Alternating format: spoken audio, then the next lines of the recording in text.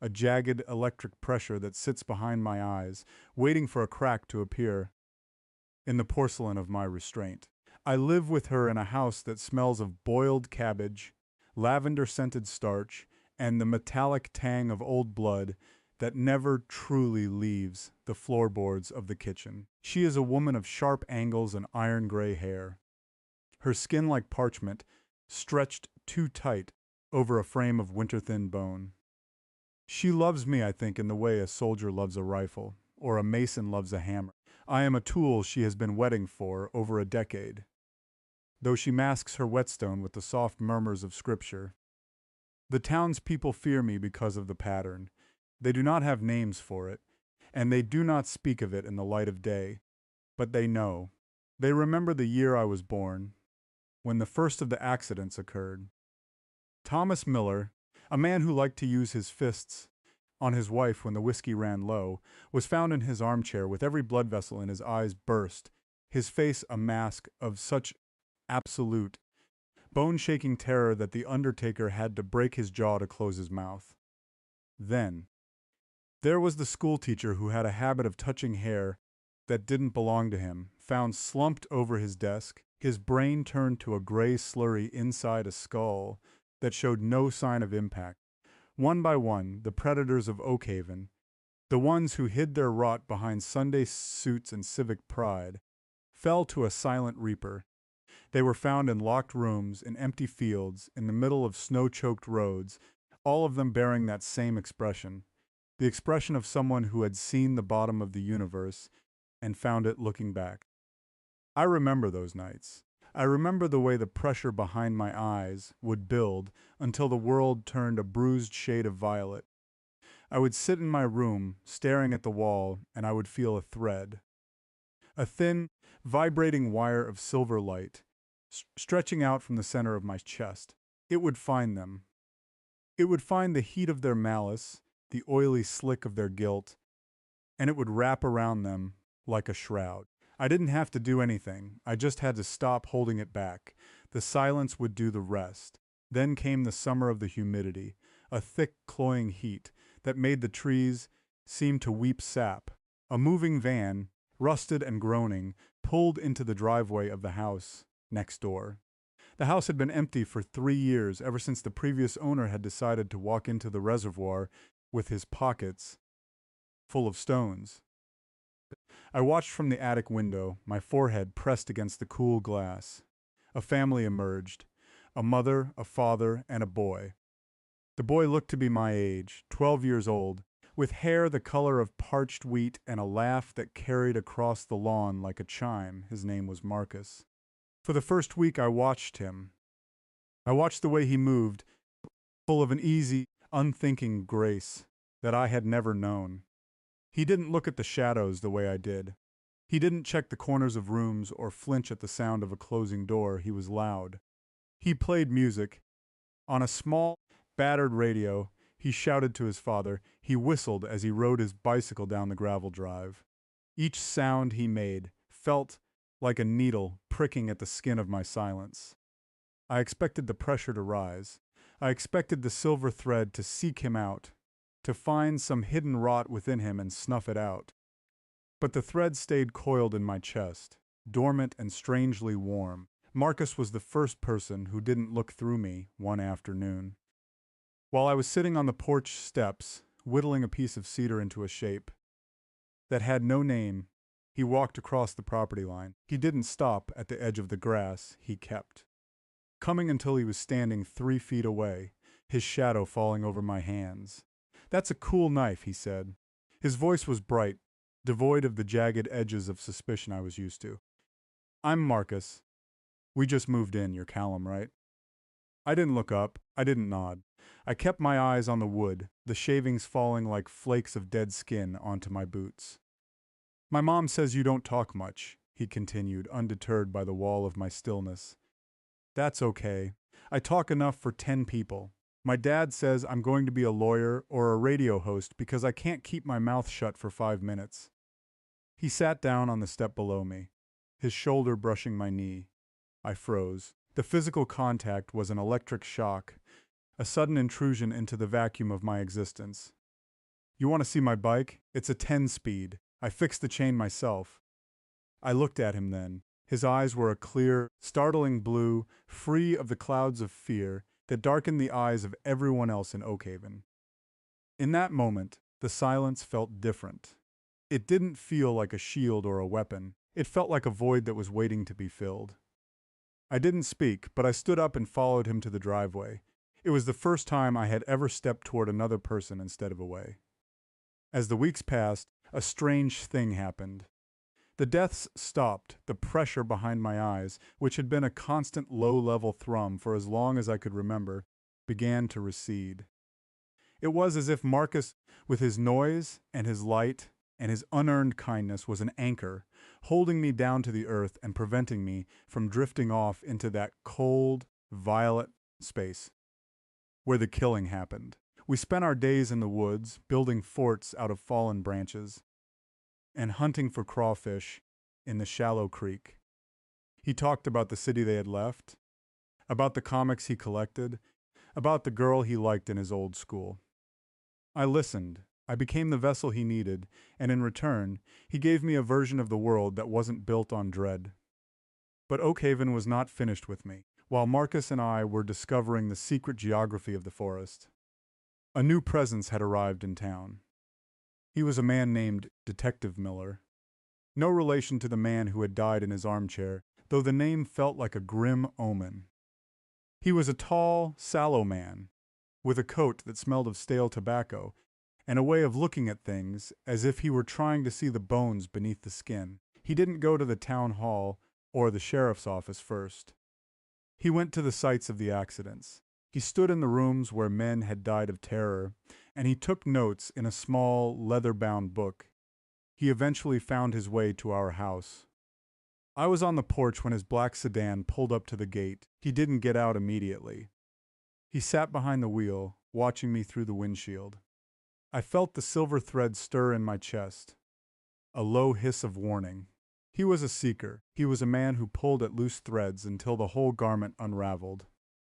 When he finally stepped out, his gaze was a physical weight, a cold probe that slid into the cracks of my silence. "Afternoon, son," he said. Leaning against the gate, he didn't smile. Men like him didn't smile unless they were winning. "Is your grandmother home?" I pointed toward the door. He nodded, his eyes never leaving mine. "You're Callum. I've heard a lot about you. People in this town have long memories, but they have very short tongues. Except very short tongues, except when it comes to you. You're the one thing they can't stop talking about, even when they're trying not to." My grandmother appeared in the doorway, her hand resting on my shoulder. Her fingers were like talons, digging into my collarbone. "Can I help you, officer?" "Detective," he corrected softly. "I'm looking into some old files, cold cases, a lot of sudden heart failures in this town over the last 12 years. A lot of people who just stopped breathing. Unusual for a place this size.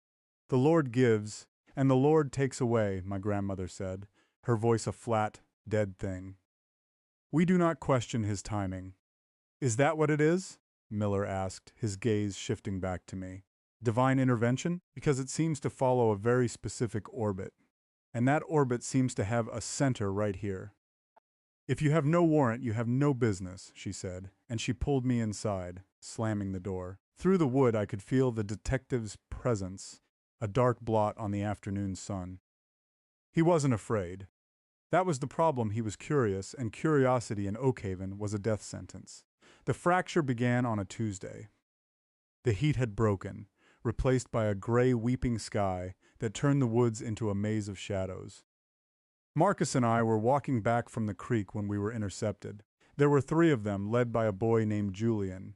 Julian was 16, a slab of a boy, with a cruel mouth and eyes that were already dead to the world.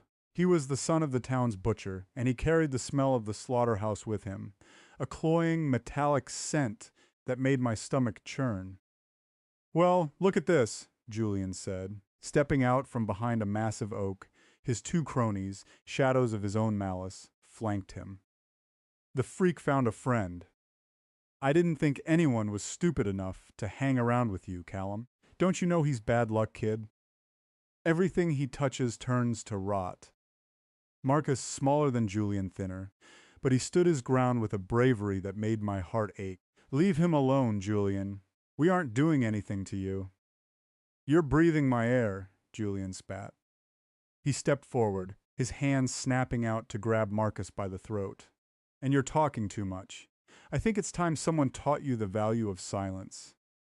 He slammed Marcus back against a tree. The sound of the impact, the dull thud of bone against wood, shattered the peace I had spent all summer building. Marcus gasped, his face turning a panicked shade of red as Julian's fingers dug into his windpipe. Look at him, Julian laughed, glancing back at his friends. He's shaking. Is the little freak going to help you? Is he going to pray you out of this? I felt it then, the pressure.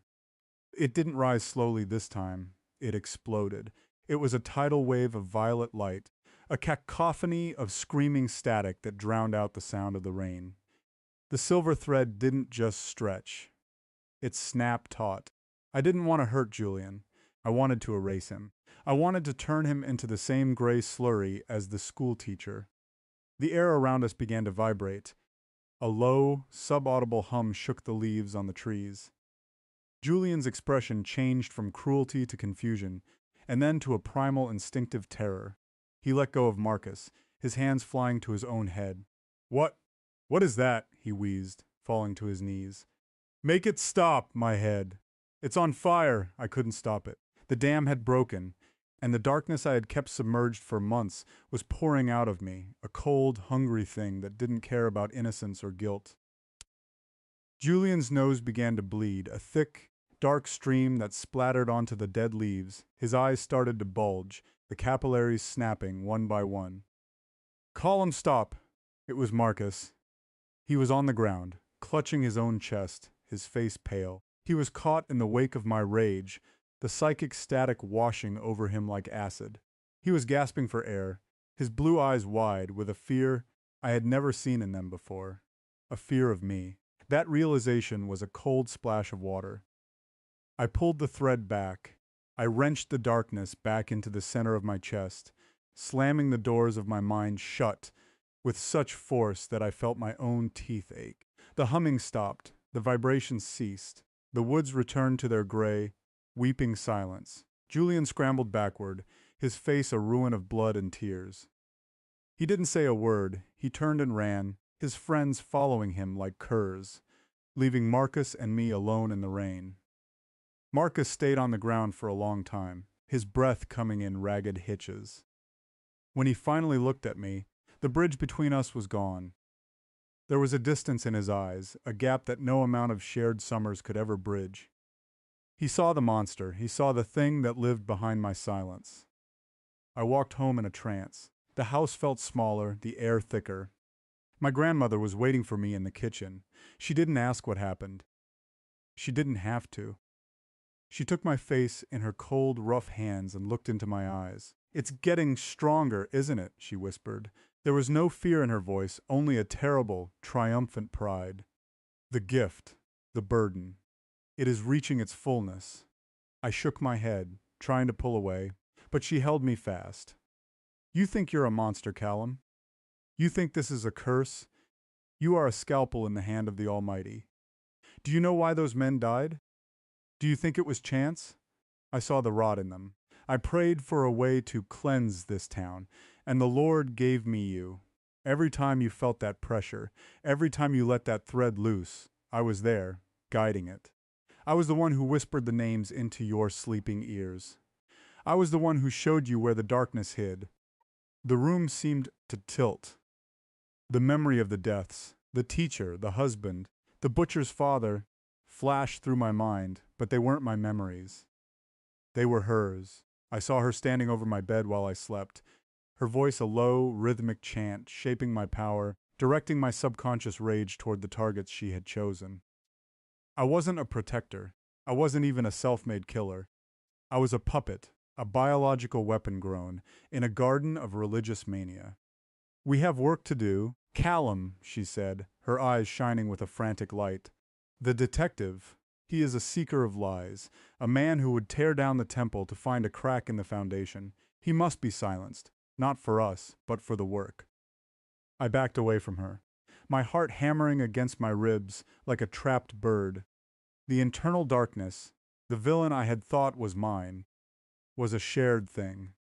It was a parasite that had fed on my silence and her hate. I stumbled out of the kitchen through the hallway and out into the night. The world was breaking as I ran toward the woods. I felt the psychic static beginning to leak out of me again. But this time it wasn't a focused beam, it was a cloud, it was a storm. As I passed the neighbors' houses, windows began to spiderweb and shatter.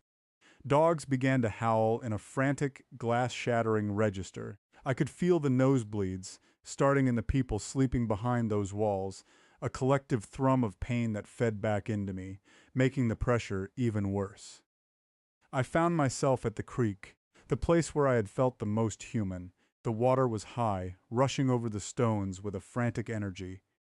I fell to my knees, clutching my head, trying to hold the pieces of my mind together. Column? I looked up. Marcus was there. He was standing on the opposite bank, his yellow raincoat a beacon in the gloom. He looked terrified, his body trembling, but he didn't run. Get away! I tried to scream, but no sound came out.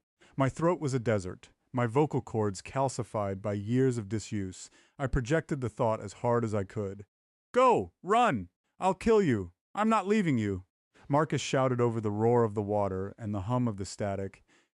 I know you're in there. I know it's not you doing this. But it was me. It was all me. The detective appeared then, emerging from the trees behind Marcus.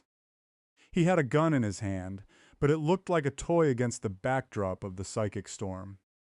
The air around him was distorting, the light bending as if through a thick lens. Column, Miller yelled, his voice strained. Listen to me, your grandmother. She's been using you. I have the records. I know what she's done. You don't have to be this. You're just a kid. He stepped toward the bank, but the ground beneath his feet began to liquefy. The trees groaned, their roots screaming as they were torn from the earth by the sheer force of the mental vibration. My grandmother appeared on my side of the creek, a shadow among shadows. Finish it, Callum. Silence the doubter. Protect the sanctuary. I looked at the detective. I felt the silver thread leap toward him. Sensing the threat he represented to the only life I had ever known, it would be so easy. A flick of the wrist, a momentary release of the dam, and he would be gone. The investigation would end. The secret would stay buried in the Vermont frost. Then I looked at Marcus. He was watching me, his eyes full of a desperate, pleading hope. He wasn't looking at the monster. He was looking at the boy who whittled cedar and hunted for crawfish. He was the only thing holding me to the world of the living, the only anchor in a sea of violet fire. If I killed the detective, I would be exactly what my grandmother wanted. I would be the tool. I would be the vessel of her hate. And I would lose the only person who had ever truly seen me. The choice felt like a physical tearing. I turned the power inward. Instead of lashing out at the detective, I collapsed the static upon myself. I felt my own blood vessels begin to strain. I felt the heat in my brain reach a boiling point. I took all the rage, all the inherited guilt, all the silence of 12 years, and I crushed it into a single, dense point of light at the center of my being. The explosion was silent. A shockwave of pure, colorless energy rippled out from me, knocking the detective and Marcus to the ground and sending my grandmother reeling back into the dark. The trees fell silent. The vibration stopped. The pressure behind my eyes vanished, leaving behind a hollow, aching void. I fell forward into the mud, my breath coming in slow, shallow gasps. The world was dim, the edges of my vision fraying into gray. I felt a hand on my shoulder, a warm, shaking hand. Column? Marcus whispered. I couldn't answer. I didn't have the strength to even move my head, but I felt the silence. It wasn't the heavy, predatory silence of Oak Haven. It was the quiet of a room after a storm has passed, the stillness of a heart that has finally stopped fighting itself. The detective stayed. He called for help, his voice shaking as he spoke into his radio. He didn't arrest me. He didn't reach for his gun. He sat in the mud and watched the woods as if waiting for the shadows to return. My grandmother was gone, vanished into the trees, like a ghost that had lost its haunting ground. The next morning, the town was different. The fear was still there, but it was thinner, more fragile. The accidents were over. The pattern had been broken. Before they took me away, to a place with white walls and soft voices, a place where they would try to map the geography of my broken mind. I saw Marcus one last time. He stood by the gate of the house with the rusted siding, his eyes red-rimmed and tired.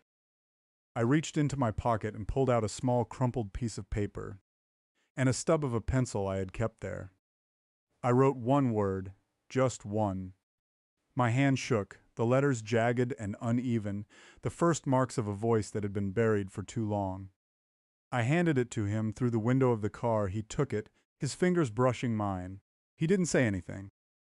He just watched as the car pulled away, down the gravel drive and out toward the main road, leaving the silence of Oakhaven behind. He looked down at the paper. I don't know what he thought when he read it. I don't know if it was enough to forgive the monster I had been, or to welcome the boy I was trying to become.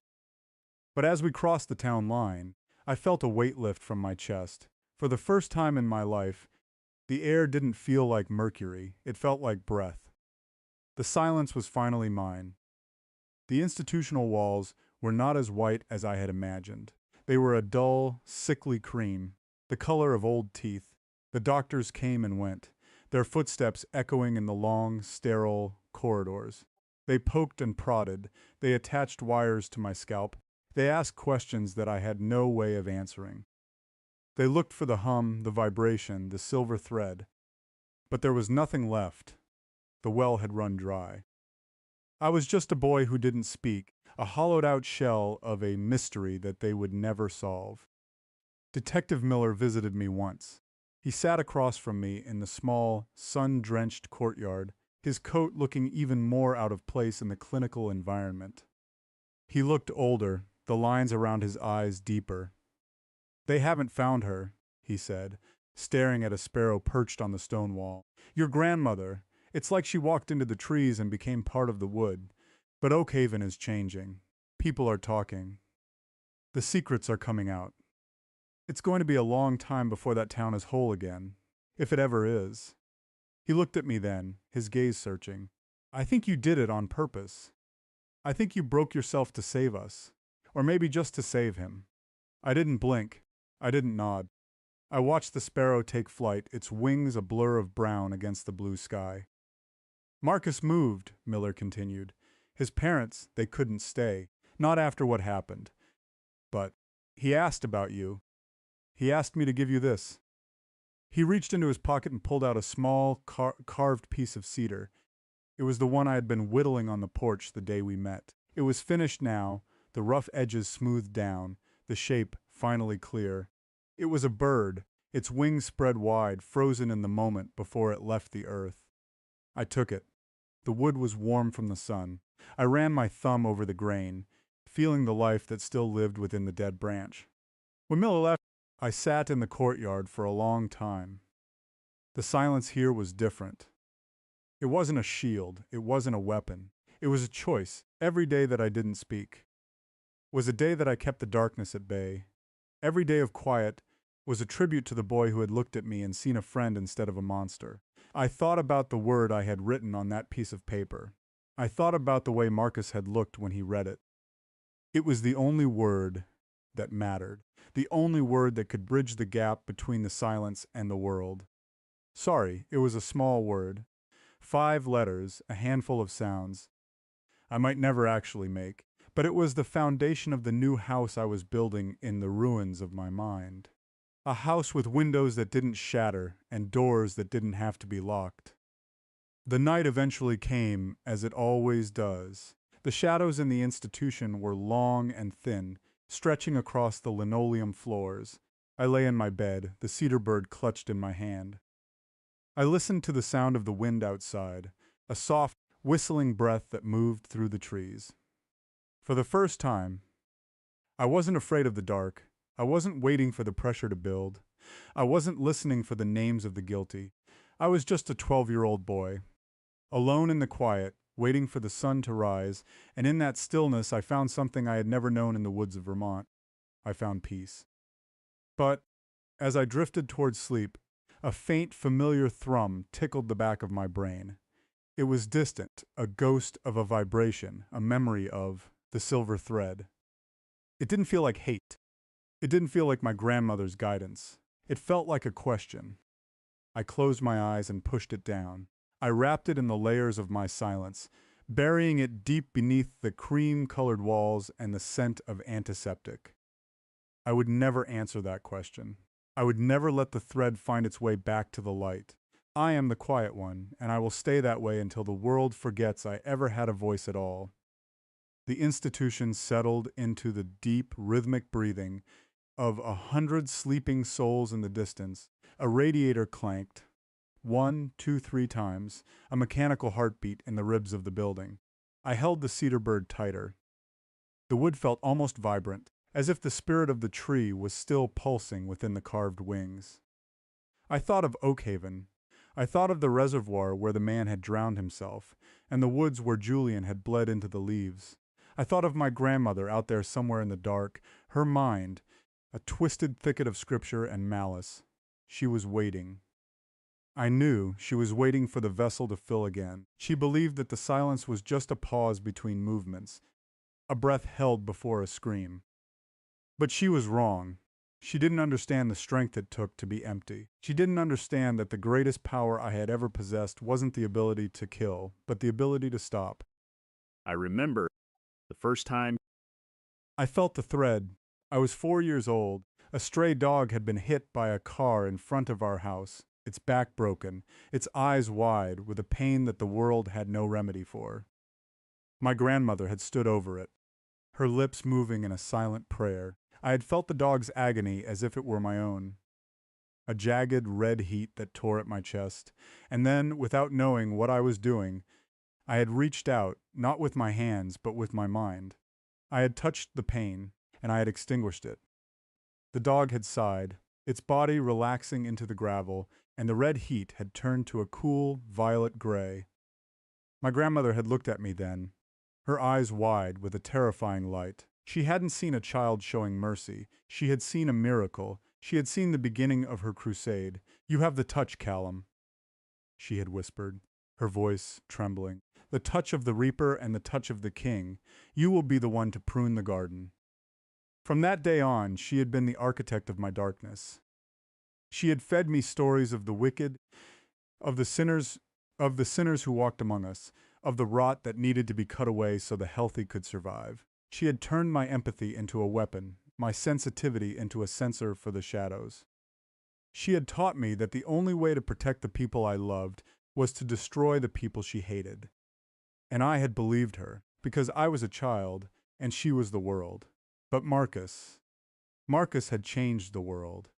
He hadn't asked me to prune the garden, he had asked me to play in it.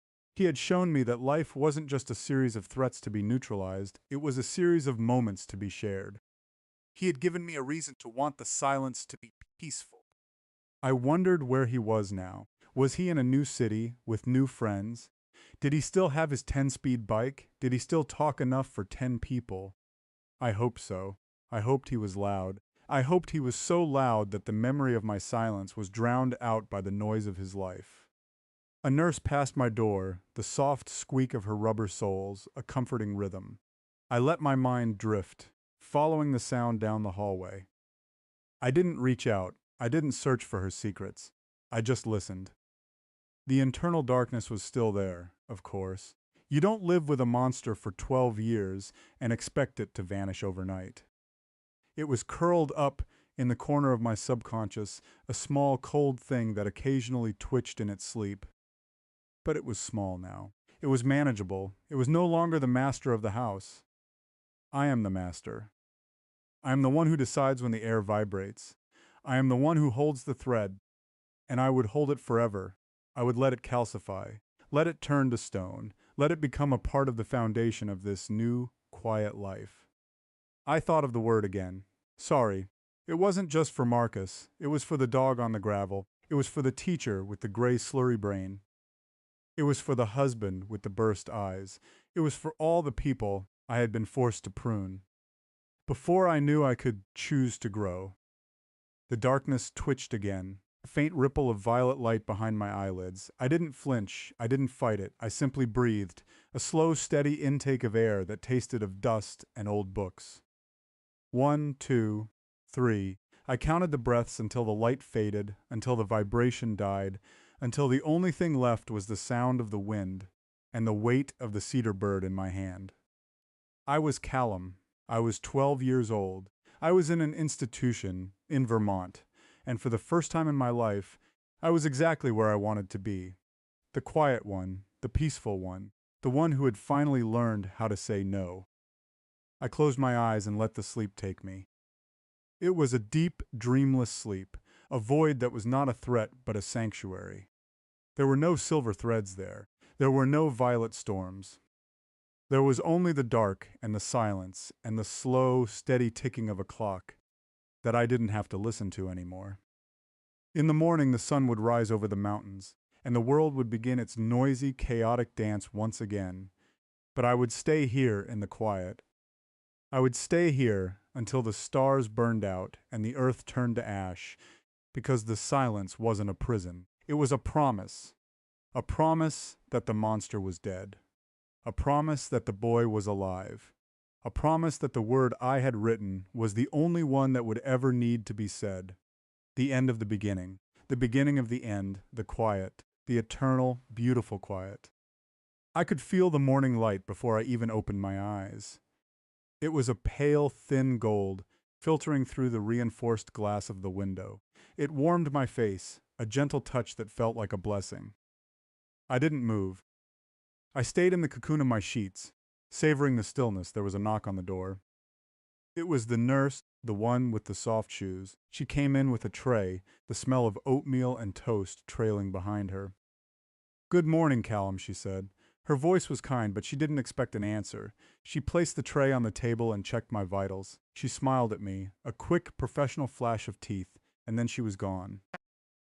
I sat up and looked at the oatmeal. It was gray and lumpy, but it was warm. I ate it slowly, savoring the physical sensation of the food, the way it filled the hollow space in my stomach. I looked at the cedar bird on the nightstand. It seemed to be watching me, its wings poised for flight. I picked it up and held it to my chest. I knew that one day I would have to leave this place. I knew that the world was waiting for me, with all its noise and its rot and its questions. But I wasn't afraid. I had the bird, I had the word, and I had the silence. I would walk through the world like a ghost, a shadow among the living. I would listen to their stories. I would feel their pain, but I would never again be their tool. I would be a witness, a silent observer of the beauty and the horror of being human. And maybe, just maybe, one day I would find Marcus again. I would find him in a loud, bright place, and I would show him the bird. I wouldn't have to say anything. He would know. He would see that the monster had stayed behind in Oakhaven, buried under the frost and the secrets. He would see that I was finally free. I stood up and walked to the window. Below in the courtyard, a group of patients was walking in a slow, aimless circle. They looked like shadows, too, lost in the geography of their own minds. I felt a surge of compassion for them, a warm, pulsing light that had nothing to do with the silver thread. I pressed my forehead against the glass. The world was so big, so full of things I didn't understand, but for the first time, I didn't feel the need to understand them. I didn't feel the need to fix them, or prune them, or silence them. I just wanted to be. I am Callum. I am the quiet one, and that is enough. The silence in the room was absolute. It was a perfect, unblemished thing, a diamond of stillness in the heart of a noisy world. I leaned into it, letting it wrap around me like a shroud of light. I was safe. I was whole. I was quiet. And in that quiet, I finally heard my own heart. It was a steady, rhythmic thrum. 2, 1, 2. A sound that didn't need a voice to be heard. It was the sound of a life that was finally, truly mine. I smiled. It was a small, secret thing, a curve of the lips that no one else would ever see. But it was there, a spark of light in the dark, a word without a sound, the peace of the quiet one. The victory of the silent, the end. The sun climbed higher, turning the cream-colored walls into a canvas of gold. I watched the dust motes dancing in the light, a miniature galaxy of silent, floating worlds. I felt a sense of profound gratitude for the sun, for the bird, for the oatmeal, for the silence. I was alive. And for now, that was all that mattered. The silver thread was gone, the violet fire was extinguished, the grandmother was a ghost of a memory. There was only the light and the quiet and me. I picked up the pencil and the scrap of paper that Marcus had given me. I didn't write anything, I just held them, feeling the potential of the blank page. One day, I might fill it with words. One day, I might tell the story of the boy from Oakhaven who found his soul in the silence, but not today. Today, I would just be quiet. And it was the most beautiful thing I had ever known. The afternoon stretched out before me, a vast, empty landscape of time. I sat by the window, the cedar bird in my lap, and I watched the world go by. I saw a hawk circling in the distance, a dark speck against the gold of the sun. I saw the trees swaying in the wind, their leaves a chorus of silent whispers. I felt a sense of belonging, a connection to the earth that I had never felt when I was the tool of the reaper. I was a part of it all. The hawk, the trees, the wind, the silence. I wasn't a monster. I wasn't a miracle. I was just a boy named Callum, and I was finally home. The institution was a place of healing, they said, and for me it was true. It was the place where I learned that silence wasn't a lack of sound but a presence of peace. It was the place where I learned that the mind wasn't a weapon, but a garden. I would tend my garden. I would pull the weeds of rage. I would water the seeds of compassion, and I would let the flowers of silence bloom in the dark. I would be the quiet one, and the world would be better for it. The evening came, the sky turning a deep bruised purple that reminded me of the old days. But the color didn't trigger the pressure. It didn't wake the monster. It was just a color. A beautiful fading light at the end of a long day. I lay down on my bed and closed my eyes. I felt the weight of the cedar bird against my chest, a constant, comforting presence. I listened to the sound of my own breath, a soft, rhythmic sigh in the dark. 1, 2, 3. I was asleep before I reached 10, and in my dreams, I was flying. I was the bird, my wings spread wide, soaring over the mountains of Vermont, over the woods of Oakhaven, over the reservoir and the creek and the house with the rusted siding. I was flying toward the sun, and I was silent, and I was free. The end of the story, the beginning of the life, the quiet one. Callum, the light, the peace, the silence, forever. But forever is a heavy word, and time in the institution did not move. In a straight line, it coiled, it looped, it settled in the corners of the room like the fine gray dust that the cleaners always seemed to miss. The golden light of that first perfect afternoon began to curdle. It happened slowly, a microscopic erosion of my sanctuary.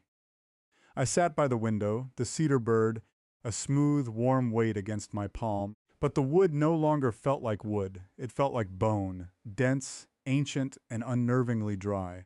I ran my thumb over the carved wing, expecting the grain of the cedar, but my skin snagged on something sharp. A splinter, I thought. I looked down, expecting a bead of red, but there was no blood. Instead, a thin, translucent ichor seeped from the wood, a fluid that shimmered with a faint, oily violet sheen. The silence of the room, once a velvet cloak, suddenly felt like a plastic bag pulled tight over my head. The soft shoes of the nurse didn't come that evening. Instead, there was a different sound in the hallway, a rhythmic, wet dragging. Slapshush. Slapshush. It was the sound of something heavy being pulled across the linoleum, something that didn't have feet it, or perhaps had too many. I stayed very still. I did not reach for the silver thread. I told myself it was just the pipes, or a janitor with a heavy mop, or the echo of my own heartbeat, amplified by the sterile acoustics of the ward. I am the quiet one, I whispered to the empty room. I am the master. But the shadows in the corner weren't listening. They were lengthening, stretching toward my bed like skeletal fingers. The sun had dipped below the mountains, and the bruised purple of the sky was no longer a beautiful, fading light. It was a bruise that refused to heal, a deep necrotic stain that seemed to be leaking into the room. The air began to taste of copper and ozone. The vibration started in my molars. It wasn't the violent roar of the old days, the storm that had leveled Oakhaven. It was a low-frequency hum, so deep it was felt, rather than heard, a tectonic shifting beneath the floorboards of my reality. 1, 2, 3. I counted, but the numbers felt slippery. They didn't anchor me anymore. Shadow fell across the gap beneath my door. It didn't belong to a person. It was too wide, too amorphous, a puddle of ink that seemed to possess its own gravity. The dragging sound stopped right outside. Callum? The voice wasn't the nurse's. It wasn't Marcus's. It was a voice made of 1,000 dry leaves skittering across a tombstone. It was a voice I had tried to bury under the frost of Oakhaven, a voice that smelled of mothballs and funeral lilies. Callum, dear, it's so dark in there. Don't you want to let the light in? My breath hitched. The cedar bird in my hand grew cold. Colder than ice, a deep, systemic chill that numbed my fingers and crawled up my arm. The violet fluid on its wing began to pulse in time with the vibration in my teeth. "You're dead," I whispered, the words catching in my throat like dry wool. "I pruned you, I cut the thread." "Oh, little gardener," the voice rasped, accompanied by a soft, wet scratching at the wood of the door, the sound of fingernails that had been sharpened by years in the dirt. "You didn't cut the thread, you just buried it." And things grow in the dark, Callum. They grow so very fast when they're fed on regret. The door didn't open. It didn't have to. The violet light began to bleed through the cracks in the frame. Not as a flash, but as a viscous, glowing fog. It rolled across the floor, swallowing the golden dust motes, turning the cream-colored walls into the color of a fresh bruise. I scrambled back against the headboard, the sheets tangling around my legs like wet ropes. The peace I had cultivated was shattering, the shards piercing my skin. I looked at the window, my escape, my connection to the world of hawks and trees. The glass was no longer clear. It was covered in a thick, gray slurry. The same substance I had seen in the teacher's head, the same rot that had taken the husband's eyes. It was pressing against the reinforced pane, a mountain of psychic filth trying to get back in. The room began to shrink. Not figuratively, but physically. The walls were bowing inward, the ceiling lowering, the air becoming thick and cloying. The smell of the oatmeal from breakfast returned, but it was fermented now, smelling of sour milk and bile. "I said no," I screamed, but the sound didn't leave my mouth. It stayed trapped in my throat, a solid lump of silence that threatened to choke me. I looked down at the cedar bird. It wasn't a bird anymore. It was a knot of silver threads, writhing and twisting, knitting themselves into the shape of a hand. A small, withered hand that reached out and gripped my wrist. The pressure returned. It wasn't a headache this time. It was a slow, deliberate crushing of my skull, as if the entire weight of the institution, of Vermont, of the world, was being funneled into the space between my eyes. The violet fog rose, swirling into a shape in the center of the room. It wasn't my grandmother. Not exactly. It was a memory of her, distorted by the lens of my own fear.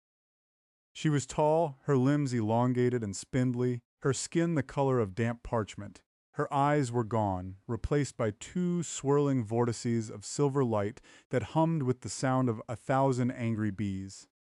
"The quiet is a lie, Callum," she said, her mouth not moving, the words vibrating directly into my brain. "The world is a scream that never ends. You didn't find peace. You just built a smaller cage." She stepped forward, her feet making no sound on the floor, yet the floorboards groaned as if under the weight of an elephant. She reached out a long, translucent finger and touched the center of my forehead. The contact was an explosion. The room vanished, the institution, the bed, the cedar bird, all gone. I was standing in the middle of a vast, infinite plain of gray ash. Above me, the sky was a churning maelstrom of violet and silver, a storm of such magnitude that it made the Oakhaven event look like a summer breeze. And in the ash, they were waiting, the dog with the gravel-filled throat, The teacher with the slurry brain, the husband with the burst eyes, and Marcus, not the Marcus who had given me the bird, but a Marcus made of shadow, his face a blank mask of betrayal. They weren't angry, they were hungry. You chose this, the grandmother thing whispered, her voice coming from the storm above. You wanted to be the master. You wanted to hold the thread. Now, feel the weight of every life you pruned. Feel the gravity of the silence you demanded. The figures began to move toward me, their movements jerky and unnatural like broken puppets. Every step they took sent a jolt of agony through my nervous system. I tried to close my eyes, but I had no eyelids. I tried to scream, but I had no lungs. I was just a point of consciousness in a sea of suffering. The silver thread, my thread, erupted from my chest. It wasn't a single strand anymore. It was a web, thousands of glowing, razor-sharp wires that connected me to every figure in the ash I could feel their pain, their confusion, the cold terror of their final moments. It flowed into me like liquid lead, filling my veins, heavy and toxic. I realized then that the peace I had felt was just the eye of the hurricane. I hadn't conquered the monster, I had simply invited it to dine. The Marcus shadow reached me first. He didn't touch me with hands. He touched me with the memory of the cedar bird. The sensation was a jagged tear in my mind. Sorry, I tried to think. I'm sorry. Sorry isn't a word, Callum, the Marcus shadow said, its voice a hollow echo. It's a debt. And today, the interest is due. The silver threads began to pull. They tightened around my limbs, my neck, my heart. They began to drag me down into the ash, toward the reaching hands of the things I had broken. The violet light intensified until it was blinding, a white-hot roar of power that stripped away the last of my illusions. I wasn't a boy in an institution. I wasn't a witness. I was a conduit, a bridge between the world of the living and the howling void of the custom nightmare. I had spent my life constructing as the ash rose to my chin. I felt a sudden, sharp clarity. The silence wasn't a promise, it was a hunger, and it was finally time to feed. The world flickered for a fraction of a second. I was back in the room. I saw the nurse standing in the doorway, her face pale, her tray of evening meds shattered on the floor. She was looking at me, but I knew she didn't see a boy. She saw a hole in the universe. She saw the violet fire leaking from my eyes, the silver threads lashing out like whips, carving deep grooves into the reinforced glass. "Call 'em?" she whispered, her voice trembling. I wanted to tell her to run. I wanted to tell her that I was sorry, but the threads were faster. They didn't want her blood. They wanted her quiet. One of the silver strands flickered toward her, as delicate as a spider's silk. It touched her temple, and the world slowed down. I saw the light go out of her eyes, replaced by that familiar, dull, gray sheen. I saw her thoughts, the memory of her daughter's birthday, the worry about her car's transmission, the taste of her morning coffee. All of it being sucked into the thread, turned into fuel for the storm. She didn't fall, she just stood there, a hollow shell, her mind pruned away to make room for the silence. I felt a surge of horrific, sickening power. The weight in my chest lightened for a moment, fed by her essence. The grandmother thing laughed, a sound like glass breaking in a vacuum.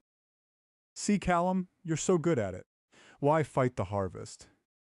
The room began to dissolve again, the institutional walls melting into the gray ash of the void. The soft shoes were gone, the oatmeal was gone. There was only the thread, the fire, and the endless growing debt.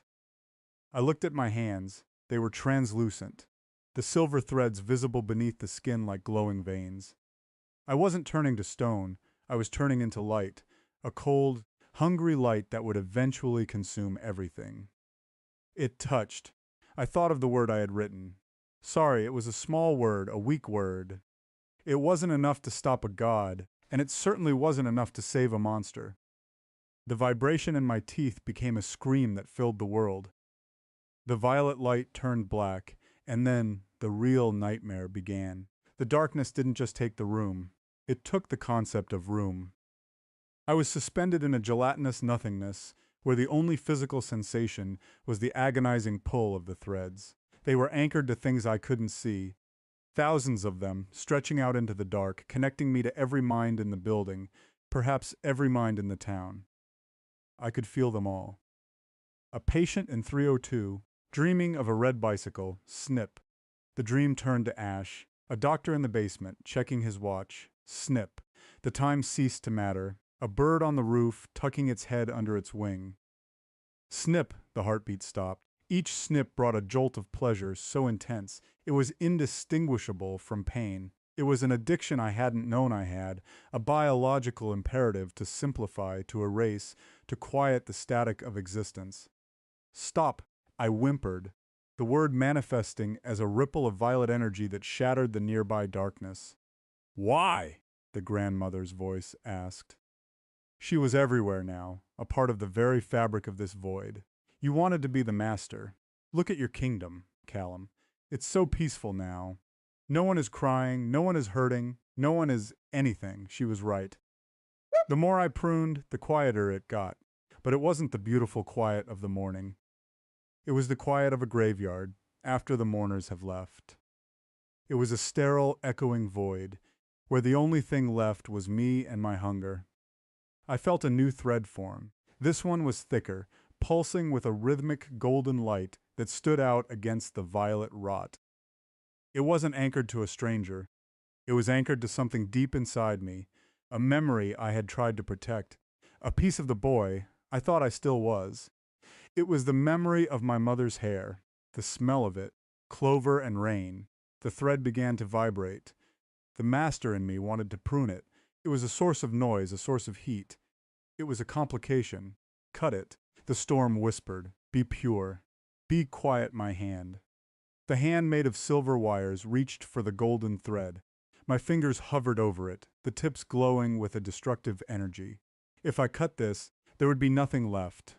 No Callum, no Oakhaven, just the tool. I looked at the thread, and for a moment the golden light flared in that flare. I didn't see my mother. I saw Marcus. I saw him holding the cedar bird, his eyes full of a strange, desperate hope. "It's just wood, Callum," he had said. "It only flies if you let it." The memory hit me like a physical blow. The master recoiled. The vibration in my teeth changed pitch, becoming a discordant, hacking sound. I didn't cut the thread. I grabbed it. The golden light was searingly hot, far hotter than the violet fire. It burned through the silver wires of my hand, melting the translucent skin, charring the ash-filled air. I screamed, a real scream this time, a sound of pure, unadulterated human agony. The void shuddered. The grandmother thing shrieked, a sound of static and rage. "What are you doing? You'll burn us both." "Good," I choked out. I pulled on the golden thread. I pulled with everything I had, using the silver wires of my own body as a winch. I wasn't trying to prune, I was trying to climb. The ash began to swirl violently. The figures of the teacher, the dog, and the husband were sucked into the vortex, their forms dissolving into raw energy. The web of threads connecting me to the institution began to snap, one by one, sending waves of psychic feedback through my brain that felt like needles of ice. I didn't let go. I pulled until my arms felt like they were being torn from their sockets. I pulled until the violet light began to pale, until the black void began to crack. Through the cracks I saw it, not the institution, not the golden morning. I saw the truth of what I was. I wasn't a boy. I wasn't a monster. I was a wound, a jagged, bleeding tear in the world, caused by a grief so large it had developed its own gravity. The grandmother, the threads, the custom nightmare. They were all just scabs, thick and ugly, formed to protect the raw, screaming center of that wound. And at the center of the wound, there was a house with rusted siding and a porch that groaned in the wind, a house in Oakhaven. The golden thread led straight into the front door. I let out a sob, a sound that cracked the last of the violet sky. I didn't want to go back. I had spent my whole life running from that house. But I knew now that the only way to kill the master was to face the boy. The void collapsed. The transition was violent, a sudden, crushing return to gravity and three-dimensional space. I fell, hard, onto cold, damp wooden planks. The smell hit me first. Dust, old paper, and the metallic tang of a wood stove that hadn't been cleaned in years. I was on the porch. The air was still. Too still. The woods around the house were silent, the trees standing like sentinels in the gray twilight. There was no institution. There were no nurses. There was only the house. And from inside I heard the sound of a clock ticking. 1, 2, 3. It was the same clock I had heard in the institution. But here it didn't sound like a promise. It sounded like a countdown. I looked down at my hand. The silver wires were gone, replaced by the small, pale hand of a 12-year-old boy. I was wearing my old flannel shirt, the one with the frayed cuffs. The cedar bird lay on the porch beside me. It was just wood again. No violet ichor, no glowing wings, just a piece of carved cedar, cold and inanimate. I picked it up, my fingers trembling. The front door was slightly ajar. A sliver of warm, yellow light spilled out onto the gray porch, a beckoning finger in the gloom. "Callum?" The voice came from inside. It wasn't the grandmother's raspy skitter. It was a soft, tired voice, a voice that sounded like clover and rain. "Callum, honey, is that you? You've been outside so long. Come in. The tea is getting cold." My heart hammered against my ribs. A frantic bird in a cage. I knew it was a trap. I knew this was just another layer of the nightmare, a more sophisticated cruelty designed to break the last of my will. But the golden thread was still there, a faint, shimmering line disappearing under the door. I stood up, my legs feeling like lead. I walked toward the light. The cedar bird clutched so tightly in my hand that the wings dug into my palm. I pushed the door open. The hallway was exactly as I remembered it. The peeling wallpaper with the faded floral pattern, the crooked rug, the smell of floor wax, and history. At the end of the hall, in the kitchen, a figure was silhouetted against the light. She was sitting at the table, her back to me, her long, dark hair falling over her shoulders. "Sit down, Callum," she said, her voice gentle. "I've been waiting for you." I walked down the hall, every step feeling like a mile. I entered the kitchen. She turned around. It was my mother, but her face was wrong. It wasn't that she was a monster. It was that she was incomplete. Her features were blurred as if seen through frosted glass. Where her eyes should have been, there were only soft, smudged shadows. "You're not real," I whispered.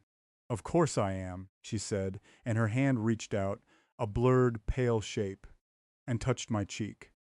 The skin was warm, but it felt like touching smoke. "I'm as real as you are, Callum. We're both just pieces of the story now." She gestured to the table. There were 2 cups of tea, steam rising from them in lazy curls. And between the cups there was a book, a large, leather-bound book with no title on the cover. "What is that?" I asked, my voice barely audible over the ticking of the clock. "The ledger," she said. "The record of the harvest. You've been a very busy boy, Callum. So many threads, so many silences." I looked at the book. I felt a pull, a familiar magnetic tug in the center of my forehead. The book wasn't just a book, it was the source. "I don't want it," I said, backing away. I wanted to be the quiet one. I wanted it to stop. "It never stops," she said, and her voice lost its softness. It became flat, mechanical. "The garden must be tended. The threads must be pulled. If you don't do it, someone else will. And they might not be as sorry as you are." She stood up, and as she did, the kitchen began to change. The walls didn't melt this time. They unraveled. The floral wallpaper turned into millions of tiny, gray threads that began to weave themselves around her, around the table, around me. The light from the lamp turned violet. "You think you're in an institution in Vermont, Callum. You think you're safe in a room with a nurse and oatmeal?" She laughed, and the sound was the roar of the reservoir when the dam broke. "You're still in the house, Callum. You never left. You've been sitting in that chair for 3 days. Ever since the storm started, the institution was just the first dream. A way for your mind to handle the pressure." I looked down. I wasn't standing. I was sitting. I was sitting at the kitchen table in the dark. There was no tea. There was no mother. There was only the book. and my hands were covered in silver ink. The realization hit me with the force of a physical collapse. The quiet, the peace, the cedar bird, Marcus, it was all a construct, a custom nightmare designed to keep me docile while the power took root. I wasn't the master, I was the soil. I looked at the book, it was open. On the page, in my own handwriting, were thousands of names: Marcus, the nurse, the dog, the teacher, and at the very bottom of the page, the ink still wet and shimmering with violet light, was a new name: Callum. The clock on the wall stopped ticking. The silence that followed wasn't peaceful. It was a vacuum, a sudden drop in pressure that made my ears bleed. The house began to groan, the wood screaming as the silver threads tightened. I could feel them now, not as external wires, but as a part of my own nervous system. I was the house. I was the woods. I was the storm. No, I gasped, the silver ink on my hands beginning to glow. I grabbed the book. I didn't try to close it. I tried to tear it. The paper was like iron, it resisted me, the silver ink burning my palms, the violet light blinding me. You can't destroy the record, the grandmother's voice echoed from the shadows of the hallway. You can only add to it. I looked at the name at the bottom of the page. Callum. The ink was spreading, beginning to crawl up the page, erasing the names above it. It was consuming the record, consuming the history of my sins. I realized then that there was one way to end the silence. It wasn't by being quiet. It was by being loud. I didn't reach for the silver thread. I reached for the golden one. The one made of clover and rain and Marcus's hope.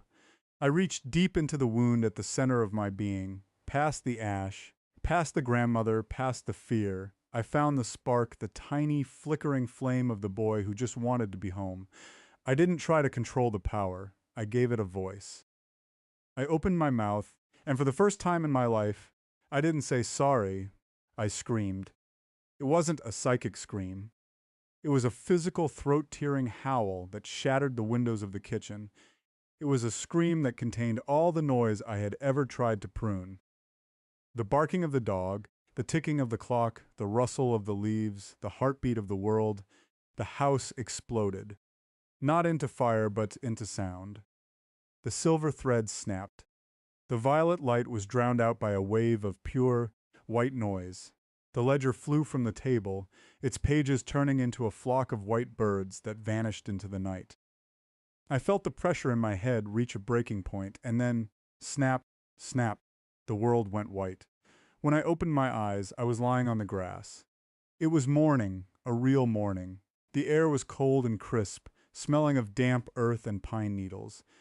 I was in Oakhaven, but the house was gone. In its place was a blackened circle of scorched earth, a perfect ring where nothing grew.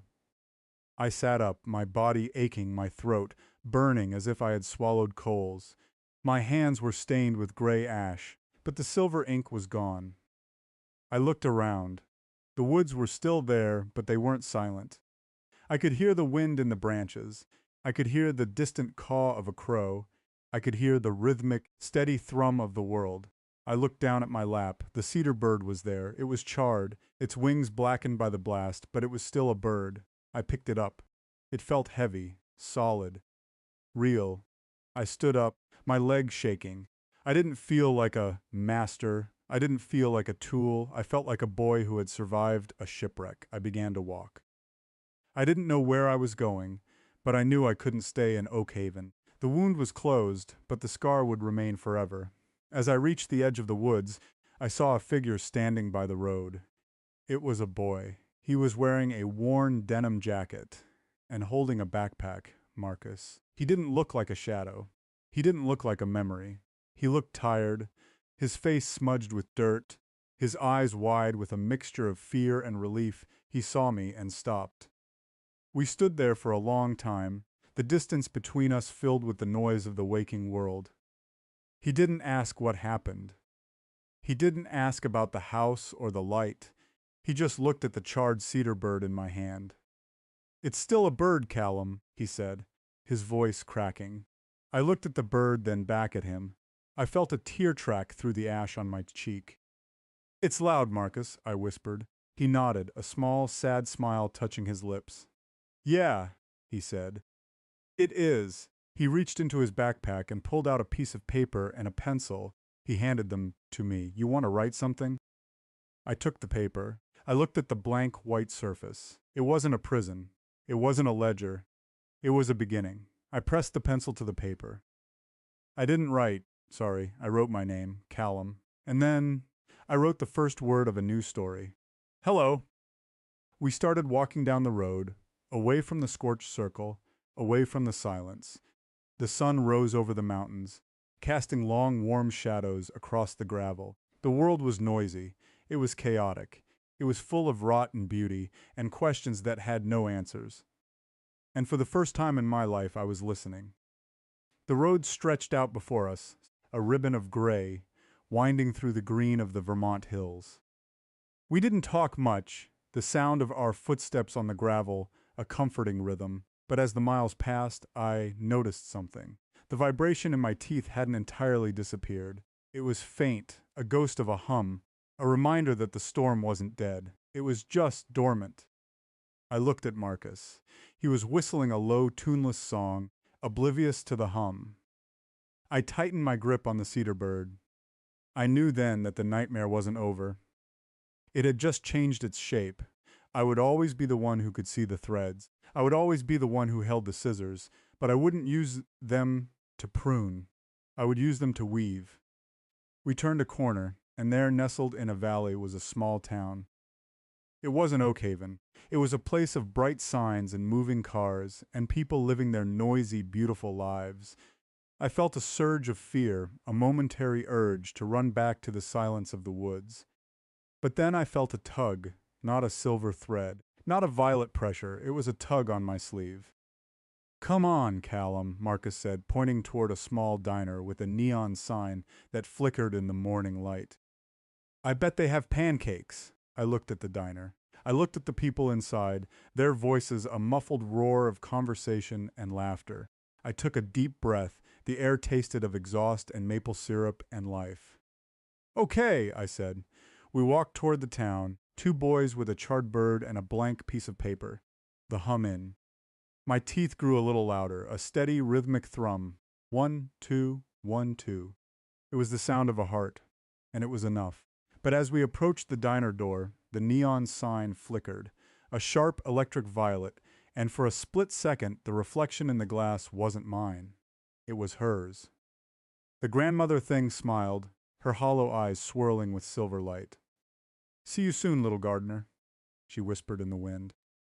The door opened with a jingle of bells, and the noise of the world rushed out to meet us.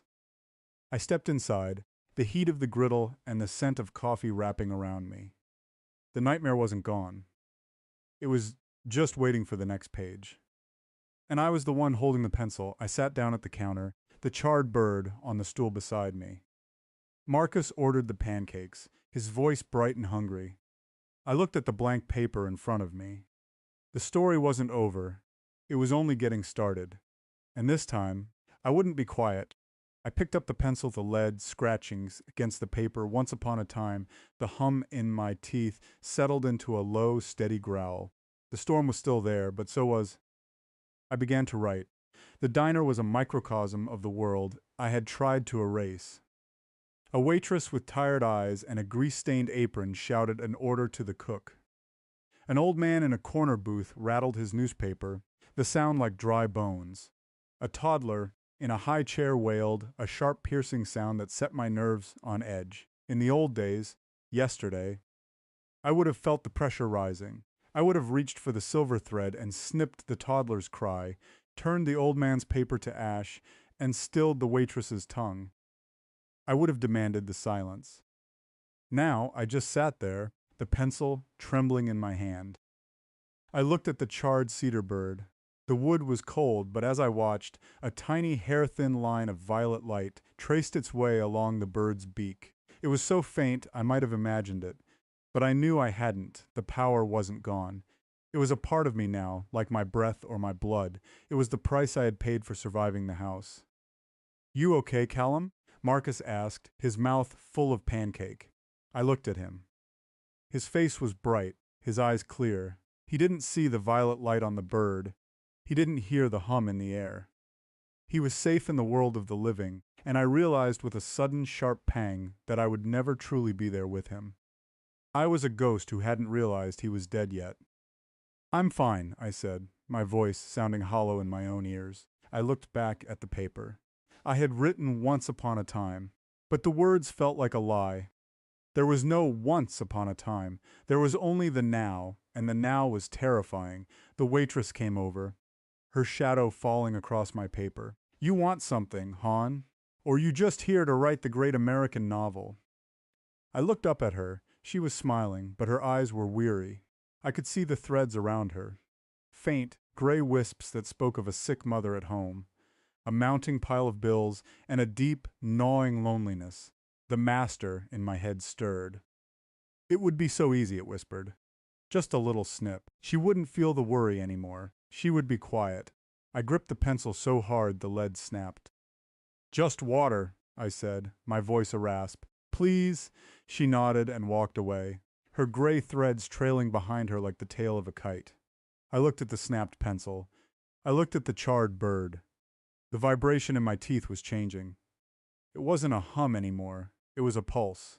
1, 2, 3. I looked out the window. Across the street, in a small park, a group of children were playing. One of them, a girl with bright red pigtails, was laughing. The pulse in my teeth synchronized with her laughter. And then, I saw it, a silver thread, thicker and brighter than any I had seen before, was descending from the sky. It wasn't coming from me. It was coming from above. It touched the girl's head. Her laughter stopped. Not because she was unhappy, but because she simply stopped. She stood perfectly still, her eyes glazing over, her mouth frozen in a half-smile. The other children didn't notice. They kept playing, their own gray threads fluttering in the wind. My heart stopped. I looked at the charred bird. The violet light on its beak was glowing brighter now, pulsing in time with the silver thread across the street. "Marcus," I whispered, reaching out to grab his arm. "Look!" Marcus looked out the window. "Look at what? The kids?" "The girl," I said, my voice trembling. "The one with the red hair, she's being pruned." Marcus squinted. "She's just standing there, Callum. Maybe she's it for tag or something." But I knew. I could feel the coldness of the thread, the way it was sucking the life, the noise, the color out of her. And then I saw the grandmother. She wasn't a monster this time. She was a woman in a gray coat, sitting on a park bench, her hands folded in her lap. She looked perfectly normal, perfectly human, but she was looking straight at me, and she was holding a pair of silver scissors. She didn't wave. She didn't smile. She just raised the scissors and made a slow, deliberate cutting motion in the air. The girl with the red hair collapsed. The other children screamed. People ran toward her. The chaos of the world erupted. But the woman in the gray coat just sat there, her hollow eyes fixed on mine. "I told you, Callum," her voice whispered in my head. "A cold wind in a graveyard. The garden must be tended. If you won't do it, I will." I stood up, the chair screeching against the floor. "We have to go," I said to Marcus. "What? We just got our food! Now!" I shouted, the force of my voice cracking the water glass on the table. Marcus jumped, his face pale with shock. He didn't argue. He grabbed his bag and followed me as I bolted out the door. The air outside was thick with the smell of ozone. The silver thread that had touched the girl was still there, a shimmering pillar of cold light reaching up into the clouds. I ran toward the park, my feet pounding on the pavement. I didn't know what I was going to do, but I knew I couldn't let her do this. I couldn't let the silence take over. As I reached the edge of the park, the woman in the gray coat stood up. She wasn't human anymore. Her skin was turning to ash, her limbs elongating, the silver scissors growing until they were the size of swords. The people in the park, the parents, the children, the joggers, they didn't see her. They were all huddled around the fallen girl, their own threads flickering with panic. "Stop it!" I screamed, the violet fire erupting from my hands. The grandmother laughed, a sound that made the trees shiver. "Why, Callum? Isn't this what you wanted?" The quiet, the peace, look at her. She's so peaceful now. She pointed the scissors at another child, a boy on a swing. No, I didn't reach for the golden thread this time. I reached for the silver one. I didn't try to climb. I tried to fight. I lashed out with my own threads, the silver wires erupting from my chest like a swarm of angry hornets. They collided with her scissors, the impact sending a shockwave of energy through the park that shattered the windows of the nearby shops. The grandmother hissed, her hollow eyes glowing with rage. You would fight your own nature, little gardener? You would protect the noise? It's not noise, I shouted, the silver threads wrapping around her limbs, trying to pull her down. It's life. We were locked in a struggle of light and shadow, two monsters in a world that couldn't see us. The air around us was a maelstrom of violet and silver, a psychic storm that threatened to tear the park apart. I could feel her strength. It was ancient, cold, and absolute. She was the personification of the void, the hunger of the silence that had been waiting since the beginning of time, and I was just a boy with a charred bird. My threads began to fray. The silver wires were snapping under the pressure of her scissors. The violet fire in my hands was flickering, dying out. You are weak, Callum, she rasped, her face inches from mine. You are still tethered to the world of the living. You still care. And caring is a leak. It's a drain on your power. She raised the scissors for a final strike. I looked at the girl with the red hair. She was lying on the grass, her eyes open but empty, and then I felt a hand on my shoulder, a warm, solid hand. I can see it, Callum. It was Marcus. He was standing right behind me, his face set in a grim mask of determination. He wasn't looking at the fallen girl. He was looking at the grandmother. He could see her. I can see her, he whispered, his voice trembling but steady. And I can see you. He reached out and grabbed one of my silver threads. The contact was like a bolt of lightning. I expected him to be pruned. I expected his mind to turn to slurry, but instead, the thread turned gold. The warmth of his touch, the reality of his presence, the sheer stubborn humanity of him flowed into the thread, transforming it. The gold light spread, racing through the web of wires, turning the silver to fire. The grandmother shrieked, her form flickering as the golden light touched her. What is this? This is not the ledger. This is not the harvest. This is Marcus, I shouted, and I pulled. We pulled together, the boy who held the threads and the boy who saw them. The golden web tightened around the grandmother, pulling her toward the center of the storm. She fought, her scissors slashing at the light, but the gold was too strong. It wasn't made of power. It was made of connection. With a final earth-shaking roar, the grandmother dissolved. She didn't turn to ash. She turned to sound. 1,000 voices, 1,000 cries, 1,000 laughs. All the noise she had ever pruned came rushing back at once. The silver thread over the park shattered. The girl with the red hair gasped, her eyes focusing, her chest heaving as she took a deep, ragged breath. She began to cry, and it was the most beautiful sound I had ever heard. The violet fire died out. The silver wires vanished. The park returned to normal. The people were still there, confused and shaken, but safe. The woman in the gray coat was gone. I fell to my knees, my body trembling, my head spinning.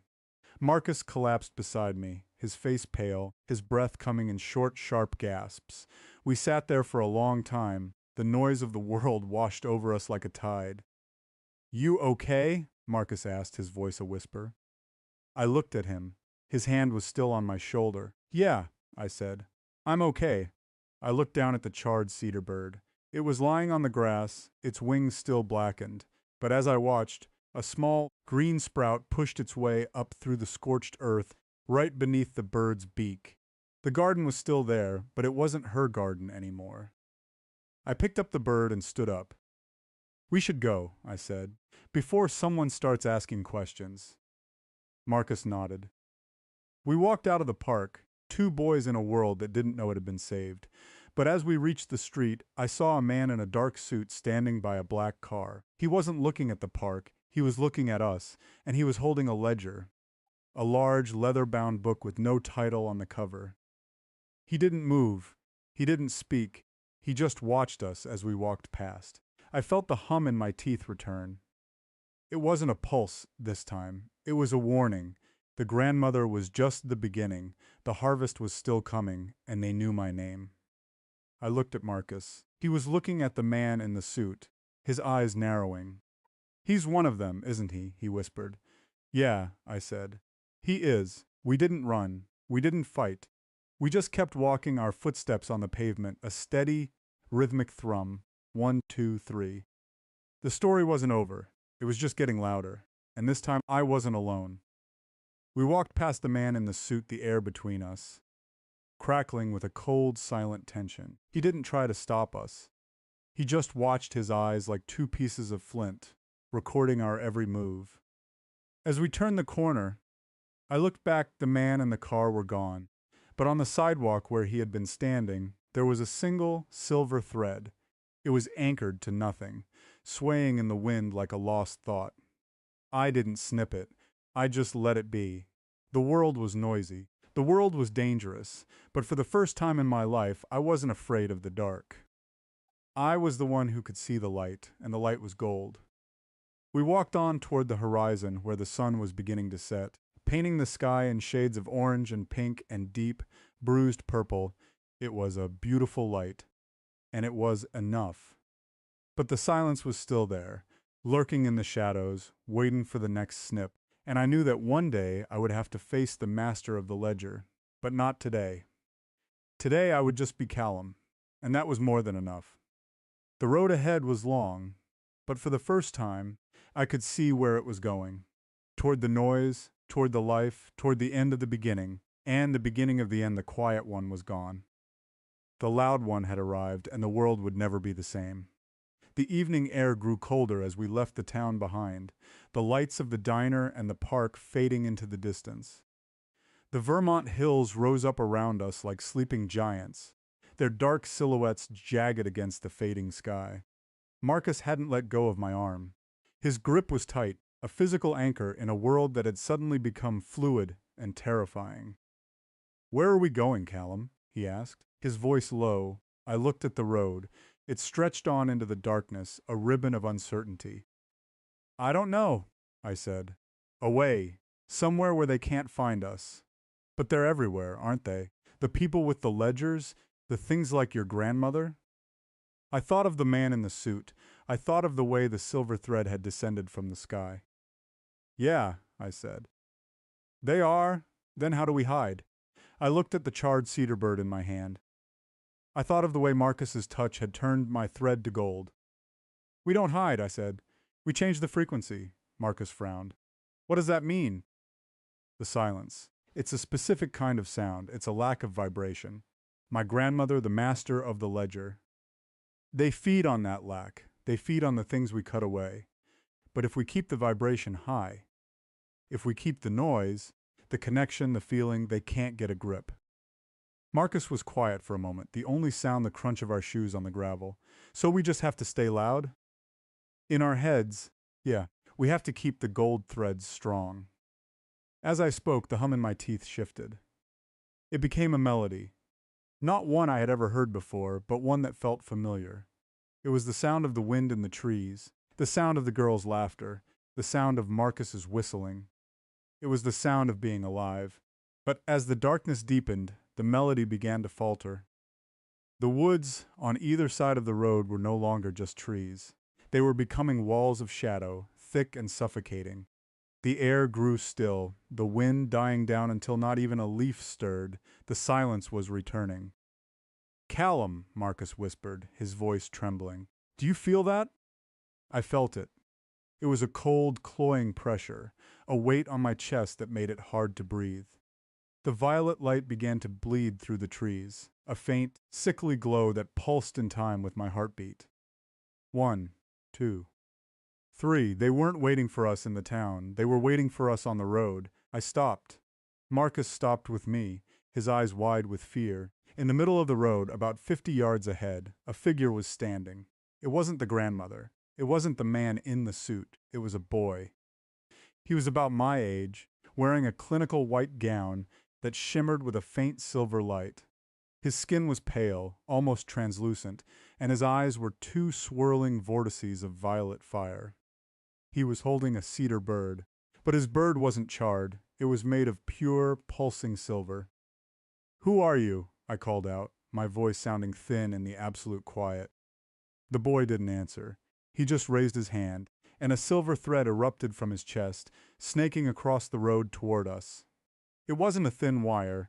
It was a cable, thick and jagged, pulsing with a destructive energy that made the air hiss. "Call look out!" Marcus shouted, trying to pull me back, but the thread was too fast. It lashed out, wrapping around my waist, the coldness of it searing through my shirt. I screamed as the psychic pressure hit me. It wasn't a harvest this time. It was an overload. The boy was funneling the silence into me, a torrent of nothingness that threatened to drown my mind. "I am the quiet one," the boy's voice echoed in my head, a mirror of my own voice from the institution. "I am the master of the house, and you are the noise that must be pruned." I fell to my knees, the violet fire in my eyes blinding me. The golden thread between me and Marcus was fraying, the heat of the silver cable melting the gold. "No!" Marcus cried, reaching out to grab the cable. "Don't touch it!" I screamed, but it was too late. Marcus's hands closed around the silver cable. The explosion was silent. A wave of violet energy erupted from the contact point, throwing Marcus back across the road. He hit the gravel hard and didn't move. "Marcus!" I tried to reach for him, but the cable tightened, dragging me toward the boy in white. "He is irrelevant," the boy said, his voice cold and emotionless. "He is just a complication, a weed in the garden." I looked at Marcus, lying still in the dark. The golden thread between us was gone. The silence rushed in, a cold, dark tide. I felt the master in my head wake up.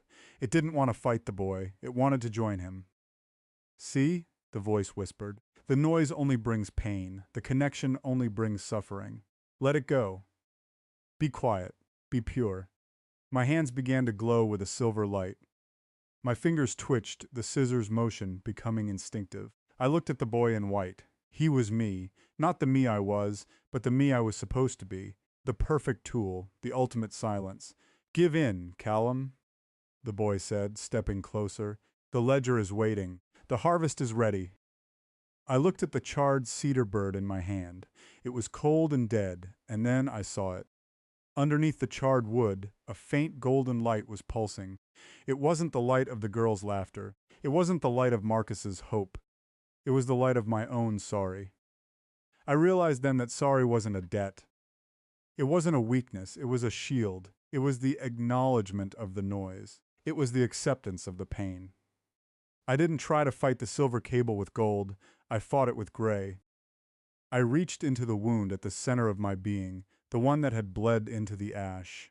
I pulled out the regret, the grief, the 1,000 little deaths I had caused. I didn't turn them into a weapon. I turned them into a weight. I poured the sorry into the silver cable. The effect was instantaneous. The cable, once light and fast, became heavy and sluggish. The violet fire began to flicker, overwhelmed by the sheer, crushing weight of the regret. The boy in white stumbled, his translucent skin turning a dull, bruised gray. What are you doing?" he gasped, his voice cracking. "This is not the silence." "No," I said, standing up, the cable dragging on the ground. "It's the truth." I walked toward him, every step an agony of memory. I showed him the dog on the gravel. I showed him the teacher's brain. I showed him the grandmother's hollow eyes. I showed him the weight of the silence. The boy screamed, his violet eyes shattering. His silver bird dissolved into ash, and the cable snapped, the energy dissipating into the night. He fell to the ground, his white gown turning to rags. He wasn't a master anymore. He was just a boy, small and terrified, weeping in the dark. I stood over him, the charred bird in my hand. I could have pruned him. I could have ended the silence forever by becoming the master of his pain, but I didn't. I reached out and touched his shoulder. "I'm sorry," I whispered. The boy looked up at me, his eyes, now a pale human blue. He didn't say anything, he just nodded, and then he vanished. Not into sound, not into light. He just faded away, a ghost that had finally been seen. The road was quiet again. But it wasn't the cold silence of the void. It was the quiet of the night, full of the sounds of the woods and the distant hum of the world.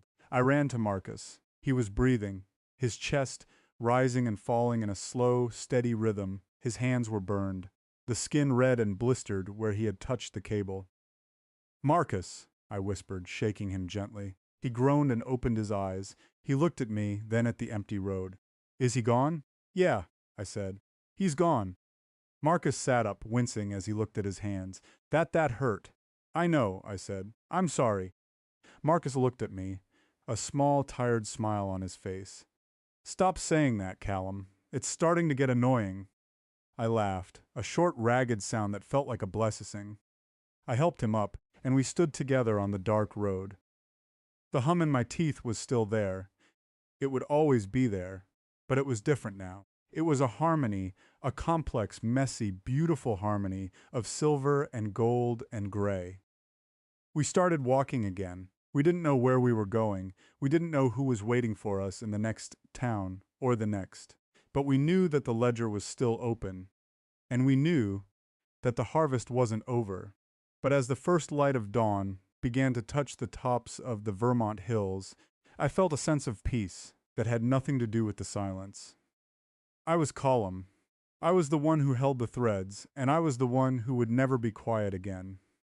The road ahead was bright, and the noise was beautiful. But as we walked, I saw a single silver feather fall from the sky and land on the charred wing of the cedar bird. I didn't brush it off. I just kept walking. Because the story was only just beginning, and the nightmare was still custom-made. We reached the crest of a hill, and below us the world opened up. A vast valley of mist and light, dotted with the tiny glowing windows of distant houses. Each window was a story. Each story was a thread, and I was the weaver. I looked at Marcus, his face illuminated by the morning sun. Ready? I asked. He nodded, his eyes bright with a new kind of fire. Ready? We walked down into the valley, into the noise, into the life. And the silence followed us, a shadow that would never truly leave. But we weren't afraid. Because we had the bird, we had the gold, and we had each other. The end of the road, the beginning of the world, Callum, the weaver, the light, the noise, forever. The sun did not rise so much as it hemorrhaged across the horizon, a bruised palette of ochre and sickly phlegm yellow that offered no warmth. As we descended into the valley, the peace I had felt moments ago began to curdle, thickening in my throat like cooling wax. The mist wasn't a veil, it was a shroud heavy and smelling of wet copper and old, stagnant water. Callum, Marcus said, his voice sounding damp. I looked at him. The bright fire in his eyes I had seen at the crest of the hill was gone, replaced by a flat, milky sheen. The blisters on his hands weren't weeping clear fluid anymore. They were leaking something thick and silver, the same viscous mercury light that had pulsed in the Quiet One's cable. The wounds weren't healing, they were becoming. It's just the light, Marcus. I lied, my own voice vibrating against my teeth. We're almost there. But where was there as the mist thinned, the tiny, glowing windows I had admired from the ridge revealed their true geometry. They weren't houses, they were rows upon rows of identical, windowless monoliths, constructed from a material that looked like polished bone. There were no streets, only narrow, labyrinthine trenches cut into the gray earth. The noise I had celebrated, the messy, beautiful harmony, was changing. The birdsong didn't chirp. It repeated in a 3-second loop, a digital glitch in the throat of a forest that was becoming increasingly skeletal. The wind didn't whistle through the trees. It hissed through the hollowed-out trunks, like steam escaping a valve. I looked down at the charred cedar bird in my hand. The silver feather hadn't just landed on it. It had rooted. Microscopic filaments were branching out from the quill, stitching themselves into the burnt wood, weaving a metallic nervous system over the blackened wing.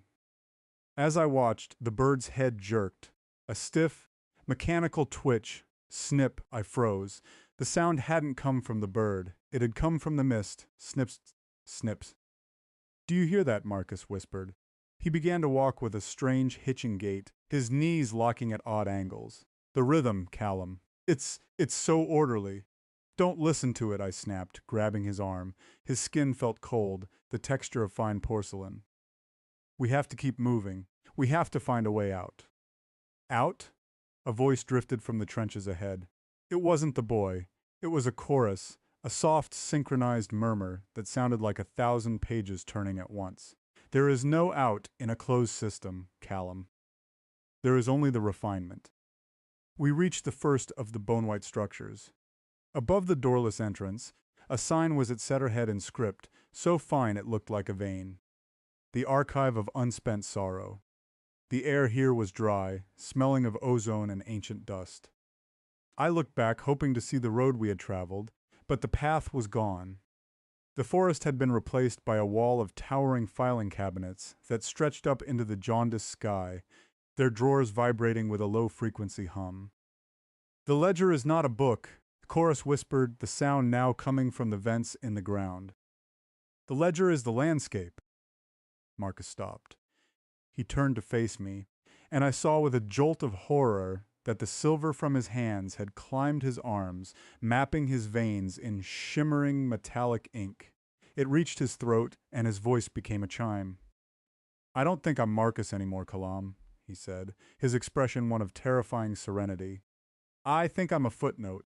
No, I lunged for him, reaching for the gold thread for the gray of my regret, but when I tried to pull it from my chest, I felt a sharp, piercing resistance. I looked down at my own reflection in the polished bone wall of the archive. The silver feather on the cedar bird was no longer a feather.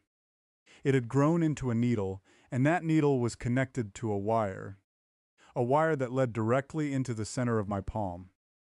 I wasn't holding the bird. The bird was anchored to me, and the gray I had used to defeat the boy. It wasn't a shield, it was a primer. The sorry I had poured into the silver cable hadn't broken the quiet one, it had cured him. It had neutralized the volatile psychic energy, turning it into something stable, something permanent, something that could be harvested without loss. The boy hadn't vanished because I defeated him. He had vanished because he was no longer needed as a vessel. The weight of the gray was pulling me down, making my limbs heavy, my thoughts sluggish. The regret wasn't my weapon. It was the lead they used to sink me into the depths of the custom nightmare. You did so well, Callum, a new voice spoke. This one was close, right behind my ear, warm breath that smelled of cedar and ash. I spun around, but there was no one there, only a tall, slender mirror standing in the middle of the trench. In the reflection, I didn't see myself. I saw a man in a clinical white suit, his face a smooth, featureless expanse of pale skin, save for a mouth that was stitched shut with golden thread. He was holding a pair of long silver shears. The weaver needs a loom, the mouthless man spoke into my mind. He stepped out of the mirror, not into the world, but into me. I felt a cold, invasive presence slide behind my eyes, my vision fractured. Suddenly, I wasn't seeing the bone-white buildings or the filing cabinets. I was seeing the world as a series of pulsing, interconnected lines. I saw the grandmother, her hollow eyes now glowing with a soft, amber light as she sat in one of the trenches, tirelessly knitting a shroud from the hair of the children she had harvested. I saw the man in the suit, standing atop the filing cabinets, filing away the screams of the townspeople like they were tax returns. And I saw Marcus. He was standing in front of a massive upright loom made of human teeth. The silver in his veins was being pulled out through his fingertips, spun into a fine, shimmering thread that the loom hungrily consumed. Marcus! I tried to scream, but my jaw locked snip. The man in white was using my hands. I watched, a helpless spectator in my own body, as my fingers moved with a grace I had never possessed. I reached out toward the air, and I didn't feel the wind. I felt the tension of a thread, a golden thread. It was the thread of Marcus's hope, the very thing I thought had saved us. The most beautiful noise, the voice in my head purred, is the sound of a string snapping under the weight of its own purity. My hand, clutching the silver-feathered bird, moved toward the gold. The bird's beak opened, and I realized it wasn't a beak at all.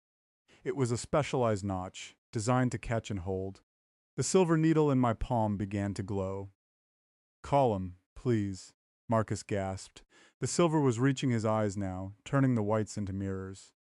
Don't let him." But I wasn't Callum anymore. I was the Weaver, and the Weaver had a quota to fill. I felt my heart slow down, the frantic nuds of my pulse smoothing out into a flat mechanical line. The pain of the gray regret began to fade, replaced by a terrifying, hollow numbness. It was so much easier this way, to not feel, to just prune. I felt the first golden thread catch in the bird's beak. The vibration was exquisite. It felt like a symphony of every "I love you," and it's okay, Marcus had ever spoken, all condensed into a single, high-pitched note. I opened the shears. "No." A small part of me whimpered, buried deep beneath the white-clad intruder. "Yes," the master of the house whispered, "the harvest is ready. And you, Callum, are the sharpest blade in the garden." The shears began to close. But as the blades touched the gold, a sudden, violent tremor shook the valley.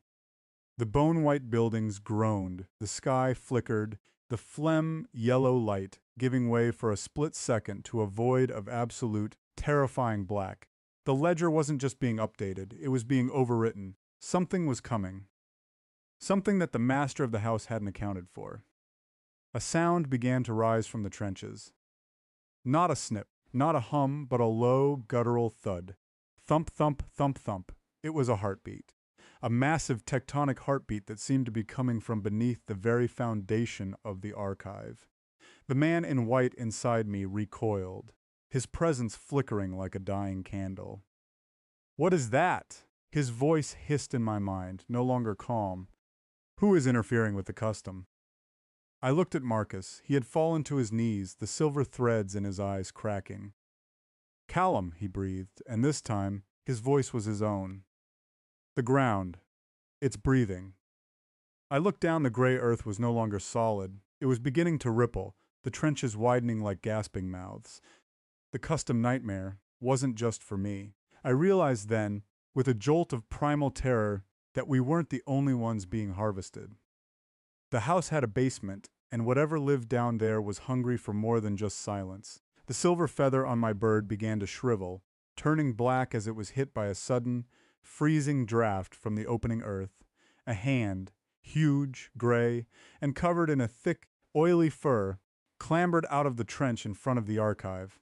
It was followed by another. Then a head emerged.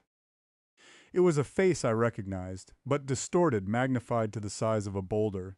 It was the dog from the gravel road, the one I had pruned. But it wasn't a dog anymore. It was a mountain of matted fur and stitched-together trauma, its eyes two vast, weeping craters of raw, red meat. And it wasn't alone. Behind it, rising from the depths of the ledger's foundation, were the others. The teacher with the exposed, pulsating brain. The grandmother. Her knitting needles now the size of spears. They weren't ghosts. They were the waste, the parts of the stories that couldn't be filed away. The nudge that refused to be quieted, and they were coming for the Weaver. The man in white tried to flee my mind, but I felt a sudden, vicious surge of my own will. I clamped down on him, trapping him within the cage of my ribs.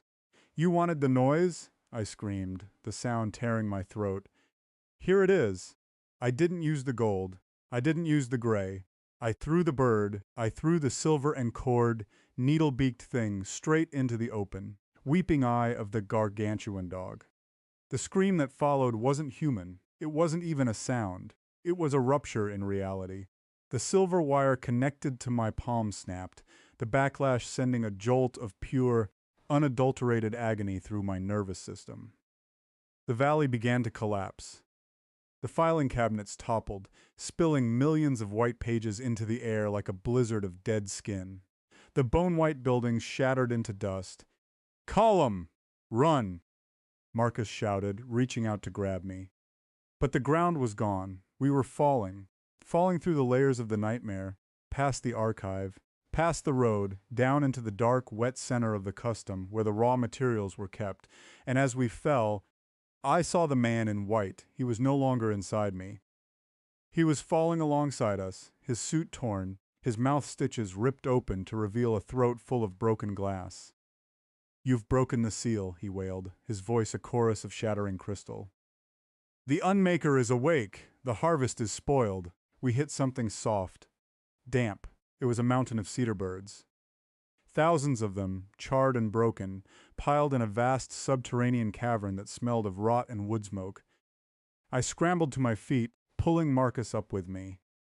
Above us, the sky was a jagged hole leading back to the valley, but the hole was being filled by the massive, shifting shapes of the waste. But that wasn't the worst part. In the center of the cavern, surrounded by the mountain of birds, was a chair. It was a simple wooden chair like the one in the institution. And sitting in it was a girl.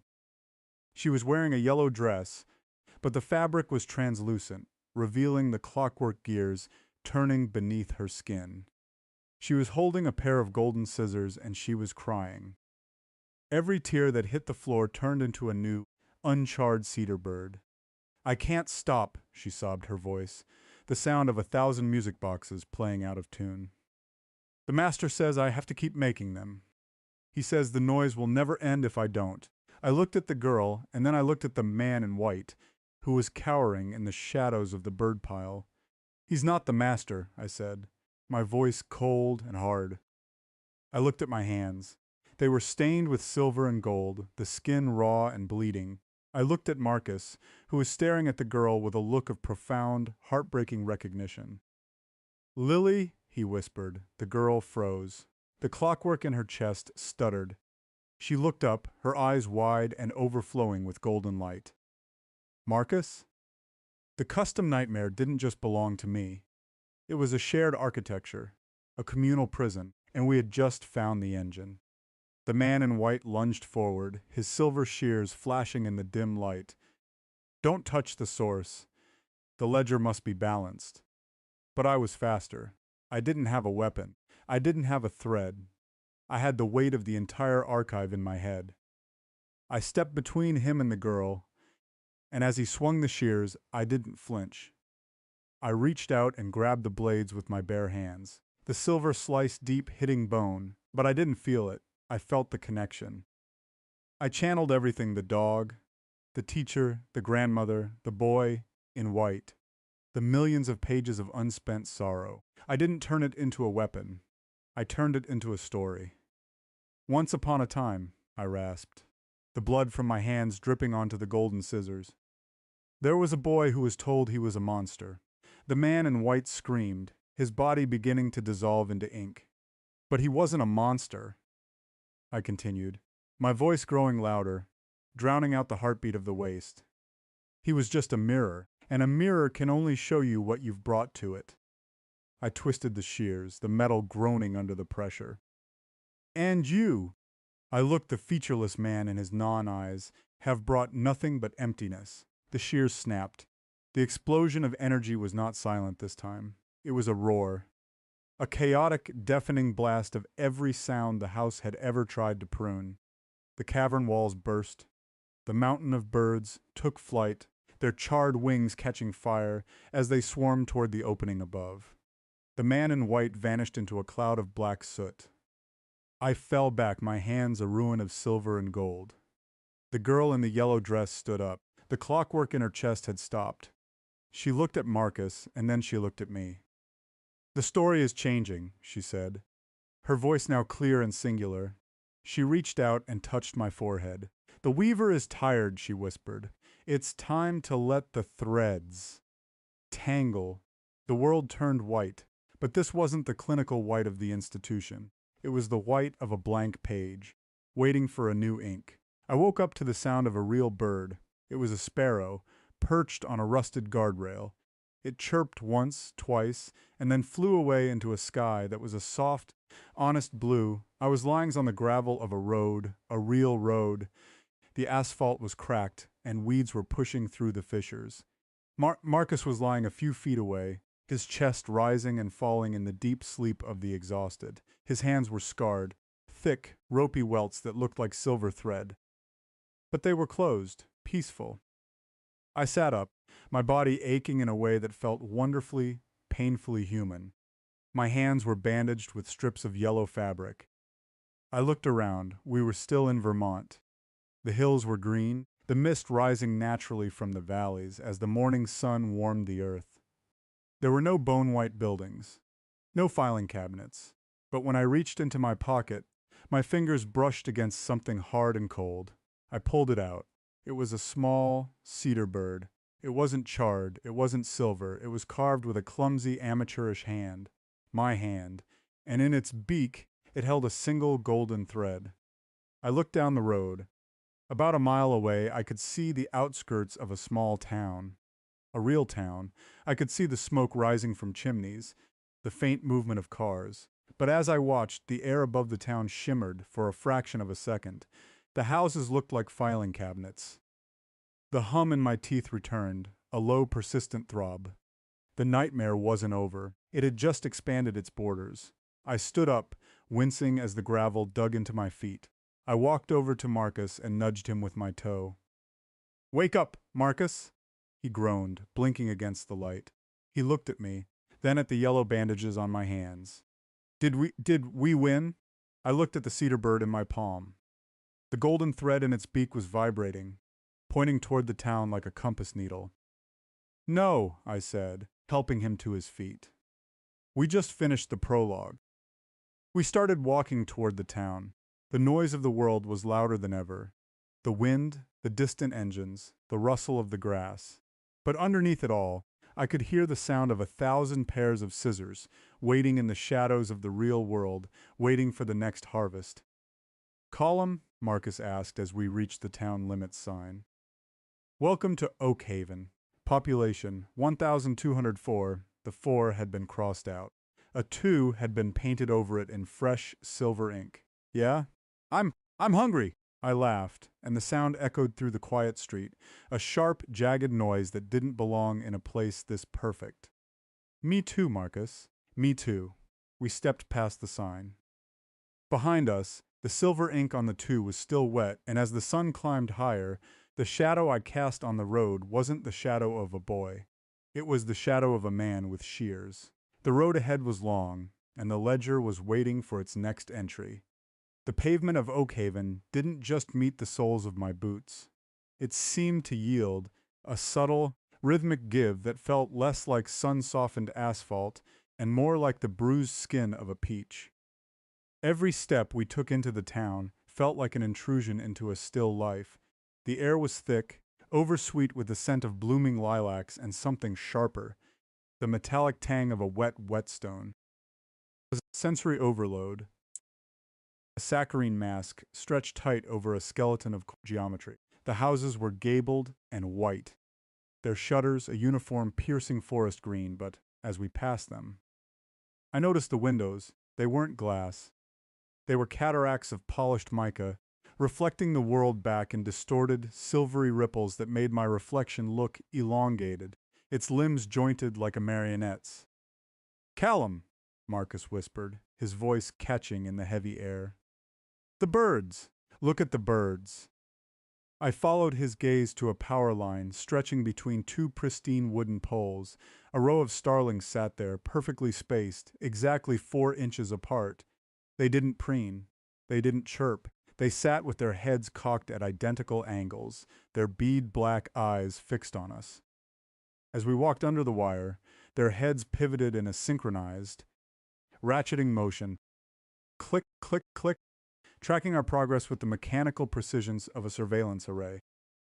The hum in my teeth intensified, shifting from a low throb to a high, crystalline whine that vibrated in my jawbone. My shadow, that jagged thing with the long-handled shears, bled out across the white picket fences, its blades snipping at the ghostly flowers that grew in the yards. Where the shadow touched the blossoms, they didn't wilt. They turned to gray, ash falling in silent, rectangular flakes. "Don't look at it," I muttered, though I couldn't stop looking myself. "Just find somewhere with a door that locks." We reached the town square. It was a postcard nightmare. In the center stood a bronze statue of a man holding a ledger, his face worn smooth by an impossible amount of time, leaving him featureless. Around the base of the statue, the two from the sign was repeated. It set her head into the stone in that same shimmering silver ink. Population 2. The realization hit me like a physical blow. The 1,000 Hoda 4 hadn't been a count of people living here. It was a tally of the harvest, and now the ledger had been cleared for us. There, Marcus pointed toward a storefront with a faded red awning, the gilded spoon. The windows were fogged from the inside, a warm, moist condensation that suggested life, or at least the heat of a kitchen. My stomach let out a hollow, agonizing growl, a sound that felt dangerously loud in the oppressive quiet of Oakhaven. We pushed through the door. A bell chimed above us, a silver, discordant note that lingered too long, vibrating in the marrow of my shins. The diner was a cavern of chrome and cracked vinyl. The smell hit us first. Bacon, maple syrup, and the underlying, choking odor of old library paste. It was the smell of a memory of food rather than the food itself. Behind the counter stood a woman. She was wearing a pink uniform that was so stiffly starched, it looked like it was made of folded cardstock. Her hair was a frozen wave of peroxide blonde, and her skin, it was the color of a manila folder. It set her head with fine blue lines like a ledger page. She didn't look up as we sat on the stools. She was busy polishing a glass with a cloth that made a sound like sandpaper on bone. "What can I get you, boys?" she asked. Her voice didn't come from her throat. It seemed to emanate from the vents in the ceiling, a hollow, multi-tracked recording. "We have the special. We always have the special." "Water," I said, my throat feeling like it was lined with rusted staples. "And whatever the special is." Marcus leaned in close to me, his eyes darting toward the woman's hands. Her fingers were long, too long, and the nails were silver, sharpened to fine, needle-like points. "Column, look at the menu." I looked down at the plastic-covered sheet on the counter. There were no prices. There were no descriptions. There were only dates. May 14th, the first lie. August 2nd, the broken promise. November 12th, the quiet room. The waitress set 2 glasses of water down. The liquid was clear, but as I reached for mine, I saw a single golden thread spiraling at the bottom of the glass, twitching like a drowning worm. "On the house," she said, and for the first time she looked at us. Her eyes weren't eyes. They were horizontal slits, like the coin slots on a vending machine. Deep inside them, I could see the faint, rhythmic ticking of gears. "You're late," she whispered, the recording of her voice warping, slowing down until it was a low, guttural growl. "The master has been waiting to balance the books. You've brought so much excess." She reached out, her silver needle fingers hovering inches from my bandaged hand. I felt a tug, not on my skin, but on my history. The memories of the archive, the dog, the man in white. They all surged toward her, a pressurized tide of trauma looking for an exit. "Eat," she commanded, sliding 2 plates toward us. On the plates were 2 perfectly fried eggs. But the yolks weren't yellow. They were the color of the silver ink on the town sign, shimmering with a metallic luster. And the whites. The whites were made of finely shredded paper, each strip covered in tiny, microscopic handwriting. I looked at the plate, and then I looked at my shadow. On the floor of the diner, the shadow shears were open wide, their blades positioned around the waitress's shadow neck. The hum in my teeth reached a crescendo. "I'm not hungry anymore," I said, my voice sounding like the snap of a dry branch. "You have to eat," the woman said, her face beginning to peel at the edges, revealing layers of yellowed parchment beneath. "The custom requires a vessel. If you don't take it in, the noise will come back." "Do you want the noise, Callum? Do you want the screaming to start again?" Outside, the sky suddenly bruised into a deep, sickly purple. The starlings on the wire began to shriek, a sound like metal being fed into a wood chipper. Marcus grabbed his fork, his hands shaking. I can't go back to the dark, Callum. I'll eat it. I'll eat anything if it makes the noise stop." "Marcus, no," I reached out to stop him, but the waitress was faster. Her hand shot across the counter, her silver nails sinking into the wood with a wet thwack. Let him provide, she hissed. The ledger must be balanced. A soul for a story, a silence for a scream. She leaned over the counter, her paper skin fluttering in a wind that didn't exist. And you, little weaver, you have a debt that can't be paid in eggs. She pointed a long, serrated finger toward the back of the diner, where a door stood slightly ajar. Through the crack, I didn't see a kitchen. I saw a vertical drop into a void filled with millions of golden threads, all vibrating in a singular, agonizing chord. He's in the basement, she whispered. The one who carved the bird, the one who gave you the gift. The cedar bird in my pocket grew searingly hot, burning against my thigh. Go on, Callum, the waitress mocked, her mouth opening wide to reveal a throat lined with the sharp metal teeth of a paper shredder. Go see the man who made you. Marcus's fork was inches from his mouth, the silver yolk dripping like mercury. I looked at the door to the basement, and then at the shadow of the shears at my feet. I realized then that the custom wasn't just a place we had escaped to, it was a digestive system. And we were currently sitting in the throat. I stood up, the stool screeching against the floor. I didn't grab the fork, I grabbed the cedar bird. Marcus, I said, my voice dropping into a register I didn't recognize. A cold tectonic rumble. Don't eat. If you eat, you become part of the archive. You become a page. But the hunger, he wailed. The hunger isn't yours, I barked. I turned to the waitress. Her face was now a chaotic mess of fluttering paper, her features dissolving into a storm of ink and pulp. You want a story? I asked, stepping toward the basement door. I'll give you a story. But you're not going to like the ending. I kicked the door open. The stairs didn't lead down. They led out into a forest where the trees were made of human hair, and the wind sang in the voice of everyone I had ever lost. And there, at the bottom of the hair forest, stood a house made entirely of bone-white filing cabinets, their drawers hanging open like hungry mouths. The threshold of the basement door didn't just lead to another room. It felt like stepping through the membrane of a bruised eye. The air outside the diner had been heavy, but the air in the hair forest was suffocating, thick with the scent of rancid scalp oil and the copper tang of a nosebleed. My boots sank into the ground, but there was no grit of soil or crunch of dried leaves.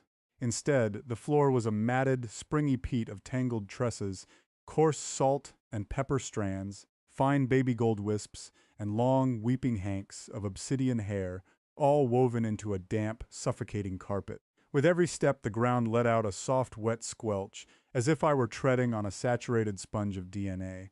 Call wait. Marcus's voice was thin, a frayed thread snapping in the wind. I turned back. He was standing in the doorway of the diner, framed by the sickly purple glow of the Oakhaven sky. He still held the plate. The silver yolk had begun to crawl up the tines of his fork like a living mercury vine, seeking the heat of his skin. His eyes were wide. The pupils dilated until they were nothing but bottomless black wells. Don't come out here if you're going to bring that with you, I said, the words feeling heavy, like I was spitting out lead shot. Drop the plate, Marcus. It's not food. It's a contract. He looked at the shimmering silver, then at the forest of hair. The trees didn't have branches. They were monolithic pillars of braided keratin, hundreds of feet tall, their split ends fraying into the violet clouds above. They swayed in a wind that didn't move the air, a rhythmic, tidal motion that mirrored a heartbeat. And from the braids came the singing, a low, dissonant thrum of 1,000 voices, each one sobbing a different name. I can't, Marcus whispered, his voice cracking. The hunger, it's not in my stomach, Callum. It's in my bones. It's a vacuum. He took a bite. I reached for him, but the hair beneath my feet suddenly tightened. Thin, wiry strands lashed around my ankles, pulling me deeper into the grove. I watched, paralyzed, as Marcus swallowed. The moment the silver yolk hit his throat, his skin translucentized. For a heartbeat, I saw his skeleton. Not white bone, but a framework of glass tubes filled with black ink. Then he vanished. The plate hit the floor of the diner with a domestic porcelain clink. Marcus was gone, replaced by a single, fluttering sheet of paper that drifted lazily through the basement door and settled onto the hair-matted floor. I didn't have time to scream. The hair trees began to vibrate, their leaves hissing like a million agitated vipers. The singing shifted, the voices of the lost rising into a singular piercing note that made the cedar bird in my pocket pulse with a blinding, rhythmic heat. I turned and ran toward the house. The structure sat in a clearing where the hair was cropped short, like a fresh tonsure. It was a brutalist nightmare of organization. Thousands of bone-white filing cabinets, stacked and fused together into the shape of a Victorian manor. The drawers weren't flush. They hung open at irregular intervals, some jutting out like tongues, others gaping like toothless maws. A fence made of rusted typewriter ribbons surrounded the perimeter, the black and red film snapping and popping in the phantom breeze. My shadow, the thing with the shears, stretched out before me, its jagged blades dragging across the hair carpet. It seemed invigorated here, its limbs lengthening, its head tilting at a predatory angle. As it passed the filing cabinets, the shadow blades nipped at the air, and I heard the distinct snip-snip of metal cutting through paper. I reached the front door, a massive four-drawer lateral cabinet that slid open with a deafening metallic shriek as I approached. "Come in, Callum," a voice whispered. It didn't come from the house, it came from the cedar bird in my pocket. "The ledger is open. The ink is wet." I stepped inside. The interior of the house was a labyrinth of sliding metal and paper. There were no hallways, only narrow aisles between towering walls of drawers. The ceiling was a skylight made of yellowed vellum, through which the purple sky cast a jaundiced, flickering light. The sound here was different. It was the sound of a billion pages turning at once. A dry, frantic rustle that mimicked the sound of a forest fire. "Who are you?" I shouted, my voice swallowed instantly by the absorbent paper walls. I pulled the cedar bird from my pocket. It was no longer just a carving. The wood had softened, the grain rippling like muscle.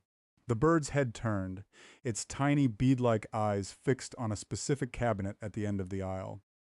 I walked toward it, my heart hammering against my ribs like a trapped bird. The labels on the drawers were blurring past, failed attempts at mercy, the weight of unspent grief, stutters, and false starts. I stopped in front of a drawer labeled with a date. My birth date. Beneath it, in the same silver ink as the Oakhaven sign, were the words, "The Weaver's Unfinished Sympathy." The drawer didn't wait for me to touch it. It hissed open, exhaling a cloud of dust that smelled of cedar and old blood.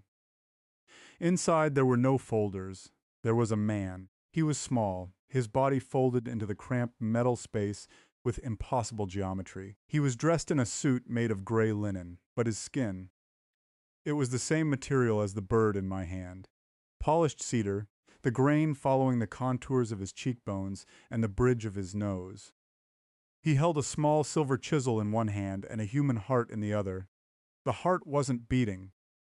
It was being carved. He was peeling away thin, translucent strips of muscle, turning the organ into a delicate wooden rose. He looked up, and his eyes were the same horizontal slits as the waitress's.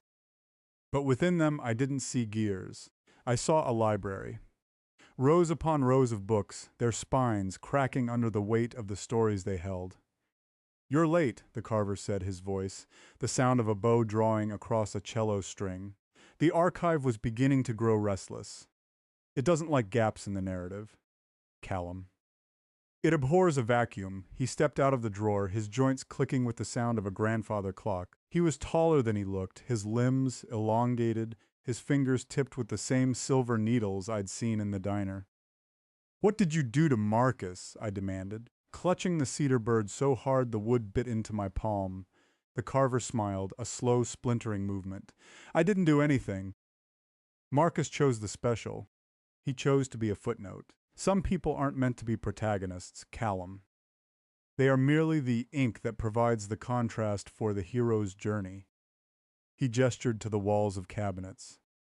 Every drawer is a life refined. Every file is a soul distilled into its most potent, agonizing moment. This is the custom. We take the mess of existence, the blood, the bile, the confusing, jagged edges of memory, and we file it. We make it orderly. He stepped closer, the smell of cedar becoming overwhelming, cloying. But you were a mistake, a smudge on the page. I gave you that bird to see if you could carve your own way out, to see if you could handle the shears. I looked down at my shadow. The shadow shears were trembling, the blades twitching with a hunger of their own. I don't want to be a weaver, I spat. I want to go home. Home, the carver laughed, a dry, papery sound. Oak Haven is home. It's the place where all stories go when they've been told too many times.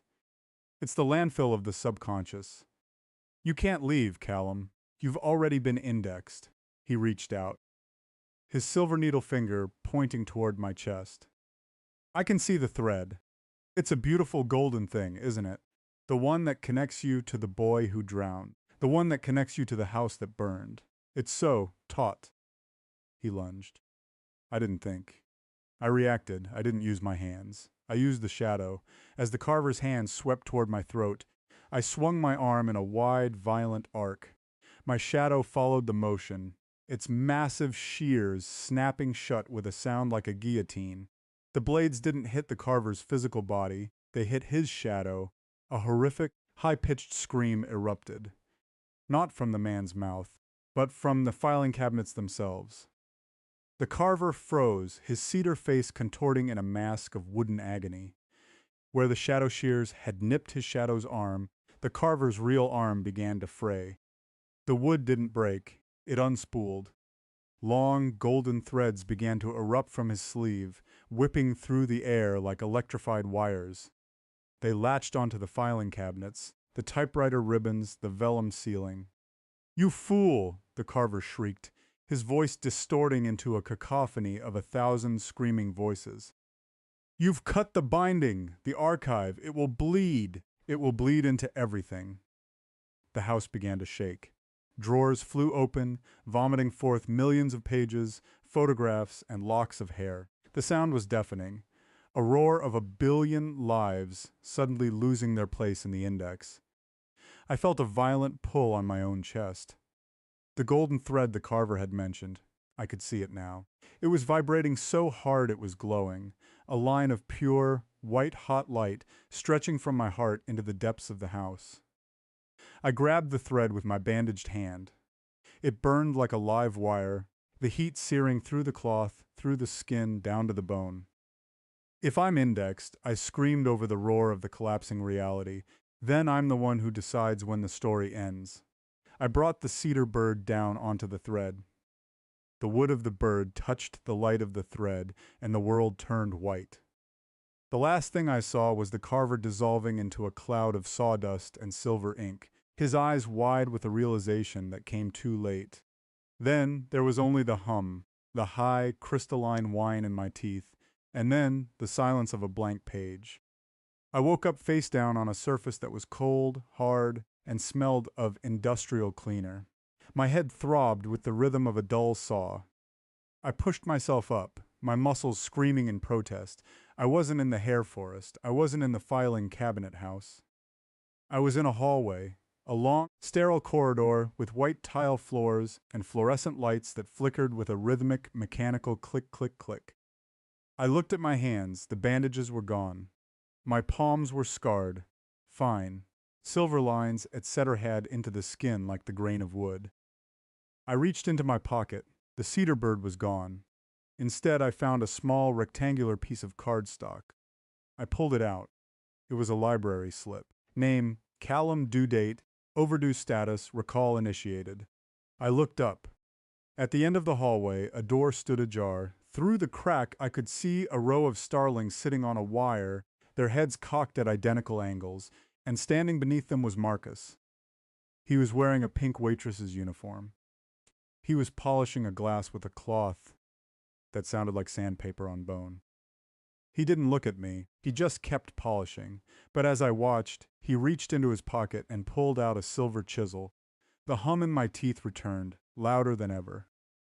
I turned to run the other way, but the hallway didn't have another end. It just stretched on forever, lined with bone-white filing cabinets, every single one of them labeled with my name. The first drawer hissed open. The air in the hallway didn't just smell like industrial cleaner. It smelled like the erasure of things. It was the scent of bleach over old blood, of ozone, and the sharp, alkaline sting of a fresh eraser rubbing against a page until the paper thinned and tore. The drawer that had hissed open didn't reveal a folder or a person, it revealed a spill, a thick, viscous fluid, black as a starless night but shimmering with a pearlescent, oily sheen, began to pour over the lip of the metal drawer. It didn't splash, it flowed with a heavy, deliberate grace, coating the white tile in a creeping slick. As it touched the floor, the sound changed. The rhythmic click-click-click of the fluorescent lights slowed, deepening into a wet, rhythmic thud, like a heart beating inside a vat of syrup. I backed away, my heels clicking against the sterile floor, but the hallway seemed to stretch behind me, the perspective warping until the far end was a pinprick of white light. "Don't trip on the margins, Callum," Marcus said. His voice was different. The warmth, the frantic edge of the man who had been my friend, was gone. It was replaced by a flat, tonal precision. He stopped polishing the glass and turned his head. His neck moved in a series of sharp, mechanical hitches, as if his spine were a series of gears, catching on a rusted track. His eyes were no longer horizontal slits. They were gone entirely.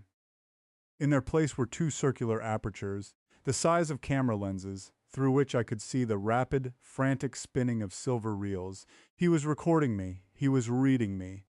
"Marcus, stop this," I whispered, my voice sounding thin and brittle against the humming silence. "We have to get out the carver. I killed the carver. I cut the thread." Marcus tilted his head, the pink fabric of his waitress's uniform straining against his shoulders. The lace trim at the collar was stained with the same silver ink that had been on the Oakhaven sign.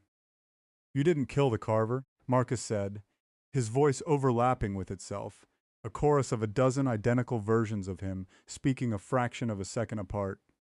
"You merely edited him. You cut a paragraph. You deleted a sentence. But the archive. The archive is the whole book, Callum. You can't kill the paper by burning a single word." He stepped toward me, his movements fluid and wrong. His legs didn't seem to have knees. They bent in soft, rubbery curves. The sandpaper cloth in his hand began to smoke, the friction of his polishing having reached a heat that should have charred his skin.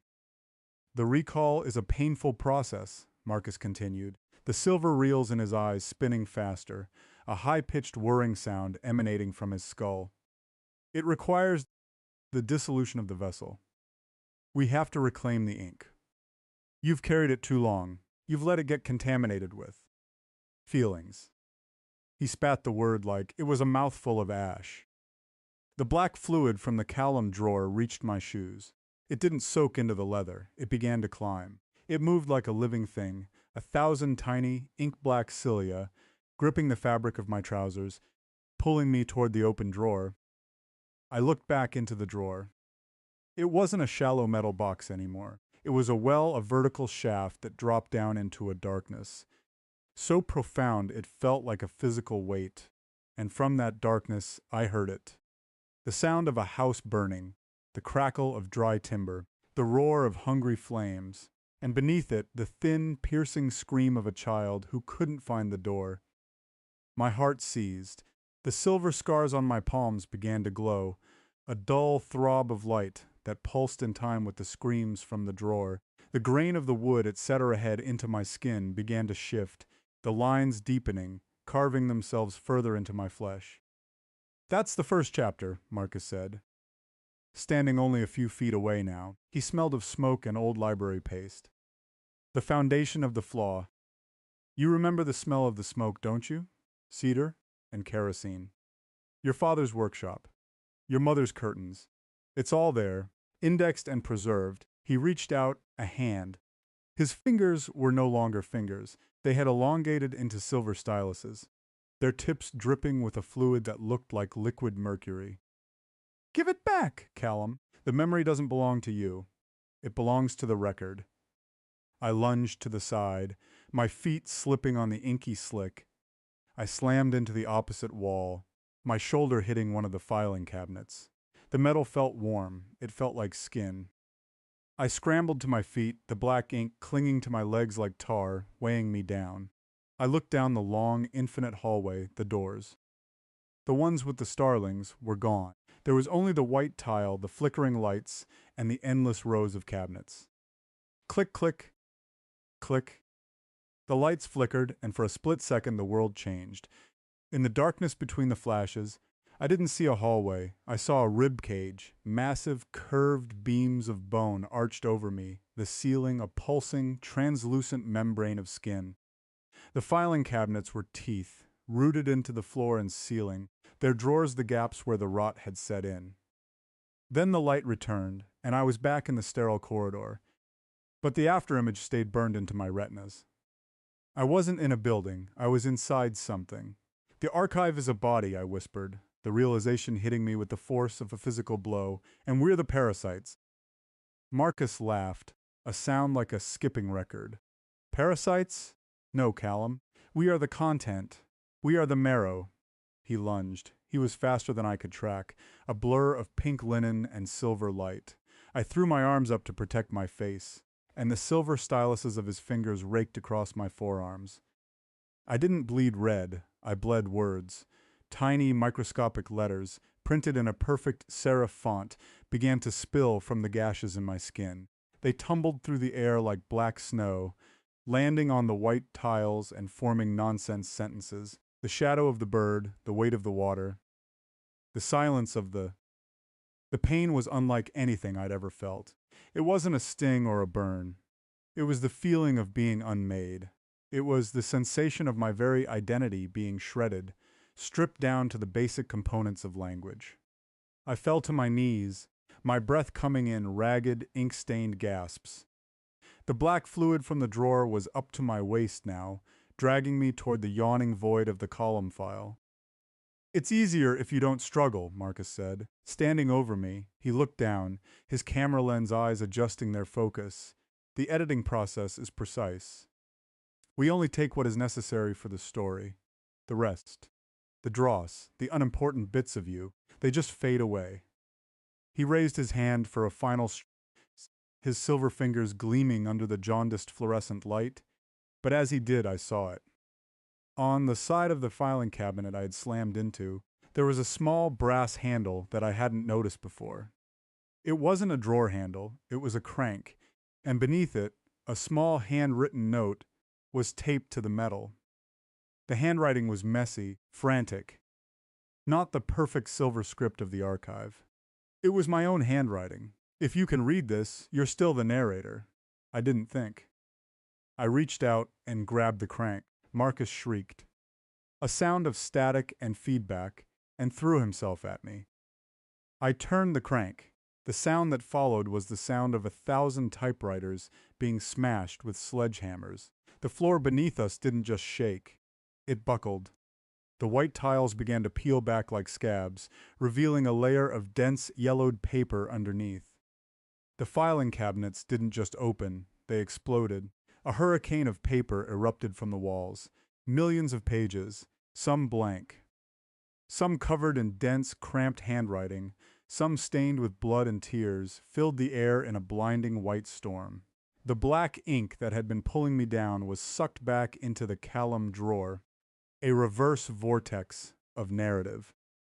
Marcus was caught in the middle of it. The paper storm tore at his pink uniform, shredding the fabric. The silver reels in his eyes spun so fast they began to smoke, then burst, showering the floor with shards of glass and twisted metal tape. "The plot!" Marcus screamed, his voice fading into the roar of the paper. "The plot is inconsistent." He was pulled backward, his rubbery limbs flailing as he was sucked into the special drawer, 3 cabinets down. The metal drawer slammed shut with a finality that echoed like a gunshot. The hallway was gone. I was standing in a void of swirling paper.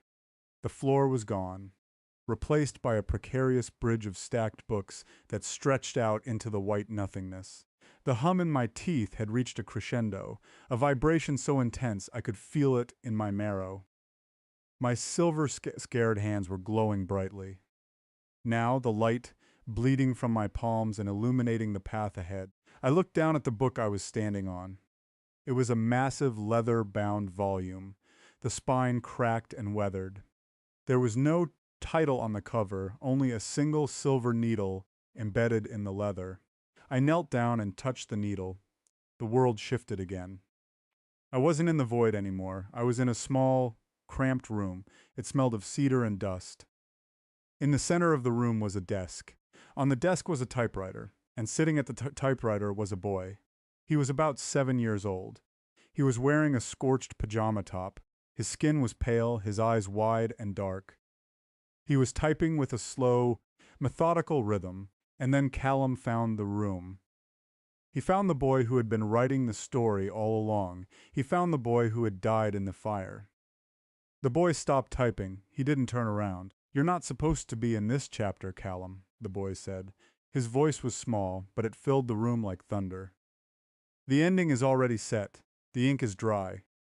I walked toward him, my boots crunching on the piles of discarded paper that covered the floor. "I'm not a character, Tommy," I said, my voice trembling. "I'm your brother." The boy stiffened. The typewriter carriage returned with a sharp ding. "I don't have a brother," the boy said. "I have a protagonist, and protagonists don't get to go home. They only get to go to the next page." He reached out and hit a key. The floor beneath me turned into liquid ink. I began to sink. The room, the desk, the boy. They all began to dissolve into a swirl of black and white. "Wait!" I shouted, reaching out for the edge of the desk. "If you're writing this, then you can change it. You can write us out." The boy finally turned around. His face was a blank sheet of paper. No eyes, no nose, no mouth, just a smooth white surface. And then a single word began to appear on his face, as if being typed from the inside. Revision. I fell. I fell through layers of stories, through fragments of memories I didn't recognize, through the lives of 1,000 people I would never meet. I saw Marcus, the real Marcus, standing in a field of sunflowers, laughing.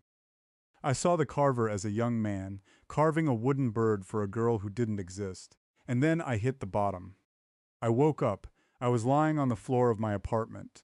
The sun was shining through the window, casting long golden bars across the hardwood floor. The smell of coffee was in the air. I sat up, my head spinning. My body felt heavy, as if I'd been submerged in water for days. I looked at my hands. The silver scars were gone. My skin was smooth, unblemished. I let out a breath. I didn't know I was holding. It was a dream. It was all a fever dream, brought on by the stress of the move, the grief over Tommy. I stood up and walked to the kitchen. On the counter, next to the coffee maker, was a small, brown paper bag. I froze. I didn't remember buying anything. I didn't remember leaving the apartment. I walked over to the bag. My hand trembled as I reached for it. Inside the bag was a single cedar bird, and beneath it a small silver chisel. There was a note, written in perfect silver ink. "The first draft is always the hardest, Callum. But the archive is patient. We've started the next chapter for you. See you at the diner." I looked toward the window. The starlings were back, hundreds of them. They were sitting on the fire escape, on the power lines, on the roof of the building, across the street. They were all looking at me. And then, as one, they opened their mouths. But they didn't chirp. They made the sound of a typewriter. Click, click, click. The floor beneath my feet began to feel thin, like paper. I looked down. A small, black smudge was forming on the wood. It looked like ink. It was growing. I reached for the phone to call Marcus. But as I picked it up, I realized the cord didn't lead to the wall. It led into a filing cabinet that hadn't been there a second ago. The drawer hissed open name. Callum Volume 2 Chapter 1. The Return to Oakhaven. I didn't scream. I couldn't. I just watched as the silver ink began to crawl up my arm, writing the story of my life directly onto my skin. Once upon a time, I whispered, my voice no longer my own. There was a man who thought he could leave the book. The starlings took flight, their wings sounding like the turning of a billion pages, and then the door to my apartment slid open. It didn't swing on hinges. It slid open like a drawer. Welcome to Ripper's Nighttime Tales, a chilling series of bedtime horror stories narrated by the horror streamer Mr. Rippers with soft rain and thunder. Drift off to multiple scary tales perfect for late night listening on rumble.com. Do hit that like button and consider following the channel. Leave a comment letting me know where and when you listen. Let's build a community. Okay, let's get started. The windshield wipers of the rented van shrieked against the glass, a rhythmic, rubbery scream that seemed to harmonize with the howling wind outside. It was a torrential downpour, the kind that drowned the world in gray and turned the dirt roads of the countryside into treacherous ribbons of mud. Inside the vehicle, the air was stale, smelling of old fast food, heated electronics, and the nervous sweat of 4 university students who were keenly aware they were lost. Elena Vance sat in the passenger seat, her forehead pressed against the cold glass, watching the relentless rain assault the darkness. She was a woman of sharp angles and sharper intellect, a physics doctoral candidate whose life was defined by the observable, the measurable, and the empirical. To her, the universe was a grand equation waiting to be solved, not a haunted house waiting to be feared. GPS is still spinning, Marcus grumbled from the driver's seat. He was the tech guy, a burly audiophile who treated his boom mic with more tenderness than he did most people. I told you, Chloe, the signal drops off past the township line. We're flying blind. From the back, amidst a fortress of pelican cases and tangled cables, Chloe adjusted her ring light, checking her reflection in her phone despite the lack of signal. It adds to the authenticity, Marcus. Lost in the woods. The viewers love that Blair Witch aesthetic. Just keep driving. Leo said the turnoff is past the old mill. Leo, the group's historian and designated believer, leaned forward, clutching a leather-bound notebook that looked almost as dilapidated as the ruins they were seeking. It's not just an old mill, Chloe. It's the grim remains of the Ashworth textile factory. And the house, Ashworth House, is just beyond the ridge. The locals call it the festering splinter because it looks like a wound in the landscape. Elena rolled her eyes, turning away from the window. A wound in the landscape? Please, Leo. Save the purple prose for the voiceover intro. It's a derelict Victorian estate, suffering from dry rot and structural neglect, not a metaphysical injury. You haven't read the journals, Elena, Leo shot back, his voice tight. Lord Abernathy wasn't just some eccentric rich guy. He was obsessed with the darker schools of alchemy. He wrote about angles that weep and thresholds that breathe. People disappeared there, entire staff rosters gone overnight in 1899. Mass carbon monoxide poisoning, Elena countered effortlessly, checking the battery levels on the primary 4K camera resting on her lap. Or ergotism from spoiled rye. Or, considering the time period, he simply fired them and they moved to London for work. There is always a rational explanation. That is the entire point of this documentary, remember? Debunking the myth. We are here to show that the only ghosts in Ashworth House are dust mites and drafts. Just find the driveway, Chloe interrupted, applying a fresh coat of lip gloss. I want to get the establishing shots before we lose the light completely. Not that there's much light to begin with. The van lurched violently as Marcus swerved to avoid a fallen branch. The headlights cut through the gloom. illuminating a rusted iron gate that hung crookedly from stone pillars choked with dead ivy.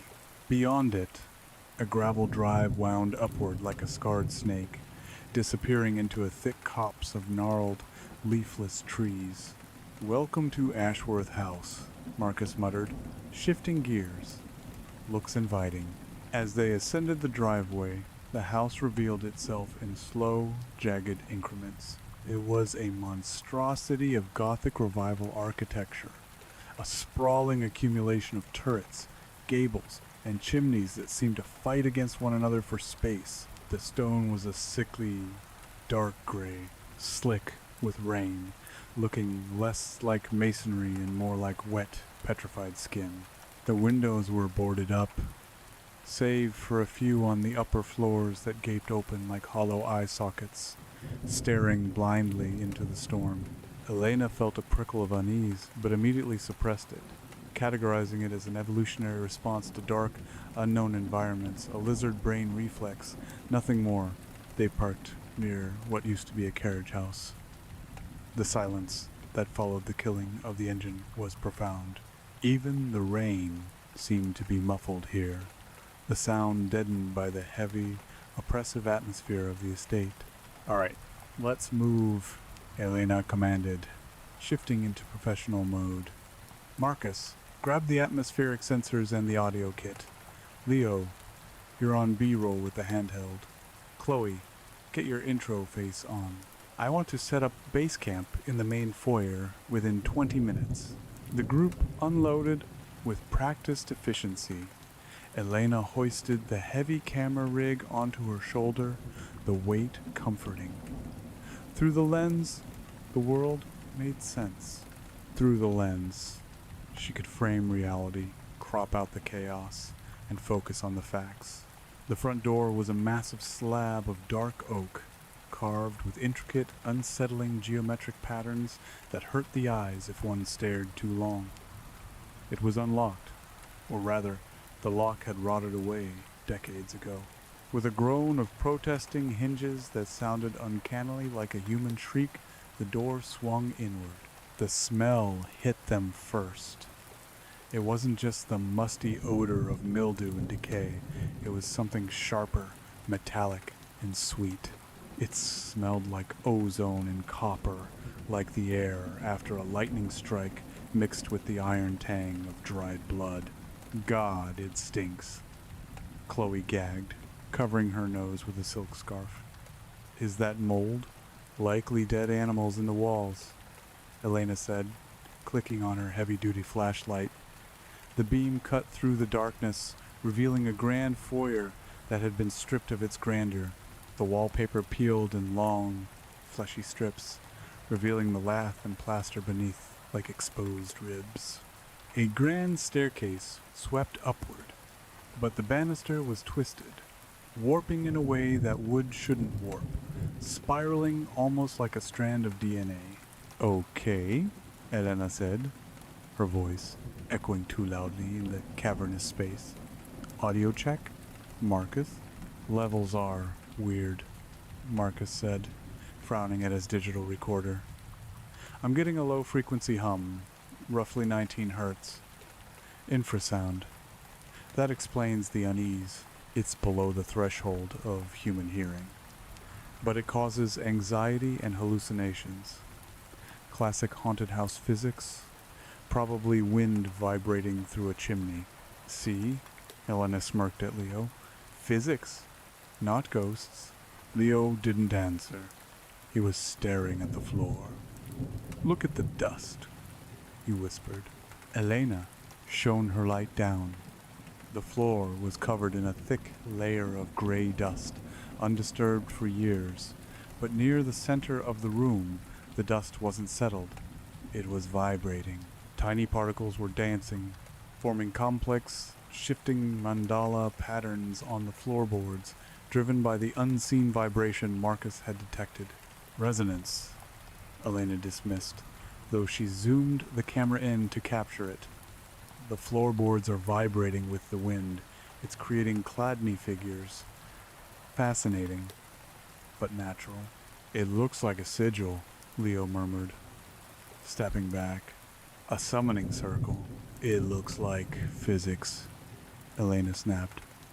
Let's set up the static cams. I want full coverage of the ground floor, kitchen, dining hall, and the library.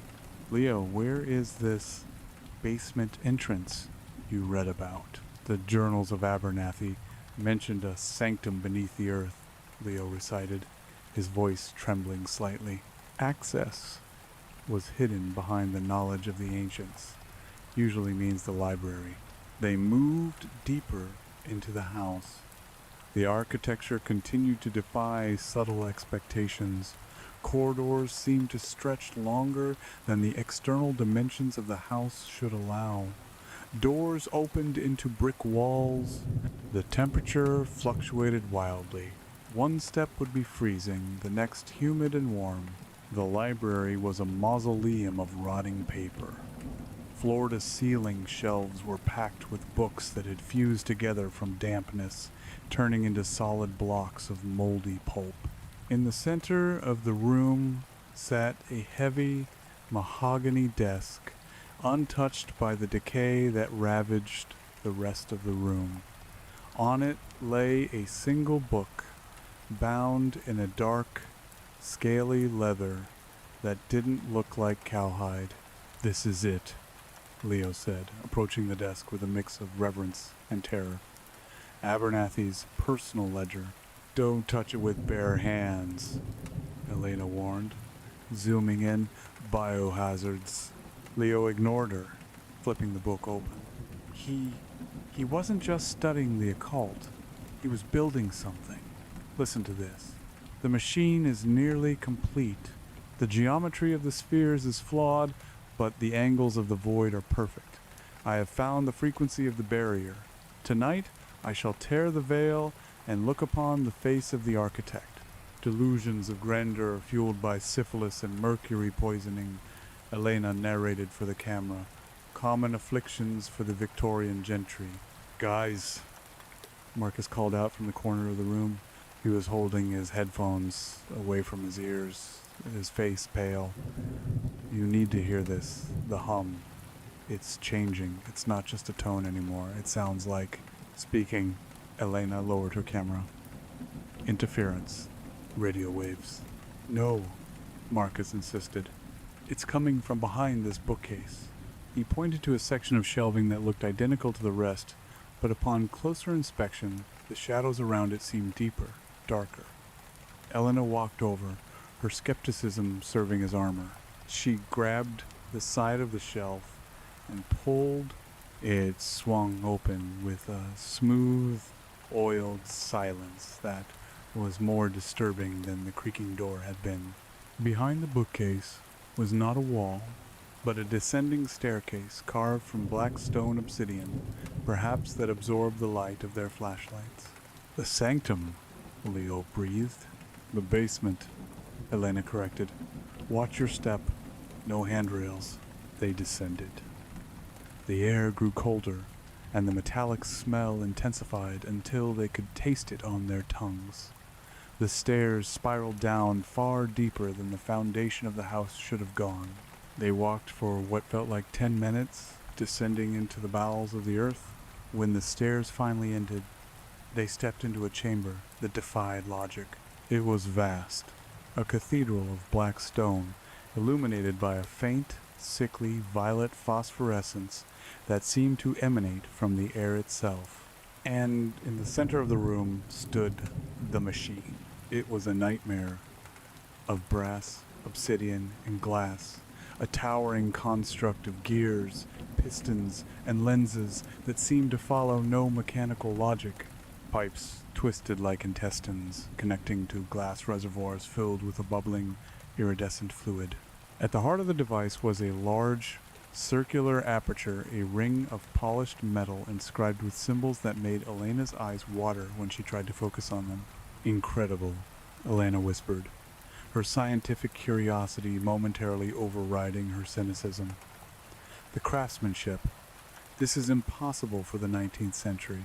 The tolerances on these gears. We shouldn't be here, Chloe said, her voice small, The bravado of the influencer was gone. I can feel it watching us. Feel what? Elena asked, walking toward the machine. She raised her camera, filming the intricate details. The house, Chloe whispered. Elena reached out toward a control panel on the machine. It was a chaotic array of levers and dials, but one large obsidian lever stood out, pulsing with a faint rhythmic light. Elena, don't, Leo warned, stepping back. Abernathy wrote that the machine requires a spark of living will to activate. He sacrificed people to it, Elena. He fed them to the engine. It's a machine, Leo. It needs electricity, not souls, Elena said, though her hand trembled slightly. Look, it's dormant. I just want to see if the internal mechanisms are still free-moving. It's a piece of engineering history. She reached out. Her fingers brushed the cold obsidian of the lever. A spark, not electric, but something cold, jumped from the stone to her skin. It wasn't a shock. It was a connection. For a microsecond, Elena's mind was flooded with images. A sky of burning green fire, stars that blinked like eyes, vast geometric shapes screaming in a void. She gasped and jerked her hand back, but the momentum carried the lever down. Click. The sound was small, but it echoed through the chamber with the force of a gunshot. Then the silence returned. See. Elena let out a shaky breath, turning to the group. Nothing. Just a rusty old thrum. The sound was felt before it was heard, a vibration that rattled the teeth in their skulls and blurred their vision. The violet light in the room flared, turning blindingly bright. The glass reservoirs on the machine began to boil violently. The gears, which had been still for a century, groaned and began to turn. "Turn it off," Marcus screamed, covering his ears. "The frequency, it's splitting my head. I can't," Elena yelled back. She grabbed the lever, but it was frozen in place. The metal was now burning hot. The ring in the center of the machine, the aperture, began to spin, faster and faster, until it became a blur. The air inside the ring distorted, rippling like water. "The veiled threshold," Leo screamed, falling to his knees and clutching the journal. "He opened it. He's trying to come back." "Who?" Elena shouted, backing away, her camera still rolling, capturing the impossibility unfolding before her. "Abernathy. He didn't die. He transcended. He became the bridge." The air inside the spinning ring tore open. It didn't lead to the other side of the room. It led to somewhere else. A vista of swirling gray mist and non-Euclidean structures that twisted into infinite spirals. And then something stepped through. It was not a man. Not anymore. It wore the tattered remains of a Victorian frock coat, but beneath the fabric there was no body. There was a coalescing mass of shifting shadow and starlight. Where a face should have been, there was a smooth porcelain mask that was cracked down the center, leaking a dark, viscous fluid. Above the mask floated a halo of geometric shapes, cubes, pyramids, dodecahedrons, spinning in impossible orbits. "You have rung the bell." The voice didn't travel through the air. It manifested directly inside their cerebral cortexes, a sound like grinding tectonic plates. Chloe screamed a high, piercing sound that shattered instantly as she looked directly at the entity. Her eyes rolled back, showing only whites, and blood began to weep from her tear ducts. She collapsed, convulsing.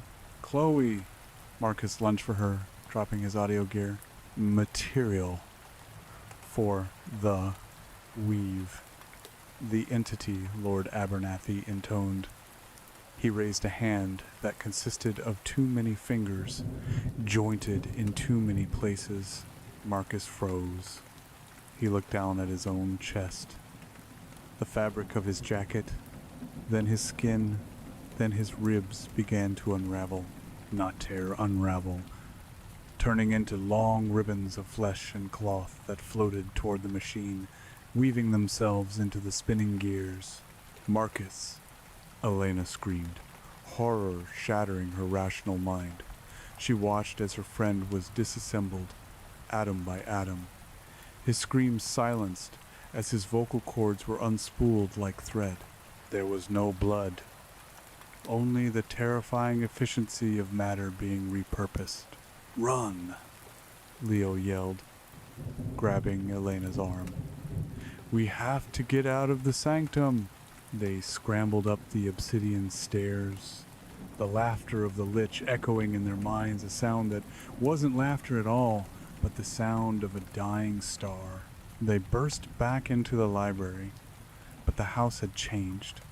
The slow burn was over. The reality of the house was now completely fluid. The hallway didn't lead to the foyer anymore.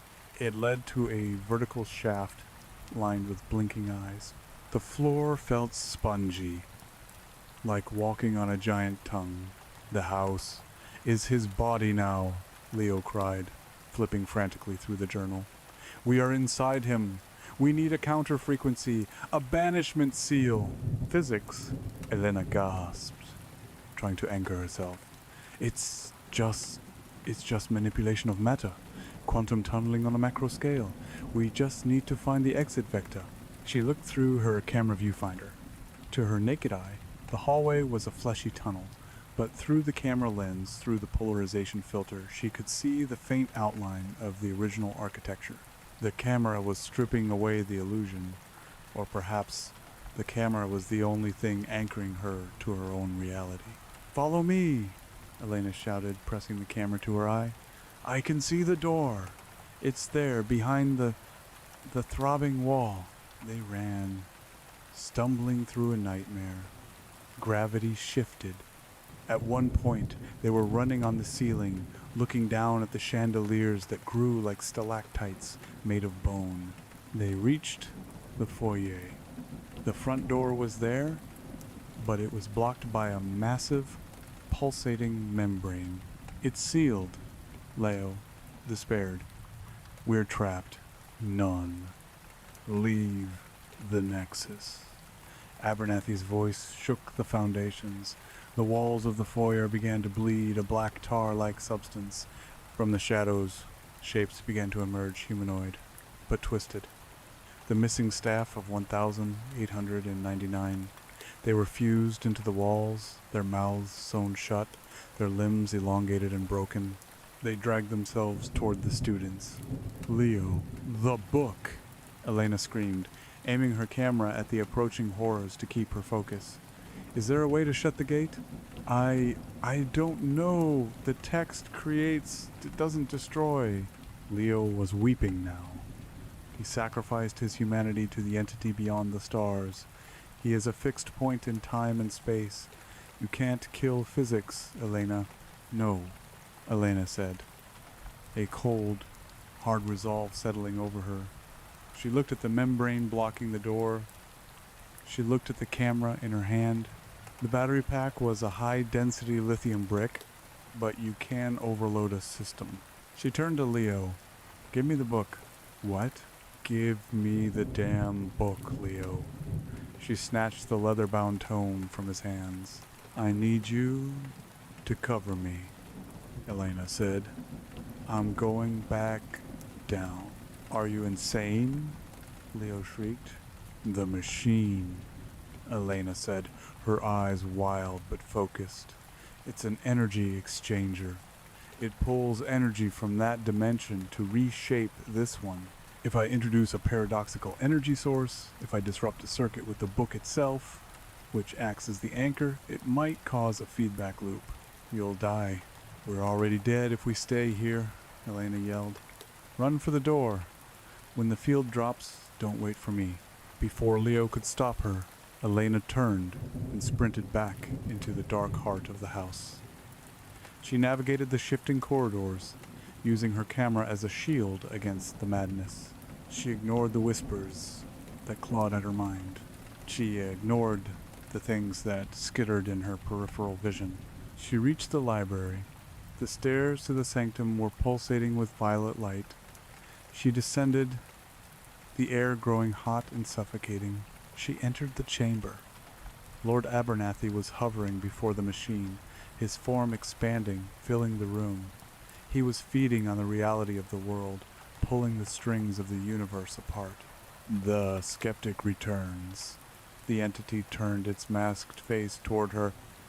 Do you see now?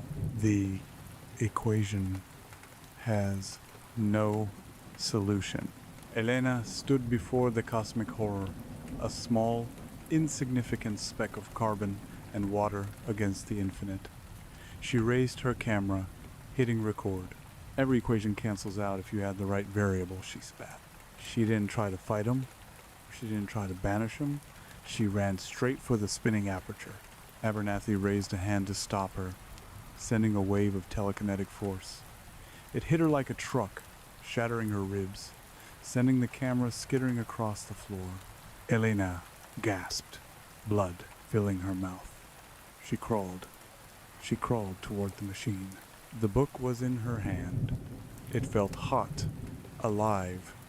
It wanted to be with its master. She reached the base of the machine. The gears were spinning so fast they screamed. "Hey, Abernathy," she choked out. The lich paused, the mask tilting. "Homework's due," she whispered. She jammed the leather-bound journal directly into the primary gear assembly of the arcane engine. The reaction was instantaneous. The book didn't just jam the gears. The magical resonance of the tome clashed with the active kinetic energy of the machine, the paradox of the anchor destroying the vessel. Screech. The sound was the universe tearing. The violet light turned a violent, angry red. The machine buckled. The gears shattered, sending shrapnel of obsidian and brass flying. "No, the calculus is flawed," Abernathy roared, his form flickering. The rift he had opened began to collapse in on itself, creating a vacuum. The mist, the light, the lich himself, everything was being sucked back into the void. The force of the suction dragged Elena across the floor. She clawed at the stone, her fingernails tearing away. She looked up and saw Leo at the top of the stairs, looking down one last time before fleeing. "Go," she mouthed. Then the explosion, not of fire, but of displacement. A shockwave of pure force that threw Elena against the far wall. The world turned white, then black. Police report. Incident #49.0. Location Ashworth Estate Ruins. Date November 14th. Subject recovery of missing persons. Summary. Following an anonymous tip regarding a disturbance at the abandoned Ashworth property, local law enforcement arrived on the scene at 0600 hours. The estate, notorious for structural instability, had suffered a catastrophic collapse. The main structure has imploded into the cellar foundation. 2 bodies were recovered from the rubble, identified as Marcus Holloway and Chloe Evans. Cause of death appears to be massive blunt force trauma, though the coroner noted unusual cellular degradation in Holloway's remains. One survivor was found wandering the perimeter of the tree line, identified as Dr. Elena Vance. Psychiatric evaluation, Dr. Elena Vance Facility, St. Jude's Institute for Mental Health. Date 6 months later. Dr. Aris sat in the chair, clicking his pen nervously.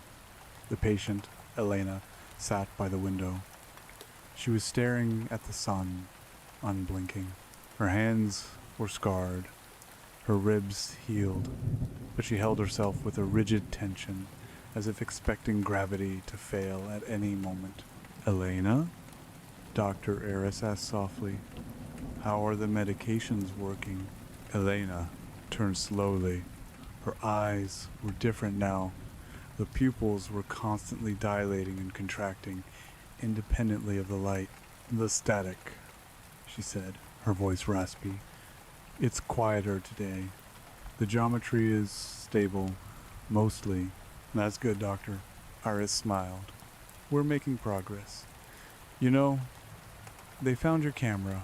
The memory card was corrupted. Nothing was recoverable. It might be better that way. It lets you move on from the trauma of the collapse. Elena smiled. It was a cold, knowing smile that made Dr. Eris's skin crawl. Corrupted. Yes, the lens couldn't handle the angles. It wasn't built for non-Euclidean space. Elena, we've talked about this. Ashworth House was old. The floor gave way. It was a tragic accident. There were no monsters, no machines. Elena looked back out the window to Dr. Eris. It was a sunny garden with an oak tree and a manicured lawn. To Elena, the sky was a bruised purple membrane pulsing with veins of neon green. The oak tree was a writhing mass of tentacles reaching for a sun that was actually a weeping eye. The orderly walking the grounds wasn't a man, but a collection of geometric shapes loosely holding a human form. His face, a swirling void. She saw the truth now. The machine hadn't just opened a door, it had shattered the filter of her mind. The explosion hadn't closed the rift. It had fused the rift to her perception. She was the threshold now. She looked at Dr. Eris. She saw the creature perched on his shoulder, a small parasitic thing made of smoke and teeth, whispering into his ear. Of course, Doctor, Elena said, her voice dropping to a low, rhythmic mutter. Just physics, just gravity. She leaned closer to the window, her breath fogging the glass. She began to trace a shape in the condensation. It wasn't a shape that should exist in 3 dimensions. Peach and gluey, MGLW, NFH, she whispered, the alien syllables rolling off her tongue with terrifying ease. Yenga Yoksototh Hilgeb.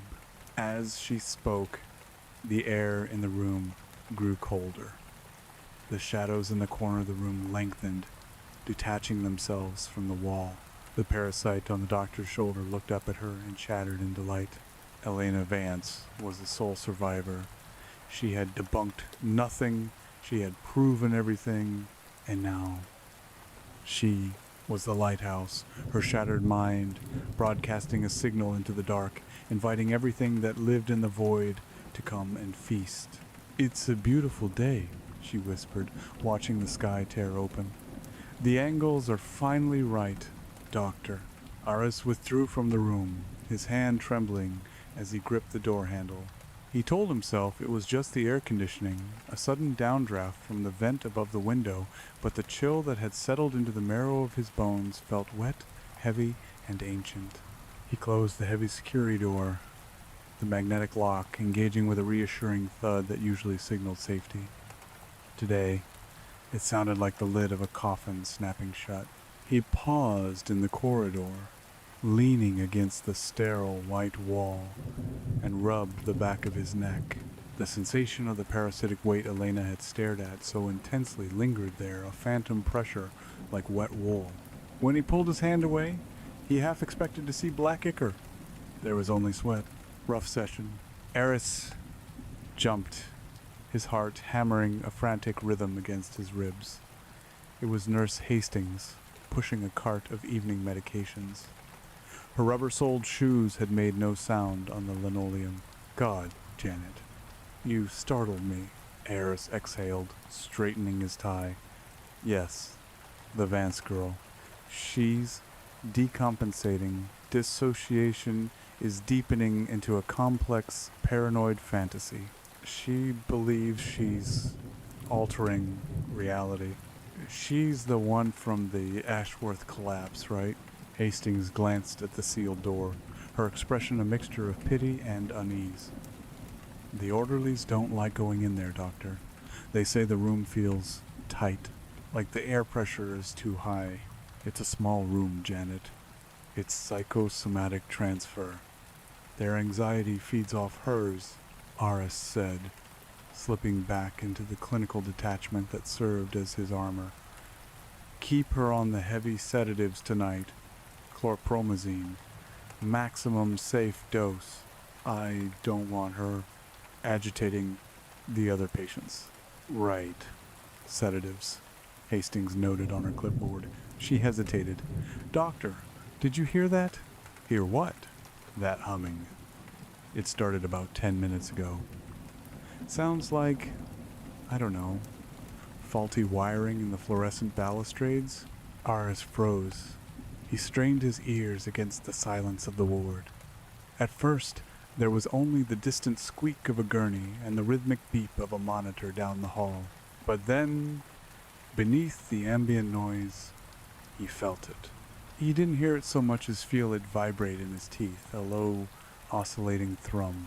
19 hertz, a stray memory from Elena's file flashed in his mind. The fear frequency. It's just the generator cycling, Eris lied, pushing off the wall. Call maintenance if it bothers you. He walked away quickly, his footsteps echoing too loudly. He needed to get to his office. He needed the rationality of paperwork. But as he walked down the long, straight corridor of Ward C, a wave of vertigo washed over him. For a split second, the hallway seemed to stretch, the vanishing point retreating rapidly until the corridor looked infinite, a white tunnel with no end. He blinked, and the hallway snapped back to normal. Stress, he muttered, loosening his tie. Just stress. Inside the room, Elena Vance did not move from the window. The condensation where she had drawn the impossible angle did not evaporate. Instead, it had frozen, forming a jagged scar of ice on the glass despite the 70-degree temperature of the room. She could feel Dr. Eris leaving. She could feel his fear. It tasted like copper and sour milk. It was a delicious appetizer. The sun had set, and the sky outside was now a bruised violet, identical to the phosphorescence of the sanctum. She knew no one else could see it. They still saw the black of night, the street lights, the moon. But the filter was gone for her. The membrane was ruptured. The bell rings, she whispered, her voice rasping over vocal cords that felt coated in dust, and the echo answers. She turned away from the window and looked at the room. It was a standard isolation unit, a bolted-down bed, a molded plastic chair, no sharp edges, safe. But the corners of the room, where the walls met the ceiling, the shadows were pooling. They weren't cast by any object. They were seeping out of the plaster like ink through a blotter. The shadows writhed, twisting into shapes that suggested arms, mandibles, grasping fingers. Elena walked to the center of the room. She closed her eyes and visualized the machine. She didn't need the brass and obsidian anymore. She didn't need the gears. The machine had been crude, a physical crutch for a metaphysical process. Abernathy had been a pioneer, but he was limited by the technology. He thought he needed an engine to tear the veil. Elena knew better now. You didn't need an engine. You just needed a receiver. She began to hum. It wasn't a melody. It was a discordance, a throat-singing technique she had learned, but suddenly perfected. 2 tones, grinding against each other, producing a third, phantom note that resonated with the vibrating dust beneath the floorboards. Thrum, thrum, thrum. The plastic chair vibrated, skittering an inch across the floor. The water in the small paper cup on her bedside table began to ripple. The ripples moved inward from the edge of the cup to the center, defying physics. They formed a tiny, perfect hexagon. Come, she whispered in the language of the dead lich. Yanga shag. The air in the room grew heavy, smelling of ozone and something sweeter like rotting orchids. In the corner of the ceiling, the plaster cracked. It wasn't a structural failure. The crack formed a spiral. From the darkness of the fissure, a small, translucent tendril emerged. It waved blindly, tasting the air, sensing the strong signal emanating from the woman in the center of the room. Elena opened her eyes. The pupils were fully dilated, swallowing the iris, turning her eyes into black pools. She smiled at the tendril. "Hello," she cooed. "Are you hungry?" Street Jude's Institute, Nurses Station 2 a.m. Nurse Hastings rubbed her temples. The headache was blinding now, a pressure behind her eyes that felt like something was trying to push its way out. The humming sound hadn't stopped. It had intensified, though none of the other nurses seemed to notice it. They were chatting quietly about weekend plans, oblivious to the vibration that was rattling the pens in the cup holder. "I'm going to do rounds," Hastings said, standing up. She needed to walk. She needed to get away from the electrical buzz of the station.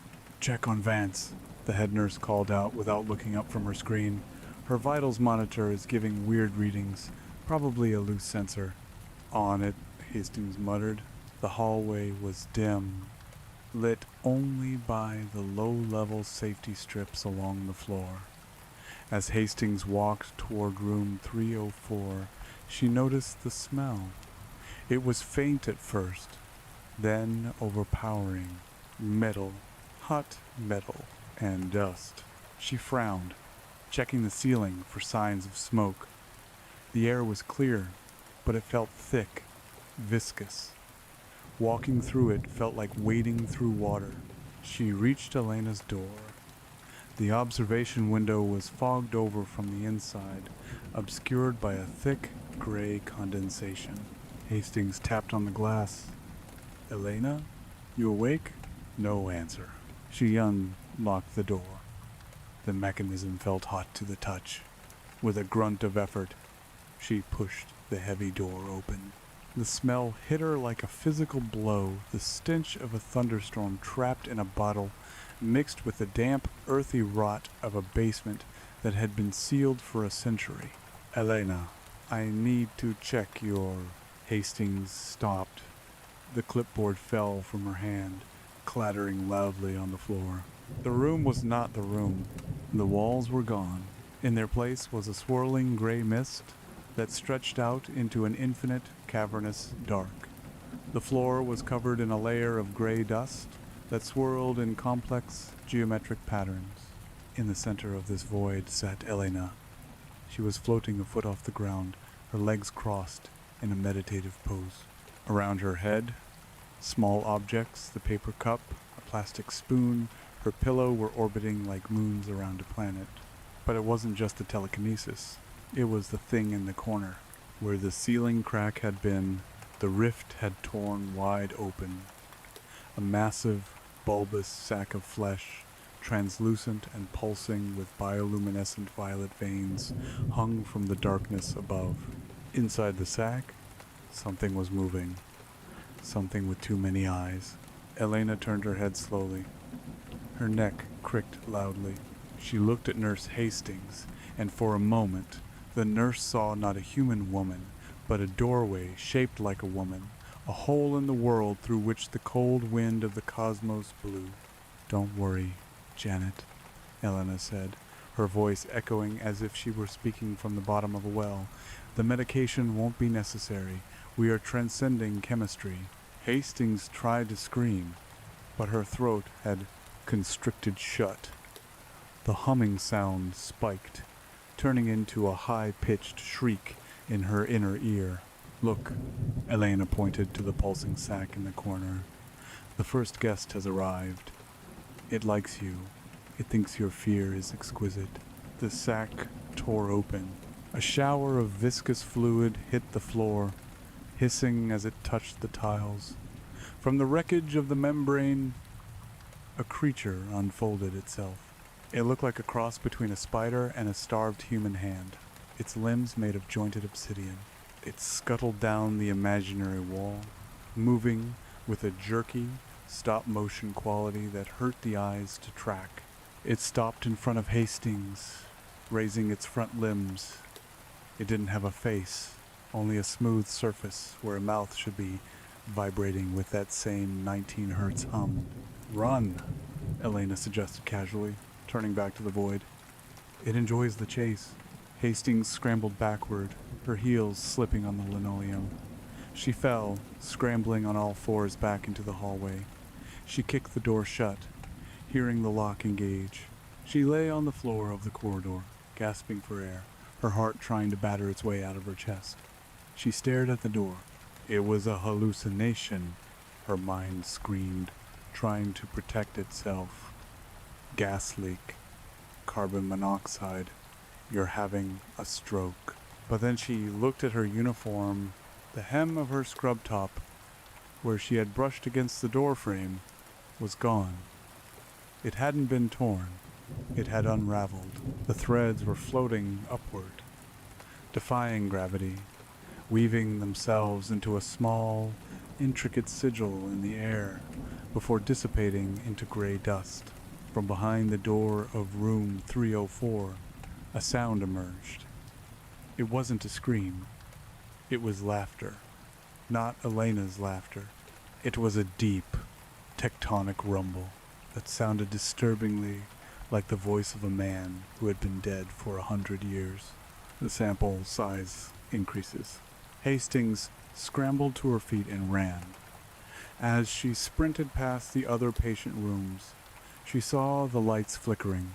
The shadows under the doors were stretching, reaching out into the hallway, grasping at her ankles.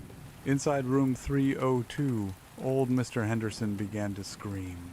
Inside room 305, the catatonic girl began to speak in a language that consisted only of vowels and clicking sounds. The infection was no longer contained. The lighthouse was beaming, and the ships were coming into the harbor. The next morning, Dr. Eris sat in his office, staring at the security footage on his monitor. He had watched the clip 10 times. At 2:03 a.m., Nurse Hastings is seen running from the secure wing. She is hysterical. But that wasn't what Eris was looking at. He was looking at the camera feed from the hallway itself. The camera was mounted on the ceiling, providing a wide-angle view of Ward C. At 2:02 a.m., just before Hastings runs, the geometry of the hallway shifts. The straight lines of the walls curve. The floor seems to bubble. For 3 frames of video less than 1/10 of a second, the hallway is not a hospital corridor. It is a stone tunnel, lit by violet torches, and standing at the far end of the tunnel, superimposed over the door to room 304, is a tall, shadow-draped figure wearing a Victorian frock coat. Eris paused the video on that frame. The figure was blurry, digital artifacts distorting the image. But the face was a white, cracked mask. Eris felt a wet drop hit his hand. He looked down. His nose was bleeding. The blood was dark, almost black, and it smelled of copper and ozone.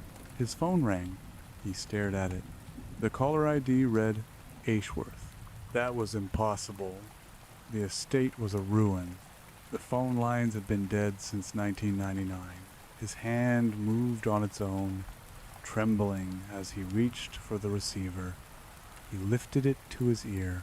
"Dr. Eris," he whispered. Static.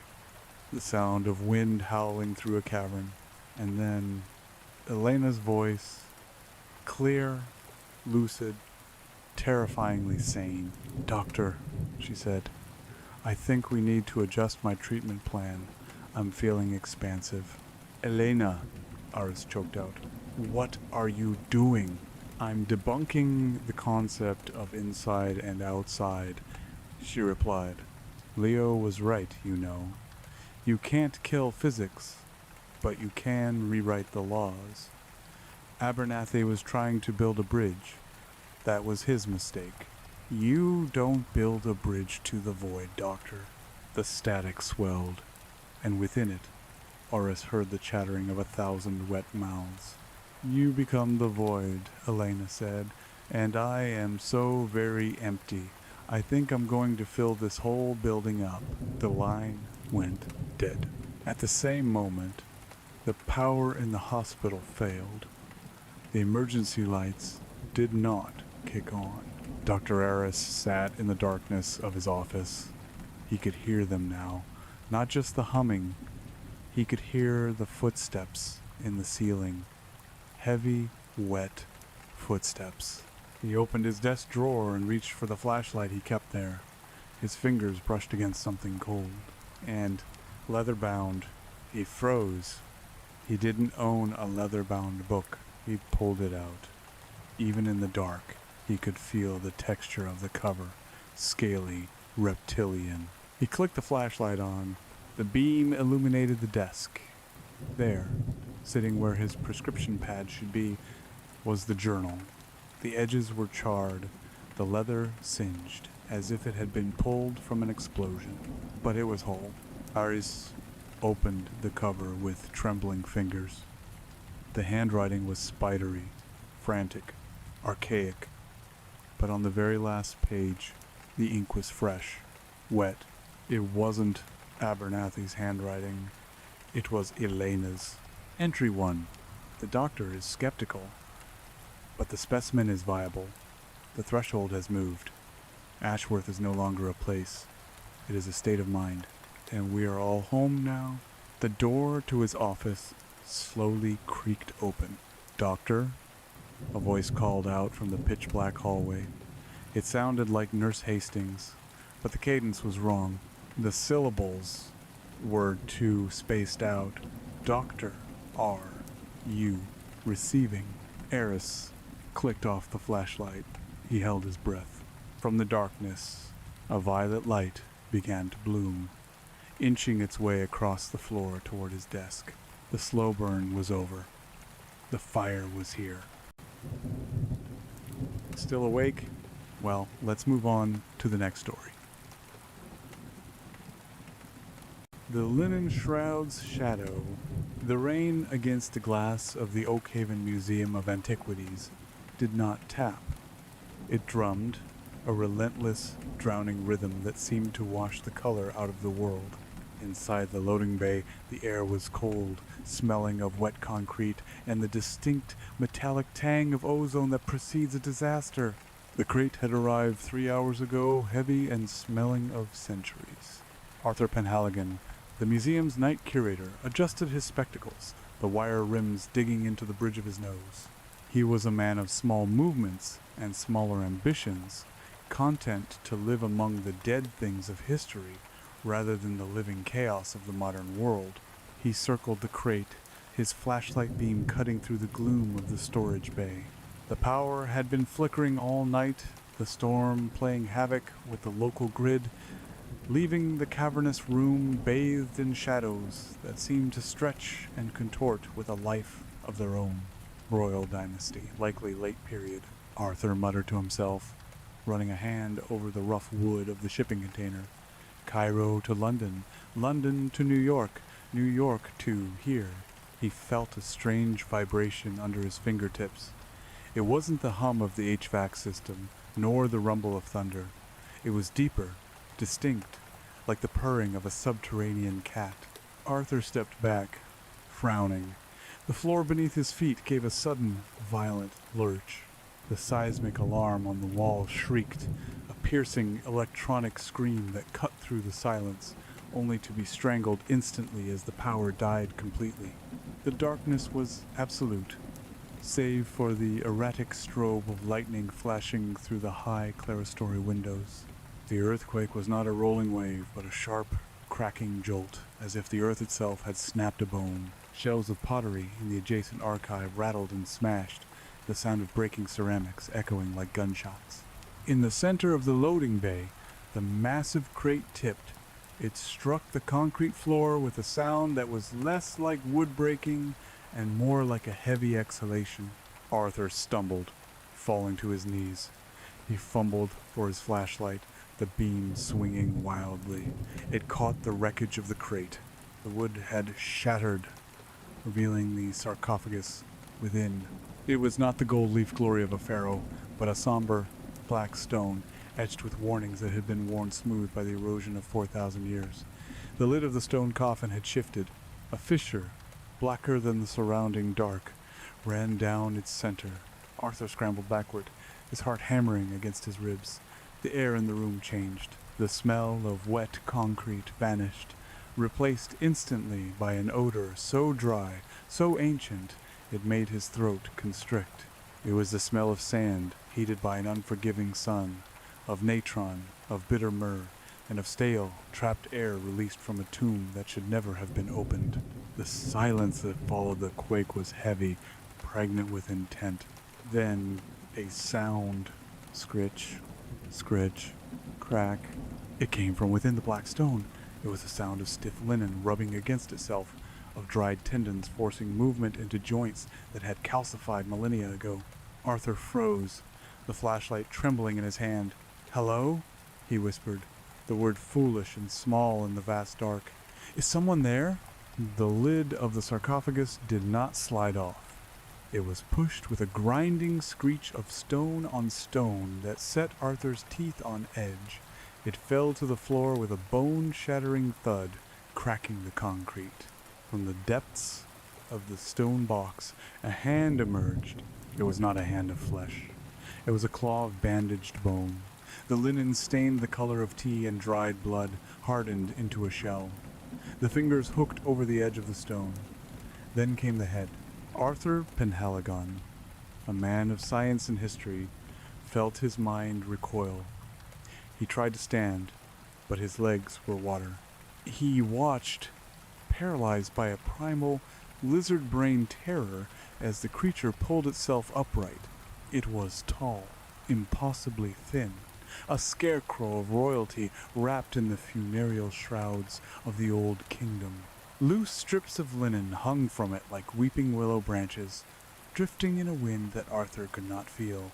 The face was a mask of horror, lips pulled back from teeth-stained brown, the nose collapsed, the skin pulled tight over the skull like parchment over a drum. But it was the eyes, or the lack of them, that froze Arthur's soul. The sockets were empty, filled only with a deep, swirling shadow, yet Arthur felt the weight of their gaze. The creature Imhotep, high priest of a temple long swallowed by the dunes, stepped out of the sarcophagus. His movements were jerky, insect-like, yet possessed of a terrifying fluidity. He tilted his head, the vertebrae cracking audibly. He was not alive, but he was undeniably present. Arthur found his voice. It was a high, thin, keen. He scrambled backward, his heels scraping on the floor, trying to reach the door. Imhotep turned. The creature did not run. He did not charge. He simply flowed, an accumulation of dust and intent. He crossed the distance between them in a blur of motion that the human eye could barely track. The cold, dry hand clamped around Arthur's throat. Arthur gagged, the smell of the tomb overwhelming him.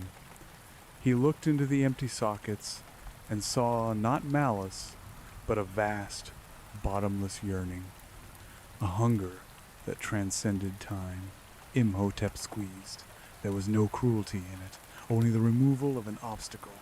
He dropped the curator's limp body to the floor, the sound lost in the renewed crash of thunder outside. The mummy stood over the corpse, inhaling deep, rattling breaths. He did not need air, but he needed the scent. He tasted the atmosphere of this strange, cold world. It was wet. It was loud.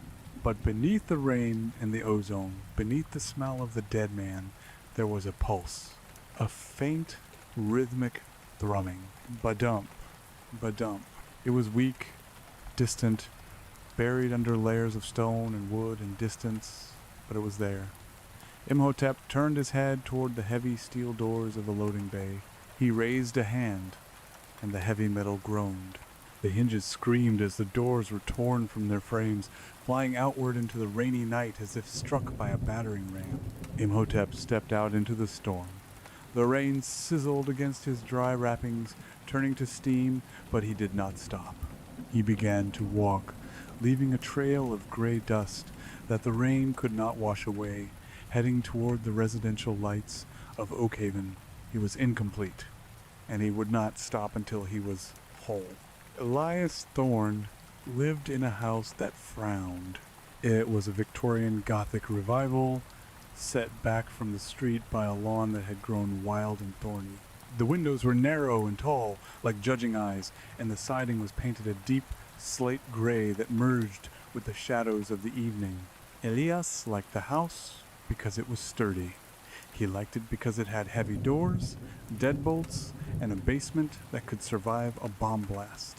Elias was a man defined by what he had lost. 3 years ago, he had been a father and a husband. Then came the fire, a faulty wire, a spark in the night, and a world reduced to ash. He had been the only one to make it to the lawn. Since then, he had become a curator of his own grief, barricading himself in Oakhaven, surrounded by objects that could not die because they had never lived.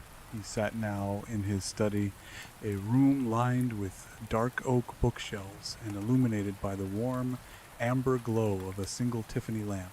The storm outside battered the house, wind howling down the chimney, but Elias felt safe in his fortress. He took a sip of whiskey, the liquid burning a pleasant path down his throat, and looked at the mantelpiece. There were many oddities there, a clock that ran backward, a dagger made of meteoric iron, but his eyes always settled on the centerpiece. He had bought it at an estate sale of an eccentric archaeologist 6 months ago. It was listed in the catalog simply as petrified organic matter, origin unknown. It was a lump of stone, roughly the size of a large grapefruit, encased in a glass bell jar. It was reddish-black, textured with veins of quartz and agate that looked disturbingly like arteries. It was ugly, fascinating, and heavy. Elias stared at it. Tonight, in the flickering light of the storm, the stone looked different. The reddish hues seemed deeper, more vibrant. Thump. Elias paused, his glass halfway to his mouth. The sound had come from the mantelpiece. He leaned forward, narrowing his eyes. Just the house settling, he muttered, a mantra he used often. Thump. No, it wasn't the house. He set the whiskey down and stood up, his knee joints popping a sound too similar to the dry crackling he didn't yet know was approaching his neighborhood. He walked to the mantel and peered through the glass of the bell jar. The stone sat on its velvet cushion. It was motionless. Yet there was a vibration in the wood of the mantel, a low-frequency hum that he could feel in his fingertips when he touched the shelf. Strange, he whispered. The lights in the study flickered. Once. Twice. Then they surged, burning with a blinding intensity before popping out completely. Elias stood in the darkness, the after-image of the bulb burning in his retina. Damn grid, he sighed. He wasn't afraid of the dark. He had lived in a metaphorical darkness for 3 years. He knew the geography of his room by heart. He reached into his pocket for his lighter, the flames sparking to life and casting dancing, long-legged shadows against the walls. He moved to head for the kitchen, where he kept the flashlights and the breaker box key, but as he turned, a chill passed through him. It wasn't a draft. The windows were sealed tight. It was a psychic cold, a sudden drop in emotional temperature that made the hair on his arms stand up. He looked back at the mantelpiece. Under the W, the suburb of Oakhaven was a labyrinth of winding streets and cul-de-sacs, designed to keep traffic out and peace in. Tonight, the peace was being flayed alive. Imhotep moved through the subdivision with a gait that defied physics. He did not run. He simply ceased to be in one spot and appeared in another, a flicker of motion in the strobe light storm. The streetlights that were still functioning buzzed angrily as he passed, the filaments glowing orange and dying as his presence drained the energy from the air. He was a walking blight. The manicured hedges he brushed against withered instantly, turning brown and crumbling to dust. The puddles he stepped in hissed and evaporated, leaving behind dry, cracked mud in the middle of a deluge. He turned onto Elm Street. A dog, a large German shepherd, chained in a yard, lunged at the fence, barking ferociously. Imhotep did not turn his head. He simply extended a finger. The dog whimpered, then fell silent. It backed away, tail between its legs, whining as it scrambled into its doghouse, overcome by an ancestral dread that predated domestication. Imhotep paused. He tilted his head to the sky, letting the rain batter his face. The connection was stronger here, the heartbeat. It was calling to him, a siren song of vitality. Mine, the thought echoed in a mind that was more dust than gray matter. The vessel, the center, the Ka. He started walking again, his linen wrappings trailing behind him like the train of a ragged king. Mrs. Gable, a widow who lived at 42 Elm, was peering out her window. She had heard the dog stop barking and found it odd. She wiped the condensation from the glass and squinted into the storm. She saw a figure standing under the street lamp. It looked like a homeless man, she thought, wrapped in dirty rags, tall, gaunt. Poor soul, she murmured, her charitable instincts warring with her suburban caution. Out in this weather, she watched as the figure turned. The street lamp above him exploded in a shower of sparks. Darkness swallowed the street. Mrs. Gable gasped. Then she smelled it. Even through the double-paned glass, the smell seeped in. It smelled like the crawl space under her house, but magnified 1,000 times. Decay, dry earth. She backed away from the window, her hand going to her throat. Who is that? The figure was moving toward her lawn. It didn't use the walkway. It walked straight through her prize-winning rose bushes, the flowers disintegrating into gray powder at the touch of the linen.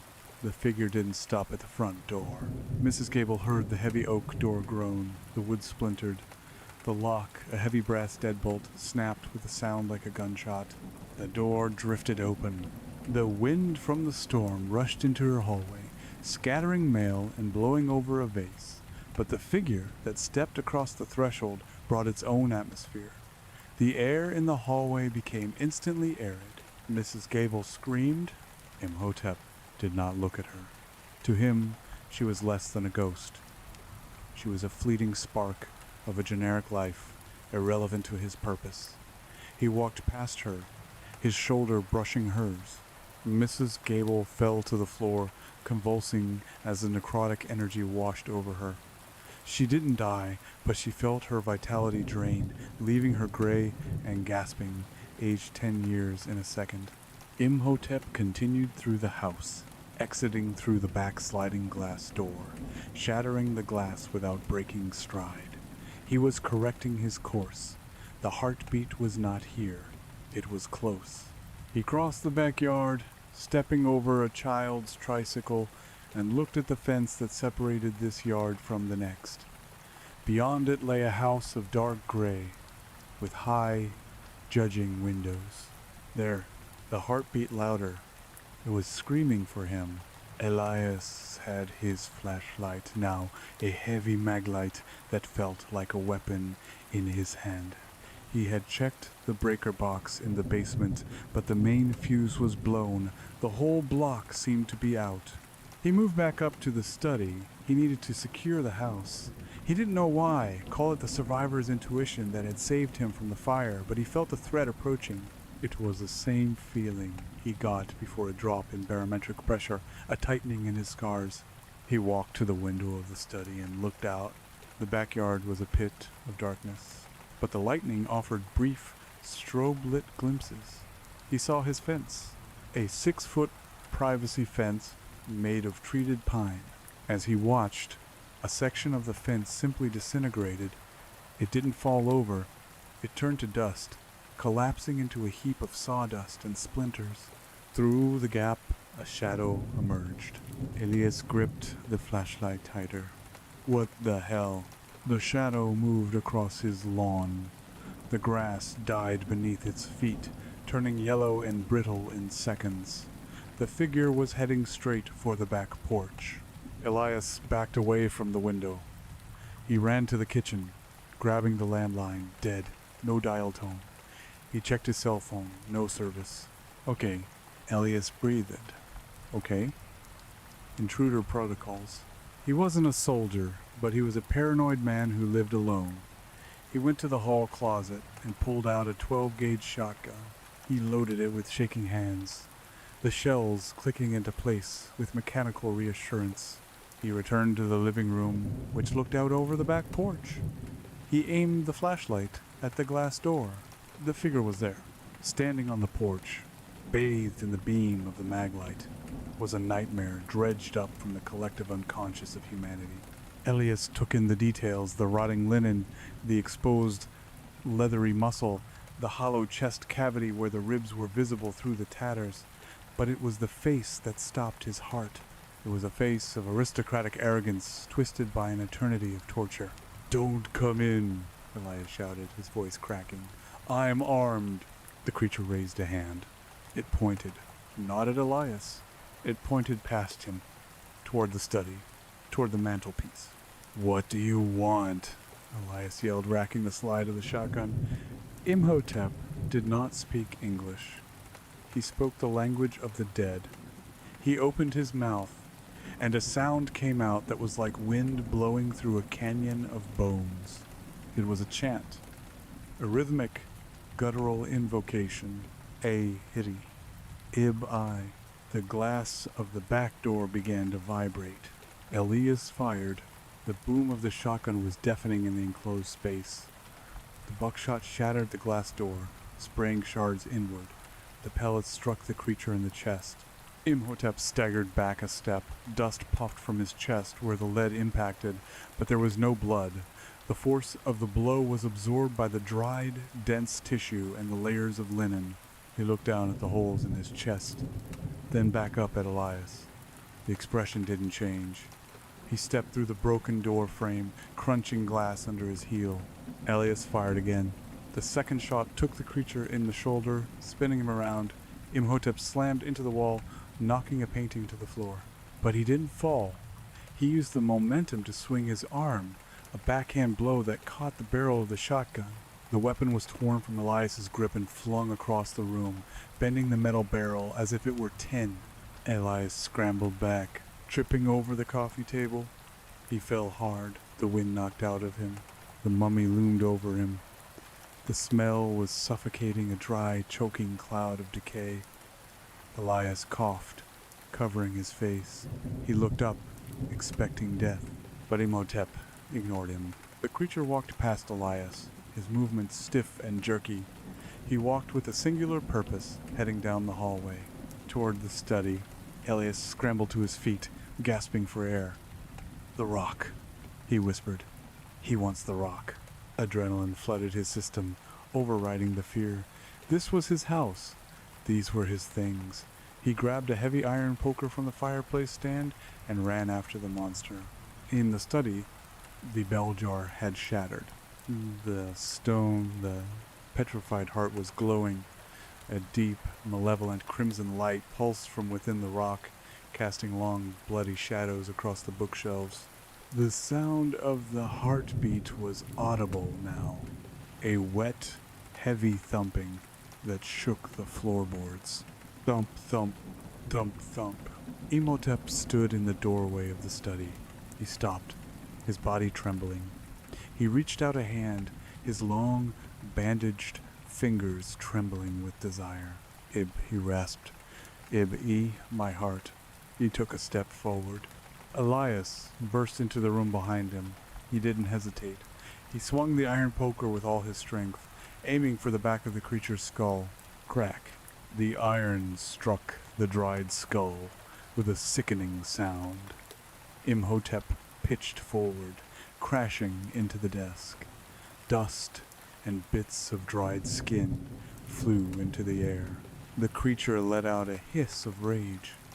He pushed himself up from the desk, turning to face Elias. The empty eye sockets seemed to flare with a green witch light. He raised a hand, palm open. Elias was lifted off his feet. An invisible force, like a heavy wind, slammed him against the bookshelves. Books tumbled down around him, hardcovers bruising his shoulders. He was pinned there, feet dangling inches from the floor, unable to breathe. Imhotep turned back to the mantelpiece. He approached the glowing heart. Elias struggled, clawing at the invisible hand, crushing his throat. He watched through watering eyes as the monster reached for the stone. As Imhotep's fingers brushed the surface of the heart, a shockwave rippled through the room. The Tiffany lamp exploded. The windows blew out, showering the room with rain and glass. Imhotep picked up the heart. It was large in his hand, pulsing in time with the creature's own jerky movements. He held it to his chest, to the gaping hole in his ribcage where the embalmers had removed his organs 4,000 years ago. He pressed it against the dried linen. Elias watched in horror as the stone began to sink into the creature's body.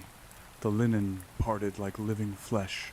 The dry, dusty cavity of the chest opened to receive it. The moment the heart was fully submerged, a change came over the room. The oppression lifted. Elias fell to the floor, gasping, the invisible grip vanishing. He looked up. Imhotep was standing straighter.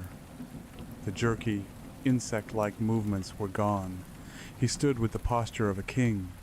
The dry, cracked skin began to knit together. The dust on the floor swirled up, drawn back into his body. The hollow cheeks filled out slightly. The empty sockets were no longer empty. Faint amber irises began to manifest in the darkness. Imhotep took a deep breath. It wasn't the rattling wheeze of a corpse, but the deep, powerful inhalation of a living man. He looked at his hands. He flexed his fingers. The linen wrappings were no longer a shroud of death, but a vestment of power. He turned slowly to look at Elias. Elias scrambled backward, backing into the corner of the room. He gripped the iron poker, though he knew it was useless. Imhotep regarded him. The ancient priest's face was still terrifying, a patchwork of regenerated flesh and ancient bone, but the mindless hunger was gone. It was replaced by a cold, sharp intelligence. He looked at Elias, then at the destruction in the room. He looked at the window where the storm was raging. For a moment, Elias thought the creature would speak. He thought he would pronounce a curse, or demand servitude, but Imhotep did neither. He simply nodded, a microscopic inclination of the head, an acknowledgement of the guardian of his heart. Then he turned. He walked to the window, the glass crunching under his sandals that had not been there a moment ago, manifested from the dust. He stepped out onto the ledge. The rain lashed at him, but he did not seem to notice. He looked out over the suburban sprawl of Oakhaven, at the electric lights, the cars, the world of the future. He was whole. He was awake. And the world was full of gods he did not know, gods he would have to tear down. Imhotep leaped. He didn't fall. He vanished into the storm, a shadow merging with the night, leaving behind only the smell of ozone and ancient spices. Elias sat on the floor of his ruined study for a long time. The rain blew in through the shattered window, soaking the carpet, ruining the books. He didn't move. The house was silent again. The oppressive hum was gone. The red light was gone. He looked at the mantelpiece. The velvet cushion where the petrified organic matter had sat was empty, save for a ring of gray dust. Elias began to laugh. It was a dry, jagged sound, devoid of humor. He laughed until his ribs ached, until the tears running down his face mixed with the rain on his skin. He had bought a heart at an estate sale, he had kept it on a shelf, and its owner had come to claim it. Slowly, painfully, Elias stood up. He walked to the window and looked out into the darkness. The storm was passing. The clouds were breaking, revealing a sliver of moon. The neighborhood was quiet, save for the distant sirens of emergency vehicles heading toward the museum and perhaps to Mrs. Gable's house. Elias reached into his pocket and pulled out his lighter.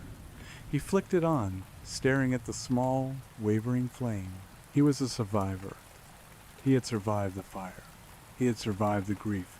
And now he had survived the past itself.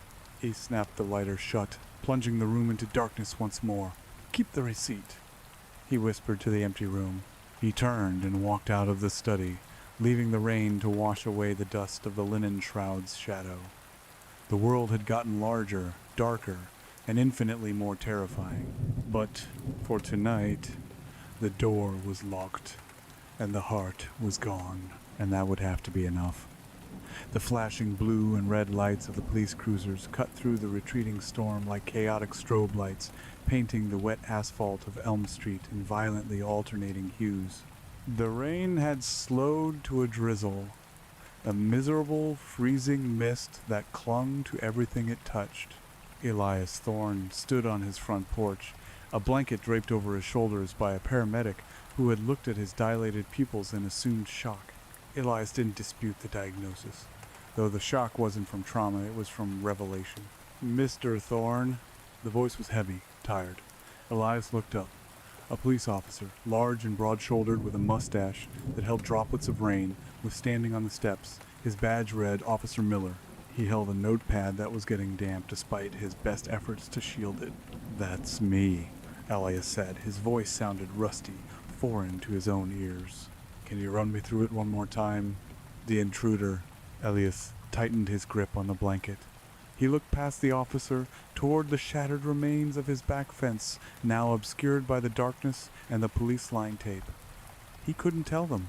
If he told them a 4,000-year-old Egyptian high priest had dissolved his fence, taken a blast of buckshot to the chest without flinching, and merged with a petrified heart before jumping out the window, they would put him in a padded room.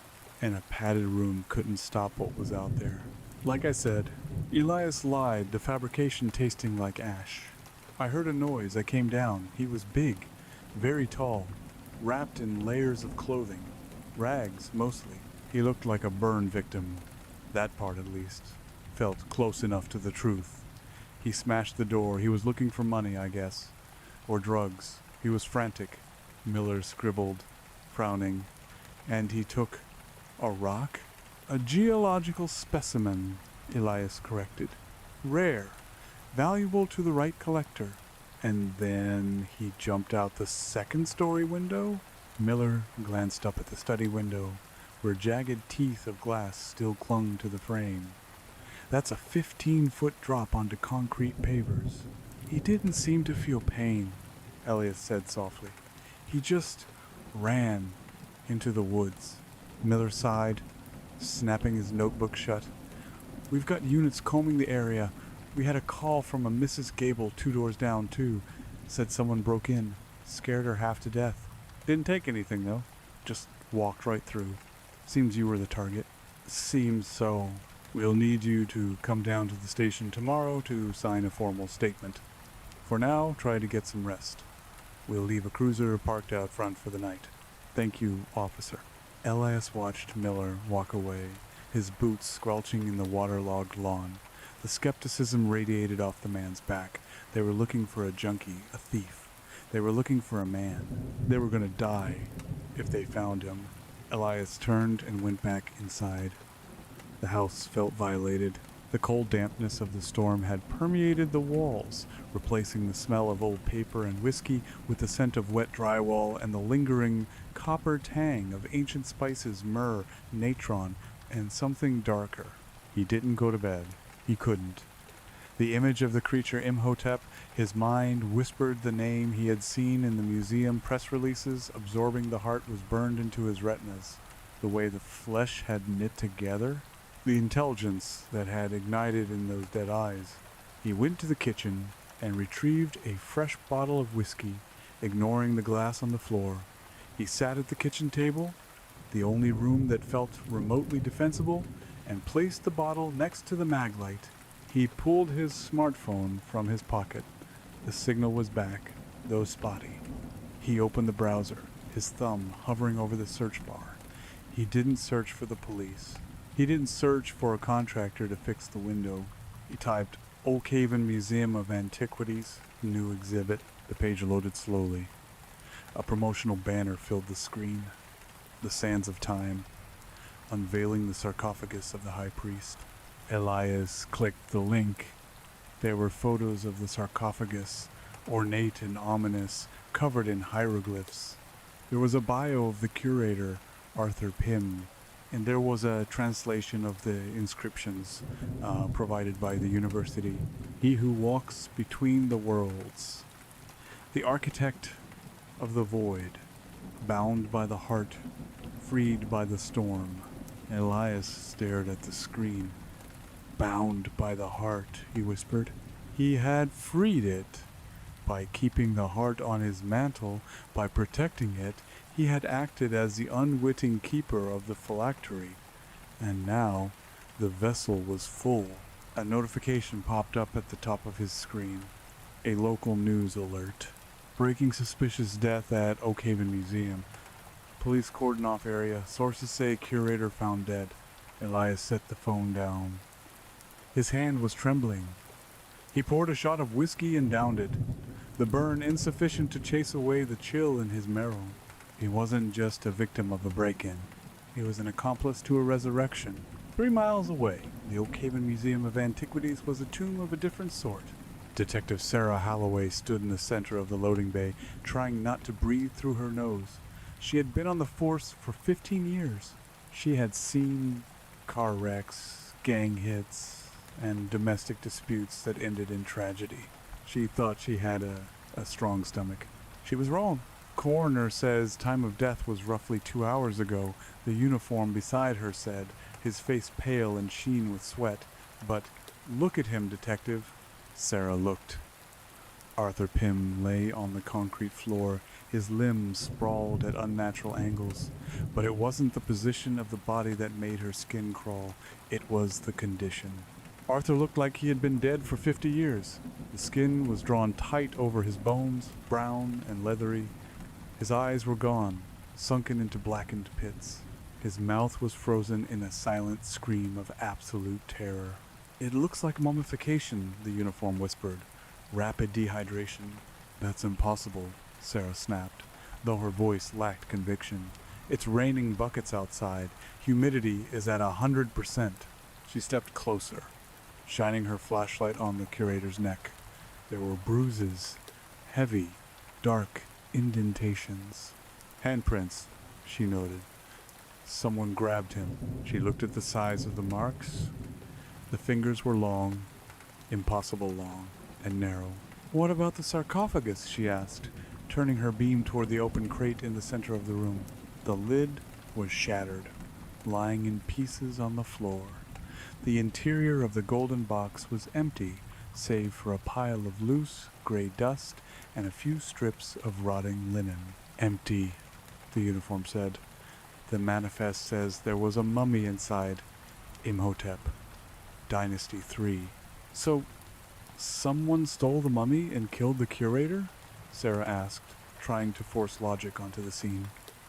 Desecrated the body to, what? Make it look like a curse? Maybe, the uniform said. But look at the doors. Sarah turned her beam to the loading bay doors. The massive steel shutters were bent outward, torn from their tracks as if a bulldozer had driven through them from the inside. A vehicle? Sarah mused. Did they drive a truck in here? No tire marks, detective. Just footprints. He pointed his light at the floor. In the layer of dust that coated the concrete dust that seemed to have exploded from the crate, there were footprints. They were bare feet, human-shaped, but flat, lacking an arch, as if the bones had settled over centuries. And they led out into the storm. Sarah felt a shiver trace its way down her spine. Get forensics in here. I want every inch of this dust analyzed. And get the security footage. Already checked, the uniform said. Cameras fried around 8 p.m., just static, but the audio kept recording for a minute. And? The officer hesitated. He looked at the desiccated corpse of Arthur Pym, then back at the detective. You need to hear it yourself, ma'am. It doesn't sound like a robbery. It sounds like eating. Sarah stared at him. Eating? Not flesh, the officer clarified, looking sick. Breath. It sounds like someone inhaling. Sarah turned away, walking toward the shattered doors. The night air was cold, but it felt cleaner than the air inside the bay. She looked out at the city lights of Oakhaven. "Put out an APB," she said quietly. "Stolen artifact? Human remains. Suspect is likely carrying them." Carrying the mummy? Or wearing it, she muttered to herself.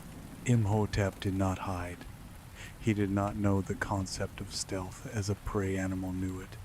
He knew only the stealth of the predator, the stillness before the strike. He walked along the shoulder of Route 9, the main artery connecting the suburbs to the older industrial district. The rain had washed the dust from his new skin, leaving him glistening in the sodium vapor glow of the streetlights. He was no longer a skeleton wrapped in rags. The heart had done its work. Muscles, lean and hard like twisted ropes, coiled beneath skin that was the color of bronze and slate. The linen wrappings had fused with him in places, becoming a part of his anatomy, a carapace of holy cloth, while in other places they flowed around him like royal robes. He was tall, towering over the few pedestrians who had been foolish enough to be out. But there were no pedestrians here, only the metal beetles, the roaring chariots of light and iron that sped past him, spraying water. He hated them. They were loud. They smelled of poison. A pickup truck swerved too close, its horn blaring a discordant note. The driver shouted something unintelligible. Imhotep stopped. He turned his head slowly. The truck skidded. The driver hadn't touched the brakes, but the vehicle reacted to the high priest's displeasure. The engine seized, the block cracking with a loud bang.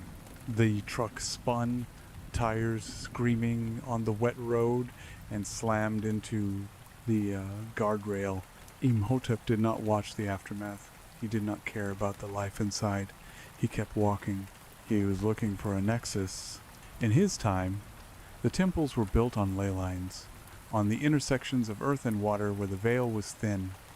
He could feel the currents of this world, but they were distorted, buried under concrete, choked by the webs of copper wire that strung the sky like vines. The electricity confused him, but it also intrigued him. It was a crude form of the lightning of Set. These people had enslaved the lightning, but they did not worship it. They wasted it. He needed a place to anchor himself.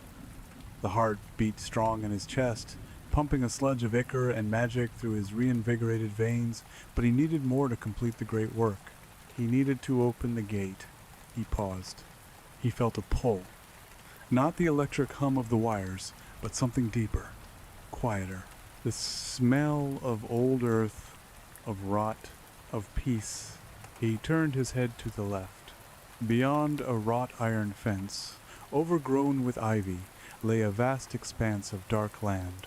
Stones jutted from the ground like broken teeth. A necropolis. Imhotep approached the gate. A sign hung there. Old Oakhaven Cemetery, Est, 1892. He placed his hand on the iron gate. The metal was cold, wet. He whispered a word, a sound that cracked the air like a whip. Unket. The lock mechanism inside the gate dissolved into rust in an instant. The gates creaked open, welcoming him. He stepped inside. The silence here was different. It was the silence of the waiting. He walked among the graves, his bare feet sinking into the soft, wet soil. He could feel them below him. The dead. They were weak. Their spirits were fragmented, lost, unpreserved. They had not been given the rites of Osiris. They were merely rotting meat and splintered bone. But they were many. Imhotep stopped in front of a large mausoleum near the center of the graveyard. It was a granite structure, trying to mimic the style of the Greeks, complete with pillars. The name Blackwood was carved into the lintel. He sensed a resonance here. The man buried within had touched the artifacts. He had touched the heart. Imhotep smiled, a grim expression that stretched his regenerating lips. This would do. This would be his temple. He raised his arms to the sky. The rain suddenly stopped falling in a circle around him, deflected by an invisible dome of will. "Slaves of the dust," he spoke, his voice gaining the timbre of a landslide. "Hear the voice of the high priest. The sleep is over." The ground beneath his feet trembled. Not an earthquake this time, but a localized vibration. The soil around the Blackwood mausoleum began to churn. A hand, stripped of flesh, thrust up from the mud near a headstone. Then another. Imhotep lowered his arms.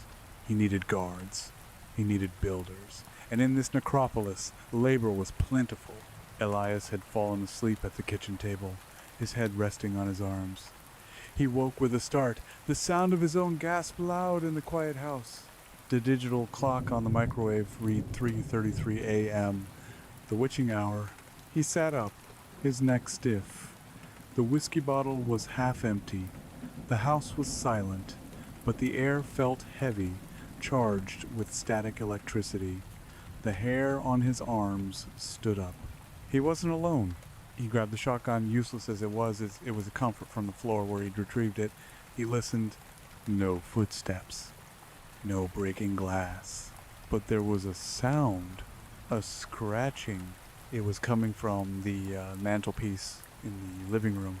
Elias moved slowly, creeping down the hallway.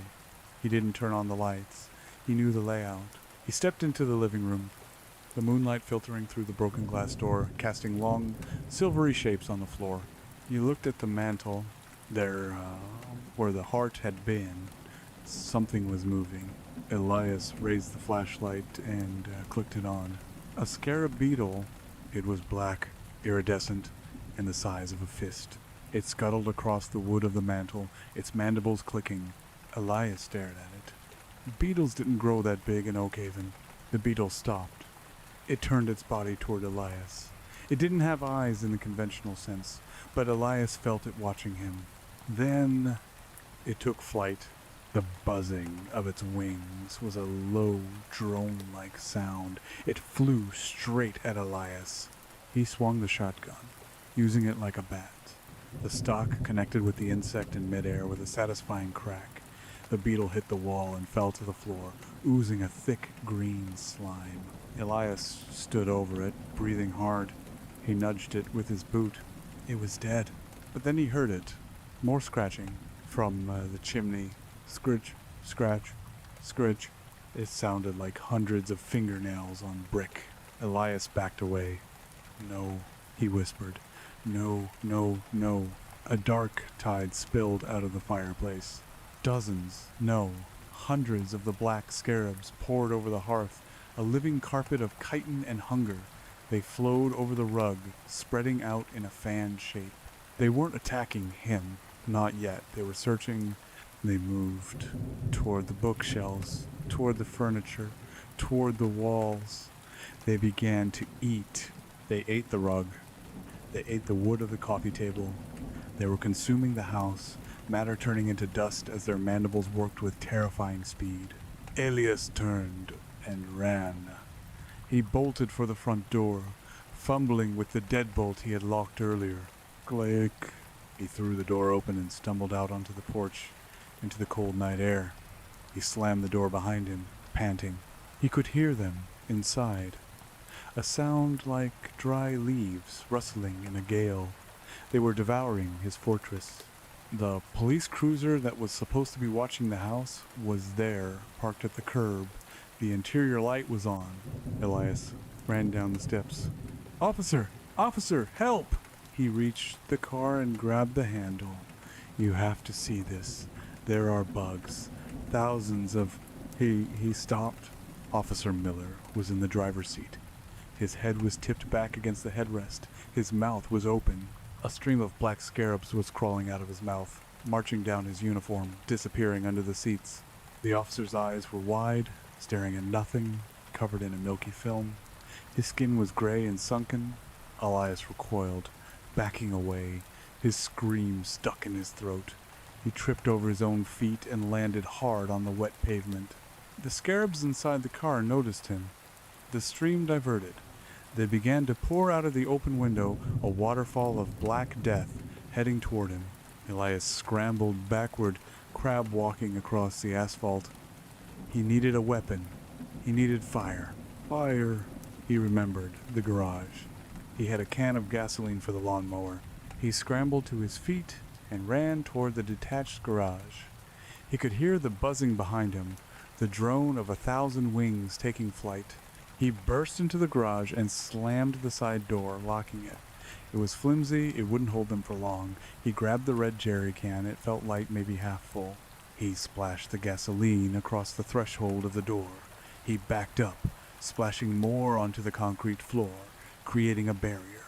The buzzing grew louder. The wood of the door began to splinter as mandibles chewed through it.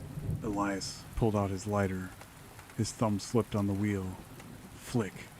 Spark. Nothing. "Come on," he begged. The door disintegrated. A black cloud erupted into the garage. Flick. The flame caught. Elias threw the lighter into the gasoline. Whoosh! A wall of orange fire roared to life, separating him from the swarm. The scarabs hit the flames and popped like corn, sizzling and falling. The smell of burning chitin mixed with gasoline fumes was acrid and nauseating. The swarm recoiled. They feared the fire. Elias stood on the other side of the flames, chest heaving. He watched as the beetles retreated, flowing back toward the house, back toward the dark. They were securing the perimeter. Elias realized then that Imhotep hadn't just left. He had left behind a garrison. He had claimed Elias's home as territory, and Elias was now a refugee in his own driveway. He looked at his house. The lights inside were flickering and dying as the beetles chewed through the wiring. The Victorian Gothic revival, his fortress against grief, was being consumed. He turned away, gripping the handle of the gas can, though he knew not to use it again yet. He walked toward his car, parked in the driveway. He fumbled for his keys, praying they were in his pocket. They were. He got in, locked the doors, and started the engine. He didn't turn on the headlights. He backed out of the driveway, past the dead police officer, past the house that frowned.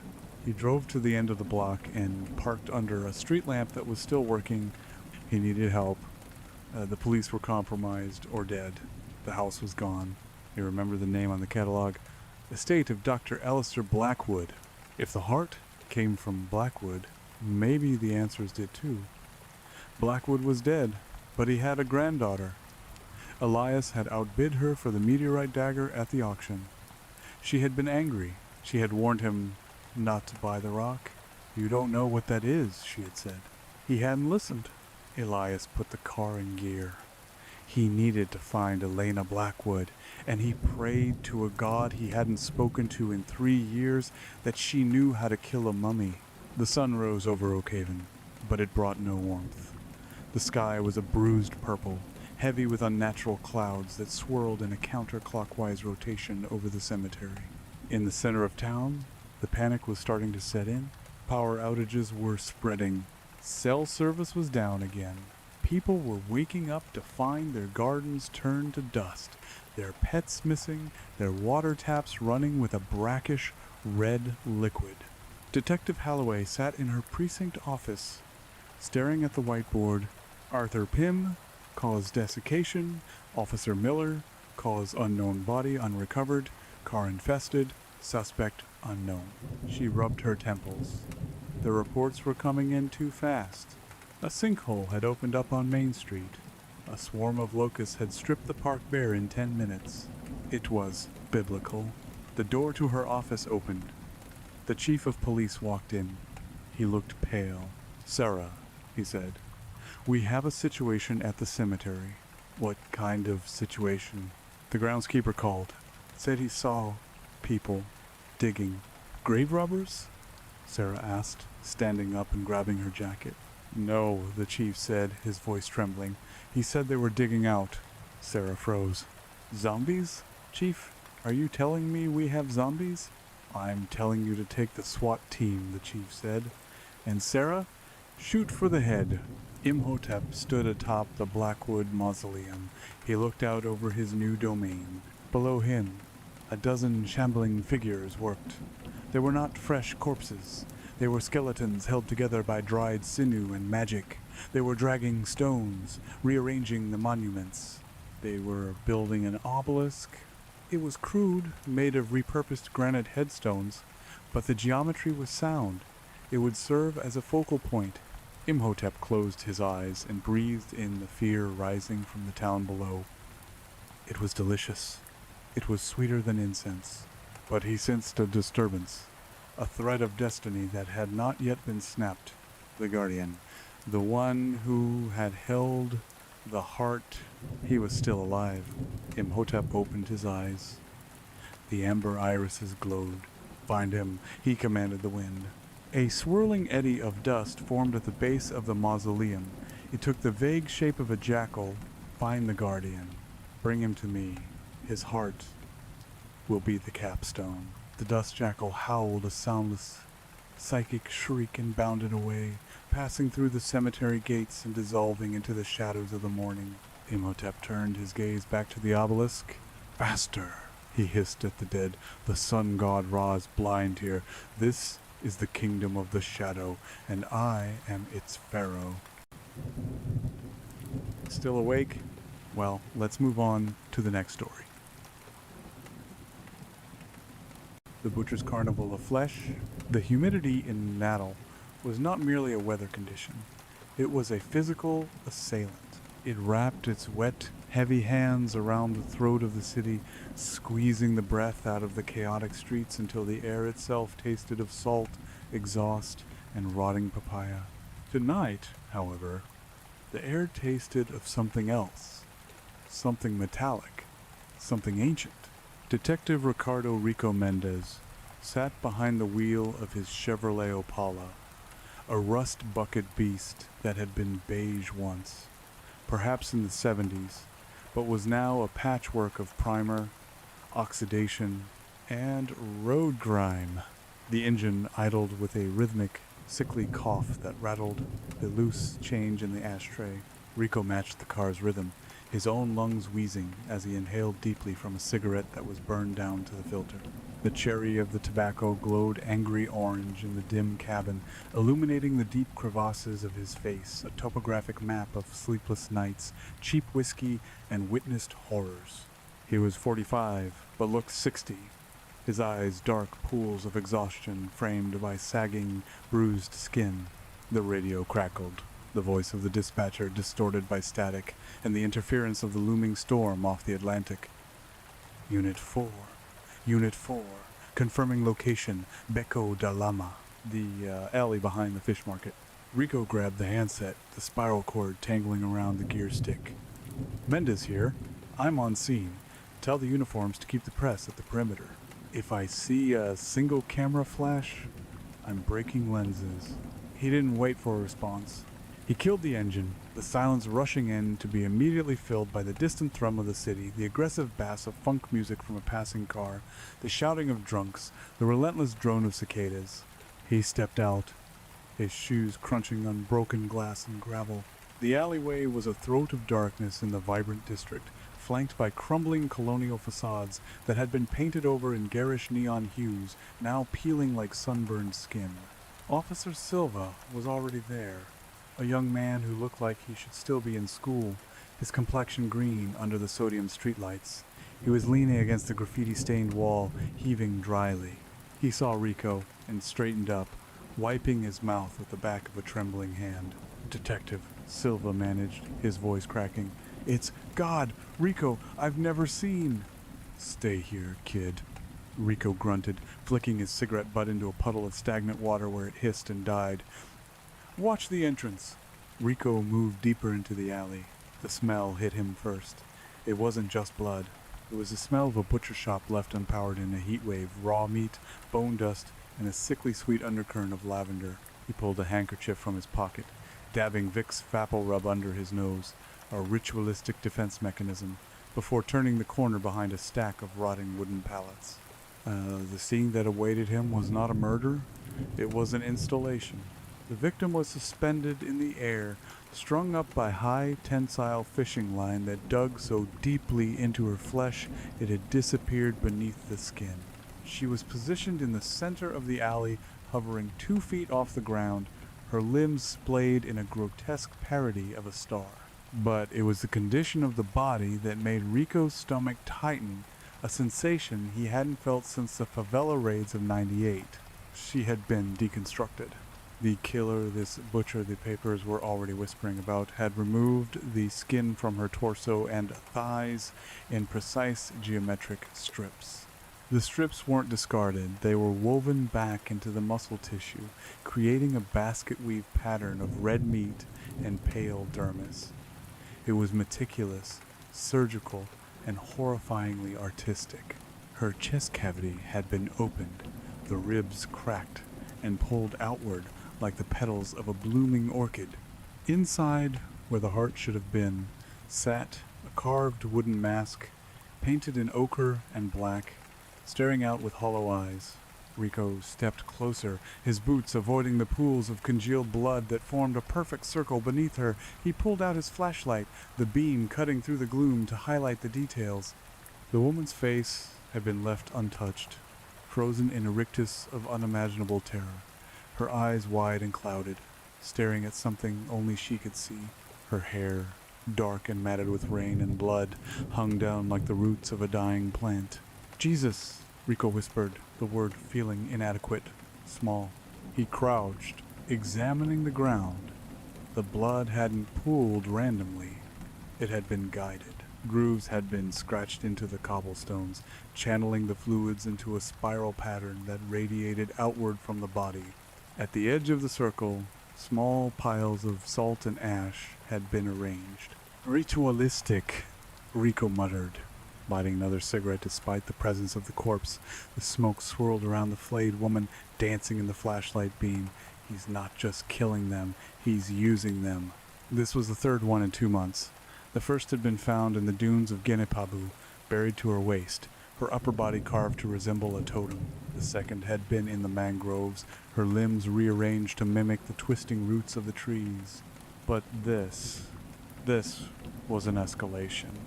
The weaving of the skin, the exposure of the ribs, this was a statement. The butcher was shouting now. Dr. Valeria Cruz arrived 20 minutes later, her heels clicking authoritatively on the pavement. She was a sharp, severe woman who treated the dead with more respect than the living. She carried her medical bag like a weapon. She stopped beside Rico, her eyes scanning the hanging horror. She didn't flinch. She never did. "The knots are nautical," she said, her voice flat. "Look at the wrists. Double half hitch. Whoever did this knows how to handle ropes and heavy loads." "Fisherman?" Rico asked, blowing smoke away from her. "Or a sailor? Or a dock worker?" "Natal is full of them," she replied, snapping on a pair of blue latex gloves. She stepped carefully into the circle, avoiding the blood grooves. She reached up, gently touching the exposed muscle of the victim's thigh. Post-mortem lividity suggests she's been dead for at least 6 hours. But the flaying... Rico, this was done ante-mortem. Rico froze. "She was alive?" "For the beginning of it," Valeria said, her voice dropping an octave. "There's hemorrhaging in the subcutaneous tissue around the initial incisions. He started peeling her while her heart was still beating. He wanted the blood to flow. He needed the color." Rico felt a cold sweat break out on his back, despite the suffocating heat. He looked at the woman's face again. The terror wasn't just from the moment of death. It was a chronicle of hours of agony. "The mask," Rico pointed with his chin. "Is it indigenous?" Valeria peered into the open chest cavity. "It looks Potiguara in style, but modified, distorted. The Potiguara masks were for celebration, for war, for harvest. This," she tilted her head, "the mouth is sewn shut with twine, and the eyes of the mask are made of glass." "He replaced her heart with a mask," Rico said, the symbolism heavy and opaque. "Why? To hide the soul? Or perhaps Valeria looked at him, her dark eyes reflecting the grisly scene, to suggest she didn't have one, or that he took it. Rico turned away, walking back toward the alley entrance. The city noises seemed louder now, mocking. Somewhere in the labyrinth of Natal, a man was washing blood off his hands, perhaps eating a meal, perhaps planning the next installation. Rico felt the weight of his gun in his shoulder holster, a comforting but useless weight. You couldn't shoot a nightmare. You couldn't arrest a myth. Get her down, Rico called back, his voice gravel. And get that mask to the lab. I want to know where it came from. I want to know what wood it is. I want to know who painted it. Where are you going? Valeria asked, her hands already busy with the fishing line. To find a drink, Rico said, and then to find a ghost. The archives of the Camara Cascudo Museum were a tomb of paper and dust, a stark contrast to the humid, fleshy reality of the streets. The air conditioning hummed with a desperate intensity, trying to preserve the crumbling history of Rio Grande Norte. Rico sat at a long wooden table, a mountain of books and folders spread out before him. The bottle of cheap whiskey he kept in his coat pocket was significantly lighter. He was looking for patterns. The butcher's work was steeped in folklore, twisted and darkened, but recognizable. The first victim in the dunes reminiscent of the boitata, the fire serpent, protecting the fields. The second in the mangroves, the curupira, perhaps with the backward feet, guardian of the forest. And the third, the weaving of flesh, the mask in the chest. He turned the page of a brittle, leather-bound volume titled Rituals of the Northern Coast, 1600 to 1800. The text was dense, written in archaic Portuguese, detailing the collision of indigenous beliefs with Portuguese Catholicism and African candomblé. His finger traced a woodcut illustration. It depicted a figure, human in shape but monstrous in proportion, standing over a prostrate victim. The victim's chest was open. The figure held a mask. The caption read, O Purificador de Carne, the purifier of flesh. Rico leaned in, squinting. The text described a fringe sect, a violent offshoot of a local tribe that had been eradicated by the Portuguese colonists in the late 17th century. They believed that the land absorbed the sins of the people. To cleanse the land, one had to open the vessel of the sinner, remove the corrupted heart, and replace it with the visage of the ancestors, so the old spirits could reclaim the body. The ritual required 5 sacrifices, 5 vessels to hold the 5 sorrows of the earth: greed, lust, betrayal, apathy, and wrath. Greed, lust, betrayal, Rico muttered, counting on his nicotine-stained fingers. 3 down, 2 to go. He scanned the text for names. Who had eradicated this sect? Who had slaughtered the practitioners of the purification? His eyes stopped at the bottom of the page. The leader of the colonial expedition, the man who had burned the village and put the shaman to the sword, was listed as Capital Mor João Alvarez Mendez. Rico stopped breathing for a moment. Mendez. It was a common name. Extremely common. It could be a coincidence. But in his gut, in the place where the fear lived, Rico knew it wasn't. The butcher wasn't just killing random women from the underbelly. He was reenacting a vengeance 300 years in the making, and Rico was the descendant of the executioner. He slammed the book shut, dust motes dancing in the air. He needed to talk to Professor Camargo. The old man was the foremost expert on local occult history, a recluse who lived in a decaying mansion in the upper city. Rico left the museum, the heat of the day slapping him in the face as he stepped onto the sidewalk. The sun was setting, painting the sky in bruises of purple and red. The shadows stretched long and thin, like fingers grasping for him. He got into the Opala, the engine roaring to life with a protest. As he drove through the snarled traffic of the Via Costera, the ocean crashing against the rocks to his right. Rico couldn't shake the feeling of being watched. He checked his rearview mirror. A black sedan was 2 cars back. It had been there since he left the precinct earlier that day. Or had it? Paranoia was a standard issue for homicide detectives, but this felt different. This felt predatory. He swerved suddenly, cutting across 2 lanes to take the exit toward the historic center. The sedan didn't follow. Rico exhaled, wiping sweat from his forehead. Just nerves. Just the whiskey and the lack of sleep. He arrived at Professor Camargo's house as the last light faded. The house was a monstrosity of colonial architecture, covered in ivy that looked like it was slowly strangling the brickwork. The iron gate was rusted shut, but the pedestrian door was unlocked. Rico pushed through, walking up the overgrown path. He knocked on the heavy oak door. No answer. He knocked again, harder. "Professor, it's Detective Mendes." Silence. Then, the sound of a bolt sliding back. The door creaked open, revealing a hallway swallowed by darkness. "Enter," a voice croaked from the shadows.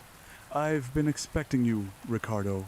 Rico stepped inside, his hand hovering near his gun. The house smelled of old paper and cat litter. Professor Camargo emerged from a side room, a small, withered man in a velvet smoking jacket that had seen better decades. He held a candelabra, the flames casting flickering shadows on his wrinkled face. "You know why I'm here," Rico said, skipping the pleasantries. "The butcher," Camargo said, turning and walking back into the study. Rico followed. The room was lined floor to ceiling with books, artifacts, shrunken heads, and jars containing things that shouldn't be preserved, or as the papers call him, a crude name. He considers himself an artist, a priest. "He's flaying women alive, Camargo. He's making sculptures out of them." "He is making reliquaries," Camargo corrected, sitting in a leather armchair that seemed to swallow him. "He is preparing the vessels." "Vessels for what?" "For the return, for the cleansing." Camargo pointed a bony finger at Rico. "You found the name, didn't you? In the archives? Joe Alvarez Mendez. My ancestor? Your great-great-great-grandfather. A brutal man. A man who believed that civilization could only be built on a foundation of blood. He slaughtered the keepers of the red mangrove. He thought he killed their god. But you cannot kill an idea, Ricardo. You can only bury it. And things buried in the swamps of Natal, they have a way of rising when the tide is high." Rico paced the room, his agitation growing. "So this is personal? He's taunting me?" "No," Camargo laughed, a dry, rattling sound. "He doesn't care about you, Ricardo, not as a person. You are just a key, a component. The blood of the oppressor must witness the resurrection of the oppressed. You are the audience for his masterpiece." "Who is he?" Rico demanded, slamming his hand on the desk. "Give me a name." "I don't have a name," Camargo said softly, "but I know where he hunts. He hunts where the city is broken. He hunts the invisible women, the ones no one misses until they are art." "He's looking for the 4th victim," Rico said. "Apathy. Who represents apathy?" "Someone who sees but does not act. Someone who is numb." Camargo's eyes bore into Rico's. "Or perhaps the victim represents the city's apathy toward the suffering of its own daughters." Rico's phone buzzed. He ignored it. "The location?" Rico pressed. "Where will he take her? The ritual needs specific ground." The first was sand. The second was mud. The third was stone, Camargo mused. Earth, water, mineral. The fourth must be air or fire. "Fire," Rico said, thinking of the burning slums, the trash fires in the landfills. "Where is the highest point in the city, or the hottest?" "The old lighthouse," Camargo whispered. "May Luisa. It watches over the ocean. It guides the ships. But it is also a place of wind and height." Rico turned to leave. "If you're wrong, Camargo, I am never wrong about the old ways, Ricardo. I am only wrong about men. Be careful. The butcher is not working alone. Rico paused at the door. What do you mean? He has the city with him. The darkness of Natal is his ally. The shadows will hide him. The noise will mask the screams. You are fighting the city itself. Rico stepped out into the night. The air was cooler now, but the wind had picked up, whipping the palm trees into a frenzy. He checked his phone. 5 missed calls from the station. 1 text from Silva. Another one reported missing. Girl named Clara. Works the corner near the port. Rico cursed and keyed the ignition. The Opala roared. He drove toward the lighthouse, the beacon cutting through the dark like a cyclops eye. He felt the weight of history pressing down on the roof of his car. He was driving into a trap. He knew it. But the moth cannot help but fly toward the flame, and Rico Mendez had been burning for a long time. Rico's investigation into the Ayara mythos led him to the docks of Ribera at 3 a.m. before he could commit to the lighthouse theory. He needed confirmation on the knots. The port was a skeletal, industrial wasteland at this hour, huge cranes standing like dormant dinosaurs against the moonlit sky. The smell here was diesel and dead fish. He was looking for a man named Ovelha, a fence who dealt in stolen nautical equipment and occasionally information.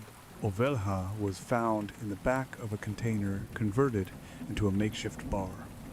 He was a small man with woolly gray hair and eyes that darted around like trapped flies. Rico, my friend, Ovelha grinned, revealing gold-capped teeth. You look like death warmed over. Cut the crap, Ovelha. I need to know about the knots. Rico slammed a photo of the victim's bound wrists onto the crate that served as a table. Ovelha squinted at the photo. His grin vanished. He pushed the photo away.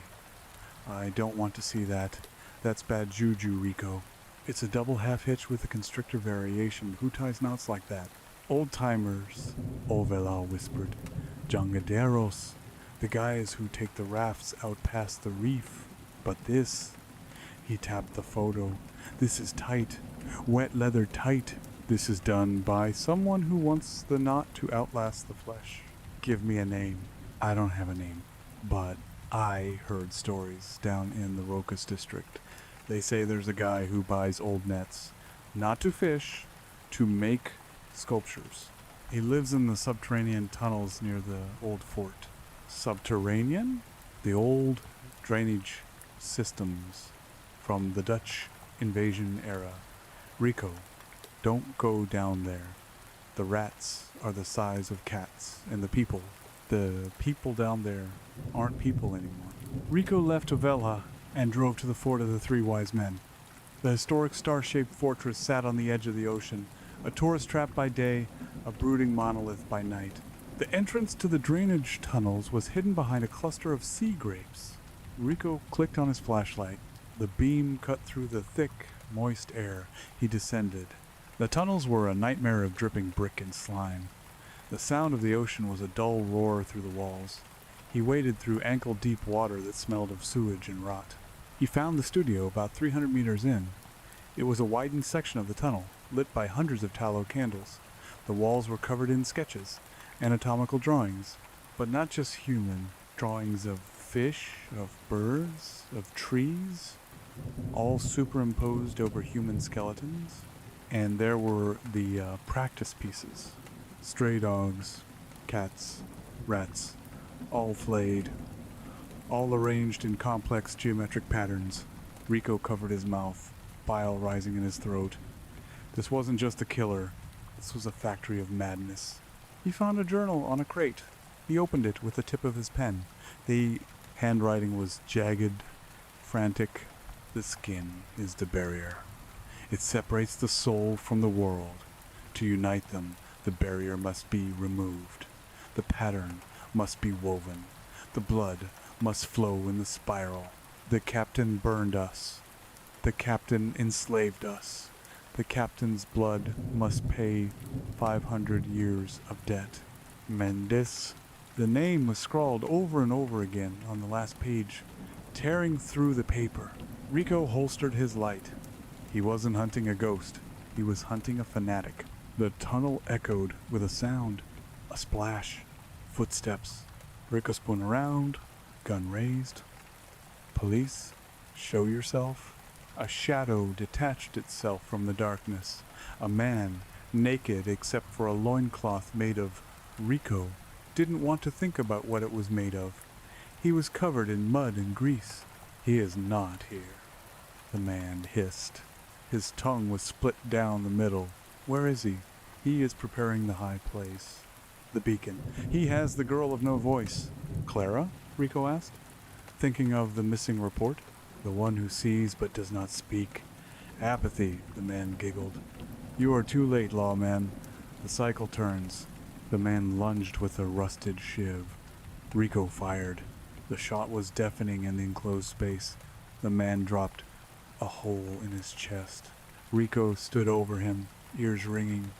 The man looked up, blood bubbling on his lips. The spiral, he gurgled, is you. Rico ran. He ran back through the sludge, back to the surface, back to the air. He had to get to the lighthouse. The drive to the lighthouse was a blur of traffic violations and internal screaming. Rico's mind was fracturing. The stress, the lack of sleep, the ancestral guilt, it was all mixing into a toxic cocktail. He started seeing things on the side of the road.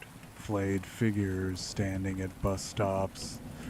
The neon signs of the motels reading guilty instead of open. He looked at his hands on the steering wheel. For a second, they looked like the butcher's hands, covered in blood. He blinked, and they were normal again, just nicotine-stained and shaking. Get a grip, Mendez, he growled. You crack now, she dies. But the doubt wormed its way in. Was Camargo right?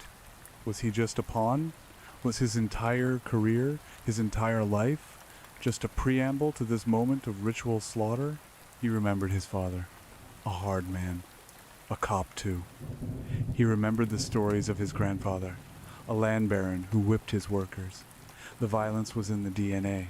It was in the marrow. Maybe the butcher wasn't the enemy. Maybe the butcher was the surgeon, trying to cut the cancer out of the Mendez line. No. Rico slammed his hand on the dashboard. I am not them. I am the shield. He clung to that thought like a drowning man to a plank. He was the shield. He protected the weak. That was his penance. That was his redemption. The district of Maine Louisa clung to the side of a massive sand dune, a labyrinth of brick houses, narrow staircases, and winding alleys that defied city planning. At the top stood the lighthouse, a white spire piercing the night sky. Rico parked the Opala at the base of the access road. The incline was too steep, the roads too narrow. He drew his weapon, checking the chamber. A .38 special, reliable, loud. He began the climb. The wind howled through the favela, rattling corrugated tin roofs and whistling through the gaps in the brickwork. It sounded like voices, like screaming. He moved tactically, hugging the walls, his eyes scanning every doorway, every rooftop. The neighborhood was quiet, suspiciously so. The locals knew when predators were about. They went to ground. As he neared the lighthouse, the smell hit him again, that same sickly sweet lavender and copper. It was coming from an abandoned construction site adjacent to the lighthouse grounds, a skeletal structure of concrete pillars and rebar that had been halted years ago due to lack of funds. A monument to corruption. Rico slipped through a gap in the construction fence. The wind was ferocious here, tearing at his coat. He saw a flicker of light on the third floor of the concrete skeleton. A candle? A flashlight? He climbed the rough concrete stairs, his gun leading the way. His heart hammered against his ribs, a frantic drumbeat. Greed, lust, betrayal, apathy. The construction site at the lighthouse was a symphony of hazards. Rebar stuck out of the concrete like punji sticks.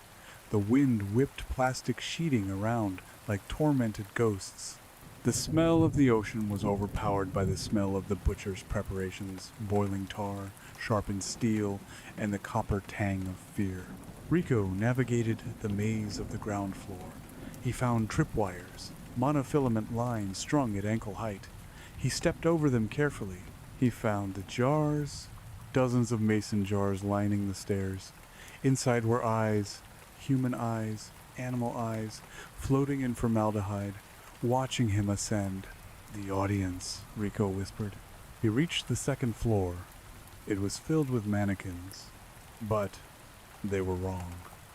They were covered in raw meat, steaks, chops, offal, pinned to the plastic forms. They were rotting in the heat. The flies were a black cloud. The sound of their buzzing was a drone that vibrated in Rico's teeth. "Come up, cousin," the voice drifted down from above. "The meat is spoiling. We must finish the work." Rico gagged, pulling his collar up over his nose. He climbed the final stairs to the roof, to the confrontation that would end one monster and birth another. He reached the third floor.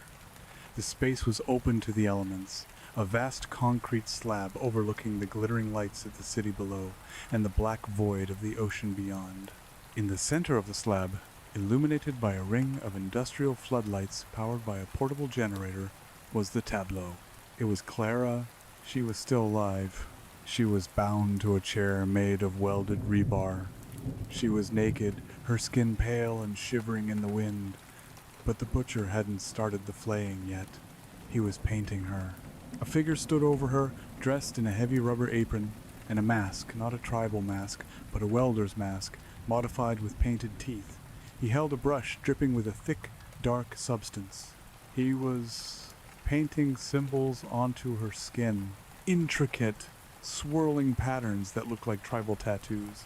"Police," Rico screamed, leveling his gun. "Step away from her, now!" The figure froze. The brush hovered inches from Clara's collarbone. The girl whimpered, her eyes taped shut, a gag in her mouth. The butcher turned slowly to face Rico. The welder's mask reflected the floodlights, a blank, obsidian face. "You are early, detective." The voice was muffled, distorted by the mask.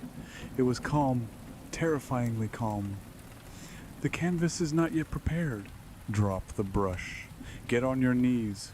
Rico's hands were steady, but his mind was racing. The figure was huge, broad-shouldered, moving with a heavy hydraulic grace. "You are Mendez," the butcher said. "The blood of the burner. You have come to watch. I came to end this." "End?" The butcher laughed. "This is a cycle, detective. A wheel. It turns. Your ancestor turned it one way, I turn it the other. We are colleagues." "I am nothing like you." "Are you not?" The butcher took a step toward him. "Do you not hunt the wicked? Do you not wade through filth to find truth? I merely reveal what is underneath. I peel back the lies. Take another step, and I drop you. Shoot me, and the mechanism triggers," the butcher said, gesturing to the chair. Rico looked closer. A wire ran from the butcher's ankle to a trigger beneath the chair. "Explosives?"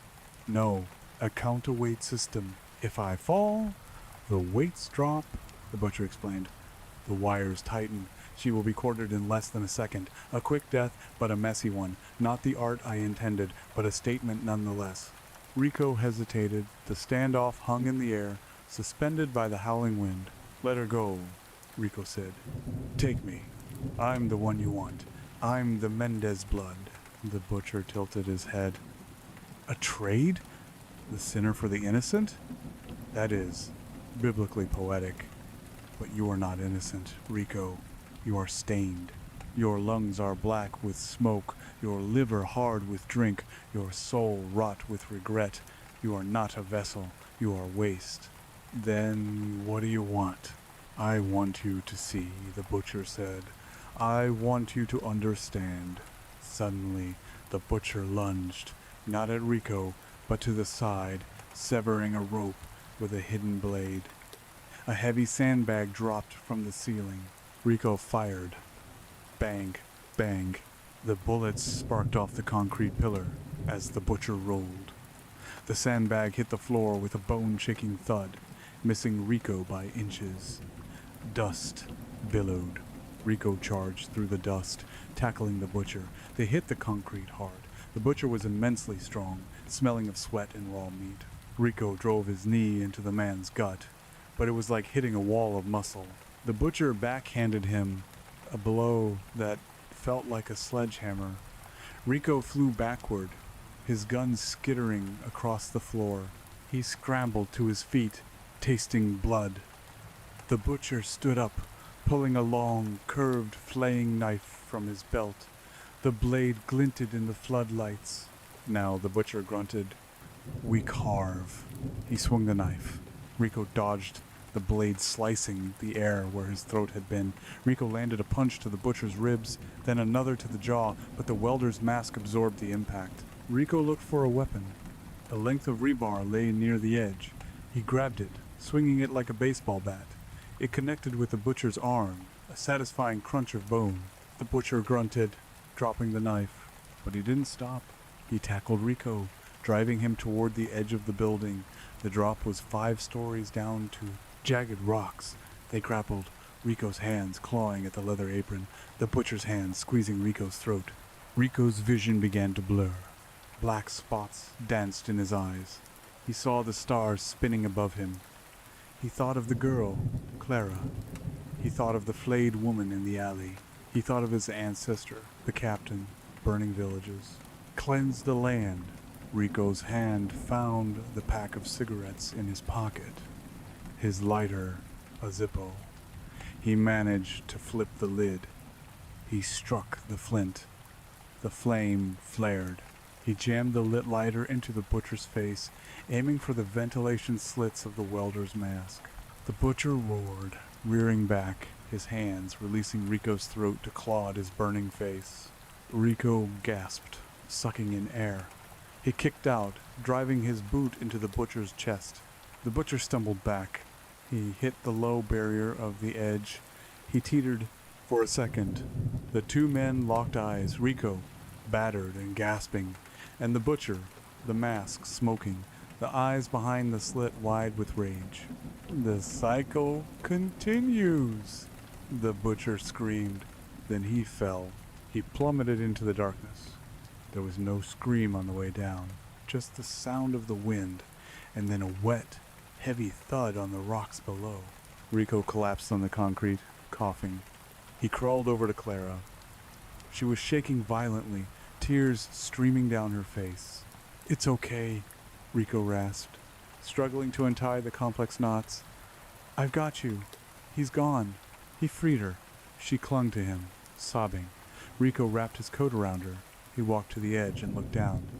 The floodlights didn't reach the bottom. There was only blackness. He limped to where his gun had fallen, holstering it. He called it in. "Dispatch. Officer down. Suspect down. 1 victim secured. Send everything." The aftermath was a blur of flashing lights, paramedics, and questions. Dr. Valeria Cruz confirmed the death of the suspect, a man named Antonio Silva, a former dock worker and failed medical student with a history of psychiatric institutionalization. Rico stood by the ambulance, watching them zip up the body bag. It seemed too simple. Antonio Silva, just a man, just a psycho. Professor Camargo's words echoed in his head. You cannot kill an idea. Rico drove home as the sun came up. The city was waking up, vibrant and noisy, as if nothing had happened. The carnival of flesh continues. He entered his small apartment, tossing his keys on the table. He went to the bathroom, staring at his reflection. His neck was bruised purple. His lip was split. He looked like a corpse that had forgotten to lie down. He stripped off his shirt. He turned to throw it in the hamper, and that's when he saw it. On his back, he twisted, looking in the mirror. There was a cut. A shallow, precise incision that he hadn't felt during the adrenaline of the fight. It was on his left shoulder blade. It was a symbol, a spiral, the mark of the start. Rico stared at it, his blood running cold. The butcher had touched him. The butcher had marked him. 5 vessels, the book had said. Greed, lust, betrayal, apathy, and wrath. Rico was wrath. Antonio Silva hadn't been the master. He was just the hands. The ritual wasn't finished. The butcher had needed Rico to kill him. The act of killing, the act of vengeance, that was the final component. Rico had completed the ritual by killing the celebrant in anger. He had cleansed the land with blood. Rico stumbled back, hitting the sink. The room seemed to warp. The shadows in the corner of the bathroom lengthened, twisting into the shapes of the flayed. He heard a whisper, clear as a bell, in the empty apartment. "Thank you." Rico grabbed the sink, his knuckles white. He looked into his own eyes in the mirror. They looked different, darker, older. The city of Natal hummed outside, a living, breathing beast, and deep inside its belly, something ancient had just woken up. Rico lit a cigarette. His hands didn't shake. He inhaled deeply. "Work to do," he whispered to the reflection. The reflection smiled back. Rico didn't. The weeks that followed were a haze of bureaucracy and accolades. The press hailed Rico as the hero of Natal. The mayor gave him a commendation. The department offered him a promotion to chief of homicide. Rico took none of it. He retreated into the shadows of his office, burying himself in cold cases, chain smoking until the air in the room was a solid blue wall. He couldn't sleep. When he did, he dreamed of the skin, he dreamed of weaving, he dreamed of the mask. He began to investigate Antonio Silva's life. He went deeper than the department had bothered to go. He found the connection he feared. Silva's grandmother was Mendez, a bastard line, the illegitimate children of the plantation owners cast out into the favelas. Rico and the butcher were cousins, blood of the same blood, two sides of the same coin. One who upheld the law, one who dismantled it. Both violent men, both obsessed with death. Rico sat in his car outside the old sugar mill where the Mendez family had made their fortune centuries ago. It was a ruin now, reclaimed by the jungle. He watched the vines curl around the broken stone chimneys. He felt the itch in his fingers, not for a cigarette, for a knife. He looked down at his hands. They were strong, steady, capable of terrible things. He opened the glove box. Inside, wrapped in a cloth, was the flaying knife. He had taken it from the evidence locker. He told himself it was to keep it safe, to study it. But he knew the truth. He liked the weight of it. The city was dirty. It was full of sin. It needed cleansing. Rico started the car. The engine coughed, a dying sound. "Wrath," he muttered. He drove back toward the city, the neon lights welcoming him like the fires of hell. The carnival was open, and the new butcher was ready to work. The neon sign of the Lua Negra strip club flickered with a dying buzz, casting an intermittent pinkish hue over the wet asphalt of Ponta Negra. Rico slowed the Opala, the engine idling with a rough, uneven rhythm that matched the palpitations in his own chest. He watched the entrance. It had been 3 days since the lighthouse. 3 days of handshakes, flashbulbs, and the heavy, suffocating praise of a city that didn't know it was cheering for its executioner. He wasn't here for a drink. He was watching a man named Beto, O Carnicero, the butcher, a petty nickname for a petty man. Beto wasn't the serial killer Rico had thrown off a roof.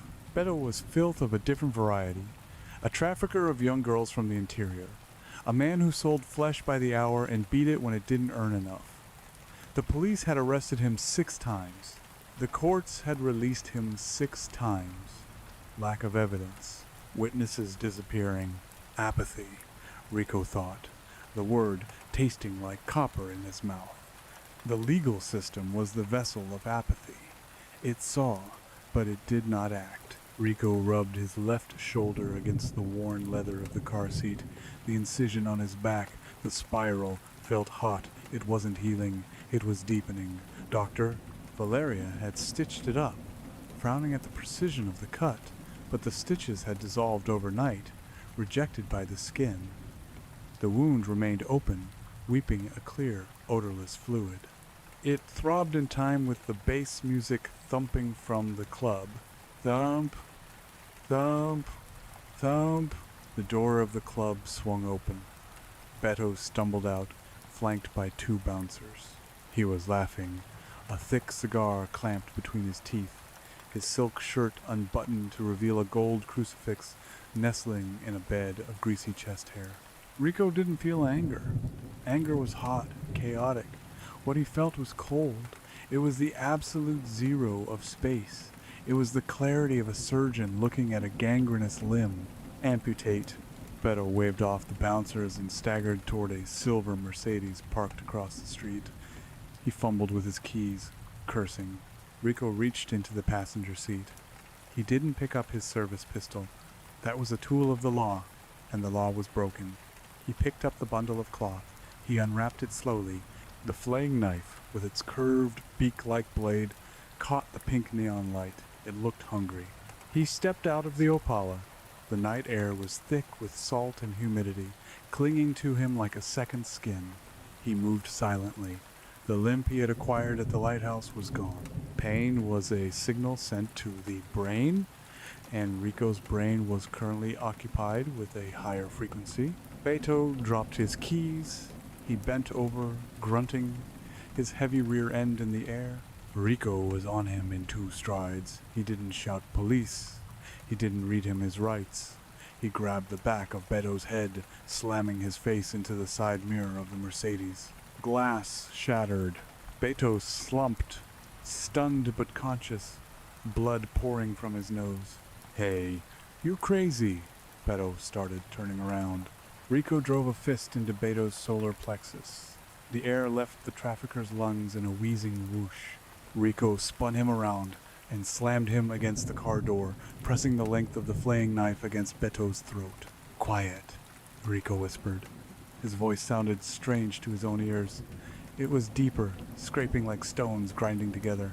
Beto's eyes went wide, reflecting the pink neon. "Mendez, you're the cop, the hero. What the hell are you doing?" "Working," Rico said. "You can't touch me. I got lawyers. You have skin," Rico interrupted. "That is all you have." He dragged Beto into the darkness of the alleyway beside the club. The shadows here were absolute, smelling of urine and rotting garbage. It was the perfect studio. Rico pushed Beto to his knees. The fat man was blubbering now, offering money, offering names. Rico didn't hear him. He was looking at the canvas. The man's back was broad. The silk shirt stretched tight. "The skin is the barrier," the journal had said. "To unite the soul with the world, the barrier must be removed." Rico sliced the shirt open. The fabric parted with a hiss. Beto screamed, but Rico was ready. He stuffed a handful of dirty rags trash from the alley floor into the man's mouth. "Hush," Rico soothed, a grotesque parody of comfort. "Pain is just the weakness leaving the body." He touched the tip of the knife to the skin near the spine. He felt a jolt of electricity run up his arm, connecting him to the blade, to the victim, to the earth beneath the concrete. This wasn't murder. Murder was messy. Murder was emotional. This was a ritual. Rico began to cut. He didn't make random slashes. He followed the lines of the musculature. He remembered the anatomical drawings on the tunnel walls. He was recreating a map of the city's sins. Beto thrashed, his muffled screams vibrating against the brick walls, but Rico held him down with unnatural strength. The blood was hot on his hands. It smelled of iron and expensive cologne. As he worked, the hallucinations returned. The bricks of the alley wall began to breathe. The dumpsters sprouted eyes, human eyes, floating in formaldehyde, watching him approvingly. The wind whistling through the alley sounded like a choir of indigenous flutes playing a low, rhythmic dirge. "Wrath," the wind whispered. "Wrath is the fire that clears the forest for new growth." Rico worked for 20 minutes. When he was done, Beto was no longer a man. He was a statement. His back was a flayed masterpiece of red sinew and white bone, the skin peeled back and pinned to the wall with rusty nails Rico found on the ground, forming the shape of wings. The angel of avarice. Beto had stopped moving minutes ago. The shock had taken him. Rico stood back, wiping the blade on his trousers. He felt a profound sense of peace. The itching on his shoulder blades stopped. The throbbing headache that had plagued him for days vanished. He looked at his hands. They were soaked in crimson. He should be horrified. The old Rico, the man who cried over the body of a dead teenager, would have been vomiting in the corner, but that Rico was dead. He had fallen off the lighthouse with Antonio Silva. The thing that stood in the alley was something else. A vessel. He heard a siren in the distance. The city was waking up to his art. Rico cleaned the knife carefully, wrapped it back in the cloth, and walked back to his car. He lit a cigarette. The smoke filled his lungs, grounding him. He drove away, just as a patrol car turned the corner, its blue lights washing over the mouth of the alley. He didn't speed. He checked his mirrors. He was calm. He arrived at his apartment building at 4 a.m. He stripped off his bloody clothes, putting them in a heavy-duty trash bag. He would burn them later at the sugar mill. He showered, scrubbing his skin until it was raw, watching the pink water swirl down the drain. The spiral on his back was vibrant red now, pulsing softly. He lay in bed, staring at the ceiling fan, cutting through the stagnant air. He needed to understand the next step. The butcher had left instructions, but they were mad ramblings. Rico needed an interpreter. He needed Camargo. The University of Rio Grande do Norte was a sprawling, brutalist complex of concrete and glass, shimmering in the heat of the midday sun. Rico walked through the corridors of the history department, his footsteps echoing on the tile. He wore a fresh suit, dark sunglasses to hide the lack of sleep, and a high collar to hide the bruising on his neck. Students parted for him. They recognized him. The hero. They whispered and pointed. Rico ignored them. To him, they looked like cattle, grazing, oblivious, waiting for the slaughter. He found Professor Camargo in his office, surrounded by stacks of books and artifacts. The old man was examining a shard of pottery under a magnifying glass. He didn't look up when Rico entered. "You smell of iron, Ricardo," Camargo said softly. Rico closed the door and locked it. "It's the job, Professor. It sticks to you." Camargo looked up then. His eyes behind the thick spectacles widened. He dropped the pottery shard. It shattered on the desk. "No," Camargo whispered, shrinking back in his chair. "Not the job. The blood." "I killed him, Camargo, just like you said. I stopped the butcher." "Did you?" Camargo stood up, his hands shaking. "You killed the man, Antonio. But the butcher. The butcher is a spirit, a hunger. It does not die. It jumps." "I need to know about the vessels," Rico said, stepping closer. The small office felt suddenly claustrophobic. "You said there were 5. Greed, lust, betrayal, apathy, wrath." "Ricardo, please leave." Antonio was painting Clara with symbols. He was preparing the canvas, but he didn't finish. I stopped him. "You finished it," Camargo shouted, his voice cracking. "Don't you see? The ritual required a sacrifice of blood in pure rage. Antonio was the bait. You were the knife." Rico slammed his hand onto the desk. "Then how do I stop it? How do I get this thing out of my head?" "You cannot," Camargo wept. "It is in the blood, the Mendez blood. You are the descendant of the captain, the original sinner, the indigenous tribes. They didn't just curse him. They bound him. They bound his lineage to the land, to be the guardians of the pain." "Guardians?" "The butcher isn't just a killer, Ricardo. He is the city's immune system. When the corruption gets too deep, when the rot is too thick, the butcher rises to cut it out. Antonio was weak, he was broken. He killed the innocent, but you." Camargo stared at him with horror and fascination. "You are a detective. You hunt the guilty. You are the perfect vessel. You will not kill at random. You will kill with purpose. And that makes you infinitely more dangerous." Rico felt a cold smile tugging at the corners of his mouth. He fought it, but it was like holding back a tide. "The immune system," Rico repeated. "The spiral," Camargo pointed a trembling finger at Rico's chest. "It is on you, isn't it?" "The mark." Rico didn't answer. He didn't have to. "You must turn yourself in," Camargo pleaded. "Lock yourself away, deep underground, before the hunger takes over completely." "The hunger is already here, Professor, and the city is full of rot." Rico turned to the bookshelf. He saw a book he recognized. The Folklore of the Potiguar Coast. He pulled it out. "I need to know the rest of the ritual," Rico said. Antonio was trying to summon something, or release something. What was it? "The Curupira," Camargo whispered. "Not the small trickster of the children's stories. The old one. The guardian of the forest who flays those who disrespect the balance."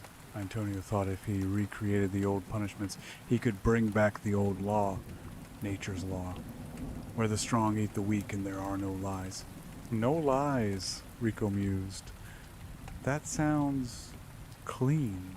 "It is chaos. It is the end of civilization." "Civilization is just a mask we wear to hide the savage," Rico said. He pocketed the book. "Thank you, Professor. You've been illuminating." "Ricardo, wait." Camargo lunged for him, grabbing his arm. Rico reacted instinctively. He backhanded the old man. It wasn't a hard blow, but Rico's strength was amplified. Camargo flew backward, hitting the bookshelf. Books cascaded down on him. He slumped to the floor, unconscious. Rico stood over him. For a second, the urge to finish him was overwhelming. To open him up and see if his knowledge was written on his bones. "No," the voice in his head whispered. "He is the chronicler. He must witness." Rico straightened his tie. He unlocked the door and stepped out into the hallway. "Is everything all right?" a student asked, looking at the closed door. "We heard a crash." "The professor is resting," Rico said smoothly, flashing his badge. "He had a dizzy spell. Do not disturb him." He walked out into the blinding sun. His phone buzzed. It was Silva, his lieutenant. "Chief wants to see you." "New case. Body found in Ponte Negra behind the club. It's bad, Rico, it looks like." "Well, you better come see." Rico got into the Opala. He checked his reflection in the rearview mirror. The sunglasses reflected the world, but his eyes behind them were dark, endless pits. "On my way," he said.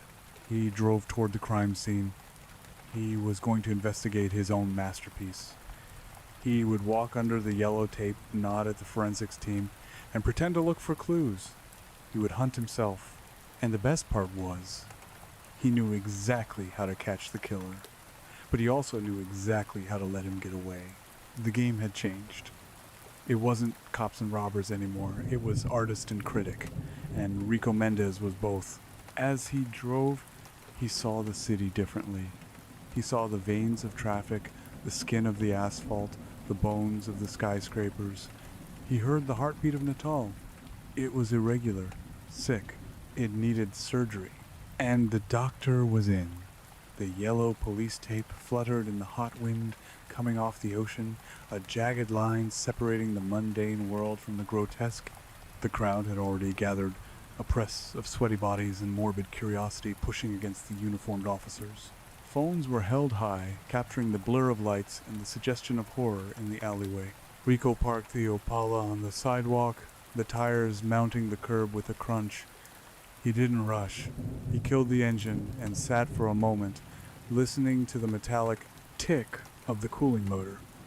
The spiral on his shoulder blade was a warm, heavy coin against his skin, pulsing in time with the flashing blue lights. It felt like a battery charging. He stepped out, the humid air wrapping around him. He lit a cigarette, the Zippos clink distinct even over the murmur of the crowd and the crackle of police radios. "Let him through! Make a hole!" The uniforms parted for him. They looked at him with awe, with relief. The hero of Natal was here, the man who had stopped the monster. Rico kept his face impassive, hiding the dark amusement curling in his gut. If they only knew they were parting the sea for the Leviathan itself. Lieutenant Silva met him at the mouth of the alley. The younger man looked pale, his skin possessing a clammy sheen that spoke of his stomach contents recently emptied. "Rico," Silva said, his voice tight. We all thought it was over." "It's never over, kid," Rico said, smoke drifting from his lips. "Evil doesn't retire, it just changes, shifts." "It's Beto," Silva whispered, leaning in. "The pimp. But, God, Rico, it's not just a murder, it's a display." Rico ducked under the tape. The alley was bathed in the harsh, artificial glare of portable halogen lamps set up by forensics. The shadows were deep and sharp. Dr. Valeria Cruz was already there, kneeling beside the tableau. She wore blue latex gloves and a protective suit that rustled as she moved. She didn't look up as Rico approached. She was entirely focused on the canvas. Rico stopped 5 feet away. He allowed himself to look. To the untrained eye, it was a slaughter. To Rico, it was geometry. Beto was on his knees, facing the brick wall, his arms spread wide and nailed into the mortar with heavy iron spikes. The skin of his back had been peeled away from the spine outward, pinned up to create the translucent, weeping wings of a flightless bird. The muscles beneath were exposed, a deep, vibrant red glistening in the harsh light. It was silent in the alley, save for the hum of the lights and the scratching of Valeria's pen on her clipboard. "Tell me, doctor," Rico said, his voice gravel. Valeria stood up, turning to face him.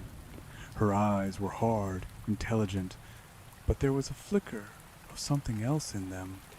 Fear? Confusion? "Precise," she said. "Terrifyingly precise. The incisions, they aren't jagged. No hesitation marks. The killer knew exactly where the fascia connected to the muscle. He skinned him like a hunter skins a rabbit, but with the knowledge of a surgeon." Rico nodded slowly, playing the role. Antonio Silva was a brute. He hacked. He sawed.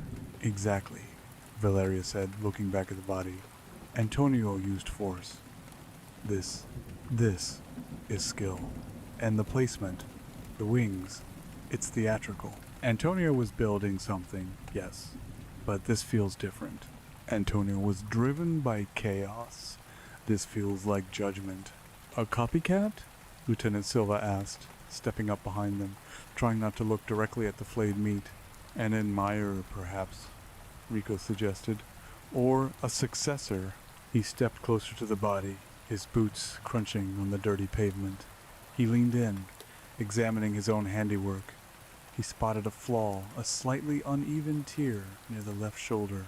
"Sloppy," he criticized himself internally. The blade was dulling. "I need a whetstone." "Time of death?" Rico asked. "Based on liver temp and rigor, less than 2 hours ago," Valeria said. "He died from shock and blood loss. It took a while, Rico. He was alive for most of the peeling." "Did he scream?" Silva asked, horrified. "He was gagged." Rico pointed to the rags stuffed in Beto's mouth, and the alley absorbed sound. The club music, it would have masked the rest. Rico crouched, looking at the ground. He saw the faint scuff marks where he had struggled with Beto. He saw the splatter pattern of arterial spray on the brickwork. It was a map of the moment the spirit had taken full control. He felt a sudden, sharp pain in his shoulder. The spiral tightened. "Look," the voice whispered. "See what you have wrought." Rico shook his head slightly, dispelling the voice. He looked up at Valeria. "Any prints?" "DNA. The rain washed a lot of the alley before we got the tent up," she said, frustration evident. "And the killer, he wore gloves. Or he has no fingerprints. There's nothing on the skin but the victim's own fluids. He's a ghost," Silva muttered. "No." Rico stood up, towering over the lieutenant. "He's a man. Men make mistakes. Men leave traces. But I am not just a man anymore, am I?" "Rico," Valeria said, her voice dropping an octave. She stepped closer, stripping off her gloves with a snap. There's something else. A symbol. Rico's heart didn't skip a beat. It beat harder. A war drum. Where? Carved into the forehead, under the hairline. I almost missed it. She pointed. Rico leaned in. There, obscured by the blood and the matted hair, was a small, delicate carving. Not the spiral. Not this time. It was a scale. A crude set of balancing scales. Avarice. Rico murmured. What? Valeria asked. The sin, Rico said, improvising a realization. Beto was a trafficker. He sold people for money. Greed. The scales represent the weighing of his soul, or the weight of his gold. Religious fanaticism? Silva asked. Like the Inquisition? Older, Rico said, channeling the book he had taken from Camargo. The native tribes didn't have sins like the Christians, but they understood balance. You take too much, the forest takes you back. Beto took too much. He turned away from the body, feeling a sudden need to be away from the brightness of the lights. The adoration of his own work was becoming intoxicating, and he needed to maintain his edge. Bag him, Rico ordered. Process everything. Every piece of trash, every cigarette butt. If a rat sneezed in this alley, I want to know about it. Where are you going? Silva asked. To find out who Beto was working with. Rico lied smoothly. Traffickers don't work in a vacuum. If this is a cleansing, the killer won't stop at the middleman. He'll go up the chain. He walked back toward the police line. The press shouted questions at him. Detective, is the butcher back? Is it a copycat? Are the women safe? Rico stopped. He looked directly into the lens of a TV camera. The red tally light stared back like a demonic eye. The butcher is dead, Rico said, his voice carrying over the crowd. This is something new, but make no mistake, we will find him. Justice does not sleep, and neither does wrath. He got into the Opala and drove. He didn't go home. He didn't go to the station. He drove toward the upper city, the hills where the ocean breeze was fresh, and the houses were gated fortresses of white stone and glass. The greed was purged, the vessel was broken, but the ritual required 5 greed, lust, betrayal, apathy, wrath. He was wrath. He was the final seal, but the middle 3, they needed to be opened. Rico reached into the glove box and pulled out the file he had stolen from Beto's car before the police arrived, a detail he had conveniently omitted from his report. It was a small black ledger tucked inside the dashboard. He flipped it open as he idled at a red light. Names, dates, amounts, and one name that appeared repeatedly linked to private parties at a luxury estate in the Via Costera. Councilman Eduardo Biana. Rico knew the man, a champion of family values, a man with a smile like a shark, and a wife who looked like she was made of porcelain and Xanax. Viana was the one who had pushed for the redevelopment of the historic district, pushing the poor further into the mud to build high-rises for the rich. But according to the ledger, Viana had other appetites that required young girls from the interior. Lust. The light turned green. Rico smiled. It was a terrible, lipless expression that didn't reach his eyes. The city shifted around him. The shadows of the palm trees along the boulevard seemed to stretch out, grasping at the wheels of his car. The potholes looked like open mouths. The humidity felt like breath. Nato was guiding him. The Curupira was not a demon of the forest anymore. It had adapted to the concrete jungle. It lived in the sewers, and the wiring, and the blood of the Mendez line. Rico felt the hunger rising again. Not the sharp, frantic hunger of before, but a slow, burning anticipation. He needed supplies. The flaying knife was good, but for lust, for a man who consumed others, the punishment needed to fit the crime. He turned the car around, heading toward the industrial district. He knew a place that sold heavy chains and meat hooks. The warehouse district at night was a necropolis of rusted iron and corrugated steel. Rico parked in the shadow of a defunct cannery. He broke the lock of a hardware supply store with a tire iron, a simple, brute act that felt almost beneath him, but necessary. He moved through the dark aisles by the light of his Zippo. He found what he needed: heavy gauge chain, pulleys, a blowtorch. He paid for them in his own way. He left a stack of cash on the counter, more than the items were worth. He wasn't a thief, he was an executioner. The executioner pays for his own acts. As he loaded the trunk, his phone buzzed. Dr. Cruz calling. Rico stared at the screen. Valeria.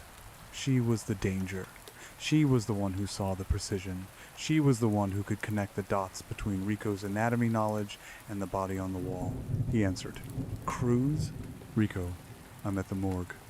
Her voice was tinny, echoing against tiled walls. I found something else inside the body. Rico froze, his hand resting on the blowtorch. Inside? In the stomach. Beto swallowed it before he died, or was forced to swallow it. What is it? It's a ring. An old signet ring. Gold, with a ruby. It has a crest. Rico's blood ran cold. He hadn't put a ring in Beto's stomach. Describe the crest, Rico commanded, his grip tightening on the phone. It's worn, but it looks like sugar cane stalks crossed over a shield, and a date, 1888. The Mendez family crest. Rico leaned against the car, the world spinning slightly. He hadn't put it there. He didn't even own a ring like that. The only family heirlooms were the mill and the madness. Log it, Rico said, his voice steady despite the vertigo. I'll be there in 20. Rico, this crest, it looks like the one on the gates of the old sugar mill, your family's mill. Lots of families grew sugar, Valeria. I know history, Rico. That's the Mendez crest. Why would the killer force Beto to eat a ring belonging to your ancestors? Maybe he's trying to send a message to me, Rico said. Maybe he knows who I am.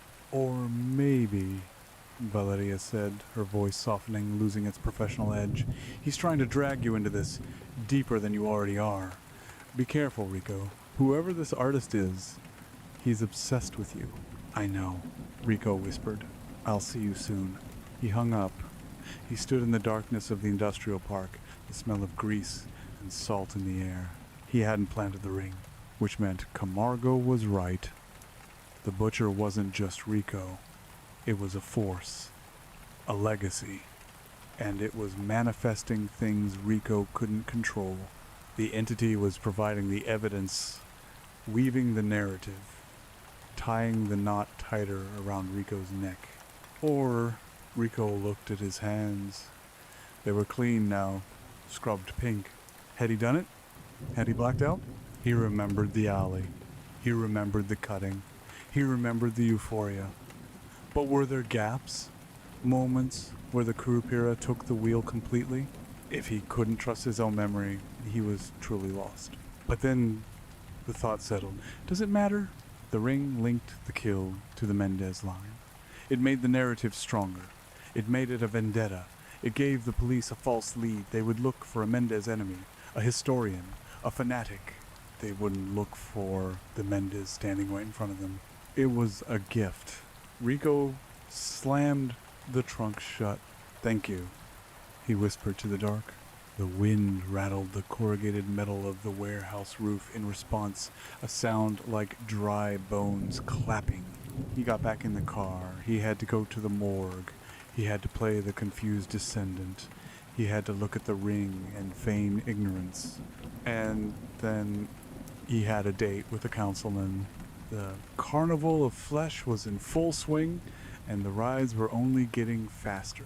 The morgue was cold, smelling of antiseptic and formaldehyde, the perfume of death. Rico hated it. It smelled too clean. It lacked the honesty of the rot he smelled in the streets. Valeria was waiting for him, the ring in a plastic evidence bag. Rico took it, holding it up to the light. It was heavy, encrusted with dried bile. The ruby seemed to glow with an inner light. I haven't seen this in years, Rico lied. My grandfather wore one. He lost it in a poker game in '75. So it could be anyone's, Valeria said, looking relieved.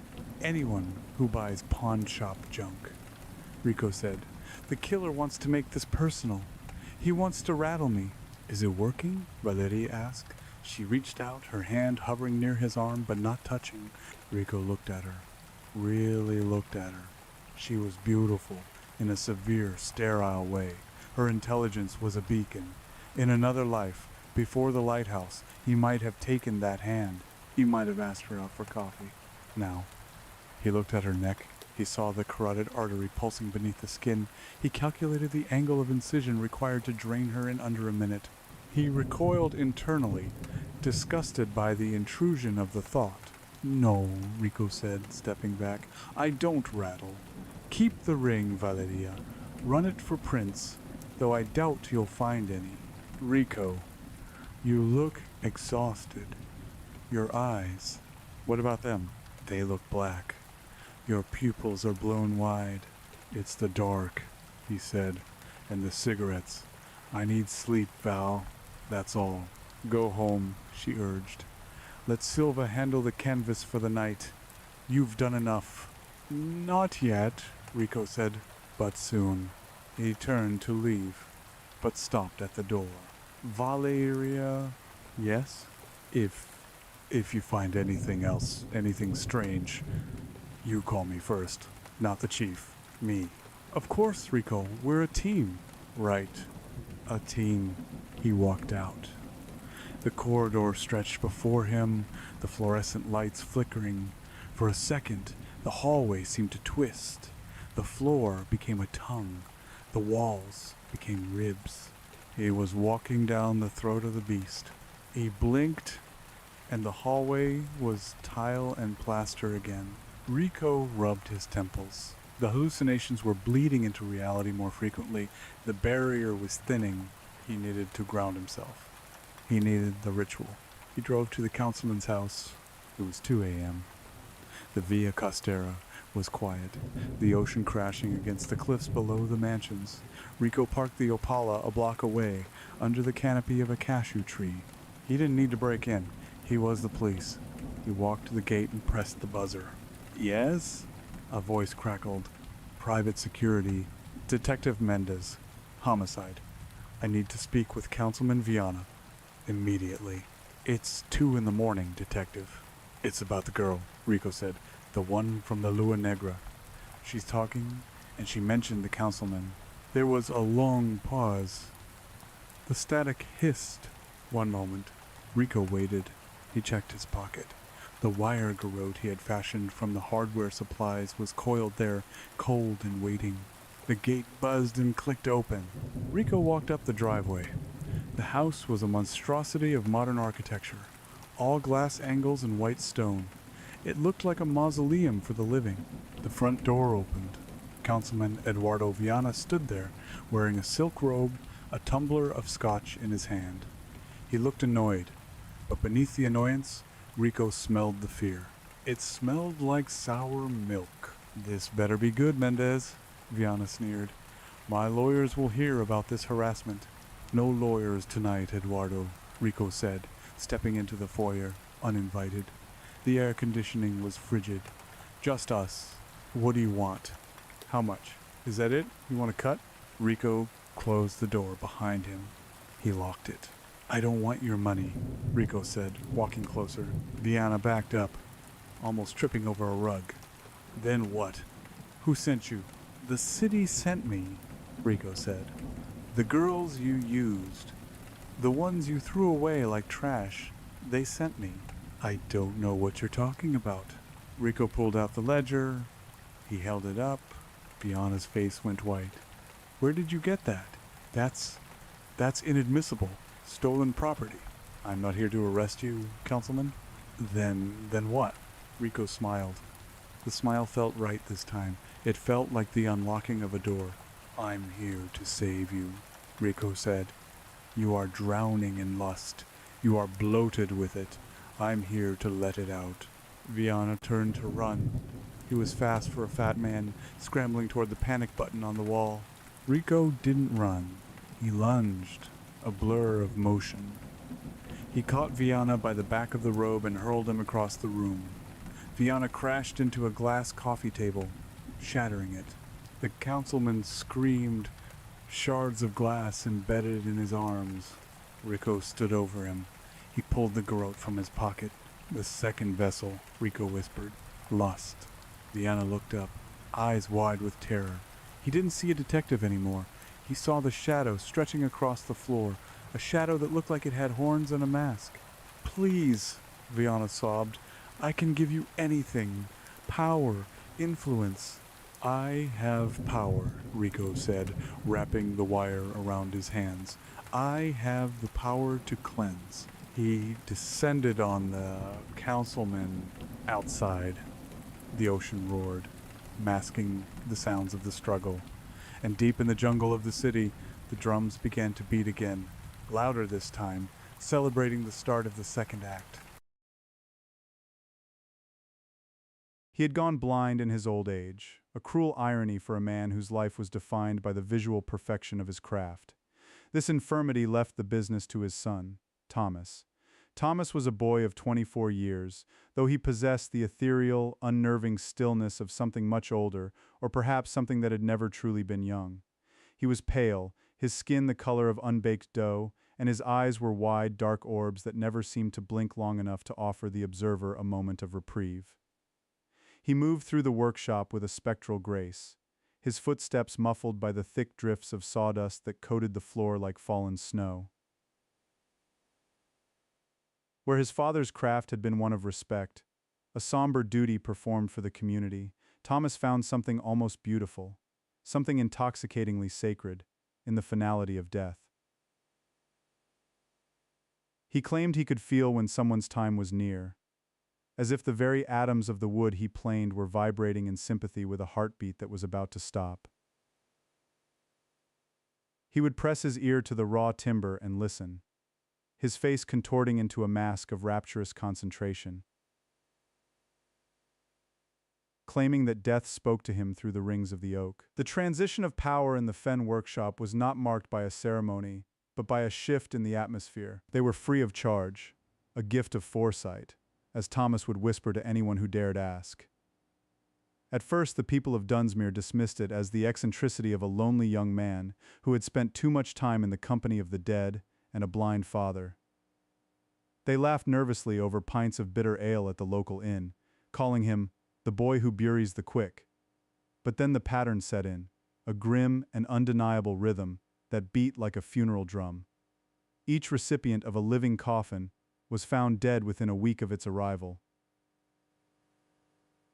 The deaths were varied, yet each bore the mark of a terrifying inevitability. Old Man Holloway, the first to receive a gift, was found in his sleep, his face twisted into a mask of such profound terror that the undertaker had to break his jaw to set it into a peaceful expression. Then there was Martha, the seamstress, who was found drowned in a puddle no more than 3 inches deep, her lungs filled with brackish marsh water as if she had been submerged in the deep for hours. One man was found hanged from the rafters of his barn, though no stool was found beneath his dangling feet. Another, a robust youth of 19 years, was found frozen solid in the churchyard in the middle of a sweltering July night, his skin covered in a fine layer of rime that refused to melt even in the morning sun. The constable, a man of diminishing reason named Miller, called it a string of tragic coincidences, his voice trembling as he clutched his lead-weighted truncheon. The village priest, Father Marlowe, a man whose faith had been eroded by the damp and the isolation of the fens, called it the devil's work. He spent his nights huddled in the vestry, clutching a silver crucifix until his palms bled, praying for a god that seemed to have turned his back on Dunsmuir long ago. Suspicion in the village curdled into a thick, poisonous violence as the bodies mounted. The air in Dunsmuir became heavy with the scent of wood smoke and fear. On a Tuesday night, when the moon was a sliver of bone in the sky, a group of villagers gathered outside the Fen workshop. They carried torches that sputtered and hissed in the damp air, casting long, dancing shadows against the crooked walls of the shop. They demanded to see the truth, their voices a low growl of collective desperation. They called for Thomas, but the only response was the rhythmic, agonizing sound of a plane drawing across wood. Sh-thump. Shh! Thump! Emanating from within the darkened building. When Thomas did not answer the door, the mob, fueled by a primal need to excise the rot from their midst, broke it down. The wood splintered with a sound like a snapping limb. As they crossed the threshold, the heat of their torches seemed to be swallowed by the unnatural chill of the interior. The place reeked of linseed, old sweat, and a cloying, sweet scent of rot that seemed to seep from the very floorboards. Coffins lined the walls, stacked high like the library of a madman. Each was labeled with a name, some names the villagers recognized as their own neighbors, and some names of those who were still very much alive and standing in that very room. Each casket sat waiting, its lids slightly ajar, as if gasping for breath. The villagers moved deeper into the workshop, their boots crunching on the thick layer of sawdust. The sound of the planing had stopped, replaced by a low, rhythmic whispering that seemed to come from the walls themselves. Then they found the floor. In the center of the main room, beneath a heavy rug made of moth-eaten wool, they discovered loose boards. They pried them up, revealing a narrow vertical passage that descended into a darkness so absolute it seemed to repel the light of their torches. They descended a rickety ladder into a cellar that none in the village had known existed. It was a cavernous space, carved out of the cold, wet earth beneath the shop. The walls were weeping with moisture, and the air was so thick with the smell of decay that several men turned away to retch. There, illuminated by the guttering light of dozens of black tallow candles, the villagers discovered the true horror of the Fenn legacy. Edwin Fenn, the father, was there. He had been dead for a long time, his flesh having achieved the consistency of cured leather. He was not lying in a grave, however. He was posed upright at a massive workbench, held in place by rusted iron wires that pierced his joints. He looked as though he were still laboring, his head bowed over a half-finished casket. His eyes had been painted open, wide and staring, with a crude white pigment that made him look like a sightless demon. Most horrifying of all, his skeletal hands had been nailed directly to the lid of a coffin with long square-headed iron spikes. All around the dead father hung half-finished caskets from the ceiling, suspended by thick hempen ropes. They were not made of standard timber. They were built from mismatched pieces of wood, slats from old crates, bits of driftwood, and what looked like fragments of bone-white birch. When the villagers' torches brushed against them, the wood didn't just rattle, it whispered. It was a cacophony of soft, overlapping voices, 1,000 tiny voices begging for the lid to be closed, for the light to be extinguished, for the weight of the earth to finally press down. Thomas stood at the far wall, his back to the crowd. He was covered in a fine layer of pale sawdust, making him look like a marble statue brought to a hideous, shivering life. He did not turn around when they entered. He was staring at a specific casket on the bench before him, his hands moving in a delicate, rhythmic motion as if he were stroking the cheek of a lover. He said they'd all fit better the second time, Thomas whispered, his voice cracking like dry parchment. It wasn't his voice. Not entirely. It was layered with a guttural, vibrating undertone that suggested something else was using his vocal cords as an instrument. The first skin is always too tight. The soul needs a house that knows how to hold the dark. My father knew. He's still learning. We are all still learning how to be still. The mob, overcome by a frenzy of terror and righteous fury, dragged Thomas from the cellar. He did not fight them. He went limp, his eyes rolled back in his head so that only the whites showed, a terrifying mirror of his father's painted gaze. They dragged him out into the cold night air of Dunsmuir, and as the first light of a gray dawn began to bleed over the marshes, they set the workshop ablaze. The fire was a monstrous thing. It roared with a hunger that seemed sentient, the ancient, resin-soaked timbers of the shop providing a feast of flame. The screams of the wood, those thousands of whispering voices, rose into a single piercing shriek that echoed off the hills and sent the birds screaming from the trees. The villagers stood back, their faces orange in the glow, watching as the legacy of the Fens was reduced to ash and glowing embers. They watched until the roof collapsed in a fountain of sparks, and the cellar was buried under the weight of the burning ruins. But when the flames finally died down into a smoldering heap of black charcoal and white ash, the silence that returned to Dunsmuir was heavier than before. The constable and a few brave souls ventured into the ruins once the heat had become bearable. Amidst the blackened remains of the workbenches and the charred skeletons of 100 coffins, they found something that defied the laws of nature. A single coffin remained. It was completely unscathed, the wood cool to the touch and smelling of fresh-cut cedar. It was made of new wood, polished to a mirror sheen that reflected the somber, soot-streaked faces of the men who stood over it. It was precisely the right size for a young man of slight build. The name carved upon the lid, in that same writhing, elegant script that Thomas had used for all his gifts, was not a neighbor's. It was not the priest's or the constable's. The name carved deep into the pristine wood was Thomas Fenn. And from within the box, beneath the heavy iron-latched lid, came a sound that froze the blood of every man present. It was not a scream, nor a plea for mercy. It was the sound of a plane drawing across wood, sh-thump, sh-thump, followed by a low, contented laugh that sounded exactly like the blind Edwin Fenn had sounded 40 years ago, before the darkness had taken his eyes, but not his ambition. The villagers fled Dunsmuir that day. Some say the fog eventually swallowed the village whole, erasing it from the maps of men. But those who pass near the marshes on nights when the moon is thin swear they can still hear the sound of carpentry echoing through the mist, the sound of a son and a father working together in the dark, making sure that everyone, eventually, fits just right. The laughter did not dissipate with the morning mist.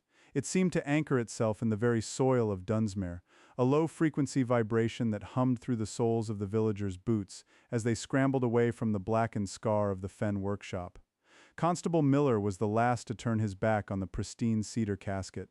His eyes were bloodshot, the rims stained with the soot of a fire that had failed to cleanse, and his hands, those heavy, capable hands that had once broken horses and quelled tavern brawls, now shook with a palsy that no amount of resolve could steady. He did not run. To run was to admit that the geometry of the world had failed. Instead, he walked with a stiff, mechanical gait, his gaze fixed on the muddy track that led toward his own small cottage on the edge of the marshes. Behind him he could hear the others, the wet slap of running feet, the panicked lowing of cattle abandoned in their pens, and the distant, frantic tolling of the church bell as Father Marlowe attempted to exorcise the air itself. But beneath it all there was the thump. It was louder now that the fire's roar had subsided. It wasn't just coming from the cellar ruins anymore. As Miller passed the old tannery, the sound echoed from the drying racks. As he neared the bridge, the rhythmic scraping seemed to pulse from the ancient stone arches.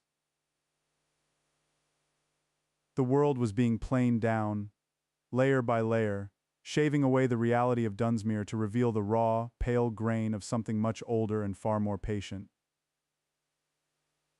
By the time Miller reached his threshold, the fog had begun to thicken, not with the translucent gray of the fens, but with a white, opaque density that smelled of fresh sawdust and resin. It coated his tongue, a dry, woody film that made every breath feel like inhaling the scrapings of a mortician's floor. He bolted his door, the heavy iron bar dropping into its cradle with a thud that felt sickeningly final. He didn't light a lamp, he didn't dare. The darkness of his home felt like a shroud, and for the first time in his 50 years, Miller found comfort in the thought of being hidden. He sat at his kitchen table, his truncheon laid out before him like a discarded toy, and listened to the house. The wood of his cottage, timber that had stood for a century, began to groan. It wasn't the settling of a building in the night, it was the sound of tension. The floorboards beneath his feet felt tight, the grain of the oak pulling and stretching as if trying to accommodate a new, more restrictive shape. Shh! Thump. The sound came from the corner of the room where his mother's old rocking chair sat. Shh! Thump. The chair wasn't moving, but the air around it was shimmering with a heatless distortion. Miller watched, his breath hitching in a throat that felt increasingly narrow as a long, curled shaving of wood, thin as a moth's wing and pale as bone, spiraled out of the empty air and drifted to the floor. Then another, and another. "I didn't give no measurements," Miller whispered, his voice a dry rasp. "I didn't ask for no gift, Thomas." The whispering started then. It didn't come from the walls this time. It came from his own joints. 1,000 tiny voices, overlapping in a frantic, melodic hive mind, speaking from his elbows, his knees, the small of his back. Too wide in the shoulder, the voices sighed. too long in the reach. We must take a little off the top, a little off the sides. Make him fit the wood. Make the wood fit the dark. Miller looked down at his hands. In the dim, filtered light of the fog pressing against his windows, he saw his skin beginning to change. It was losing its ruddiness, turning a matte, waxy yellow. His pores were elongating, stretching into the fine, linear grain of polished pine. He tried to stand, but his legs felt heavy and rigid, the muscles turning to dense, unyielding fiber. He reached for his truncheon, but his fingers wouldn't curl. They were fused together, the skin between them hardening into a solid web of cellulose. Panic, cold and sharp as a chisel, hammered at his chest. But even his heart was losing its rhythm, replaced by the slow mechanical thud of a mallet against a peg. Outside, the village of Dunsmuir was undergoing a silent tectonic transformation. The cottages weren't collapsing, they were folding. The thatch was being replaced by heavy interlocking lids of dark walnut. The windows were being boarded over from the inside, not by men with hammers, but by the wood itself, growing across the glass in a frantic, organic lattice. Through the cracks in his own front door, Miller saw the constable's office across the lane begin to tilt. The chimney didn't crumble, it was pulled downward, the bricks being swallowed by a rising tide of pale, fresh-cut lumber that erupted from the foundation. The entire building was being reshaped into a singular, massive box, its proportions perfect, its surface sanded to a terrifying smoothness. He heard a scream from the neighboring house, the widow Gantry. It was a high, thin sound that cut through the fog, but it was abruptly severed, not by a blow, but by the unmistakable snick of a lid being hammered home. 1, 2, 3, 4. The strikes were rhythmic, surgical. Miller tried to scream, but his jaw was locked. His teeth had fused into a single, white ridge. His vision was tunneling, the edges of his sight turning the color of aged mahogany. He realized then that the custom nightmare wasn't a series of murders. It was a harvest. The fog outside his window parted for a brief second, revealed by the guttering light of a torch dropped in the mud by some fleeing soul. In the center of the lane stood the cedar coffin from the workshop ruins. It was open now. Thomas Fenn stood beside it, but he was no longer a man of slight build. He seemed to have grown, his limbs elongated and multiple, like a spindly human insect. He moved with a jerky, stop-motion grace, his hands, each finger a delicate, serrated blade, working a piece of wood that looked suspiciously like a human femur. Behind him, the shadow of Edwin Fenn loomed, a towering silhouette of wire and rot, his painted white eyes glowing with a faint bioluminescent hunger. He wasn't holding a plane, he was holding a long hooked needle threaded with silver wire, and he was stitching the fog into the shape of a shroud. Thomas looked toward Miller's cottage. Even through the heavy wood and the encroaching paralysis, Miller felt that gaze. It was the look of a craftsman who had finally found the flaw in his masterpiece and knew exactly how to carve it out. The constable is a sturdy tree, Thomas's voice drifted through the walls, layered now with 100 different timbres, the voices of the gifts he had already sent. But even the sturdiest oak must be seasoned, it must be hollowed, it must learn the beauty of the box. Miller's front door didn't break down, it simply ceased to be a door. The wood flowed like liquid, the grain swirling into a vertical vortex that opened like a mouth. Thomas stepped through the threshold, his presence bringing with him a cold so absolute that the moisture in Miller's eyes froze into tiny, jagged crystals. Thomas leaned over the paralyzed man, his face a mask of pale sawdust and terrifying purpose. He reached out a hand that felt like sandpaper and ancient resin, and traced the line of Miller's jaw. "Don't worry, Miller," Thomas whispered, and the sound was like the wind through a graveyard of dead pines. "You won't be lonely. We've already started on the others. Dunsmuir isn't a village anymore. It's a collection. And every collection needs a sturdy chest to keep the pieces in." Thomas produced a small silver-handled auger from the folds of his sawdust-caked smock. He placed the tip against Miller's temple. "Now," Thomas said, his smile widening until it revealed rows of teeth like jagged wood shavings. "Let's see how much of you we need to remove to make you fit just right." The sound of the auger biting into the bone-dry wood of Miller's skull was the only sound left in Dunsmuir, save for the distant, rhythmic shh thump of the world being planed down to nothingness.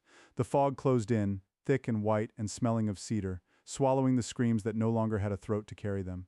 The village was gone, replaced by a silent, sprawling graveyard of wooden boxes, each one perfectly measured, each one waiting for the earth to finally, mercifully, begin to drink. The silver-handled auger did not merely pierce, it bit with a ravenous, spiraling hunger.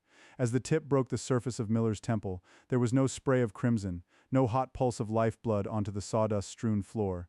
Instead, there was a dry, agonizing creak, the sound of a winter branch snapping under the weight of ice. From the puncture wound, a thick, translucent amber fluid began to weep. Slow as molasses, smelling of ancient resins and the suffocating sweetness of honey left to rot in a hollow log. Miller's consciousness did not gutter out. That was the true horror of the seasoning. His mind, trapped within the hardening cage of his skull, found itself expanding into the very grain of his new form. He felt the auger's flutes clearing the waste, the soft, unnecessary memories of his childhood, the wet, pulp-like thoughts of his wife, the fibrous remnants of his own name. Each turn of the handle was a surgical extraction of his humanity, replaced by a structural void that Thomas Fenn seemed to contemplate with the eye of a master. "The pith is stubborn," Thomas remarked, his voice now a chorus of dry rattles. He leaned in closer, his breath smelling of kiln smoke. "You've spent too long in the damp, Miller. There's a rot in the heartwood, a softness born of mercy. We must bore it out before we can apply the finished stem beside him." The towering silhouette of Edwin Fenn moved. The elder Fenn's movements were no longer restricted by the laws of biology. His joints didn't pivot. They slid along hidden grooves, his long, hooked needle flashing in the dim amber light. He was no longer just stitching the fog, he was stitching the air. Miller watched through eyes that were now nothing more than polished knots in a plank as Edwin pulled a strand of silver wire through the space where the kitchen window had been. The wire didn't just hang there. It caught the very fabric of reality, pulling the edges of the room inward. The corners of the ceiling began to miter themselves, the plaster and lath transforming into dark, interlocking teeth of dovetail joinery. The kitchen wasn't just becoming a box, it was becoming a compartment within a much larger, more terrible architecture. "Listen," Thomas whispered, pausing the auger. In the silence that followed, the shh thump of the world plane grew deafening. But now, Miller could hear the subtones. He heard the scream of Father Marlowe from the village square, but it wasn't a human cry anymore. It was the high-pitched whistle of a lathe spinning at impossible speeds. He heard the lowing of the cattle, now a rhythmic, percussive thudding, as if their hides were being stretched and tacked over hollow frames to serve as the velvet lining of some cosmic casket. The fog outside didn't just obscure, it constructed. Through the open mouth of his door, Miller saw the village green. It was no longer a patch of grass and mud. It was a vast, polished expanse of parquetry, the individual tiles made of the flattened, compressed remains of the houses that had stood there for centuries. The trees, the ancient oaks that had guarded Dunsmuir, were being stripped of their bark and leaves in an instant, their limbs being bent and steam-curled into the ornate handles of 1,000 different lids. He felt the weight of Thomas Fenn as the craftsman stepped back to admire his work. He felt the vibration of Edwin's needle as it finished the shroud stitching of the sky, sealing Dunsmuir away from the sun, the stars, and the passage of time. "Perfect," Thomas's voice resonated through Miller's fibers, a vibration that felt like a saw blade across a knot. A fine addition to the West Wing, sturdy, reliable, a bit coarse in the grain perhaps, but the varnish will hide the flaws. By then Thomas reached out and gripped Miller's shoulders, or what had been his shoulders. With a strength that defied his spindly frame, he began to fold him. Miller felt his ribs hinge, he felt his pelvis slide into his chest cavity. There was no pain, only the terrifying clinical sensation of being fitted into a preordained shape. His legs were tucked under his torso, his arms wrapped around his own hollowed-out middle. He was being closed. The last thing Miller saw, the last vibration he processed before the final lid was lowered, was the figure of the widow Gantry. She was no longer a woman. She had been transformed into a delicate, spindly music box, her fingers splayed out to form the tines of a comb, her hair replaced by fine copper wires. And as Thomas moved past her, his sleeve brushed her, and she began to play. The music wasn't a melody, it was the sound of a forest dying, the groan of falling timber, the crackle of a dry leaf, the scream of wood under the blade. Then the darkness came. Not the darkness of the night, but the darkness of the grain. Miller felt himself being lifted. He felt the sway of being carried through the transformed village. He felt the other boxes, hundreds of them, stacked in the new, vast silence of Dunsmuir. Some were small and ornate. Others were massive, rough-hewn crates that vibrated with the muffled, rhythmic thumping of hearts that refused to stop beating, even as they were encased in 6 inches of solid walnut. He was placed down on a hard, cold surface. The vibration told him he was in the church, or what the church had become. The stone floor was gone, replaced by a resonant, hollow decking. Above him, he could feel the presence of the great collection. The bells began to toll then. But they didn't ring. They struck. Clack. Clack. Clack. It was the sound of a hammer hitting a coffin nail. The custom nightmare was nearly complete. The village had been harvested, seasoned, and boxed. But as Miller lay in his dark, wooden interior, a new vibration began to thrum through the floorboards. It was a deep, tectonic groan coming from far beneath the earth of the marshes. Something was coming to claim the collection. Something that had been waiting for the wood to be ready. Something that didn't have hands to build, only a mouth to consume the craftsmanship of the fens. Through the grain of his own lid, Miller felt the first cold touch of the earth beginning to rise. The soil wasn't just dirt anymore.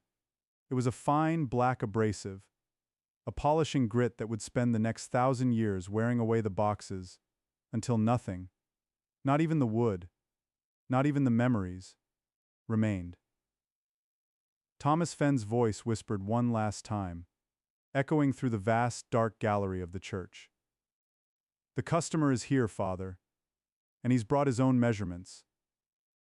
Outside, the marshes began to heave. The water didn't flow.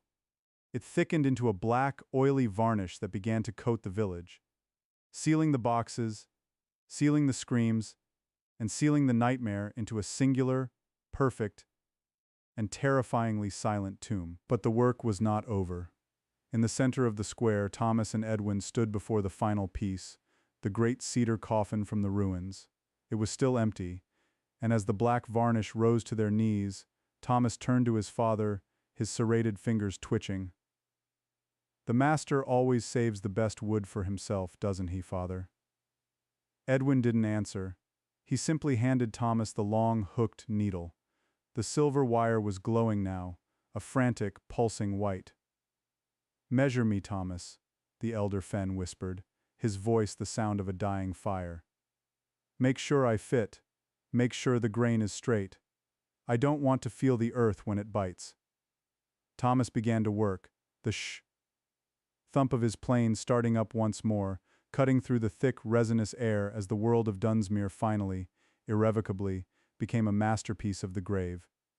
The silver wire did not merely pierce Edwin Fenn's skin, it hummed with a frequency that vibrated through the very marrow of the world. As Thomas drew the needle through his father's chest, the sound was not that of tearing flesh, but of a saw biting into seasoned heartwood, a high, singing protest of fibers being forced into a new, final alignment. Miller, entombed within his own rigid oaken geometry, felt the resonance in his very grain. Every stitch Thomas took in Edwin's frame sent a ripple through the floorboards of the church, a sympathetic vibration that made Miller's interior cavity ring like a struck bell. He was a vessel now, a hollowed-out percussion instrument for the Fenn's dark symphony. "Tighter, Thomas?" Edwin's voice was a dry rasp, the sound of sandpaper on flint. "The seams must be invisible. The customer, he has an eye for the smallest gap. He will smell the mortality if you leave a single pore open. Thomas's hands were a blur of articulated precision. He was no longer using his fingers. He was using the tools that had become his fingers. A small, curved draw knife emerged from his palm, shaving away the last vestiges of Edwin's humanity. The softness of a cheek, the curve of an ear, until the elder Fenn's head was a smooth, polished sphere of burl walnut, swirling with dark, turbulent patterns that looked like trapped storms. The silver wire crisscrossed the sphere, binding the features into a singular, impenetrable surface. There were no eyes left, only the suggestion of sight in the way the grain swirled toward two dark, recessed knots. "The finish, Thomas," Edwin whispered, though he no longer had a mouth. The vibration came from the center of his chest, a deep, resonant thrumming. "Apply the black, it's rising." Outside, the world was no longer Dunsmuir. It was a vast, interlocking puzzle of dark wood and silver thread, all submerged in the rising tide of the marsh. The black varnish, that thick, oily substance that had replaced the water, wasn't just liquid, it was a solvent of identity. As it crept over the threshold of the church, it didn't splash. It flowed with a heavy, purposeful viscosity, coating the parquet floor in a layer of obsidian glass. Miller felt the first touch of it against the base of his box. It was cold, not the cold of ice, but the cold of absolute zero, the absence of all molecular motion. Where the varnish touched his wood, the sensation of his body vanished. It didn't hurt, it simply ceased to be. His awareness was being pushed upward, compressed into the upper quadrants of his oaken frame as the lower half of his existence was erased by the black gloss. He felt the other boxes in the church react. To his left, the small, ornate music box that had been the widow gantry began to vibrate frantically. Her copper wire hair struck against the interior of her lid, producing a frantic, discordant jangle. It was a plea, a mechanical prayer for a mercy that had been planed away long ago. Then, the varnish reached her. The music didn't stop. It slowed. The notes became long, agonizing groans of metal under extreme pressure. The pitch dropped until it was a sub-bass rumble that Miller felt in his own lid. Then, silence. The widow gantry was no longer a music box. She was a shape beneath the black glass, a frozen moment in a sea of ink. Thomas Fenn stood atop the altar, which had transformed into a massive, multi-tiered workbench. He held his father's head in his spindly, multi-jointed hands, lifting it toward the vaulted ceiling. The ceiling itself was no longer stone. It was a complex lattice of rafters and joists that moved like the underside of a grand piano, shifting and clicking as the wind, or whatever now passed for wind, blew through the gaps. "He is here," Thomas announced, his voice a chorus of 1,000 splinters. The great doors of the church didn't open. They unfolded. The massive oak portals, bound in iron, split into 1,000 individual slats, each one rotating on a hidden axis, until the entrance was a gaping, serrated maw. The customer did not walk in. He arrived as a change in the light, a deepening of the shadows that made the black varnish seem bright by comparison. He was a presence of immense, crushing weight. Miller felt the floorboards groan, not just the wood, but the very concept of support, under the customer's gaze. There was no form to him, only a sense of vast, predatory geometry. He was the master carpenter, the one who had provided the blueprints the Fens had so diligently followed. He was the one who required the containers. A sound filled the church, a low, rhythmic grinding, like two tectonic plates of mahogany rubbing together. It was the customer speaking. There were no words, only the raw, sensory data of a demand. "Show me the harvest." Thomas stepped forward, his movements jerky and mechanical. He gestured to the rows of boxes, the village of Dunsmuir neatly packaged and catalogued. "Each one seasoned, my lord," Thomas said, his voice trembling with a terrifying, ecstatic pride. "The souls have been pressed, the damp has been bled out, we have achieved the perfect seal. Not a drop of life remains to warp the wood, the customer's presence moved through the aisles." Miller felt it as a localized distortion of gravity. When the shadow passed over his box, Miller's consciousness flickered. He felt the customer's eye, a sensation of being measured, not by length or width, but by the density of his despair.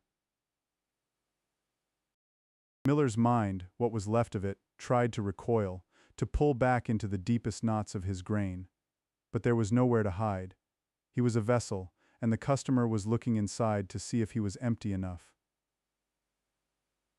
The customer paused. The grinding sound intensified.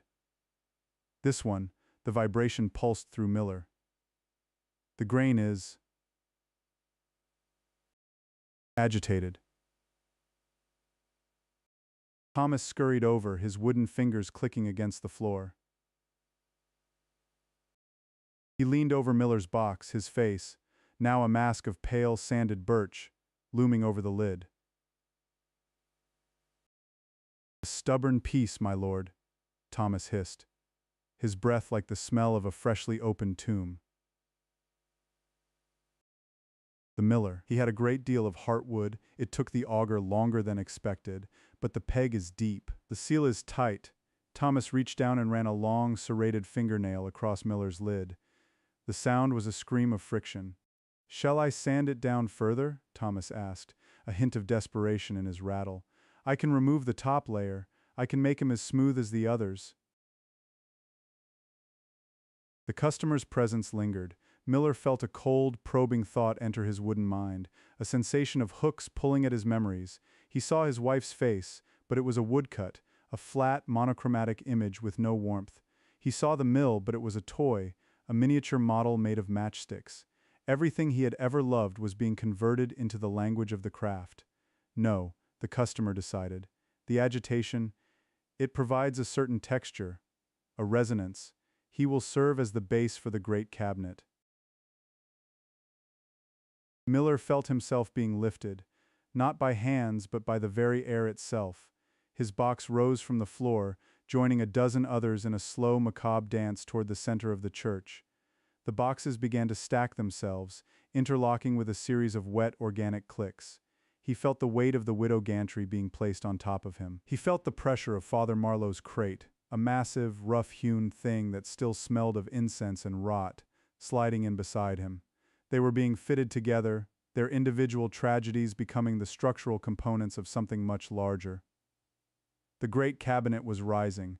It was an architecture of the damned, a towering structure of boxes that reached toward the shifting rafters of the church. It was a cathedral of containers, a monument to the Fenn's obsession. And at its very center, in the place where a heart might be, Thomas was preparing the final piece. He held Edwin's head, the polished walnut sphere, and began to press it into a circular recess in the center of the stack. The keystone, Thomas whispered. The mind of the wood. As Edwin's head was seated, a final, world-ending vibration shuddered through the church. The silver wires that bound the boxes together began to glow with a sickly, ultraviolet light. The black varnish on the floor began to rise, defying gravity, climbing up the sides of the great cabinet like a living shroud. Miller felt the varnish reach his lid. He felt it seep into the microscopic pores of his wood. It didn't just coat him, it integrated with him. He was no longer Miller, he was a cell in a larger organism. He could feel the thoughts of the others, the cold wooden terrors of the villagers, all connected by the silver wire and the black resin. He felt the widow gantry's mechanical sorrow. He felt the father's splintered faith. He felt the village children, their small square boxes stacked like bricks in the foundation. And then he felt Edwin. The elder Fenn's consciousness was the lattice that held them all together. It was a mind of pure geometry, devoid of mercy, obsessed with the perfect fit. It is done, Edwin's voice echoed through the collective grain of the cabinet. The order is established, the silence is absolute, but as the varnish reached the top of the structure, sealing Thomas himself into the final spindly compartment at the apex, the customer spoke one last time. The work is never done, Thomas Fenn. The grinding sound was now a roar, the sound of a forest being pulverized into dust. The customer has many houses, and this village is but a single drawer.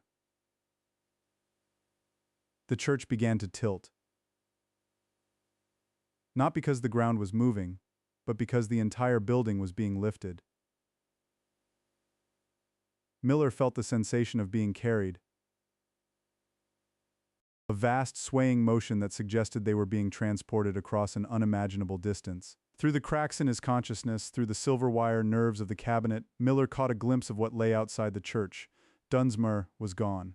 In its place was a workshop that spanned the horizon, a place of infinite shadows and gargantuan tools, where stars were used as heat lamps to dry the wood, and the void between worlds was the sawdust on the floor. And there, standing over the tiny, boxed-up remains of his world, was the customer. He was reaching for a tool, a plane the size of a mountain range, its blade a sliver of frozen moonlight. "The finish is a bit rough," the customer remarked, his voice the sound of a universe collapsing. "We must take another pass." The blade descended. Miller felt the first bite of the iron. It didn't just cut his wood, it cut his soul. It shaved away the last layer of his name, the last splinter of his memory, leaving only the smooth, cold, and utterly silent surface of the masterpiece. And as the shavings of his life fell away into the darkness, Thomas Fenn's voice whispered in the back of his mind, a final, rattling laugh. "Measure twice, Miller, cut once." The blade of the plane did not merely travel across the surface of the great cabinet, it translated the surface into a different state of being. To Miller, the sensation was a sustained, high-frequency erasure. The iron of the customer's tool was not forged of steel, but of a cold, absolute silence that hummed with the vibration of a billion dead suns. As it bit into his lid, Miller didn't feel the shearing of fibers so much as the peeling away of his own chronology. The first pass of the plane took the year he turned 30, the memory of a particularly golden harvest, the way the light had hit the flour dust in the mill, the calloused warmth of his wife's hand against his cheek. These things were rendered into a single, translucent curl of wood, a ribbon of biography that spiraled away into the yawning abyss of the workshop floor. Miller watched it fall, not with eyes, but with the collective, silver-wired awareness of the cabinet, and saw it join a drift of similar shavings, a mountain of discarded identities that glittered like mica in the gloom. The customer's hand, a shadow that possessed the density of a collapsing star, moved with a terrifying rhythmic precision. Shuck. Shuck. Shuck. With every stroke, the great cabinet grew smoother. The agitation the customer had noted began to subside, replaced by a terrible uniform gloss. Miller felt the widow Gantry's mechanical sobbing being planed down into a low, harmonic hum. He felt Father Marlowe's jagged, splintered prayers being leveled until they were nothing more than a structural reinforcement. The pressure was immense. The cabinet was being compressed, the boxes forced to interlock so tightly that the very atoms of their wood began to fuse. Miller's consciousness, once a distinct vessel of pain, was now leaking into the vessels beside him. He could taste the copper tang of the father's guilt. He could feel the cold, damp rot of the widow's loneliness. They were no longer a collection of souls. They were becoming a singular, complex grain. "See how the figure emerges," Thomas Fenn's voice rattled from the apex, his words now barely more than the clicking of a wooden tongue against a wooden pallet. "The burl of their lives. It creates such a beautiful, marbling toll." The customer paused. The weight of his attention shifted, focusing on a specific junction where Miller's box met the rough-hewn crate of the village blacksmith. There was a discrepancy, a microscopic gap where a sliver of human stubbornness still resisted the seal. The grinding roar returned, vibrating through the silver nerves of the cabinet. "A knot," the customer observed. "A knot of hope." The word hope felt like a brand of white-hot iron against Miller's wood. It was the blacksmith's hope, the memory of his son's laughter, that had created a hard, impenetrable core in the grain. It was a flaw, an imperfection in the master's lumber. Miller felt the customer reach for a different tool. It was a long, tapered auger, its bit a spiraling fracture in the fabric of reality. The customer didn't use it to drill. He used it to extract. He pressed the point into the seam between Miller and the blacksmith. The pain was no longer a sensation. It was a geography. Miller felt his entire existence being pulled toward that spinning point. The auger bit deep, screaming as it encountered the knot. The sound was the collective shriek of Dunsmuir. A choir of 100 voices compressed into a single piercing note of agony. The auger didn't just remove the wood. It unraveled the events that had formed the hope. Miller felt the blacksmith's son being unborn. He felt the laughter being unlaughed. The void left behind was immediately filled by the black, viscous varnish that Thomas Fenn had prepared. It poured into the hole, hot and suffocating, sealing the flaw with a substance that knew no hope, only the cold, eternal stillness of the finish. Perfect, Thomas whispered, and Miller could feel the man's wooden fingers twitching in ecstatic sympathy. The grain is corrected, the flow is restored. The customer withdrew the auger and returned to the plane. The shuck resumed, faster now, more aggressive. The cabinet was being thinned, its walls becoming translucent. Miller could see the stars through himself, not the stars of the sky he knew, but the pulsing, rhythmic heat lamps of the workshop, each one a caged soul of a different world, burning itself out to provide the warmth necessary for the resin to cure. He realized then that they were not the first cabinet. The workshop was lined with them. Massive, towering structures of boxed-up civilizations, some as dark as obsidian, others glowing with a pale, sickly phosphor. They were all different, orders of the craft. Some were chests of drawers, each drawer containing the history of a planet. Others were armoires, their doors etched with the screaming faces of gods who had failed to provide a perfect seal. The great cabinet of Dunsmuir was to be a base, a foundation for something even more monolithic. The customer stopped planing. He set the tool aside, the sound of it hitting the workbench like a thunderclap that shook the foundations of Miller's being.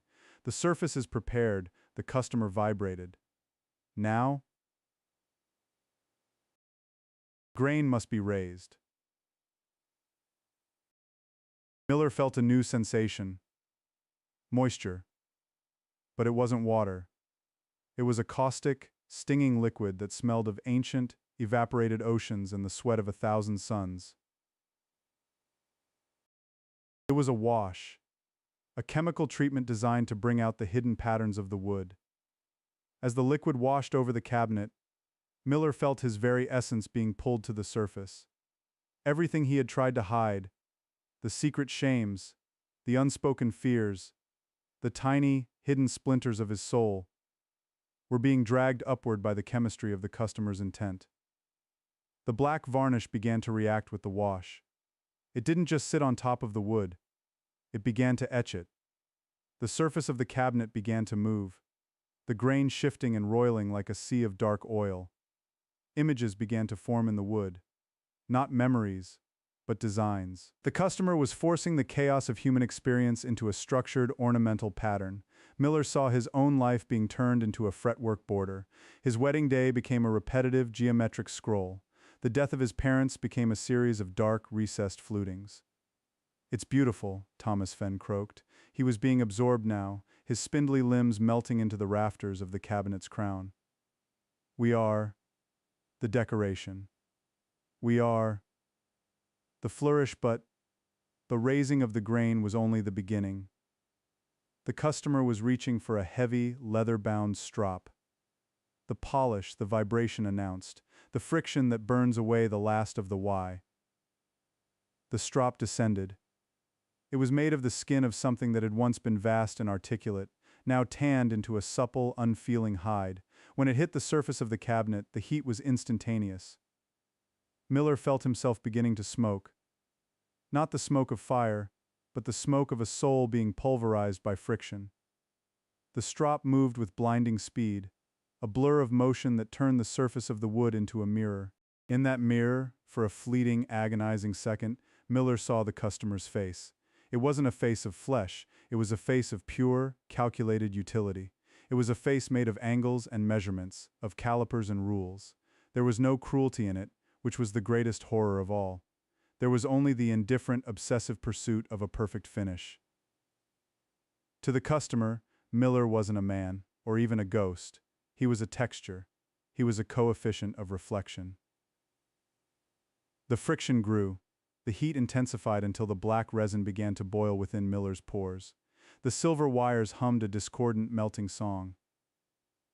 "Thomas," Edwin's head whispered from the center of the stack, the walnut keystone vibrating with the strain. "Thomas, the fit is too tight. The wood, it's beginning to scream. Let it scream, father." Thomas replied, his voice now a mere resonance in the rafters. "The scream is what gives the polish its..." Buster Miller's the customer leaned in closer, his breath a cold wind that smelled of cedar and extinction. He was looking for the fire in the wood, the way the light played within the grain. He wasn't satisfied with the reflection yet. There was still too much Miller in the miller. He reached for a small, delicate bottle. It contained a liquid that looked like liquid starlight, but it moved with a heavy, viscous weight. The final grain filler, the customer pulsed. He poured a single drop onto the center of the cabinet, right where Edwin's head was seated. The drop didn't spread, it invaded. It was a substance of absolute density, a liquid that occupied all the spaces between thoughts. As it seeped into the cabinet, Miller felt the last of his internal voids being filled. The places where he still held his own name, the small hollow pockets where he kept the sound of the wind in the trees. They were all being filled by the silver light. It was a total, suffocating completion. Miller tried to cry out, but his throat was now a solid block of polished mahogany. He tried to weep, but his tear ducts were filled with cured resin. He was becoming a solid. A perfect, unyielding solid. The customer took a soft cloth, a fragment of a cloud from a world that had never known a sun, and began the final buffing. With every circular motion, the cabinet grew brighter. It began to emit its own light, a cold, black radiance that illuminated the workshop. The other structures in the room seemed to bow toward it, the ancient, silent wardrobes and chests acknowledging a new peer. "It is almost ready." Thomas's voice was now just a vibration in the grain, a subtle ripple in the finish. "The customer is pleased. The house is waiting. The house." The thought triggered a new wave of dread in Miller. If they were the cabinet, what was the house? The customer stood back, his immense geometric form silhouetted against the glowing stars of the workshop. He seemed to be judging the cabinet's proportions against a blueprint that existed only in the void. "It will suffice for the hall of silence," the customer decided. He reached down and, with a casual, terrifying strength, tilted the great cabinet. Miller felt the world shift as they were hoisted onto a trolley made of the bones of giants. The movement was jarring. The cabinet groaned, not a human groan, but the sound of 1,000 structural joints settling into their final permanent positions. They were being moved out of the workshop, through a doorway that was a literal rift in the stars. As they passed through the threshold, Miller caught a glimpse of the Hall of Silence. It was a corridor that stretched into infinity, its walls lined with the masterpieces of the customer's long, terrible career. There were clocks that ticked in centuries, their gears made of the teeth of kings. There were chairs upholstered in the dreams of poets, and there, at the end of the hall, was a door. The door was not made of wood. It was made of the same black glass that had once covered the floor of the church in Dunsmuir. But this door was vast, and behind it lay a darkness that made the workshop seem bright. "The customer's study," Thomas whispered, the thought echoing through the silver wires. "The place where he keeps his most private collections." The trolley stopped in front of a vacant niche between a tall, spindly clock and a massive iron-bound chest. The customer reached out. His fingers, cold and hard as diamonds, gripped the sides of the cabinet. He lifted them. The entire population of Dunsmuir, the weight of their combined histories, their agonies, their final, silenced breaths, and slid them into the niche. The fit was perfect. There wasn't a hair's breadth of space on either side. "Home," the customer pulsed, but as he turned to leave, his shadow lingering over the polished surface, he paused. He leaned in, his eye once again finding Miller's box, now a mere segment of the great cabinet's flank. "Wait!" the customer vibrated, a hint of something like curiosity, or perhaps just a perfectionist's irritation, rippling through the air. The resonance, it is still thrumming. He reached into a pocket of his shadow and pulled out a small, sharp chisel. "The miller," he observed. "He still thinks he is a miller." The tip of the chisel touched the surface of Miller's lid. It didn't cut. It probed. It began to carve a new, intricate detail into the polish. A signature. Miller felt the blade digging into the very center of his being, carving a name that wasn't his.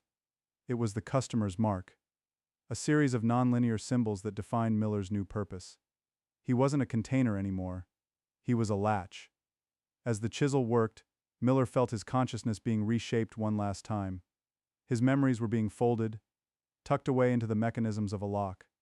His sense of self was being converted into a series of tumblers and springs. "A fine addition," Thomas's voice was almost gone, a faint clicking in the dark. "A soul that knows how to hold a secret." The customer finished the carving. He blew away the microscopic dust of Miller's final thoughts. Then, he reached out and turned the latch. Miller felt himself click. The great cabinet didn't just stand there, it opened. But it didn't open outward. It opened inward, into a space that was larger than the room it occupied, and there, in the hollowed-out center of the village of Dunsmuir, the customer began to place his things. The first item was a small, heavy jar. It was cold, and it smelled of a world that had died of frost. "Store this," the customer commanded. Miller felt the weight of the jar settle into his very core. He felt the cold of it seeping into the wood, turning his heartwood into a frozen tomb. He was no longer just a part of a cabinet. He was a servant of the customer's inventory, and the customer had many, many things to store. The Hall of Silence was long, and the master carpenter was always working. Miller felt a new vibration through the floor, the sound of another church door unfolding, somewhere in a distant, unsuspecting valley. The sound of another Thomas Fenn picking up an auger. The work was never done. The customer's hand returned to the latch. He turned it back, locking Miller into the silence. "Keep it safe," the customer whispered, his voice a final, crushing weight. "Until I require it." In the darkness of the niche, Miller waited. He was a perfect fit. He was a masterwork. And he was, for the first time in his long wooden life, truly, utterly empty. But then, deep within the grain, in a place the chisel hadn't quite reached, a tiny microscopic splinter of the blacksmith's hope began to rub against the black resin. It was a small friction, a tiny, insignificant heat. Click. The latch trembled. The customer, already halfway down the Hall of Silence, stopped. He didn't turn around. He simply stood there, his vast geometric shadow stretching back toward the cabinet. Agitation. He vibrated. He began to walk back. Miller felt the vibration of his footsteps, the sound of a universe being measured, one heavy, inevitable step at a time. The chisel was back in the customer's hand. Measure twice, Thomas's ghost rattled in the dark. Cut, until there is nothing left to cut. The splinter was a microscopic heresy. It was the memory of a red-hot horseshoe, the smell of singed hair and honest sweat. The ghost of a life lived in the heat of a forge, now trapped in the sub-zero perfection of the cabinet. It was a single, jagged atom of no in a universe that demanded yes. As the customer approached, the hall of silence seemed to contract. The infinite perspective of the corridor warped, the walls of clocks and dream-stitched chairs leaning inward as if trying to shield themselves from the customer's scrutinizing gaze. His shadow preceded him, a cold, angular stain that moved across the polished floor with the sound of a frozen lake cracking under immense weight. Miller felt the shadow touch him first. It wasn't a lack of light, it was a presence of void. It felt like a layer of skin being peeled back by a freezing wind. A flaw, the customer vibrated. The word didn't enter Miller's ears, he had none, but resonated directly into the marrow of his wooden bones. A recursive knot of sentiment. The customer leaned in. His face, if it could be called that, was a shifting arrangement of planes and angles that defied three-dimensional logic. A single aperture opened in the center of his head, not an eye, but a lens of pure mathematical judgment. The chisel didn't just touch the wood this time, it pierced the finish, diving through the layers of starlight resin and black lacquer until it struck the heart of the latch. Miller's world became a scream of white-hot geometry. The chisel was cold, yet it burned. It didn't cut the grain, it unraveled the very concept of the blacksmith. The memory of the forge was shaved away in a single, curling ribbon of translucent soul matter. Miller felt the warmth of the fire vanish, replaced by a vacuum so absolute it felt like his ribs, the structural supports of the lower drawer, were collapsing inward. "Strip it back," Edwin's voice rattled from the walnut keystone, sounding like dry leaves skittering over a tombstone. "The grain must be obedient. Any curl, any whorl, is a lie."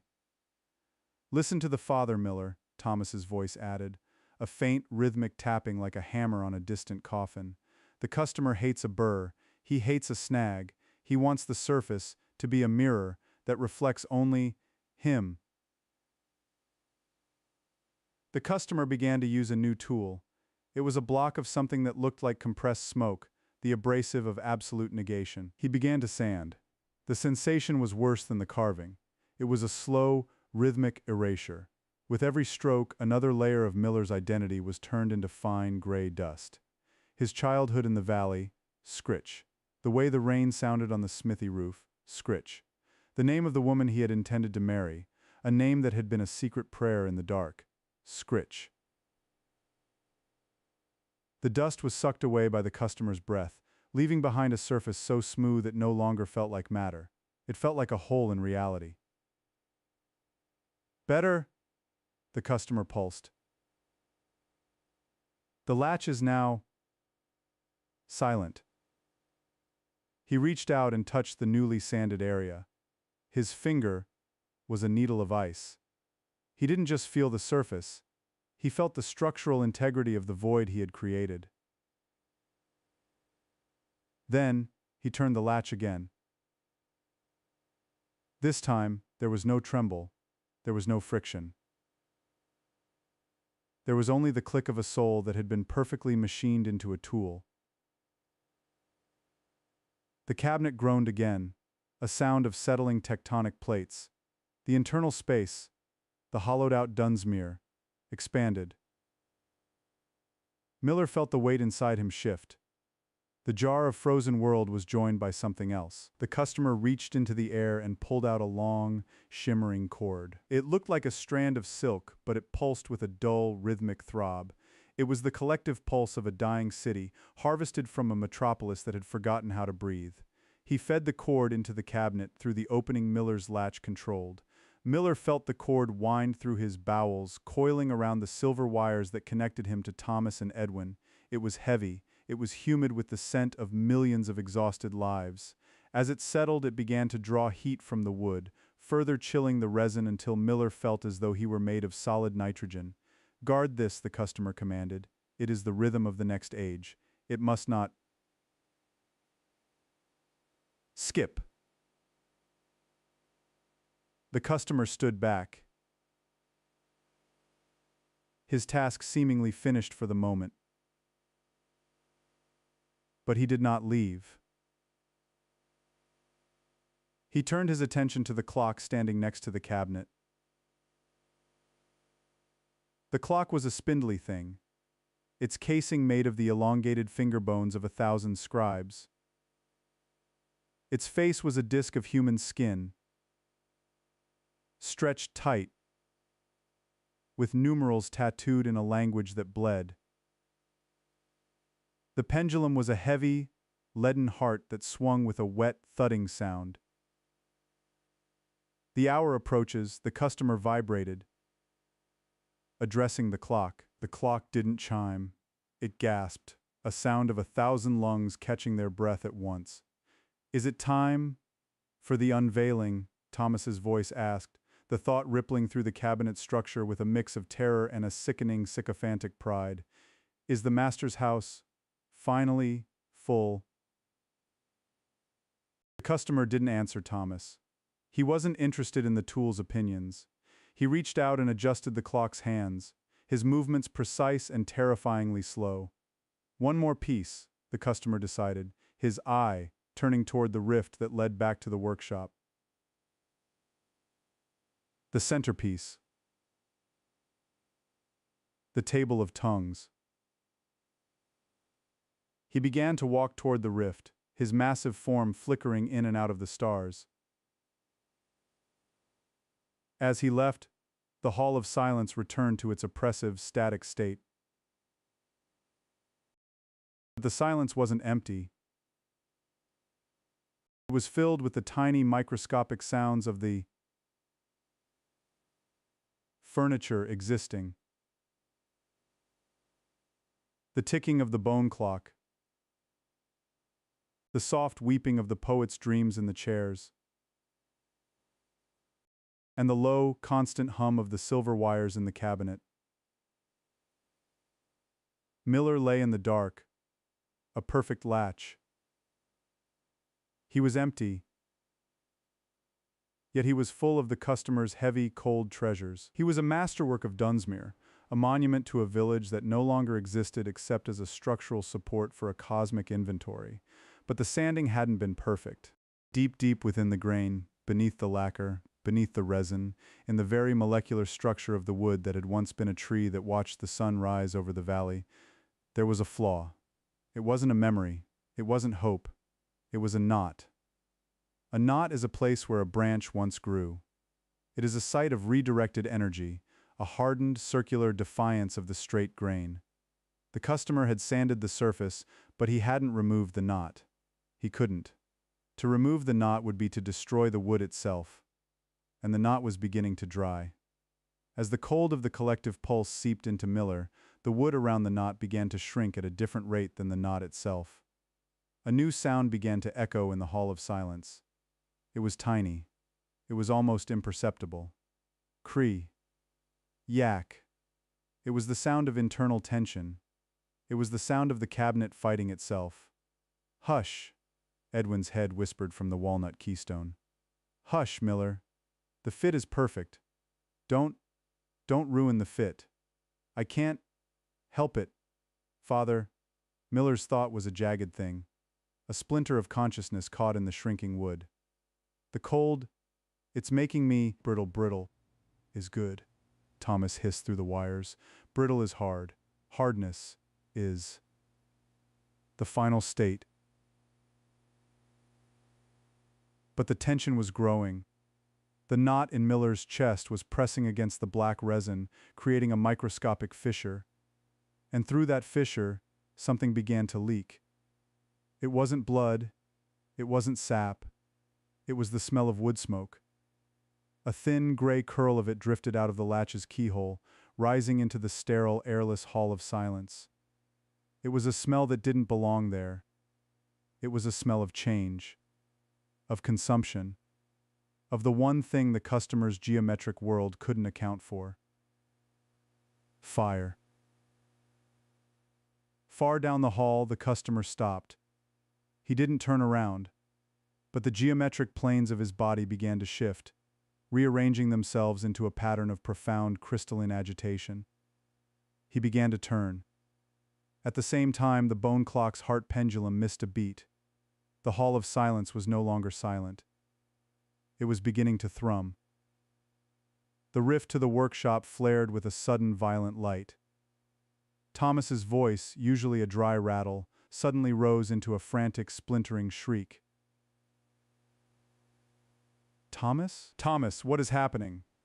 Miller's thought reached out, but the silver wires were vibrating so hard they were beginning to hum a note of pure, sonic destruction. The workshop! Thomas screamed, his voice dissolving into the sound of wood being shattered by a giant's hand. The master... He is bringing... the centerpiece. But it's not finished. The wood, it's still bleeding. The sound of the customer's footsteps returned, but they were no longer slow. They were a rapid, thunderous cadence. The inventory is compromised, the customer vibrated, his voice a roar of grinding stone. The flaw must be excised. He wasn't coming back with a chisel this time. He was coming back with a saw. You survived tonight's tale with Mr. Rippers. Come back to Rippers' Nighttime Tales, where fear is just the beginning. Welcome to Ripper's Nighttime Tales, a chilling series of bedtime horror stories narrated by the horror streamer Mr. Rippers, with soft rain and thunder. Drift off to multiple scary tales perfect for late night listening on rumble.com. Do hit that like button and consider following the channel. Leave a comment letting me know where and when you listen. Let's build a community. Okay, let's get started. The subway's silent night. The air in the Terminal Tower station always tasted of electricity and damp concrete, a metallic tang that sat heavy on the back of the tongue. But tonight, beneath the low hum of the fluorescent lights and the distant, rhythmic dripping of water that plagued Cleveland's aging infrastructure, there was something else. A sweetness, a cloying synthetic perfume that cut through the urine and ozone like a razor wire through silk. It smelled of pine needles, concentrated industrial-grade pine, the kind used in floor cleaners to mask the scent of sickness in hospitals. I adjusted the strap of my camera bag, the nylon digging into my shoulder. My name is Maya, and I am a collector of ghosts. Not the spectral kind, not the ones that rattle chains in Victorian attics, but the ghosts of the city itself. I photograph the abandoned, the overlooked, the forgotten arteries of the metropolis. There is a specific kind of beauty in decay, a melancholy poetry in the peeling paint of a forgotten subway tile. I suppose that's why they call me the innocent among the small tight-knit community of urban explorers in Ohio. I don't do this for the adrenaline, or to tag walls with spray paint, or to steal copper wire. I do it because I believe these places are lonely, and they deserve to be seen one last time. Tonight, however, the loneliness of the RTA felt predatory. I was waiting for Leo and Sarah. We were supposed to meet at the edge of the platform near the service entrance that led to the old maintenance tunnels, the veins, as Leo called them.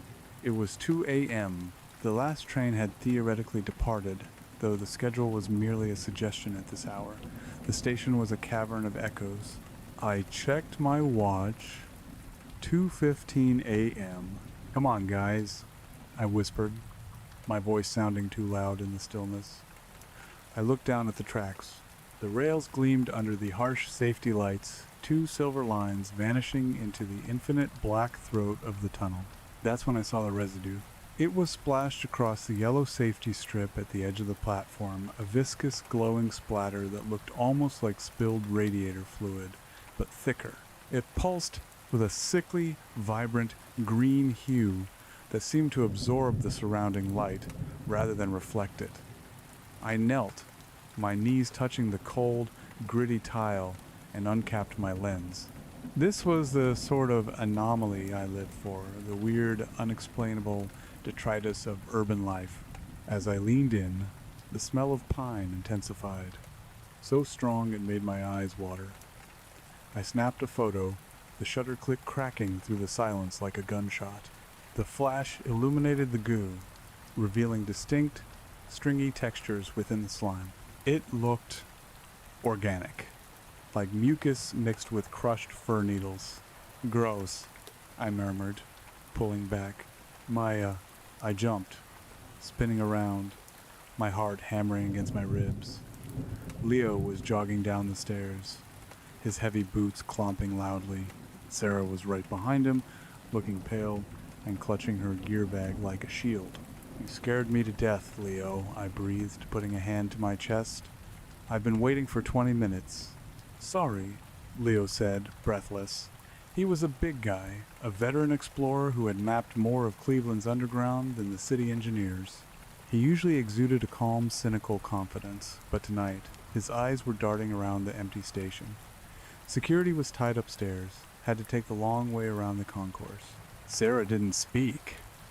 She was the tech wizard of our trio, usually bubbling with facts about structural integrity and airflow, but she looked nauseous. She kept glancing at the dark tunnel entrances. You okay, Sar? I asked, stepping toward her. It smells, she whispered. Do you smell that? The pine? I nodded. Yeah, someone must have spilled a gallon of cleaner. Look at this. I pointed to the green slime on the platform edge. Leo walked over, squatting down to inspect it. He didn't touch it. He hovered his hand over it, then recoiled. It's warm, he said, his voice tight. Maya, this stuff is radiating heat. Chemical reaction, I suggested, though the physicist in me knew that floor cleaner didn't generate heat hours after being spilled. Maybe. Leo stood up, wiping his hands on his cargo pants. Look, let's just get the shots and get out. I have a bad feeling about tonight. The air pressure down here is all wrong. My ears haven't popped. You're just spooked because of the news, I said, trying to inject some levity into the group. The news had been grim lately, 5 commuters missing in the last 2 weeks. Vanished without a trace from platforms, just like this one. The police said runaways or drug-related, but the city felt tense. Maybe, Leo grunted. Come on, the hatch is this way. We moved toward the end of the platform, past the do not enter signs that served as our invitations. Leo pried open the heavy steel door that led to the utility stairwell. It groaned, a shriek of rusted metal that set my teeth on edge. We descended into the bowels of Cleveland. The transition was immediate. The polished, albeit dirty facade of the public station gave way to raw concrete, exposed rebar, and the dripping ancient brickwork of the original terminal foundations. We clicked on our headlamps, cutting 3 cones of white light through the oppressive darkness. As we walked deeper into the service tunnel, the pine scent didn't fade. It grew stronger. It became a physical presence, a thick, oily miasma that coated the inside of my nostrils. It smells like Christmas in a slaughterhouse, Sarah muttered, her voice trembling. Don't say that, I said, shining my light on a rusted junction box. It's just maybe some runoff from a factory, or a spill in the drainage system. There are no factories that use this much pine oil downtown, Leo said from the front. Keep your eyes open, the floor is uneven here. We walked for what felt like an hour, moving deeper than we usually dared. We were looking for the ghost sighting, a legendary section of track that had been sealed off in the 1,950 seconds. Rumor had it there were still vintage cars down there, preserved in the dark. It was the holy grail for an explorer like me, but the architecture was changing. I noticed it first on the ceiling. The chaotic tangle of wires and pipes was being organized. Not by city workers, it was too haphazard for that, but by something else. The cables were braided together, tied off with what looked like red ribbons. I stopped. Leo, look up. He tilted his headlamp. What the hell? The cables were indeed tied with ribbons, but as I zoomed in with my camera, looking through the telephoto lens, the image resolved into clarity and my stomach dropped. They weren't ribbons. There were strips of flannel, strips of denim, strips of skin. "Oh, God," I whispered, the bile rising in my throat. "Leo, that's clothing, and don't look at it," Leo ordered, his voice harsh, cracking with a fear I'd never heard from him before. "Keep moving." We turned back at the next junction. "This isn't right. Someone's living down here. Some psycho." "We need to call the police," Sarah said, fumbling for her phone. "No signal, obviously." We hurried now, the exploration forgotten. The goal was simply to leave, but the tunnel seemed to stretch, elongating in the shadows. The dripping sound had changed. It was no longer the random plip-plop of water. It was a rapid, scurrying sound. Chitter, chitter, scrape. Like rats, but too heavy, too coordinated. "Did you hear that?" I asked, stopping dead. "Just rats," Leo said, but he had pulled a heavy wrench from his belt. "Keep moving." Jingle. The sound was faint, echoing from the darkness ahead of us. It wasn't the bright, cheerful ring of a sleigh bell. It was dull, flat, and heavy, like iron striking lead. Jingle. Scrape. Jingle. "Hello?" I called out, the word escaping my lips before I could stop it. My naivety, my fatal flaw. I expected a homeless person, maybe a maintenance worker. I wanted to believe in the rationality of the world. A laugh answered me. It wasn't human. It was a high-pitched, wet, gurgling sound, like a hyena drowning in syrup. He. "Run," Leo said. He didn't shout. He just turned and shoved Sarah and me back the way we came. "Run, now." We sprinted. The beams of our headlamps swung wildly, creating a strobing, nauseating effect against the wet walls. The chittering exploded behind us, a cacophony of clicking claws and that terrible wet laughter. I glanced back. I shouldn't have. Emerging from the shadows where we had just been standing were shapes. They were small, perhaps 4 feet tall, but broad and misshapen. Their skin was the color of bruised avocados, slick with the same green slime we had seen on the platform. They wore rags that looked like mockery of clothing, red tatters, white fur stained brown with filth, but it was their faces that froze my blood. They were elongated, rat-like, with pointed ears that twitched independently.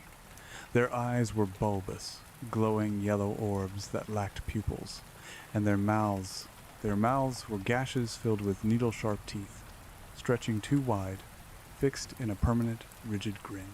"Goblins," Sarah screamed, her voice shrill with hysteria. "Just run," I gasped, my camera banging painfully against my hip.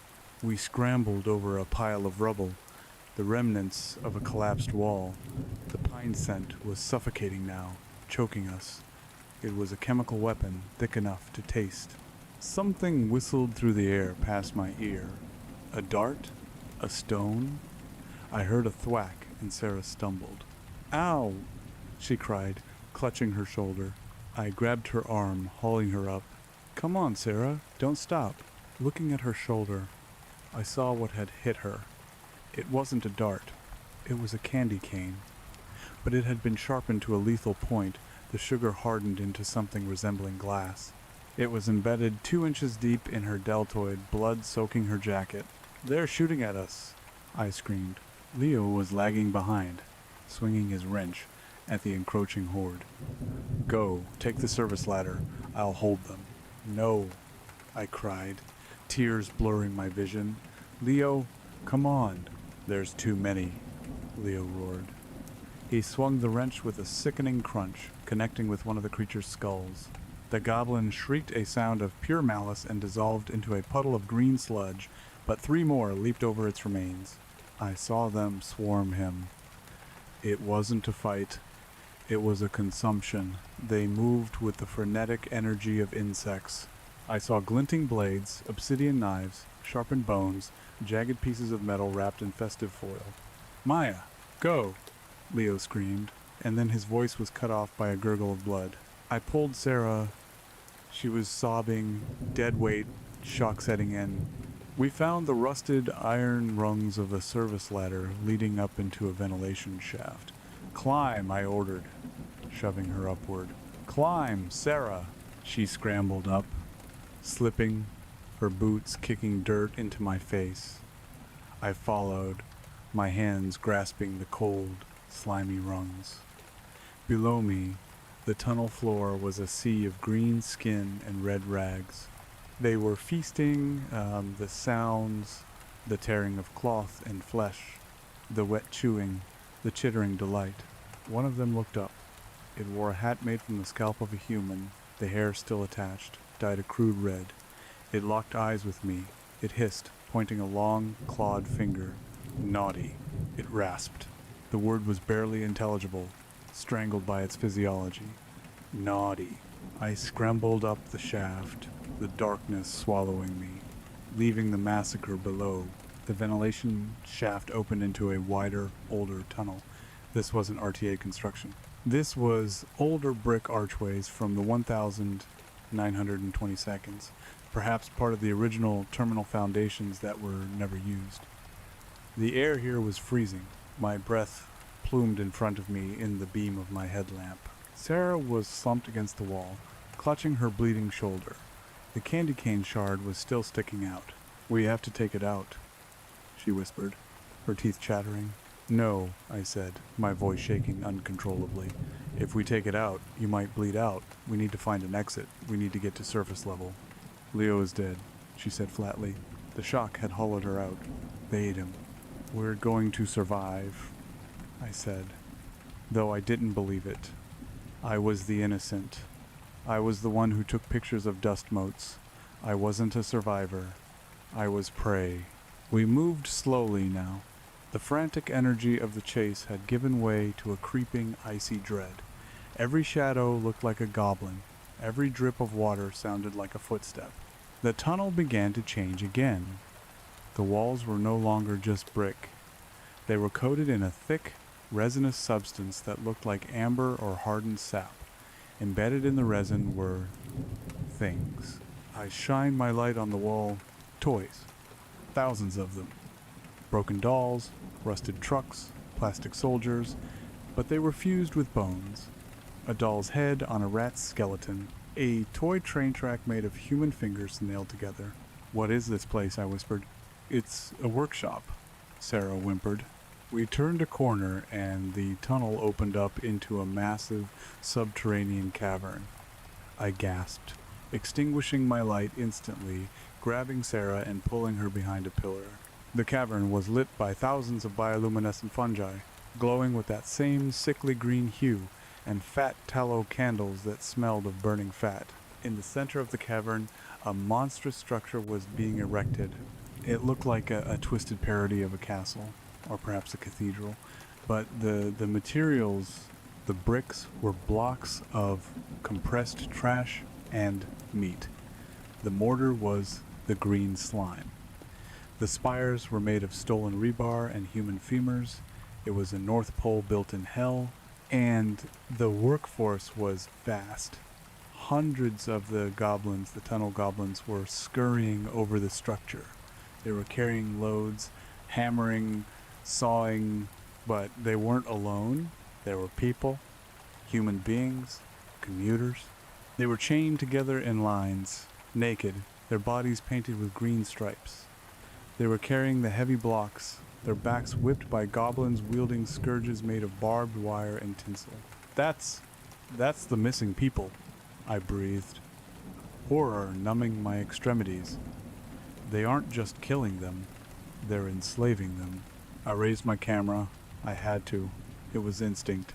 If I died, someone had to know. I framed the shot, the slave line, the goblin overseers, the castle of flesh. I didn't use the flash. I cranked the ISO to the maximum, my hands trembling so hard the image stabilizer whirred audibly. Click. The sound was tiny, swallowed by the din of construction, the hammering, the chanting. Work, work, joy, work, work, joy. The goblins chanted in a low, guttural rhythm. "We need to go," Sarah hissed. "Maya, please." We crept along the edge of the cavern, sticking to the deepest shadows. I saw things that will haunt me until my dying breath. I saw a goblin craftsman sitting at a bench, humming a distorted version of Silent Night while he carefully peeled the skin off a severed hand, treating it like fine leather. I saw vats of the green bubbling liquid where victims were being dipped, emerging coated, and screaming, their bodies hardening into living statues to be used as columns. This wasn't an invasion. It was a colony. They were building a permanent home, a dark reflection of the holiday spirit, stripped of all warmth and love, leaving only the obsession with production and consumption. We were almost to the far side of the cavern, where a dark tunnel mouth promised escape, when Sarah tripped. It was a tripwire. A string of bells, actual sleigh bells, strung low across the path. Jingle, jingle, jingle. The sound cut through the cavern like a siren. Everything stopped. The hammering ceased. The chanting died. Hundreds of yellow eyes turned toward us. "Run," I screamed, abandoning all stealth. We bolted for the tunnel. A roar went up behind us, a collective shriek of outrage. The horde began to move. We sprinted into the dark tunnel. The floor here was slick with ice, real ice.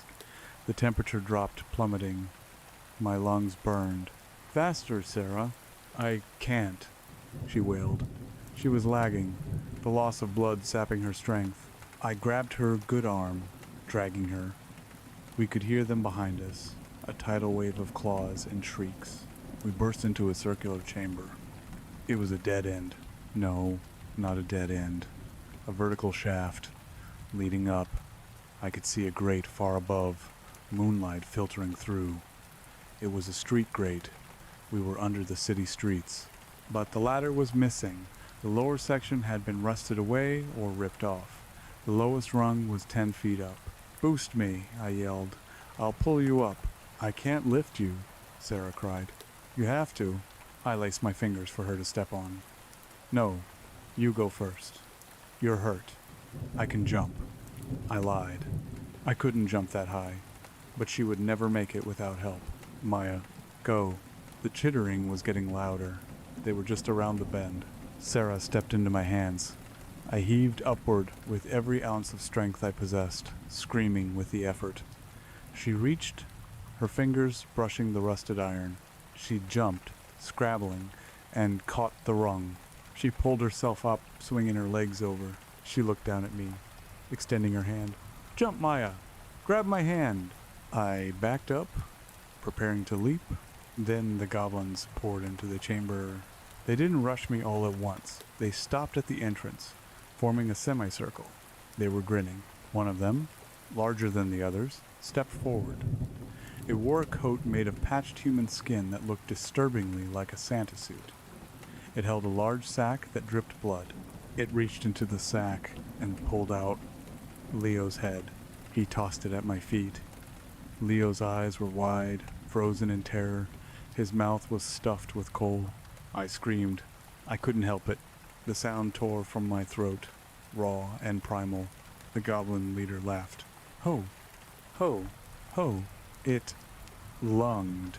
I jumped. I leaped with the desperation of a dying animal. My fingers brushed Sarah's. She grabbed my wrist. Her grip was slippery with sweat and blood. The goblin grabbed my ankle. Its claws sank into my boot, piercing the leather, biting into my skin. It was heavy, an anchor dragging me down to hell. "Let go of me!" I kicked my other foot, connecting with its face. It didn't flinch. It just grinned, its yellow eyes wide with anticipation. "Maya, I'm slipping!"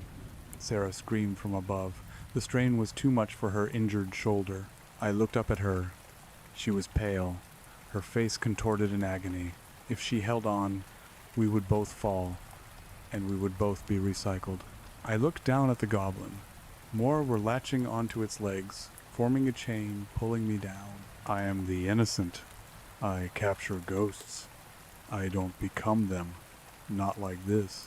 But I am also an explorer. And explorers know when a path is blocked. "Let me go, Sarah," I said. "What? No? You can't pull us both up. You're hurt. Go get help. Tell them what happened." "No, Maya. Tell them," I screamed. And then I reached into my pocket. My flash unit, I had detached it earlier.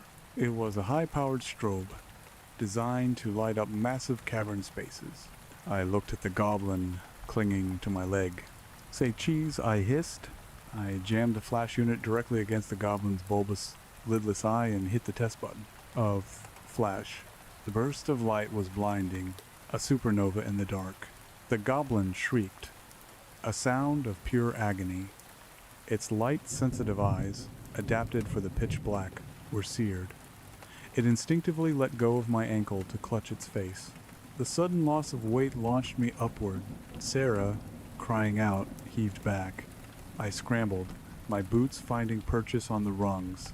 I climbed. I didn't look back.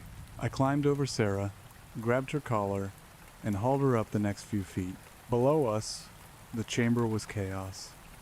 The blinded leader was thrashing, striking its own kin. The other goblins were confused, screeching. We scrambled up the shaft, rung by rung. The air grew warmer. The smell of pine began to mix with the smell of exhaust fumes and garbage, the beautiful, disgusting smell of the city. We reached the grate. We pushed together. It was heavy, but adrenaline is a powerful drug. It clattered aside. We rolled out onto the pavement. It was snowing. Big, soft, silent flakes falling on the empty street. We were in an alleyway near Public Square. The terminal tower loomed above us, its spire lit up in festive red and green. The irony was suffocating. Sarah collapsed on the wet asphalt, sobbing. I lay on my back, staring up at the snow, gasping for air. My ankle throbbed where the goblin had grabbed me. I could still smell it. The pine. It was clinging to my clothes, my hair, my skin. I sat up, looking at the open grate. From the darkness below, faint but distinct, came the sound of bells. Jingle, jingle, and then a voice drifting up like smoke. "You better watch out." I scrambled over and slammed the grate shut. I dragged a dumpster over it, then another. "Maya?" Sarah whispered. "They're still there," I said, my voice hollow. "They're still building." I looked at my camera. It was cracked, smeared with slime, but the memory card was intact. I had the photos. I had the proof. But as I looked around the silent, snow-covered city, at the festive decorations in the shop windows, the plastic Santas and the twinkling lights, I realized the true horror. Cleveland was sleeping. The city was dreaming of sugar plums, and beneath their feet, the real workshop was churning. I helped Sarah up. We began to limp toward the police station, leaving a trail of green slime and blood in the pristine snow. I am not the innocent anymore. The city isn't just lonely, it's hungry, and it's feeding time. I clutched my camera tight. The story of the subway's silent night wasn't over. It was just beginning. And the next time I went down there, I wouldn't be bringing a camera. I'd be bringing fire. The police station was warm, brutally bright, and smelled of stale coffee and floor wax. Not pine. Thank God, not pine. Officer Miller looked at us like we were junkies who had a bad trip. I couldn't blame him. Sarah was pale as a sheet, bleeding through a makeshift bandage I'd applied in the alley. I was covered in muck, sewage, grease, and that glowing green residue that was slowly turning brown as it oxidized. "Let me get this straight," Miller said, leaning back in his chair, a look of weary skepticism etched into his face. "You were urban exploring in the restricted tunnels under Terminal Tower. You claim you were attacked by mutated elves?" "Tunnel goblins," I corrected, my voice raspy. I gripped the edge of his desk. "And they aren't just attacking people, they're taking them. The missing commuters? They're down there. Miller, they're building something." Miller sighed, rubbing his temples. "Look, Miss Maya, is it? We know there are homeless encampments down there. Some of them can be aggressive. Drugs make people do crazy things. But goblins? Santa Claus?" "I didn't say Santa Claus," I snapped. "I said they are mocking it. It's a grotesque parody. Look at the photos." I shoved my camera onto his desk. He looked at it, then back at me. "I can't put an SD card from a civilian into a police computer. Procedure, malware risk." Then look at the screen. I fumbled with the playback button. My hands were shaking so bad I almost dropped it. The screen flickered to life. I scrolled to the last image, the wide shot of the cavern, the slave line. The screen showed darkness, grainy, high ISO noise. There were shapes, yes, vague, blurry shapes that could be pillars or people, but the bioluminescence hadn't registered well on the sensor. The movement of the goblins was just a blur of motion. "It's blurry," Miller said flatly. "It looks like a tunnel with some trash in it. Look closer." I pointed at a green blur. "That's them.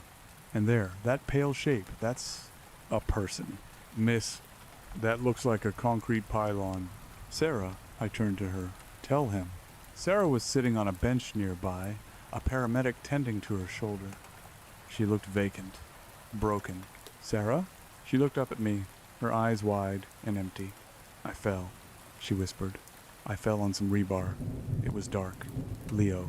Leo fell down a shaft." My heart stopped. "What?" "Sarah, no. Tell him about the bells, the candy canes."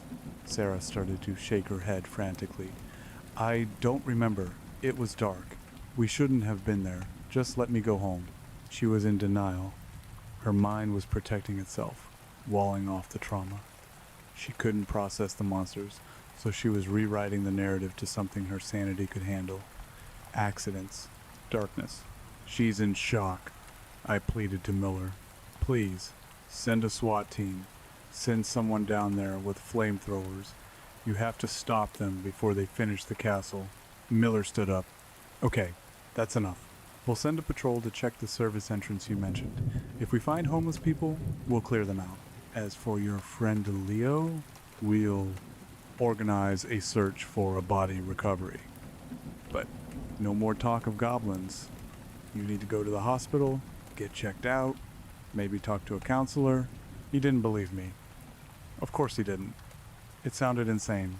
I grabbed my camera and stormed out, ignoring his calls for me to wait. The hospital was a blur. Tetanus shots, bandages, questions I refused to answer. I discharged myself against medical advice as the sun was coming up. I walked home. My apartment was a small studio in Tremont. It usually felt cozy, a sanctuary of prints and books. Now, it felt like a cage. I locked the door, deadbolted it, wedged a chair under the handle. I went to the bathroom and stripped off my clothes. I threw them in a trash bag. I scrubbed my skin until it was raw, trying to get the smell of pine off me. It wouldn't go away. It was seeped into my pores. I stood in front of the mirror. I looked different. The innocent was gone. My eyes were harder, rimmed with dark circles. There was a scratch on my cheek I hadn't noticed. I went to my computer. I loaded the SD card. Miller was right. The photos were terrible.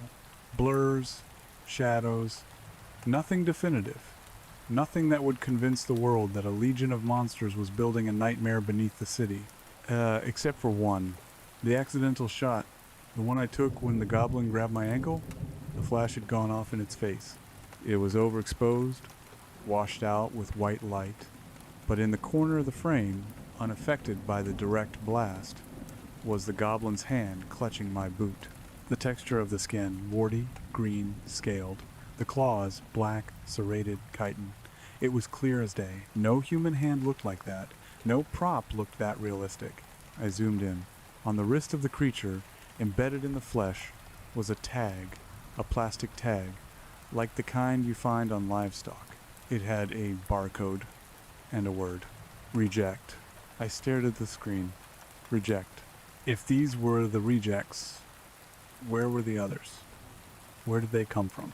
The twist I had sensed in the tunnels that they were building a North Pole was only half the truth. They weren't just building it, they were escaped from somewhere, or discarded. Santa's mutated legion, the tunnel goblins, they were the failed experiments, the broken toys, and they were trying to build a version of home the only way they knew how, with garbage and pain. I printed the photo, I pinned it to my wall. I looked at my collection of urban exploration gear. My tripod, my lenses, my filters, useless. I went to the closet and pulled out a heavy duffel bag. I didn't have weapons. I wasn't a soldier, but I was a Clevelander. I knew people. I knew where to get things. Flares, industrial solvent, a nail gun. I thought about Leo, his face when he realized he was going to die. He had sacrificed himself so I could run. If I did nothing, his death was meaningless. If I did nothing, the castle would be finished. And when it was finished, what then? Would they come up? Would they turn the terminal tower into a spire of bone? I couldn't sleep. Every time I closed my eyes, I heard the chittering. He. I spent the day researching the ghost sighting, the history of the terminal. I found old blueprints from 1928. There was a sub-basement listed as drainage, storage, sealed due to flooding. That was the cavern. I mapped the ventilation shafts. There were 3 other entrances. One was under the bridge by the Cuyahoga River. One was in the basement of an abandoned department store. I needed a plan. I couldn't go back alone. But Sarah was out, Leo was gone. Who would believe me? I logged onto a forum, the Underground Ohio message board. A place, or conspiracy theorists, preppers, and explorers. I typed out a post. Subject: the truth about the RTA disappearances. I have proof. I need a crew. I attached the photo of the clawed hand. Within minutes, replies started pinging. Most were trolls, fake, Photoshop, nice prop. But then, private message. User: Iron City Prepper message. I've smelled the pine too. Near the storm drains in the flats. I found a deer carcass stripped to the bone. Green slime on the rocks. I believe you. What do you need? I typed back, fire, lots of it. 2 nights later, we met under the Detroit Superior Bridge. The wind was whipping off the river, bitter cold. Iron City Prepper turned out to be a man named Silas. He was ex-military, discharged for psychological reasons, which usually meant he saw things others didn't. He was short, wiry, and carried a backpack that clanked. He brought 2 others, a woman named Jax, who looked like she chewed glass for fun, carrying a modified machete, and a quiet, hulking man named Tiny, who was holding a homemade flamethrower constructed from a leaf blower and a propane tank. You the girl? Silas asked, eyeing me. I'm Maya. You look like you haven't slept in a week. I haven't. Good. Keeps the reflexes sharp. You sure about this entrance? I pointed to a rusted grate set into the concrete embankment of the river. It leads directly to the main drainage line. It intersects with the workshop cavern. It's the back door. And the hostiles? Jax asked, testing the edge of her machete. Hundreds, I said. Vicious, fast. They use the dark. They use psychological warfare bells, voices. Goblins, Tiny grunted. I hate goblins. Let's burn them out, Silas said. We descended. This time, I wasn't leading an exploration. I was leading a raid. The tunnels near the river were wetter, slick with algae. The smell of pine was immediate here, mixing with the rot of the river. Masks on, Silas ordered. We pulled on gas masks. I had bought a painter's respirator. It didn't block the smell entirely, but it helped. We moved silently. Silas took point, his movements tactical, fluid. I was in the middle, guiding them. Tiny brought up the rear. We reached the intersection where the brickwork changed to the resine bone substance. Holy Mother, Jax whispered, touching the wall. Are those teeth? Don't touch anything, I hissed. We're close. We heard the chanting. Work. Work. Joy. It was louder than before, more frantic. They're rushing, I realized. They're trying to finish it tonight, Christmas Eve. Of course, the deadline. We crept up to the edge of the cavern. The structure of the flesh castle was nearly complete. It was horrifyingly majestic, towering 50 feet into the air, a spire of misery topped with a star made of human vertebrae. The Santa Goblin, the leader, was standing on a balcony made of ribs, addressing the horde below. He was wearing Leo's jacket now, draped over his skin suit like a cape. I felt a surge of rage so hot it almost blinded me. "That's him," I pointed. "The big one." "Target identified," Silas whispered. "Tiny, you see the supports, the ones made of the green wax?" "Yeah. If we melt those, the whole thing comes down." "Roger." "Jax, you're on crowd control. Keep them off, Tiny. Maya, stay behind me. You document this. If we die, the camera survives." "I'm not just here to watch," I said, pulling a flare gun from my belt. "On my mark," Silas said. He raised an assault rifle, not standard issue, something he probably built himself. 3, 2, 1, Merry Christmas. Silas opened fire. The sound was deafening in the enclosed space. The rifle shots took out the goblin guards on the perimeter. Their heads exploded in showers of green slime. The chanting stopped. The horde turned. "Light 'em up," Silas roared. Tiny stepped forward and squeezed the trigger of his flamethrower. A jet of liquid fire, 30 feet long, roared into the cavern. He swept it across the base of the castle. The green wax pillars didn't just melt, they ignited. The substance was flammable, highly flammable. The cavern erupted into chaos. The goblins shrieked a sound that made my teeth ache. They swarmed toward us, a wave of avocado flesh and rusty blades. Jack stepped forward, her machete ablur. She hacked and slashed, severing limbs, decapitating the creatures as they leaped. "Come and get some, you little freaks." Silas was picking off the ones with ranged weapons, the candy cane throwers. I aimed my flare gun at the balcony, at the leader. He was screaming orders, pointing at us. I pulled the trigger. The flare hissed through the air, a red streak of phosphorus.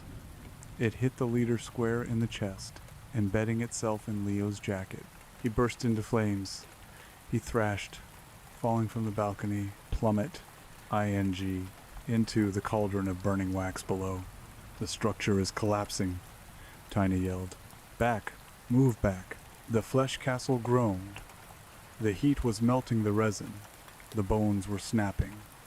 With a sound like the earth splitting open, the central spire listed to the side and crashed down into the slave pits. "Wait. The slave pits?" "The people!" I screamed. "We have to get the people out." "Too late." Silas grabbed my arm. "The fire is spreading too fast. The whole cavern is going to blow. The gas pockets. We can't leave them. They're gone, Maya. Look." I looked. The fire had reached the lines of chained workers. But they weren't screaming. They were standing still, watching the fire. Their eyes were vacant. They had been lobotomized, broken long ago. As the flames took them, they didn't flinch. It was the saddest thing I had ever seen. "Move, now." We turned and ran. The heat was searing my back. The sound of the collapsing cavern was a roar that vibrated in my bones. We sprinted through the tunnels, the shock wave chasing us. Explosions rocked the ground, methane pockets igniting. The ceiling began to crumble. "To the river exit," I yelled. We scrambled, sliding through the muck. The goblins were no longer chasing us. They were burning.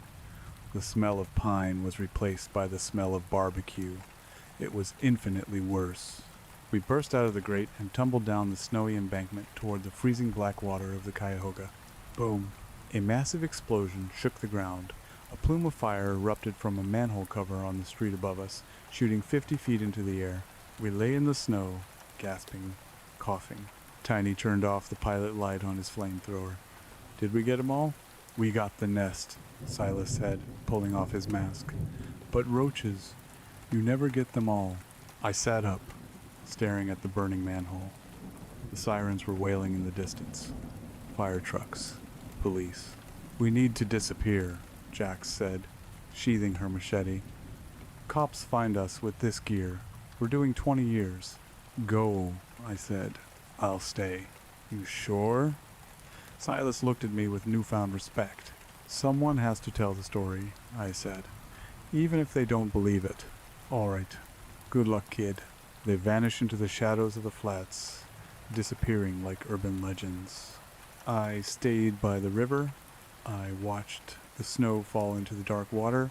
I raised my camera. I took a picture of the smoke rising from the city's veins. The smell of pine was gone. But I knew Silas was right. We hadn't killed them all. There were other tunnels, other cities. I touched the flare gun in my pocket. I wasn't Maya the Innocent anymore. I was the guardian. And as long as I breathed, Cleveland would never have a silent night again. I would be listening for the bells. I stood up, wiped the blood from my face, and began the long walk back to the light. The city was waking up for Christmas morning. Children would be opening presents, families would be laughing. They didn't know how close they had come to being bricks in a monument to sorrow. I looked at the ground. In the snow, near the grate, was a single object that had been blown out by the explosion. A small, wooden toy soldier, but its face was carved to look like a screaming man. I kicked it into the river. "Merry Christmas," I whispered, and I walked away, leaving the underground to its ghosts. The walk back to reality was a blur of flashing lights and distant sirens, but I kept to the shadows, a ghost haunting the perimeter of the living world. The adrenaline that had fueled my escape from the riverbank began to curdle into a sick, shaking exhaustion. My legs felt like lead pipes filled with sand, and every step sent a jolt of agony through my ankle where the goblin had grabbed me. I didn't go to the police. I didn't go to the hospital. I couldn't. I was covered in soot, dried river muck, and the inexplicable oily residue of the underground. If Miller saw me now, he wouldn't just dismiss me. He'd lock me up for arson or domestic terrorism. The explosion had been massive. The plume of fire from the manhole would be on the morning news, explained away as a gas main rupture or a steam pipe failure. That's how cities work. They rationalize the nightmares away so the commerce can continue. I found my way to a 24-hour laundromat on West 25th Street. It was empty, save for a homeless man sleeping in the corner, clutching a torn blanket. I went into the bathroom, stripped off my outer layers, the ruined jacket, the scorched scarf, and shoved them deep into the trash. I washed my face in the sink, the water turning gray and black as it swirled down the drain. I looked at myself in the cracked mirror. My eyes were bloodshot, the pupils blown wide. There was a smear of soot across my forehead that looked like a bruise. I didn't look like a guardian. I looked like a victim who hadn't realized she was dead yet. "Pull it together, Maya," I whispered. My voice sounded foreign, like gravel grinding in a mixer. I left the laundromat and limped the rest of the way to Tremont. The neighborhood was quiet, the Victorian houses dark and slumbering, wreaths hung on doors. Inflatable snowmen bobbed gently in the wind on front lawns. The juxtaposition made me want to scream. How could they sleep? How could they not feel the trembling of the earth, the heat rising from the sewers?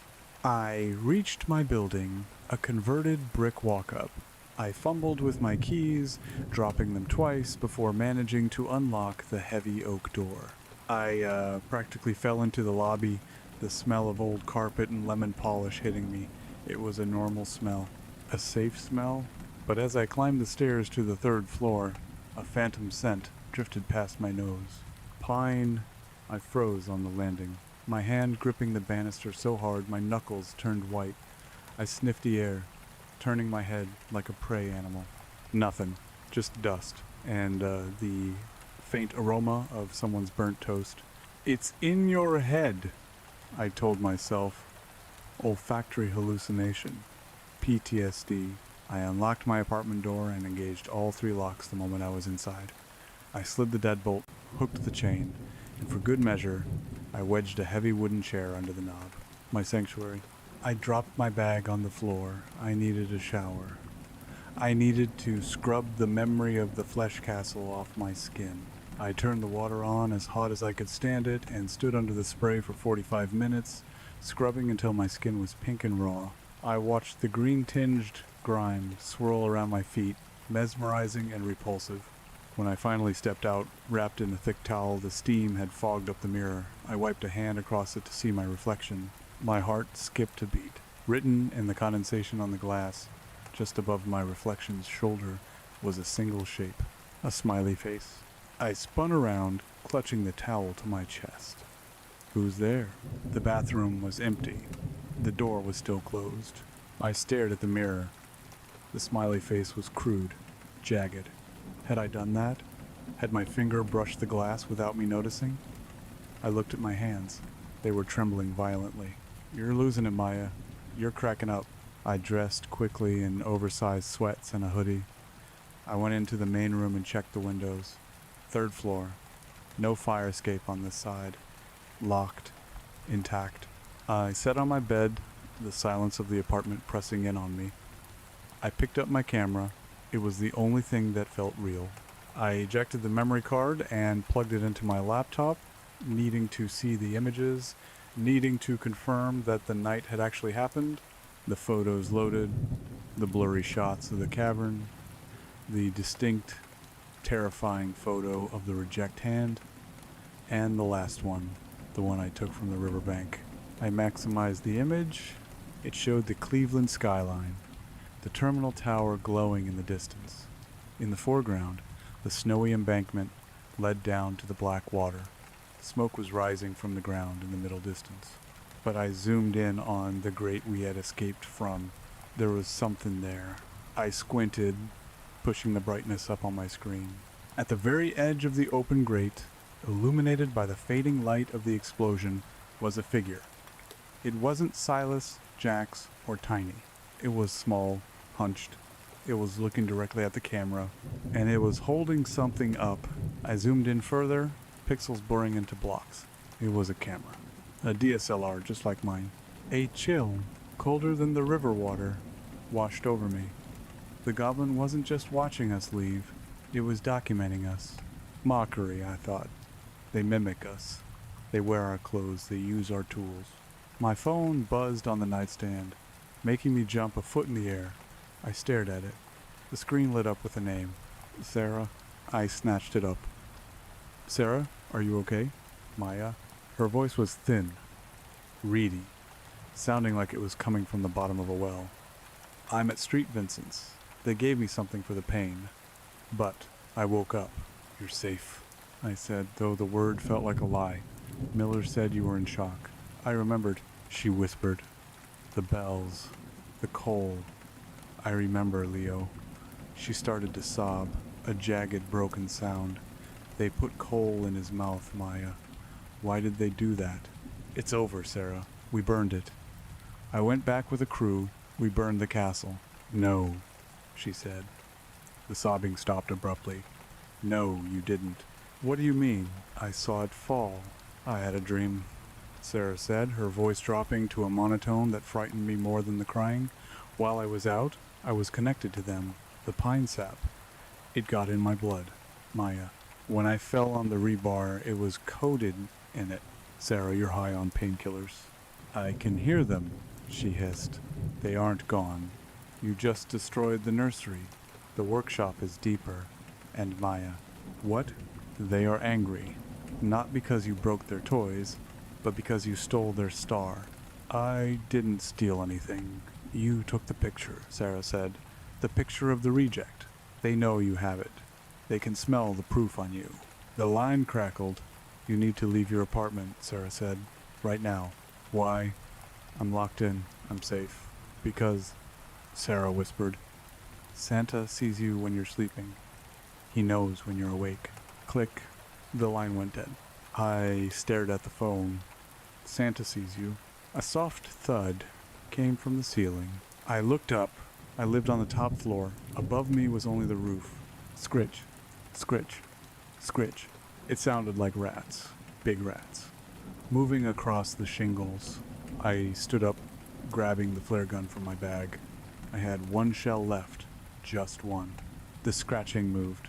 It scurried across the ceiling, moving from the living room toward the bedroom, toward the ventilation duct. The vent was small, maybe 6 inches by 10 inches. Too small for a man. But the goblins, they were compressible. I had seen them squeeze through bars. Their bones were cartilage and malice. I backed away from the vent, raising the flare gun. I know you're there, I yelled. Come on, I'll burn this whole building down. Silence. Then, From the vent, a sound drifted down. Not a screech, not a growl, a hum. Mm-hmm. It was the melody of silent night. I didn't wait. I turned and ran for the door. I threw the chair aside, fumbled with the deadbolt, and tore the door open. I sprinted into the hallway. The hallway. Lights were out. It was pitch black. I froze.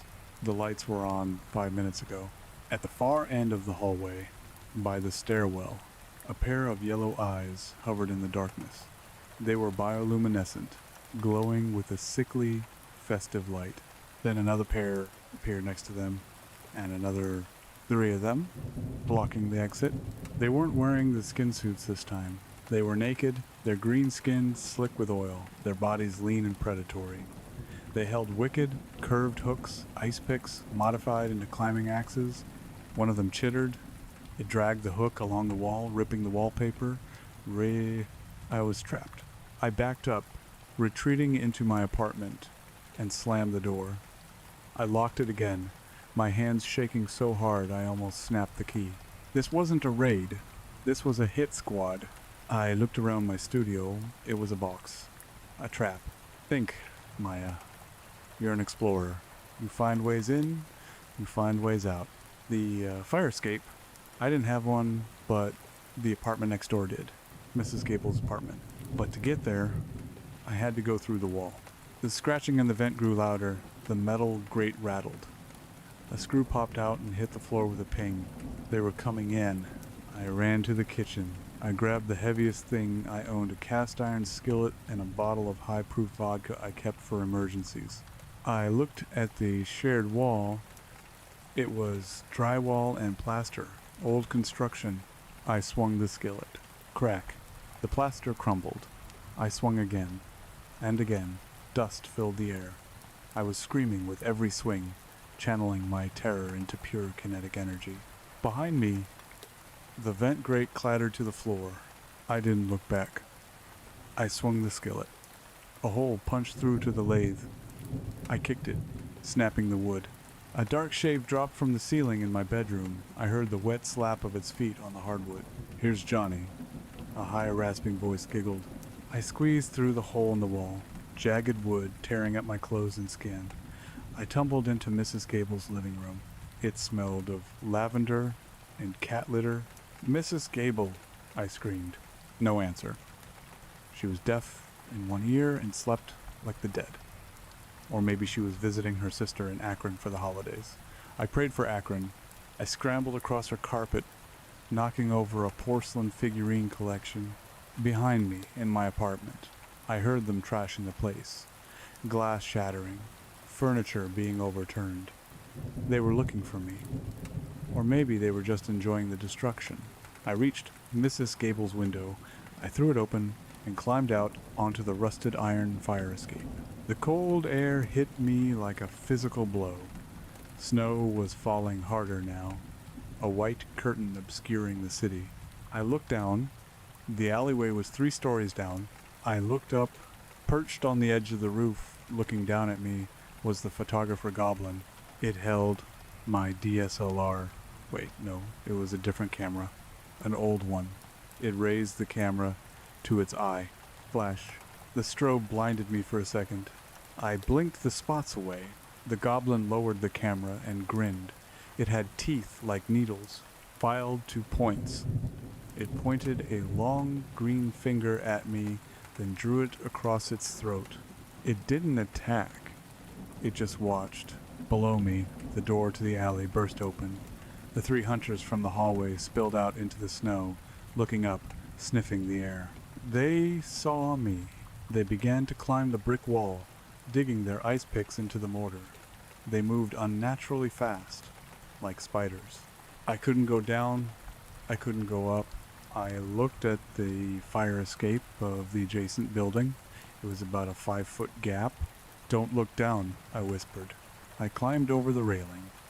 The metal was icy, slippery. The first goblin reached the fire escape platform. It lunged, swinging its hook. The tip caught the heel of my boot, jerking me. I kicked back, connecting with its face. It screeched and fell back, but caught the railing with one hand, dangling. I jumped. For a second, I was weightless, suspended in the snowy void between safety and death. My chest slammed into the railing of the other fire escape. The air left my lungs in a painful whoosh. I scrambled, pulling myself over the side, collapsing onto the metal grating. I didn't stop. I scrambled up to the roof of the next building. It was a flat commercial roof. I ran across the tar paper, slipping on the snow. I needed higher ground. I needed light. The terminal tower. It was visible from here, a beacon in the storm. I stopped at the edge of the roof, looking back. The goblins were on the fire escape I had just left. They weren't following me across the gap. They were stopping. Why were they stopping? The photographer goblin on my roof let out a low, piercing whistle. From the shadows of the rooftops all around me, from the water towers, the HVAC units, the chimneys, shapes began to rise. 5, 10, 20. They weren't just chasing me. They had herded me. I was surrounded. I stood in the center of the roof, turning in a slow circle. The city lights reflected off their wet skin. They held makeshift weapons, shovels sharpened into blades, strings of Christmas lights twisted into garrotes, sacks filled with bricks. Okay, I panted, clutching the flare gun. Okay. The photographer goblin hopped across the gap with impossible grace, landing on a ventilation unit 10 feet away. It spoke. Its voice was a wet gurgle, but the English was disturbingly clear. Naughty list, it said. The circle tightened. I looked at the flare gun. One shot. Not enough to kill them all. Not even close. But maybe enough to send a signal? I wasn't the innocent. I wasn't just a victim. I was the guardian. And guardians warn the village. I pointed the flare gun straight up into the heavy, snow-laden clouds. "Merry Christmas, Cleveland," I whispered. I pulled the trigger. The flare shot upward, a screaming red streak. It pierced the clouds, bathing the rooftop in a crimson, hellish light. It hung there, burning bright, visible for miles. The goblins flinched, shielding their sensitive eyes. In that moment of distraction, I ran. Not away from them, but toward the roof access door of the building I was on. I hit the door with my shoulder locked. The goblins recovered. They hissed and surged forward. I backed against the door, raising the empty flare gun like a club. I pulled the cast iron skillet from my waistband with my left hand. "Come on," I screamed. "Come and take it." The first one leaped a blur of green and teeth. I swung the skillet, clang. It connected with the goblin's skull with a satisfying ring. The creature dropped, twitching, but two more were in the air. Suddenly, the roof access door behind me exploded outward. I was thrown forward into the snow. Wood splinters rained down. A massive shape stepped through the ruined doorway. It wasn't a goblin. It was Silas. He was wearing full tactical gear now, a night vision monocular strapped to his head. He held a customized, intricate shotgun that looked like it belonged in a video game. "You rang?" he grunted. He pumped the shotgun. Boom. Dragon's breath. A gout of magnesium fire erupted from the barrel, engulfing the two leaping goblins. They shrieked as they were turned into living torches, flailing back into the pack. Jax squeezed past him, her machete replaced by a chainsaw that roared to life. VRRRRUMMM. "Get behind us, kid," she yelled. The goblins hesitated. Fire they understood, fire they feared. "How did you find me?" I yelled, scrambling to my feet. "Tiny tracks, the police band," Silas said, not taking his eyes off the horde. "Heard the explosion report. Then we saw the flare. We were resupplying nearby." Tiny emerged last, looking like a mountain in a parka. He wasn't carrying the flamethrower this time. He was carrying a sledgehammer wrapped in barbed wire. The photographer goblin hissed, snapping a picture of Silas. "I hate paparazzi," Silas muttered. He raised the shotgun. The goblin backflipped off the HVAC unit just as Silas fired, the spread of flame singing the metal where it had stood. "They're retreating," Jax yelled. She was right. The goblins, seeing the heavy resistance, were melting back into the shadows, slipping over the edges of the roof like water. They were ambush predators, not soldiers. They didn't fight fair fights. Within seconds, the roof was empty, save for the 2 burning corpses and the black stains of blood in the snow. Silas lowered his weapon. He looked at me, taking in my pajamas, my bare feet and boots, the skillet in my hand. "Nice frying pan," he said. I dropped it, my hands shaking uncontrollably now that the threat was paused. They came to my house. They were waiting. "Standard operating procedure," Silas said grimly. "They don't like loose ends. You're a loose end, Maya." They said I'm on the naughty list. Jax killed the chainsaw engine. We're all on the naughty list now. You can't go back there. You can't go anywhere you're registered. I have nowhere to go, I said, the reality crashing down on me.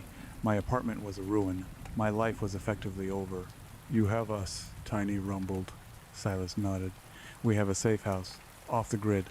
Old Cold War bunker under a factory in the industrial district. No vents small enough for them to squeeze through. Reinforced steel." He extended a gloved hand. "Welcome to the resistance, Maya." I looked at his hand. Then I looked at the city skyline. The red light of the flare was fading, swallowed by the snow. I thought of the reject tag. I thought of Sarah in the hospital haunted by the bells.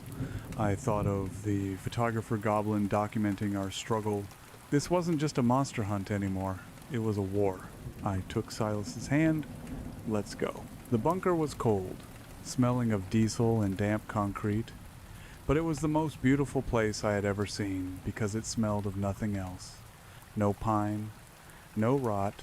It was a cavernous space beneath an abandoned steel mill in the flats. Silas had rigged up generators, cots, and a command center with monitors displaying feeds from traffic cameras and police scanners. I sat on a cot, wrapped in a wool blanket, drinking harsh instant coffee from a tin cup. Jax was cleaning her chainsaw. Tiny was sharpening his hammer. Silas was at the map table. "Here," Silas said, pointing to a blueprint, "and here, and here." I walked over, the blanket trailing behind me like a cape. The map showed the RTA lines, the storm drains, and the forgotten service tunnels. Silas had marked red X's all over the city. "What are those?" I asked. "Heat signatures," Silas said. "We've been tracking thermal anomalies for months. We thought it was just steam leaks, but after tonight, after seeing that hive," he looked at me, his face grim. "The hive under the terminal tower? That was just a franchise, a local branch." He tapped a massive cluster of red marks near the University Circle area, beneath the cultural gardens and the museums. "That," he said, "is the headquarters." I stared at the map. The red blotch was massive. It spanned blocks. "They're building a network," I realized, connecting the hubs. "Exactly," Silas said. "And look at the date." He pointed to a calendar on the wall. "December 25th. Tomorrow is Christmas," I said. "Tonight is Christmas," Silas corrected. He checked his watch. "It's 2 a.m. He turned to the monitors. One of them showed a live feed of Public Square. It was deserted, peaceful. The giant Christmas tree twinkled. But then the camera shook. "What was that?" Jax asked, looking up. The camera shook again. Then it tilted downward, as if the pole it was mounted on was bending. On the screen, the pavement around the Christmas tree began to crack. Green light spilled out from the fissures. "They aren't hiding anymore," I whispered. Silas grabbed his radio. "Pack up. We're moving out. We need to intercept." "Intercept what?" I asked. Silas pointed at the screen. From the cracks in Public Square, something was rising. It wasn't a goblin. It was a sleigh. A twisted, rusted, nightmare version of a sleigh, pulled by 8 massive, skinless beasts that vaguely resembled reindeer, but with antlers made of jagged scrap metal. And in the driver's seat sat a figure, huge, bloated, wearing a suit of red velvet that looked wet. It threw its head back and roared. The sound distorted the microphone on the camera feed, a digital screech of static and hate. "The Prime," I said, the word tasting like ash in my mouth. "The Architect," Silas said. He racked the slide of his shotgun. "Maya, you said you wanted to bring fire? I looked at the screen, at the monster desecrating the heart of my city. The fear was gone, burned away by the flare.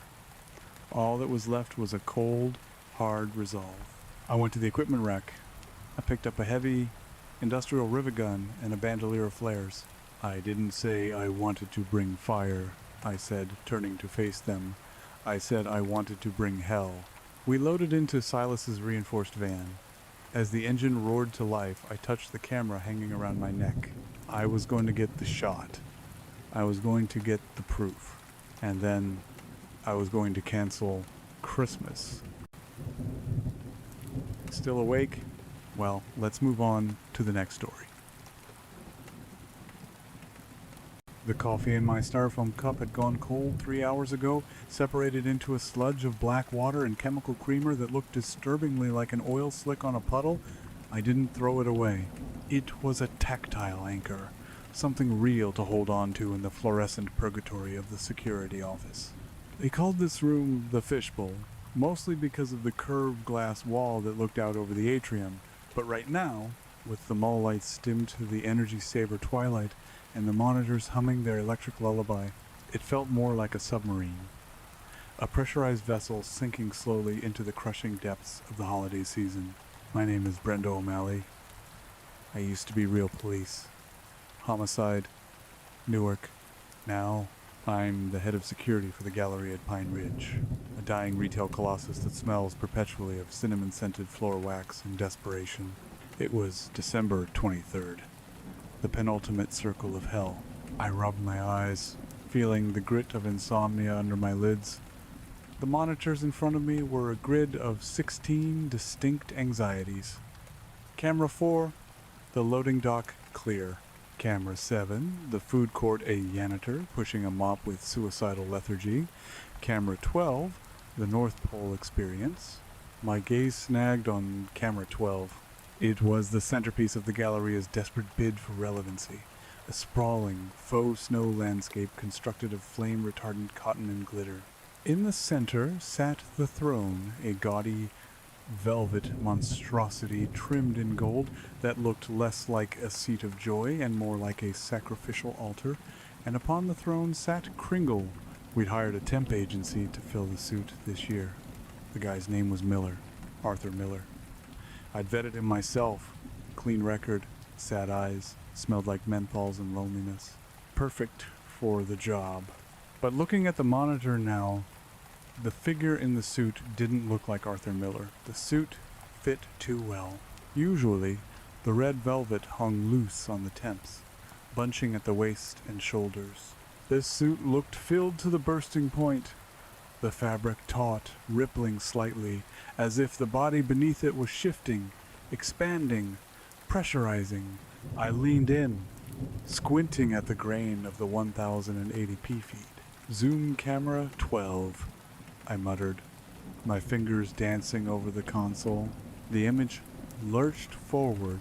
There was a line of children, a snake of colorful parkas and impatient parents winding through the candy cane stanchions. They were loud. Even through the soundproof glass of the fishbowl, I could feel the vibration of their collective screaming, crying, and begging. But the child currently on Santa's lap, it was a boy, maybe 6. Blue sweater, light-up sneakers. He was smiling for the camera, that frozen, rictus grin kids give when they're terrified, but promised a toy. Then, the glitch happened. It wasn't a digital artifact. The camera didn't stutter. The boy stuttered. I watched, breath held, as the child's body went rigid. It happened in the span of a heartbeat. 1 second, he was squirming, reaching for the candy cane in Santa's gloved hand. The next, his spine snapped straight with a mechanical precision that defied anatomy. His head didn't loll. It locked. And the smile didn't fade. It dissolved. The facial muscles simply went slack, stripping the humanity from his features, leaving a blank, terrifying neutrality. It was the face of a doll left in the rain. Santa this Miller leaned in. I saw the white beard, thick and oddly fibrous, brush against the boy's ear. He wasn't whispering. His lips weren't moving. He was just breathing. I could see the rise and fall of that massive red chest. A slow, hydraulic rhythm. The boy nodded once. Not a child's nod. A soldier's acknowledgement. Sharp, efficient. He hopped off the lap. He didn't run to his mother, a frantic woman in a beige coat holding a smartphone. He walked past her. He walked past the exit of the enclosure. He walked with a smooth, gliding gait toward the structural support pillar near the fountain. "What the hell?" I whispered. I rewound the footage. 10 seconds back. Play. Rigid. Slack face. The whisper. The nod. The walk. I felt a prickle of ice at the base of my neck. It was the old instinct, the bad thing sensor that had kept me alive in Newark. Something was wrong with the geometry of the interaction. It lacked the chaotic entropy of human behavior. It was too clean. I pulled up the last hour of footage from camera 12 and hit the fast forward, scanning for the red suit. 13:45. A girl in a pink dress. Sees. Slack. Whisper. Nod. Walk. 13 to 52. Twin boys. Sees. Slack. Whisper. Nod. Walk. 14:10. A toddler. Even the baby stopped crying instantly, eyes drying up like water on a hot skillet. I stopped the playback. My heart was hammering a frantic rhythm against my ribs. I grabbed my radio, the plastic cold and greasy in my hand. "Dispatch, this is O'Malley. Do we have eyes on the North Pole? Floor team, over." Static hissed back, sounding like angry snakes. "Copy, Brenda. This is Jerry at the east entrance. It's a madhouse down here. What do you need?" "I need a check on the Santa. He looks off. And keep an eye on the kids coming off the riser. They're acting strange." "Strange how? Like I didn't get the pony strange?" "No, Jerry. Strange like I just had a lobotomy strange. Just check it out." I stood up, the chair screeching against the linoleum. I needed to see this with my own eyes. The monitors were filters, distancing me from the reality. I holstered my flashlight, adjusted my belt, and walked out of the fishbowl. The air in the mall was thick, a soup of recycled oxygen and heavy perfumes.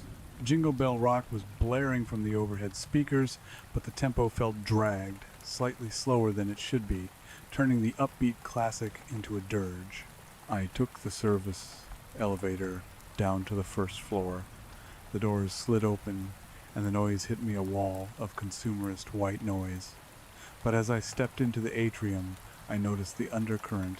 Beneath the shopping bags and the shouting parents, there was a stillness. I spotted the boy in the blue sweater.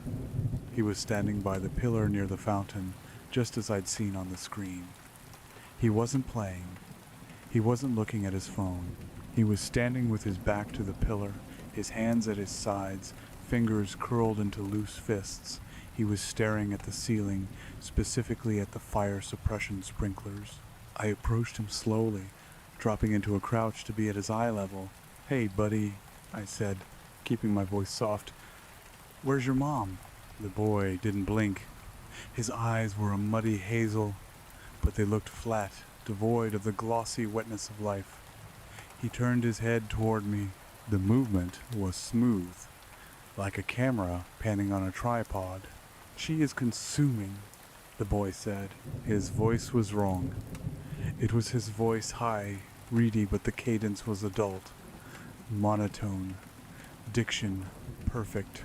"Consuming?" I asked, a chill crawling down my spine. "She is purchasing units of affection to compensate for neglect," he stated. "She is currently in Sector 4 apparel." I stared at him. "What's your name, son?"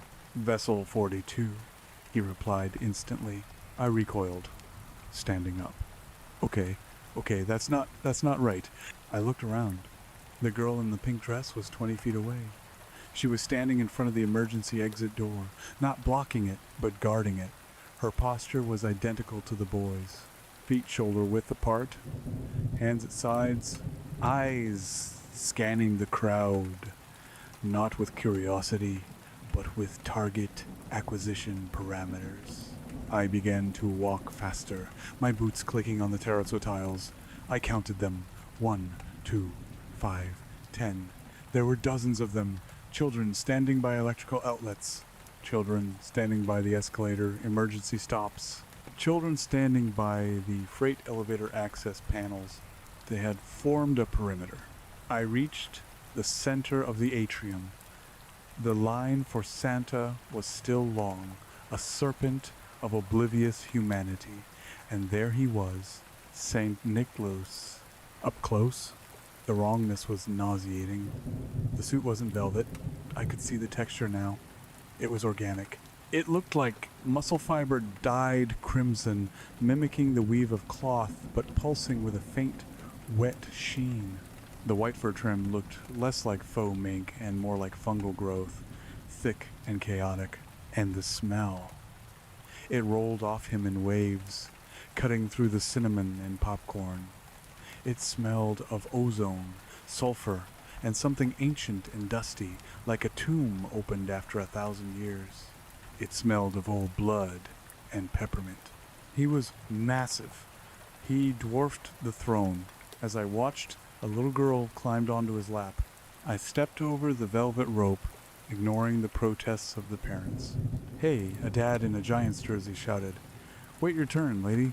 I flashed my badge. Security. Step back. I walked right up to the riser. The elf, a teenager named Kevin with acne and a bad attitude, tried to block me.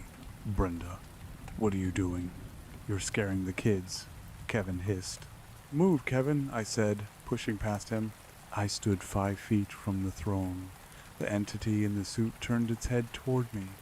The beard was so thick I couldn't see a mouth, just a dark abyss amidst the white tendrils. But the eyes, there were no eyes.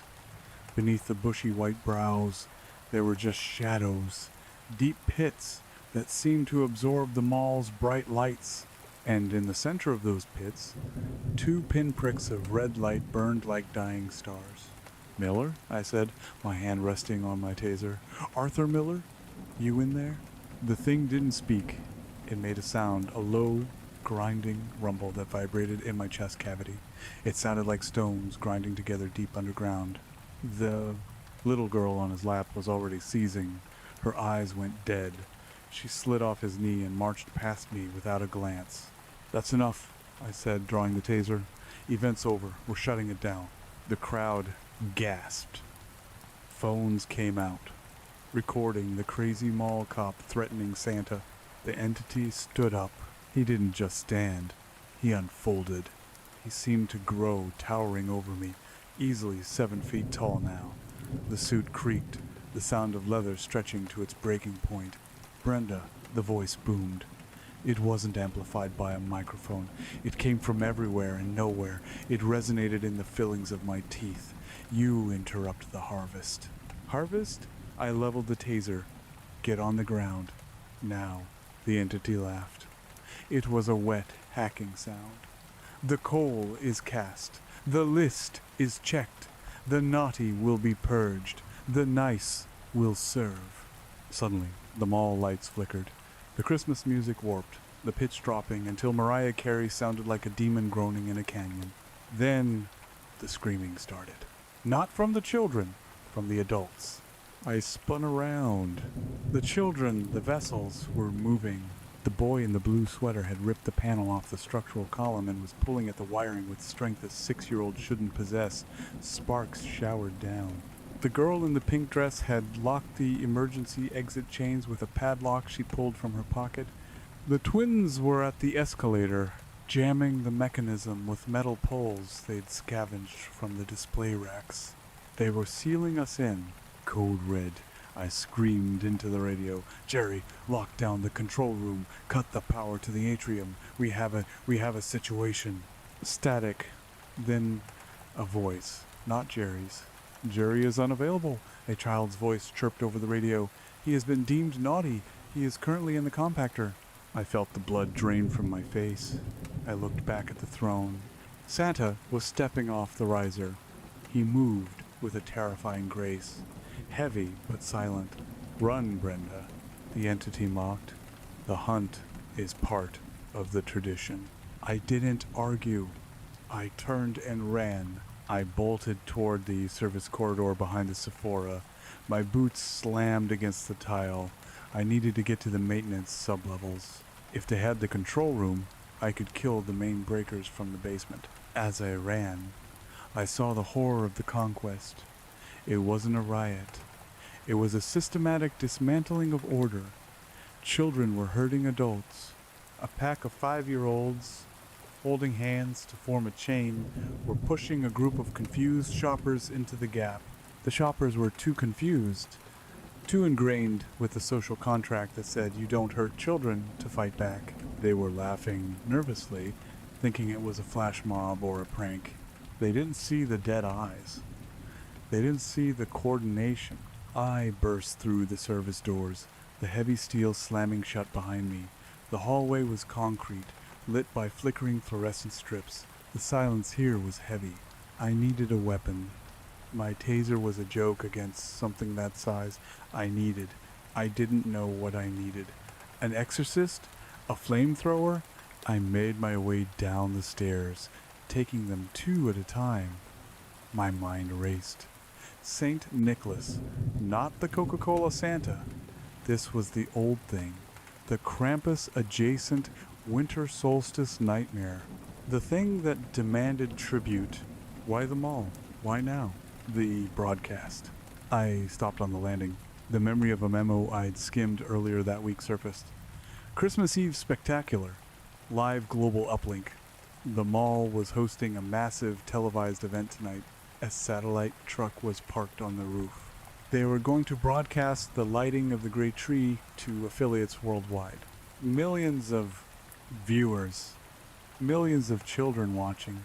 If he could transmit the signal, if the visual trigger I saw on the monitor, the specific pattern of the suit, the sound of his voice could be broadcast.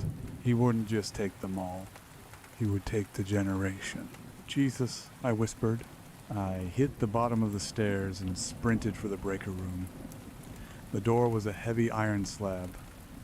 I reached for the handle. It was hot, searing hot. I pulled my hand back, hissing.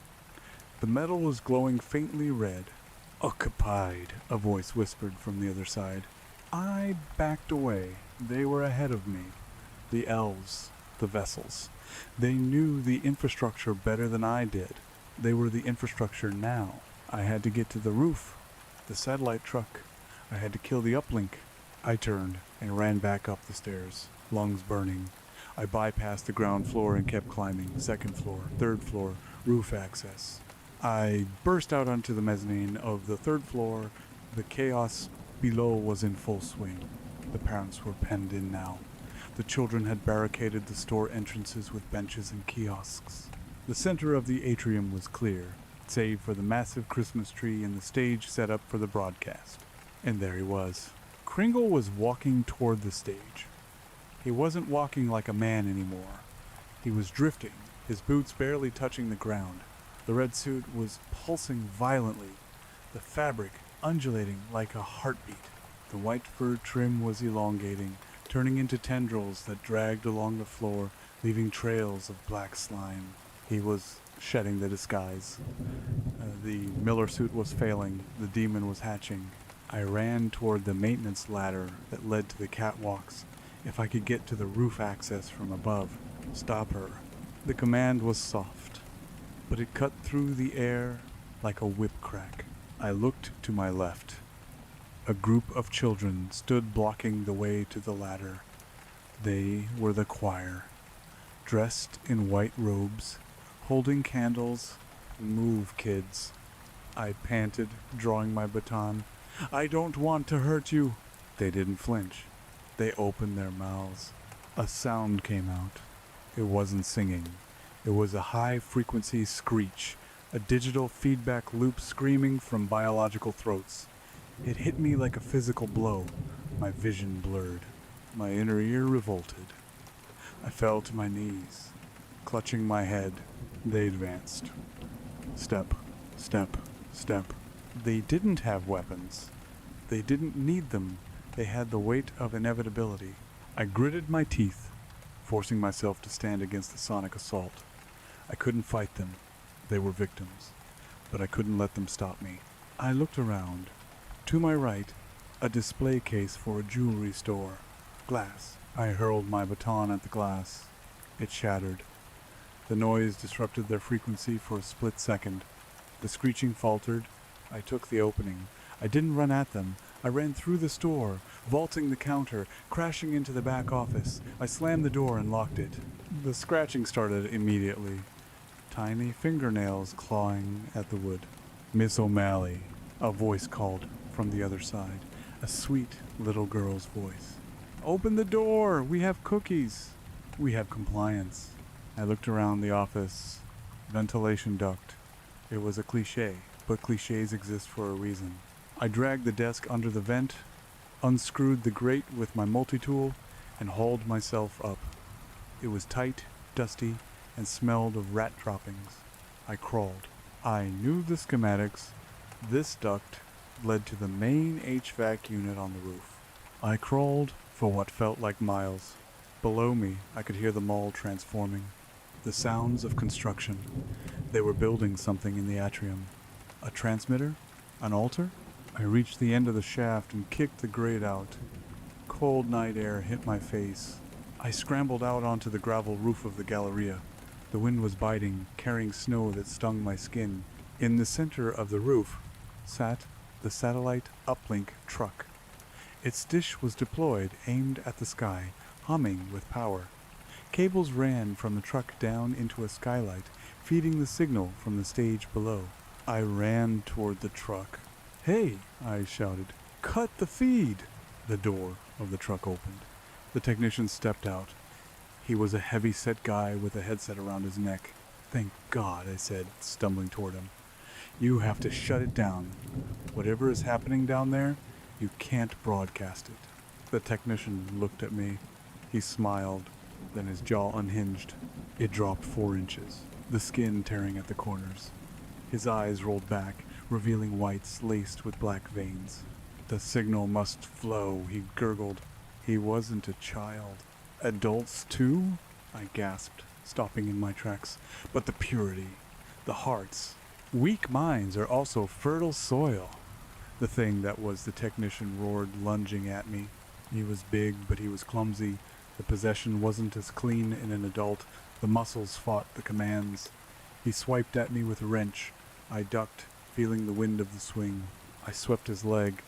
He went down hard, face crunching into the gravel. I didn't wait. I scrambled into the truck. Banks of monitors showed the stage. Kringle was there, standing at a podium made of bones and candy canes. The camera was zoomed in on his face. The countdown clock on the screen read 0 hours, 2 minutes to air. 2 minutes. I looked for the kill switch. There are 1,000 buttons. I grabbed the fire axe mounted on the wall of the truck. "Sorry, corporate," I muttered. I swung the axe into the server rack. Sparks flew. Screens shattered. I hacked at the console, destroying the mixing board, the satellite encoder, everything. The humming of the dish outside died down. The monitors went black. "Signal lost," a computerized voice stated. I slumped against the wall, dropping the axe. "Got you." Then the truck shook. A low rumble coming from everywhere. I looked at the one surviving monitor, a backup feed that was hardwired to the internal CCTV. Down in the atrium, Kringle was looking up. He was looking right at the camera, right at me. He wasn't angry. He was smiling. A terrible, toothy smile that split the beard. He reached into his robe and pulled out a smartphone. The children in the atrium, hundreds of them, now pulled out their phones too. And the parents who were penned in, they pulled out their phones. Kringle tapped the screen. Suddenly, the massive LED billboard overlooking the highway outside the mall lit up. I scrambled out of the truck to the edge of the roof. The billboard, usually advertising 50% off denim, was displaying the feed, not from the satellite, from the phones. A mesh network Thousands of devices linking together, bypassing the truck, streaming directly to the internet. Kringle's face was 50 feet high, illuminating the snowy highway. I saw cars slowing down. I saw faces pressing against windows, bathed in the unholy red glow of the screen. From the mall below, a sound erupted. It was a chant, a rhythmic, guttural language that hurt to listen to. The sleigh rides, the bells toll. The world is the workshop. I stood on the roof, the cold wind whipping my hair. I watched the view count on the billboard's ticker. 10,000 viewers, 50,000 viewers, 1 million viewers. It wasn't a broadcast. It was a virus, a digital possession. My phone buzzed in my pocket. I pulled it out with trembling fingers. A notification, a live stream link sent from an unknown number. Santa is live! Watch now! I stared at the screen. My thumb hovered over the link. I felt a sudden, overwhelming urge to click it, to see him, to hear the truth. My hand shook. The urge was a physical hook in my brain, pulling, dragging. Just one look, a voice in my head whispered.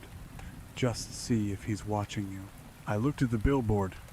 The giant, pixelated eyes of St. Nicholas seemed to bore into me. No, I whispered. I threw the phone off the roof. It tumbled down into the darkness, but the billboard remained, and in the distance, toward the suburbs, I saw the lights of houses flickering. I heard the faint, collective sound of doors opening. The children were waking up. I gripped the cold railing of the roof. I was alone. The mall was his. The town was turning. I tightened my grip on the axe I still held in my other hand. "All right, Nick," I said to the cold night air, my voice trembling but hard.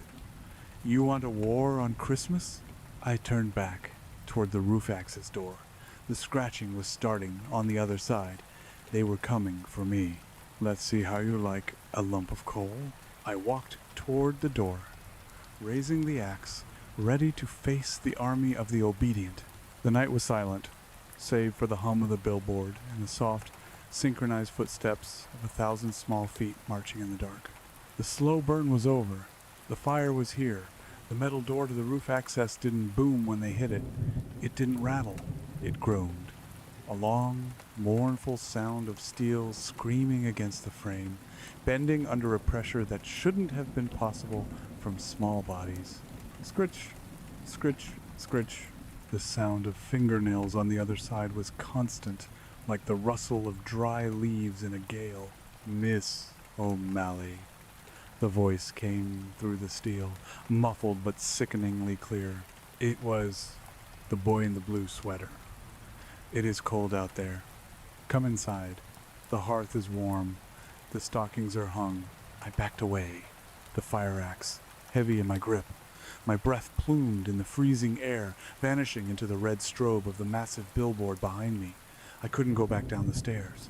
That was a funnel, a kill box. I'd be buried under a tidal wave of Gap kids and Gymboree models before I reached the third landing. I scanned the roof. It was a vast, desolate landscape of gravel, HVAC units, and raised skylights. The wind howled, cutting through my uniform jacket. But the cold was secondary to the heat radiating from the mall below. I could feel it through the soles of my boots, a rhythmic thrumming like a massive engine revving up in the basement. The door hinges popped. One rivet pinged off, shooting past my ear like a bullet. I turned and ran, not toward the door, but toward the large, pyramidal skylight that capped the central atrium. Behind me, the door finally gave way. It didn't fly open. It crumpled inward. I didn't look back, but I heard the sound of their feet on the gravel, a stampede of soft-soled sneakers. Hundreds of them. I reached the skylight. It was reinforced glass, meant to withstand hail and heavy snow. I scrambled up the slanted concrete base, my boots slipping on the icy surface. Below me, through the glass, the atrium was a blurred nightmare of red light and moving shadows. "Don't do it, Brenda," I muttered to myself. "This is suicide." The swarm was closing in. I could hear their breathing now, a collective, wheezing intake of air that sounded like a bellows. I raised the axe over my head. "Ho, ho, ho." I grunted and brought the flat head of the axe down with everything I had. The safety glass shattered into a billion diamonds. Gravity took me. I fell through the hole. The wind rushing past my ears, shards of glass glistening around me like falling snow. I flailed, trying to orient myself. I wasn't falling to the ground floor. That would have been a 50-foot drop and a quick death. I was aiming for the festive bunting draped across the third-floor expanse. I hit the fabric hard. It was a massive banner reading "Peace on Earth," strung between the railings of the third-floor mezzanine. The fabric tore, slowing my descent violently.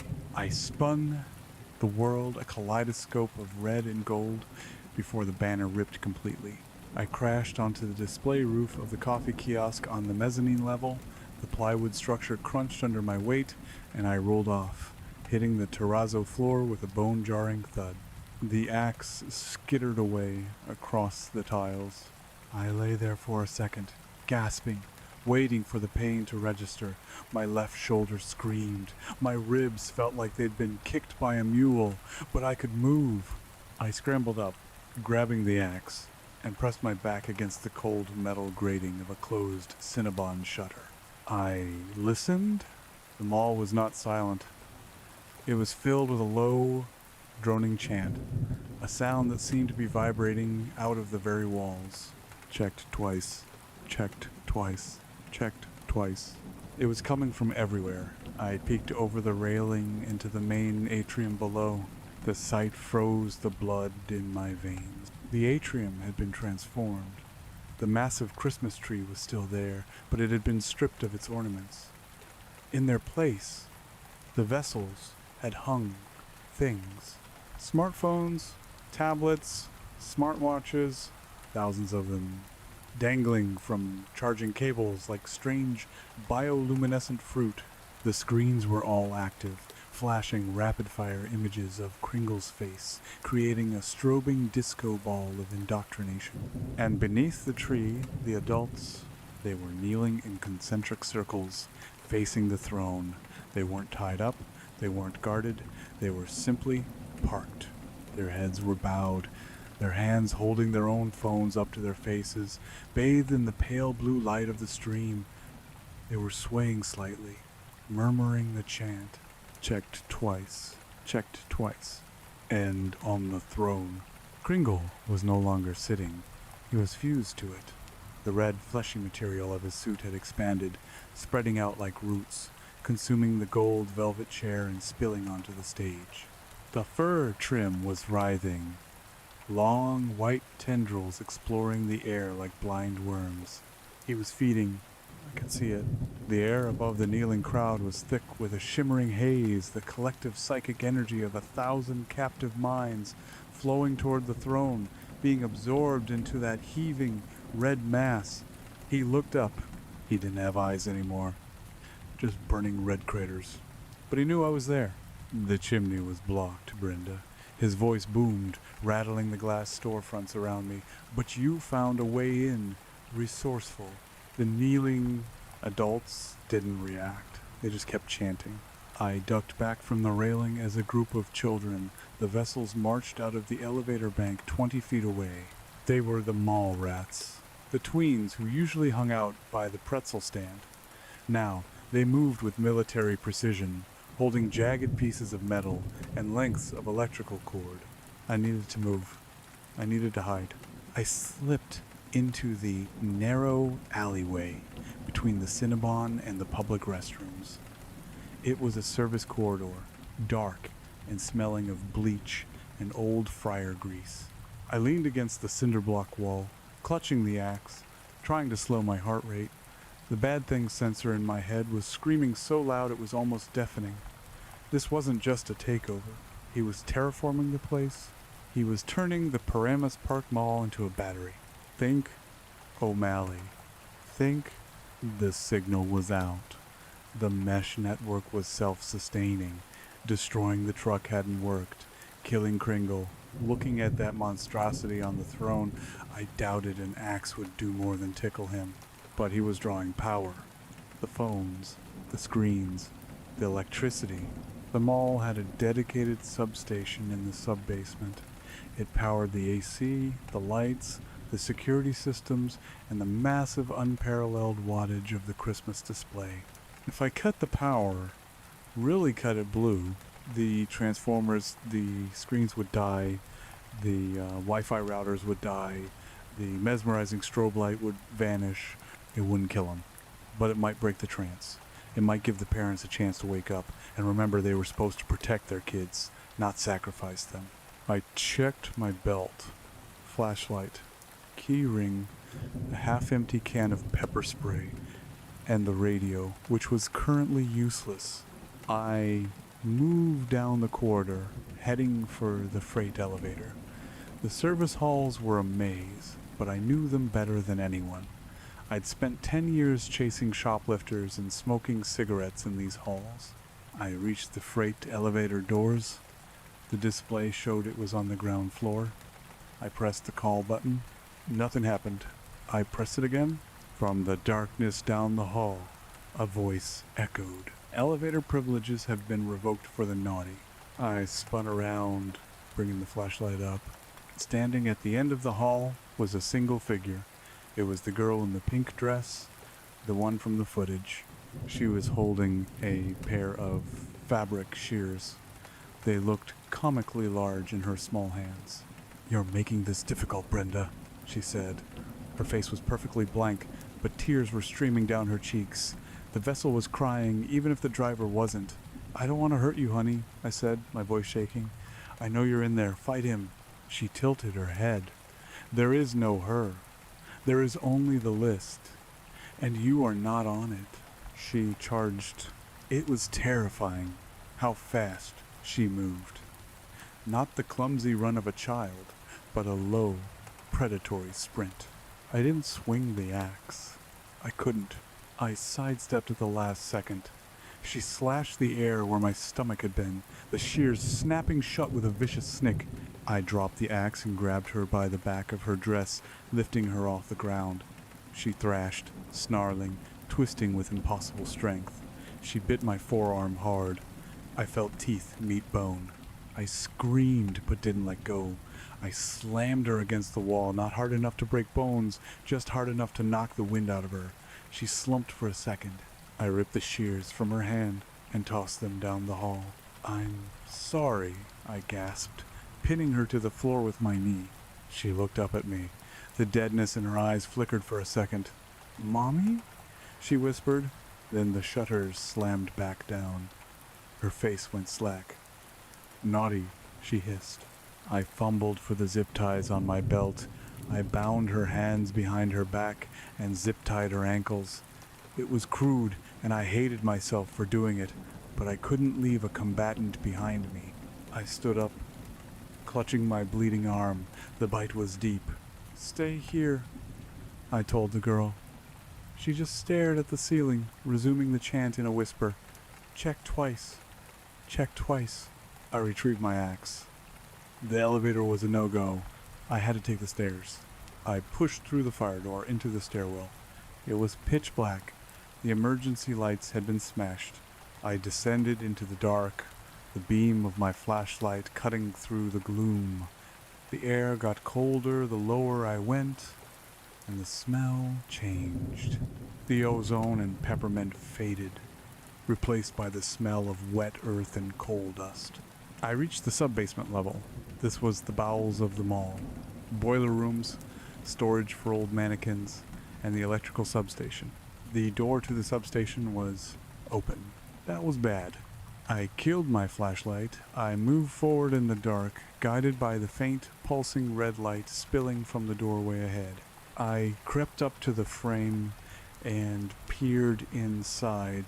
The substation room was massive, dominated by 3 humming transformer units, that stepped down the voltage from the city grid. But they weren't just humming, they were singing. Thick, black cables, the same organic texture as Santa's suit, were plugged into the transformers. They pulsed like veins, pumping raw electricity out of the grid and feeding it into a massive, pulsating sac that hung from the ceiling in the center of the room. The sac was translucent. Inside, curled in a fetal position, was something that looked like a man, but his skin was translucent, glowing with blue energy. It was Miller, the human host. Kringle had separated himself. He was the suit upstairs. Miller was down here, being used as a biological capacitor. And guarding him were the elves. 3 of them. Teenagers in green felt tunics and curled shoes. They were pacing around the transformers, holding improvised spears made from mop handles and shattered glass. I gripped the axe. This was it. If I destroyed the transformers, I'd kill the power. But the arc flash, in a room this small, blowing a main transformer with an axe, was suicide. I'd be vaporized. I needed a remote trigger, or a distraction. My eyes landed on the fire suppression system, a red pipe running along the ceiling. If I ruptured that, the water would hit the live transformers. It would cause a massive short, an explosion, but I was still too close. I looked down at my belt. The can of pepper spray. It was flammable. If I taped it to the axe, I worked quickly, my hands trembling. I used the electrical tape from my utility pouch to bind the pepper spray canister to the head of the axe, positioning the nozzle so it faced the blade. It was a stupid plan, a desperate plan. I took a breath. "Hey," I shouted, stepping into the doorway. The 3 elves spun around, their eyes black pits. They hissed, raising their spears. "Union break is over, boys," I yelled. I didn't run at them. I wound up and threw the axe with every ounce of strength I had left. It wasn't aimed at them. It was aimed at the main breaker panel on the far wall, directly above the central transformer. The axe tumbled through the air. "Please don't miss. Please don't miss." The blade struck the metal panel, piercing the casing. The impact crushed the pepper spray can against the steel. The explosion was small, a burst of pressurized capsaicin and propellant, but it was enough. The propellant ignited on the sparks from the pierced breaker. A fireball bloomed.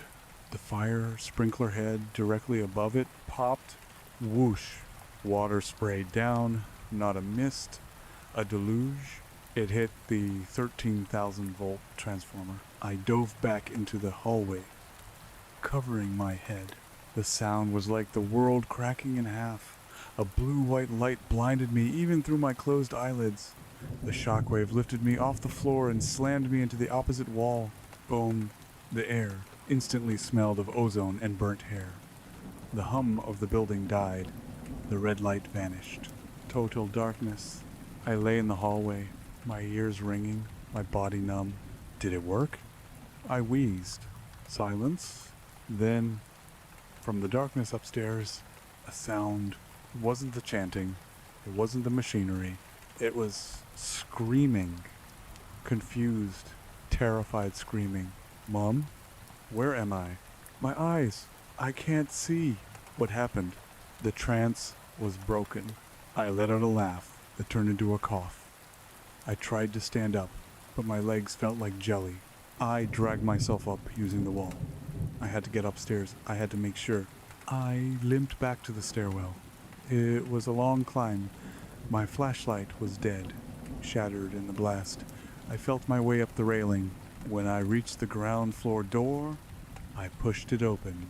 The atrium was dark, illuminated only by the faint moonlight filtering through the shattered skylight above. The scene was chaos. The parents were stumbling around in the dark, crying out for their children. The children were crying for their parents. The glowing screens were black. The mesh network was down. I looked toward the stage. The throne was silent. The red, fleshy mass that had covered it was still there, but it looked gray now, like dead ash. "Is it over?" a woman's voice asked from nearby. She was clutching a toddler, looking around wildly. I stepped out of the shadows. "Get out," I rasped. "Everyone, get to the exits. Go." The crowd began to surge toward the doors. The panic was real now. Human panic, chaotic and messy. I walked toward the throne. I had to see. I had to know he was gone. I stepped onto the riser. The smell of rot was overpowering.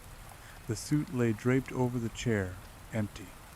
A hollow shell of dead skin and velvet. "Miller?" I whispered. Nothing. I poked the suit with the toe of my boot. It crumbled, turning to dust that drifted away in the draft from the broken skylight. He was gone. I slumped against the side of the stage, sliding down to the floor. The adrenaline was fading, leaving behind a crushing exhaustion. My arm throbbed. My head spun. "Brenda." I looked up. It was Kevin, the elf. He was standing a few feet away, looking pale and confused, holding his head. "Kevin," I breathed. "You okay?" I think so," he stammered. "I had this dream. I was building a tower out of bones." "Just a dream, kid," I lied. "Help people get out." He nodded and ran off toward the exit. I closed my eyes for a second. Just a second. Biz. The sound was faint. Biz. I opened my eyes. On the floor, amidst the dust of the disintegrated suit, a single smartphone lay face up. It lit up. Not with the mole's power. It was running on battery. The screen didn't show the news. It didn't show a distress signal. It showed a map. A global map. And on the map, thousands of tiny red dots were blinking. The text on the screen scrolled. "Upload complete. Host server. Decentralized. Backup protocol initiated."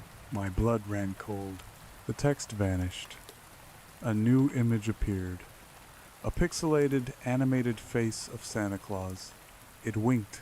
"You cannot stop the signal, Brenda. You only changed the carrier." The phone vibrated violently, then the screen cracked and went black. I stared at the broken device. The mall was dark. The people were fleeing. The physical manifestation was destroyed. But the upload, he wasn't in the suit anymore. He wasn't in the mall. He was in the cloud. I stood up, swaying. The silence of the mall felt different now. It wasn't empty. It was waiting. I looked up at the shattered skylight, at the stars above. Somewhere out there, in millions of homes, smart TVs were turning on. Alexas were lighting up. Tablets under pillows were glowing. Christmas was coming. And this time, he could be everywhere at once.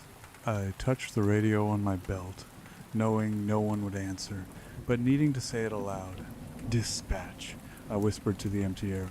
"We're gonna need a bigger axe." I turned and walked toward the exit, leaving the dust of St. Nicholas behind, stepping out into the cold, silent night, where a billion screens were just beginning to wake up. The cold hit me the moment the automatic doors hissed open, or rather, the one door that was still on its track. The other was shattered, hanging like a jagged tooth in a broken jaw. It wasn't just the temperature. The winter air in New Jersey is wet and heavy, a blanket of damp chill that seeps through polyester uniforms and thermal underwear alike. But this cold felt distinct. It was the absence of heat, the absence of the frantic burning energy that had been consuming the mall for the last 6 hours. The furnace was out. The beast was dead. Or so I wanted to believe. I stepped onto the sidewalk of the pickup lane. My boots crunched on a mixture of road salt and safety glass. The silence outside was heavier than the silence inside. The highway, usually a river of white and red lights, was sluggish. Cars had pulled over to the shoulders. I could see their hazard lights blinking in unison, a rhythmic amber heartbeat stretching for miles. Behind me, the exodus continued. It was a procession of ghosts. Parents, their coats torn, their eyes wide and glassy, carried children who were limp with exhaustion. There was no screaming anymore. The panic had burned itself out, leaving only shock. I leaned against a concrete bollard, the rough surface biting into my palm. I still held the fire axe.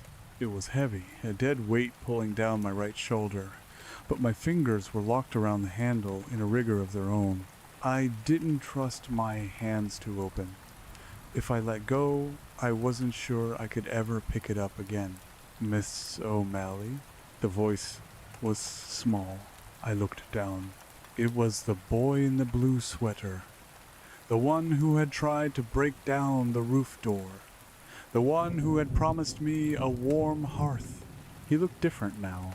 Just a kid, maybe 10 years old. His nose was running, and his expensive sweater was stained with soot and drywall dust. He was shivering violently. "Are you," he hiccuped, a sob catching in his throat, "are you a police officer?"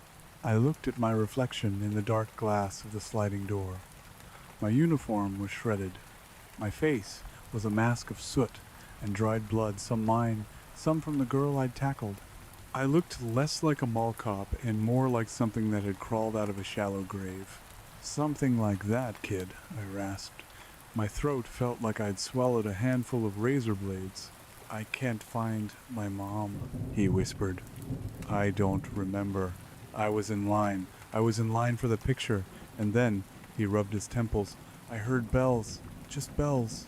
I knelt, ignoring the screaming protest of my bruised knees. I put a hand on his shoulder. He flinched, and I pulled back, remembering the axe in my other hand. "She's coming," I lied. Or maybe I wasn't lying. The adults were pouring out now. "Stay right here. Don't go into the parking lot. Just stay by the wall." He nodded, tears cutting clean tracks through the grime on his cheeks. I stood up and turned away. I couldn't look at him. I couldn't look at any of them. I knew what I would see if I looked too closely at their eyes. I'd see the residue, the faint, lingering shadow of something that had worn them like a suit. I walked toward the edge of the lot, toward the darkness where I'd parked my truck hours, or was it years, ago. Blue and red lights crested the hill of the main entrance. Sirens wailed, a discordant shriek that finally broke the oppressive quiet. State troopers, ambulances, fire trucks, the cavalry, arriving precisely too late to do anything but file the paperwork. I didn't wave them down. I didn't run toward them. I reached my truck. It was an old Ford, rusted around the wheel wells, invisible in the shadow of a dumpster enclosure. It looked like a relic from another world. A world where Christmas was just a holiday, not a frequency. I fumbled for my keys with my left hand, the one that wasn't fused to the axe. My fingers brushed the bite mark on my forearm. I paused, pulling up the sleeve of my jacket. The street lights in the parking lot were flickering, likely a side effect of the substation blowing out in the stroboscopic yellow light. I examined the wound. It wasn't bleeding anymore. The teeth marks were deep, puncturing the skin in a perfect semicircle, but the flesh around the wound wasn't inflamed or red. It was gray and cold, and looking at it, I felt a vibration, a tiny subcutaneous buzz, like a phone set to silent vibrating against a bone. Buzzed. I flinched, slapping my arm as if a mosquito had landed on it. The vibration stopped. "Paranoia, Brenda," I muttered. "Just nerve damage. You got bit by a possessed tween. Infection is the worry, not whatever that was." I unlocked the truck and climbed in. The cab smelled of stale coffee and pine air freshener, a smell that now made bile rise in my throat. I tore the little cardboard tree from the rearview mirror and threw it onto the floor mat. I keyed the ignition. The engine turned over with a reluctant groan. I didn't turn on the headlights. I just sat there, the engine idling, watching the chaos unfold at the mall entrance 100 yards away. The first police cruisers skidded to a halt. Troopers spilled out, weapons drawn. They were shouting, gesturing. They didn't know what they were walking into. They saw a blackout. They saw a mob. They were thinking riot or terrorist attack. They weren't thinking demonic algorithm. I needed to know. The message on the phone, upload complete. Was it just a taunt? A final screw you from a dying monster? I reached for the dashboard radio. It was an aftermarket unit, cheap, with a digital display. I pressed the power button. Static. Just white noise. I turned the dial. Breaking news out of Paramus. Reports of a massive power failure. Static. Unconfirmed reports of violence. Static. I kept turning. I was looking for music. If the stations were playing normal songs, maybe it was okay. Maybe the signal hadn't propagated. Baby, it's cold outside. My hand froze on the dial. It was a classic. Dean Martin. A standard holiday track, but the tempo was wrong. It was dragging. Just slightly. Like a record player running on low batteries. I really can't stay. Baby, it's cold outside. The backing vocals weren't a choir. They sounded synthesized, layered. Too many voices. I stared at the digital display of the radio. Usually, it scrolled the station name and the song title. The text was scrolling. Baby, it's cold outside, artist. The North Pole Choir. Next up, Silent Night. Global Broadcast. Global Broadcast. The text flickered. For a split second, the LCD block letters shifted. He sees you. Then back to the song title. I punched the radio faceplate. The plastic cracked, and the sound died. I sat back, breathing hard. The condensation from my breath fogging the windshield. Okay, I said to the empty cab. Okay, he's in the network, he's in the data. I looked at the axe, resting on the passenger seat. It was a primitive tool, wood and steel. It couldn't cut a Wi-Fi signal. It couldn't decapitate a cloud server. I needed a different kind of weapon. And I needed information. The mall was compromised. My home, a small apartment 2 towns over with a smart TV and a Wi-Fi thermostat, was likely compromised too. Anywhere with a connection was enemy territory. I threw the truck into gear and rolled out of the parking spot, keeping my lights off until I hit the perimeter road. I drove past the line of emergency vehicles. A trooper waved a flashlight at me, signaling me to stop. I didn't stop. I swerved around him, mounting the curb and tearing through the dormant landscaping of the Olive Garden next door, forcing the truck back onto the main road. Suspect vehicle fleeing southbound. The trooper's voice would be crackling over the radio right now, but I bet the radio wouldn't be working quite right. I bet he'd hear a little jingle of sleigh bells in the static before dispatch answered. I merged onto the highway. The traffic was snarled, a mess of confused drivers. I took the first exit, heading for the industrial district, Old Jersey. The places where technology went to die. I needed a payphone. Did those even exist anymore? Or a landline? A copper wire connection that didn't touch a router. I drove for 20 minutes, my eyes darting between the road and the digital billboards passing overhead. Most were black, dead from the power surge that must have rippled out from the mall, but 1 mile away, near the turnpike, was flickering. It was an ad for a lawyer. Injured? Call the hammer. And then the lawyer's face distorted. The pixels bled. The suit turned red. The smile widened, stretching past the boundaries of the human jaw. It lasted a microsecond. Subliminal. If you weren't looking for it, you'd miss it. But if you were a child, if your brain was still plastic, still forming, tuned to that specific frequency of wonder and terror, I shuddered. I pulled into the lot of a 24-hour diner called The Greeks. It was a chrome and neon relic that looked like it hadn't been renovated since 1978. I killed the engine and grabbed the axe. I couldn't leave it. It looked insane, walking into a diner with a fire axe, but I felt naked without it. I shoved the handle down through the belt loop of my pants and zipped my heavy coat over it. It made me walk with a stiff limp, the handle digging into my thigh, but it was hidden, The bell above the diner door jingled. Jingle. Jingle. I flinched, my hand going to the hidden axe handle. It was just a brass bell. Physical, analog. I let out a breath and stepped inside. The place was empty, save for a trucker asleep in a corner booth and a waitress wiping down the counter. She looked to be in her 60s, hair dyed a defiant shade of auburn, chewing gum with a rhythmic snap. She looked up as I dragged myself to a stool. She took in my soot-stained face, the blood on my collar, the way I was favoring my left leg. She didn't blink. This was Jersey. She'd seen worse on a Tuesday. Coffee? She asked. Black, I said. And tell me you don't have Wi-Fi. She snorted, pouring a stream of steaming sludge into a thick ceramic mug. Honey, we don't even have a working toaster half the time. Cash only, no cards. Perfect.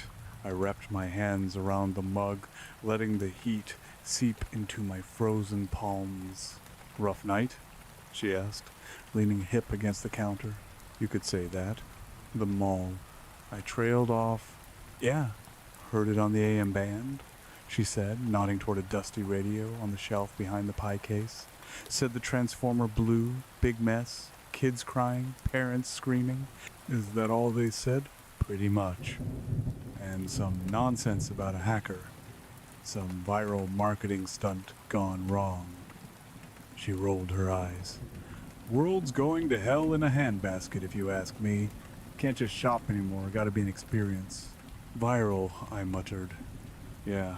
I took a sip of the coffee. It tasted like burnt hazelnuts and diesel. It was the best thing I'd ever drank. Do you have a phone? I asked. Not a cell. She pointed to the back, near the restrooms. Payphone on the wall.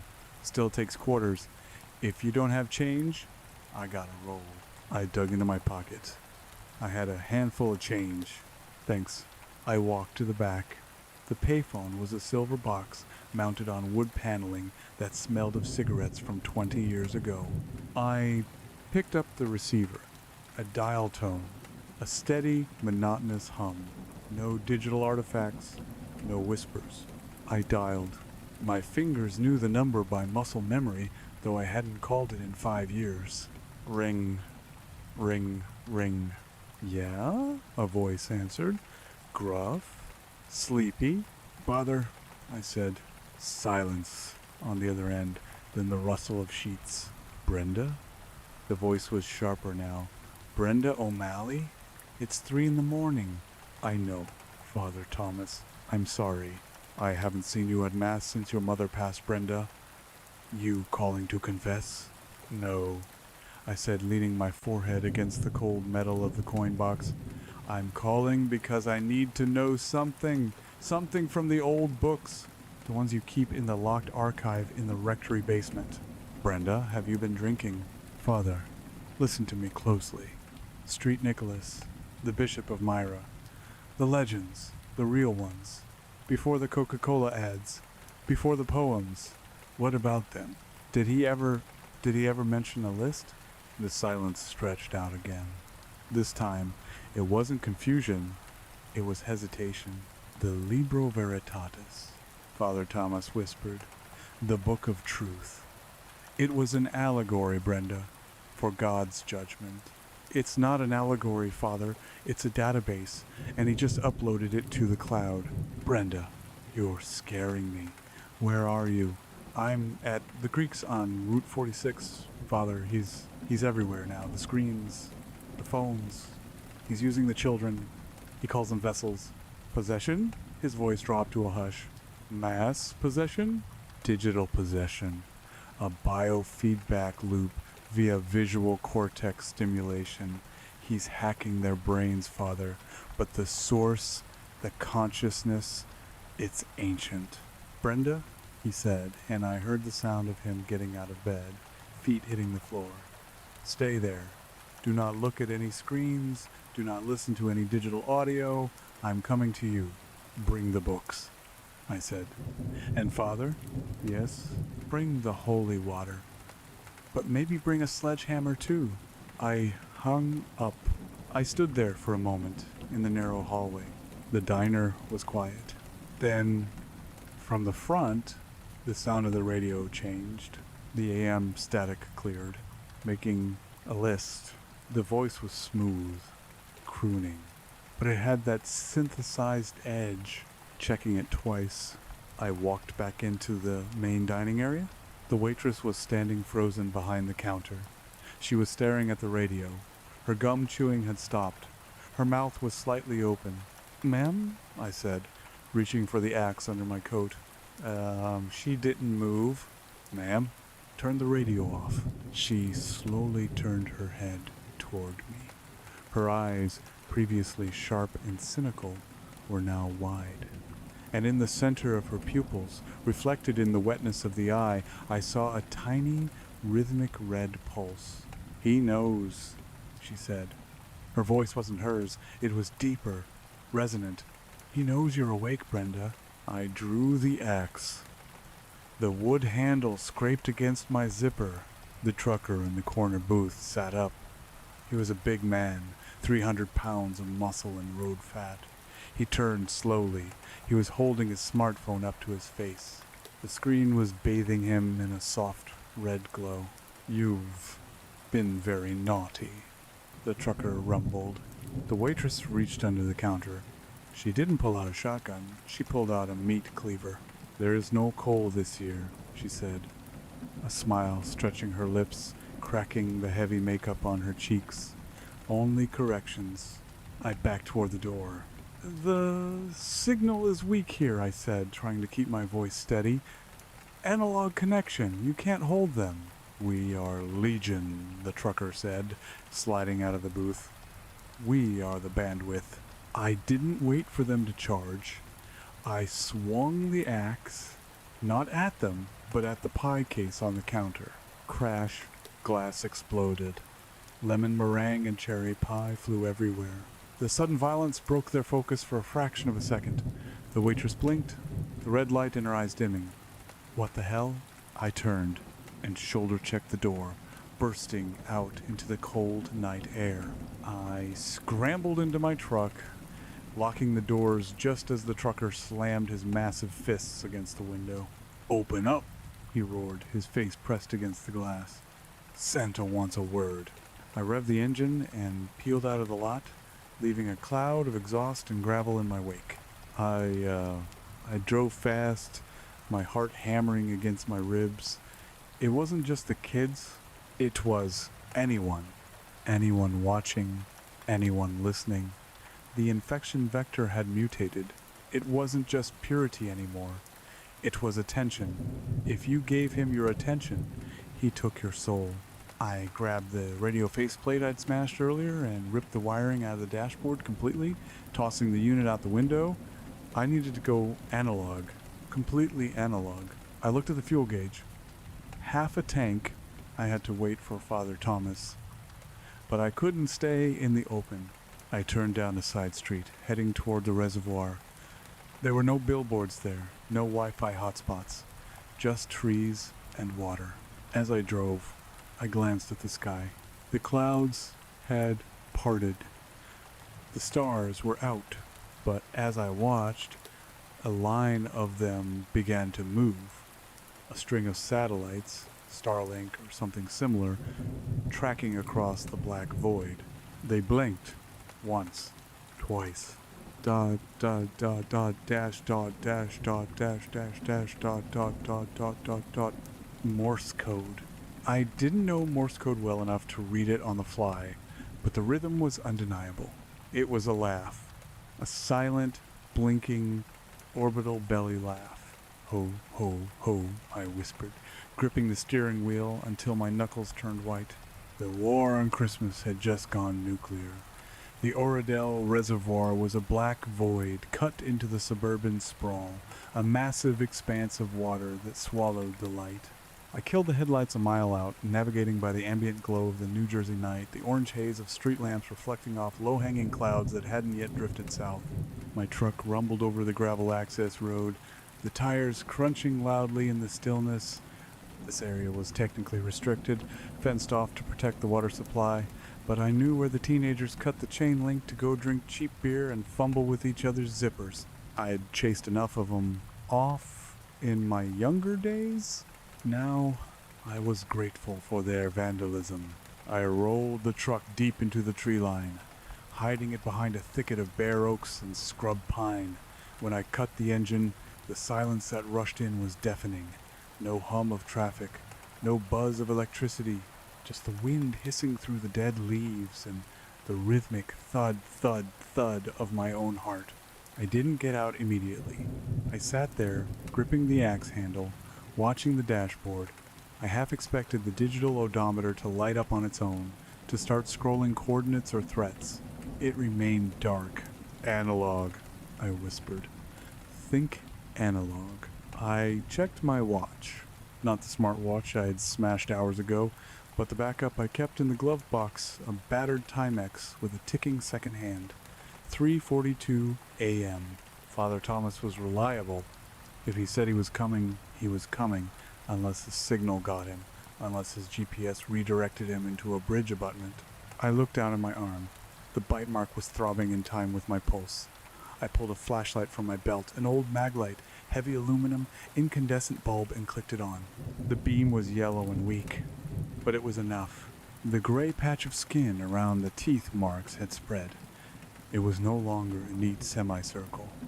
Veins of charcoal-colored necrosis were spiderwebbing up toward my elbow. They looked like circuit traces. I touched the skin. It was numb, dead.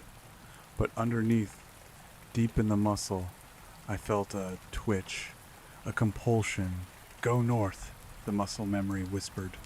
Go to the pole. I shuddered and clicked the light off. Not today, Santa. A pair of headlights swept across the trees. I ducked below the dash, breath held. The lights were yellow halogen, not the blinding blue LEDs of the newer police cruisers. The vehicle engine sounded rough, a rattling diesel clatter. It stopped 10 yards away. The lights died. I waited. A car door opened. A heavy creak. Brenda? The voice was shaky, old, but familiar. I sat up, opened my door, and slid out, the axe in my right hand. Father?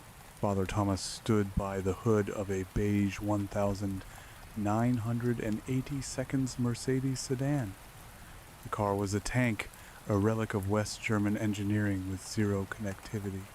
He was wearing a heavy wool coat over his cassock, a violently purple scarf wrapped around his neck. In his hands, he held a heavy, leather-bound book and a plastic gallon jug that looked like it had once held milk. I brought the holy water, he said, gesturing to the jug, and the book, though I fear the sledgehammer was too heavy for me to carry from the rectory shed. I lowered the axe. This will do for a hammer. I walked toward him. He looked terrible. His skin was the color of parchment, and his eyes were darting around the woods, scanning the shadows. Did you see them? He asked, his voice a mist in the cold air. On the drive over? The screens? The people? He corrected. I passed a house on Kinderkamak Road. The front window was broken. A family was standing on the lawn. Parents, 2 children. They were just standing there, facing the moon. Singing. What? He swallowed hard. Jingle bells, but slow, like a dirge. And they were holding hands, but their grips were so tight their fingers were white. I reached the hood of his car and leaned against it, the exhaustion finally catching up to me. My knees felt like water. It's the upload, Father. He's digitized the possession. It's moving through the network. Thomas placed the heavy book on the hood of the Mercedes. The leather was cracked. The gold leafing on the cover faded to brown. Libro Veritatis. I read the passage before I left, Thomas said, his fingers trembling as he opened the cover. Street Nicholas wasn't just a bishop, Brenda. The texts, the Apocrypha we don't teach in Sunday school, they speak of the Krampus not as a separate entity, but as a shadow, a necessary counterbalance. Nicholas bound the shadow to his will, used it to punish the wicked, and now the shadow is wearing the suit. I said. Worse, Thomas whispered. He flipped through the vellum pages, stopping at a woodcut illustration. It depicted a figure in bishop's robes standing over a village. Lines radiated from the figure's head, connecting to the foreheads of the villagers. The Veritatis speaks of the Great Conscription, Thomas explained. It says that when the faith of the world wanes, Nicholas will cease to be a servant of the people and become a shepherd of the hollow. He will fill the empty vessels with his own spirit. He creates a hive. A botnet, I said. He's making a biological botnet. Thomas looked at me, confusion warring with fear in his eyes. I don't know these computer terms, Brenda, but the text says he requires a locus, a central point of authority. The spirit cannot exist purely in the ether. It needs a throne. I destroyed the throne, I said. I smashed the chair. The suit disintegrated. That was his prison. Thomas shook his head. Not his throne. The throne is where he speaks from, where the decree is issued. I thought back to the radio, global broadcast, silent night, the signal. I murmured. He said he's decentralized, but he still needs to broadcast the override command, the silent night protocol, if that song plays globally. Total conscription, Thomas finished. Every mind that hears it becomes part of the flock. We need to stop the broadcast, I said. But where is it coming from? The internet is everywhere. Thomas tapped the woodcut. The locus must be high. Above the common man he shall descend from the mountaintop. I looked up at the sky. The Starlink satellites were still blinking their mocking code. But they were just relays. They needed a ground station. A massive uploader. The Alpine Tower, I said. Thomas froze. The old Armstrong Tower? It overlooks the entire tri-state area. I said, the pieces clicking together in my mind. It's the highest point in the Palisades, major historic landmark. It was the site of the first FM broadcast. If I was an ancient demon looking for a metaphorical mountaintop that also happened to be a high-powered transmission hub, that's where I'd go. It's a museum now, Thomas said. It's an antenna, I countered, and it's got a direct line of sight to the city, to the world. Suddenly, the Mercedes radio flared to life. We both jumped. Thomas had left the keys in the ignition, but the radio had been off. Static, pop, hiss, then a voice. Not synthesized this time, a child's voice. Father? Thomas stared at the dashboard. That's impossible. This radio is 40 years old. Father? The voice cried again. It was small, terrified. I'm scared, Father. It's so cold here. Thomas grabbed the door handle. That sounds like Timothy, my altar boy. He went missing last week. Don't, I warned, reaching for him. It's a lure. Soundboarding. Please, Father. The voice from the speakers cracked into a sob. He's hurting me. He's putting the coal in my eyes. Timothy! Thomas yelled at the dashboard, leaning in. Thomas, stop! I grabbed his shoulder. The radio volume spiked, the speakers vibrating so hard they rattled in the door frames. Naughty. The voice shifted instantly from a terrified child to the deep, tectonic rumble of the entity. The headlights of the Mercedes flickered on, then the high beams. Then the horn started honking. A long, continuous, deafening blare that cut through the silence of the woods like a scream. He's found us, I shouted over the noise. He's in the car's electrical system. How? Thomas shrieked, covering his ears. It's analog. It has a battery. It has wires. That's enough for him now. I swung the axe. The blade crashed into the grill of the Mercedes, shattering the plastic and crunching into the radiator. Steam hissed out. The horn didn't stop. I swung again. This time, at the battery terminal, I could see through the gap in the hood I'd created. Sparks showered down. The horn died with a pathetic groan. The lights faded. Silence returned, heavy and ringing. My car, Thomas whispered, staring at the ruin. It was a beacon, I said, breathing hard. We can't use it. We can't use mine either. I looked at the woods around us. The shadows seemed deeper now, And in the distance, back toward the road, I saw lights, flashlights, dozens of them, bobbing and weaving through the trees.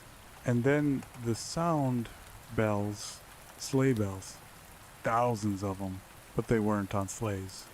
They were being shaken by hands. Ching, ching, ching, ching, ching, ching. The procession, Thomas gasped. The elves.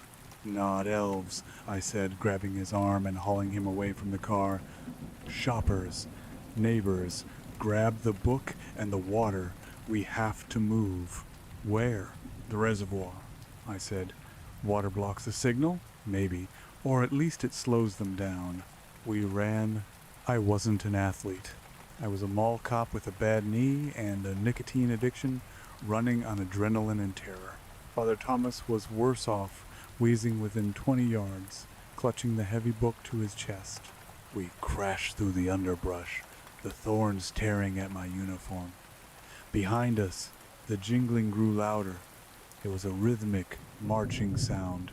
Ching, step, ching, step. Brenda, Thomas gasped, stumbling over a root. I can't. I hauled him up. You have to. We need the book. We burst out of the tree line and onto the riprap, the rocky embankment of the reservoir. The water stretched out before us, black and glassy. The boathouse, I pointed. About a quarter-mile down the bank, a small concrete structure jutted out into the water. If we can get inside, there's only one door. We can funnel them. We scrambled over the loose rocks. My ankle twisted, sending a jolt of fire up my leg, but I ignored it. The pain in my arm was worse. The necrosis was burning now, a cold fire that made my fingers twitch. Join them, the voice in my muscle whispered. It's warm in the flock. No more rent, no more lonely nights, just the workshop. Shut up, I grunted, slamming my bad arm against my thigh to deaden the nerve. We reached the boathouse. The door was steel, locked with a heavy padlock. Stand back, I ordered. I raised the axe. My arms were screaming. I brought it down with everything I had left. Clang. The hasp held, but the wood of the door frame splintered. Again, Thomas cried, looking back at the woods. The tree line was glowing. Hundreds of smartphones were being held up, their screens facing us like a wall of eyes. The light was red, festive, bloody red. The people emerged. They were wearing pajamas, winter coats, mall uniforms. Some were wearing those cheap felt Santa hats. They moved in perfect unison, and they were smiling, that same wide, dead smile. I swung the axe again. Crack. The hasp gave way. I kicked the door open and shoved Thomas inside. The interior smelled of gasoline and mildew. It was a storage shed for the reservoir maintenance skiffs. There were coils of rope, life vests, and a few aluminum rowboats stacked on racks. I slammed the door and jammed the handle of the axe through the interior handle loops, barring it. Is there another exit? Thomas asked, fumbling with his flashlight. Just the water bay, I said, pointing to the large opening on the lakeside where the boats were launched. It was open to the air, but there was a 10-foot drop to the black water below. Bang! The first body hit the steel door. Bang, bang, bang. It wasn't a chaotic mob pounding. It was rhythmic. A drum beat. Here comes Santa Claus. They were pounding out the rhythm of the song with their fists. Thomas slumped against a stack of life vests, opening the Libro Veritatis. What do we do? I can't exercise 1,000 people. Find the countermeasure, I said, pacing the small space. There has to be a rule. He's bound by rules, right? The suit, the chimney, the invitation. The naughty list, Thomas muttered, scanning the Latin text. The damnatorum. It says, "He who is named shall be taken. He who is unnamed shall be ignored." He knows my name, I said. He knows yours too. Wait, Thomas squinted. There is a marginalia here, a note from a monk in the 14th century.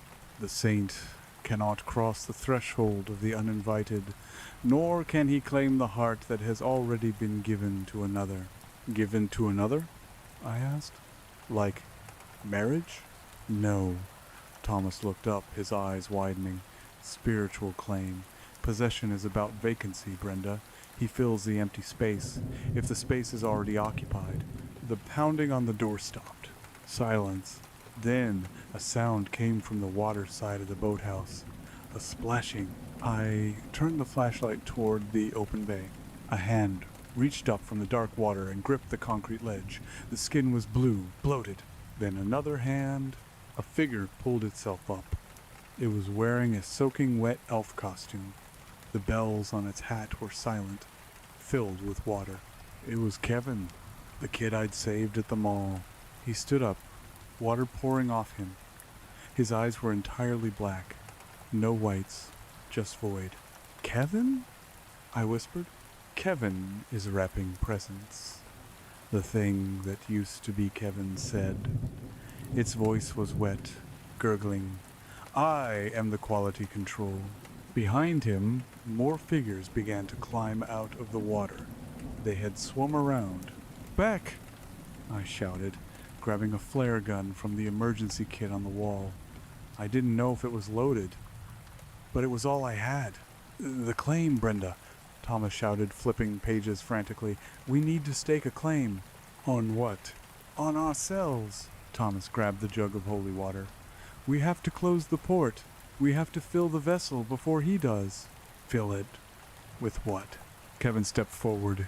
He held a sharpened candy cane in his hand like a shiv. It was filed to a needle point. With belief, Thomas said. He looked at me, terrified but certain. Brenda, you have to believe in something else, anything else, right now with total conviction. I'm a mall cop, Father. I believe in overtime and comfortable shoes. Not enough. Kevin, lung it. I fired the flare gun. The red phosphorus slug hit Kevin in the chest. It didn't kill him, he was already gone, but the sheer heat and force knocked him backward off the ledge and into the water with a hiss of steam. But 3 more elves were climbing up. A woman in a business suit, a teenager in a varsity jacket. The logic, Thomas shouted. Brenda, you're an investigator. You believe in the truth. You believe in the law. The law? I laughed hysterically, backing up until I bumped into Thomas. The law is broken. Then believe in the unbroken, Thomas uncorked the jug. I consecrate this space, not to God, but to sanctuary. He splashed the water in a wide arc across the concrete floor between us and the advancing horde. It was just water. It hit the dirty concrete and puddled.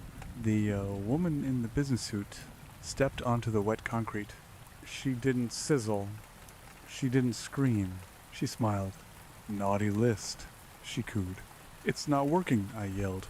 It's not the water, Thomas realized. It's the medium. He's digital.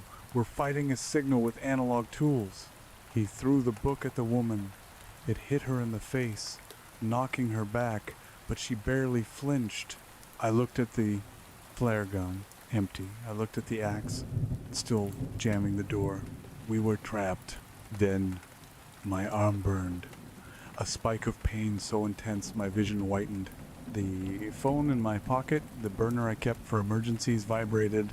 I pulled it out. A text message. Unknown message, turn it up. What? I stared at the screen. Known message. The frequency. 107,9 FM. Turn it up. Thomas, I said. The radio tower. The Armstrong Tower. What frequency did it broadcast on originally? I don't know. 42 megacycles? It was FM. I looked at the approaching horde. They were 5 feet away. I looked at the row of maintenance lockers against the wall. One of them was open. Inside was a portable job site radio, the kind construction workers use. I dove for it. The teenager in the varsity jacket swiped at me, his nails raking my back, but I rolled under his reach. I grabbed the radio. It was battery powered. I slammed my thumb on the power button.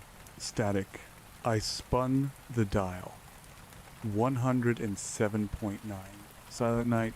Holy night. It was the signal. The distorted, synthesized choir. "No!" Thomas screamed. "Don't listen to it!" "Wait." I gritted my teeth. The text message. Turn it up. I cranked the volume knob to the max. The distortion screamed. And then, underneath the choir, cutting through the synthesized horror, a new sound emerged. It was a guitar. A screaming, distorted, heavy metal electric guitar riff. It was playing Carol of the Bells, but fast, aggressive, violent. The elves stopped. They clutched their heads. The smiles faltered. The signal was being jammed. Unknown message. I'm at the tower. I'm dying you time. Get up here. Bring the axe. Who is that? Thomas gasped, staring at the radio. The guitar solo shredded through the speaker, dissonant and angry. It wasn't holy. It wasn't pure. It was rage. Pure, unadulterated human rage converted into sound waves. The infected in the boathouse began to twitch. The sink was broken. They weren't cured, but they were confused. The red light in their eyes flickered. "I don't know," I said, gripping the axe handle and ripping it free from the door. "But they play a mean guitar." I kicked the door open. The mob outside was swaying, hands over their ears, disoriented by the conflicting signals. "Run," I told Thomas. "To the truck. We're going to the Alpine Tower." "We'll never make it up the Palisades Parkway," Thomas said. "It'll be a parking lot of possessed drivers." "We're not taking the parkway," I said, looking at the confused, twitching mass of people blocking our path. I turned back to the water bay, to the aluminum skiff with the 40 horsepower outboard motor. "We're taking the Hudson," I said. "Get in the boat, Father. It's freezing. We'll die of hypothermia." I looked at my gray, dead arm. I looked at the red eyes of the mob. "Better cold than coal," I said. I yanked the starter cord. The motor coughed, then roared to life. As we sped out onto the black water, leaving the confused horde behind, I looked north. High atop the cliffs of the Palisades, miles away, a red light pulsed atop a massive steel tower. But next to it, I saw something else. A flicker of blue sparks. Someone was up there. Someone was fighting. "Hang on, Father," I yelled over the wind and the spray. "We're going to crash." A broadcast. The wind on the river was a physical assault, a frigid hammer that smashed against us with every crest of the black waves. The Hudson didn't feel like water tonight. It felt like liquid asphalt, heavy and resisting the aluminum hull of the skiff as we carved a path north. I steered with my good arm, my left hand clamped white-knuckled on the tiller. My right arm, the dead one, the one that belonged to him, now hung uselessly at my side. But even through the necrosis, through the numbness that had turned the limb into a slab of cold meat, I could feel the vibrations of the jamming signal. It wasn't a sensation of touch. It was a resonance in the marrow, a discord that made the black veins beneath my skin pulse with an angry staccato rhythm. Father Thomas was huddled in the bow, curled into a ball beneath his heavy wool coat. The spray had soaked him instantly, and he was shivering so violently I could hear his teeth chattering over the roar of the outboard motor. We can't," he stammered, his voice snatched away by the wind. "Don't talk," I yelled, squinting against the stinging spray. "Save your heat." To our left, the Palisades rose up like a fortress wall, 500 feet of sheer diabase trap rock, a geological scar that separated the river from the suburbs above. Somewhere up there was the tower. Somewhere up there, someone was blasting thrash metal into the teeth of a demonic apocalypse. I glanced at the shoreline. The marinas we passed were dark, but not empty. I saw silhouettes standing on the ends of the docks. They didn't wave. They didn't move. They just watched us pass, their heads tracking the boat with mechanical precision. The hive mind was watching its prey. "Brenda!" Thomas shouted, pointing ahead. A shadow loomed out of the darkness, the Alpine Boat Basin. It was a small recreational marina at the base of the cliffs, a historic spot where hikers parked to tackle the trails. I see it. I banked the skiff hard, the hull slapping violently against a cross-current. The dock lights were out. The picnic area was a pool of ink. But as we neared the stone jetty, the water around the pilings began to churn. "They're in the water!" Thomas screamed, scrambling backward over the center bench. He was right. Heads were bobbing in the chop. Not swimming exactly, just treading water, waiting. They were forming a net. Hold on. I didn't cut the throttle. I cranked it. The engine whined, a high-pitched scream of mechanical protest. I aimed the bow not at the open slip, but at the rocky shoreline adjacent to the launch ramp. Brace yourself. We hit the gravel at 20 knots. The sound was hideous aluminum tearing on rock, the prop shrieking as it chewed into the riverbed. The boat launched upward, scraping over the jagged stones before slamming down with a bone-jarring crunch that threw me into the transom. The engine stalled. Silence rushed back in, instantly filled by the sound of splashing behind us. "Move!" I grabbed Thomas by his coat collar, hauling him out of the boat. He stumbled onto the wet rocks, his legs rubbery. We scrambled up the riprap, slipping on slime-covered stones. Behind us, the figures were emerging from the river. Wet, heavy, dragging sounds. Slap, drag, slap, drag. We hit the pavement of the access road, and I shoved Thomas toward the trailhead. "The white markers! Follow the white markers!" It's too steep," Thomas wheezed, clutching the Libro Veritatis like a shield. Your heart can explode at the top," I snarled, pushing him forward. "Climb!" The trail up the Palisades here was brutal, a nearly vertical scramble over loose shale and tree roots, cut directly into the side of the cliff face. Under normal circumstances, it was a moderate hike. In the dark, chased by a legion of possessed holiday shoppers, it was a nightmare. We clawed our way up. My bad arm was dead weight, swinging wildly and knocking into tree trunks, but I felt no pain, only that sickening magnetic pull toward the summit. "Come home, Brenda," the voice whispered. It wasn't in my ear anymore. It was in the back of my throat, tasting of peppermint and old ash. The workshop is warm. The work is joy. Why fight the inevitable? "Because I hate overtime," I grunted, dragging myself over a fallen log. We reached a switchback about halfway up. Thomas collapsed against a boulder, his chest heaving like a broken bellows. "I need a minute," he gasped. I looked down. Through the bare winter branches, I could see the marina below. The flashlights had arrived. A river of red beams was pouring out of the parking lot and onto the trail. They were fast. Supernatural endurance. "We don't have a minute," I said, though my own lungs were burning. Then the air changed. We were higher now, closer to the source of the broadcast. The rock beneath my hand was vibrating, and I could hear the music clearly. It wasn't just noise. It was a looped recording. A guttural, down-tuned guitar riff that sounded like a chainsaw cutting through sheet metal. Chug, chug, S-Q-U-E-A-L, chug, chug, S-Q-U-E-A-L. "Is that?"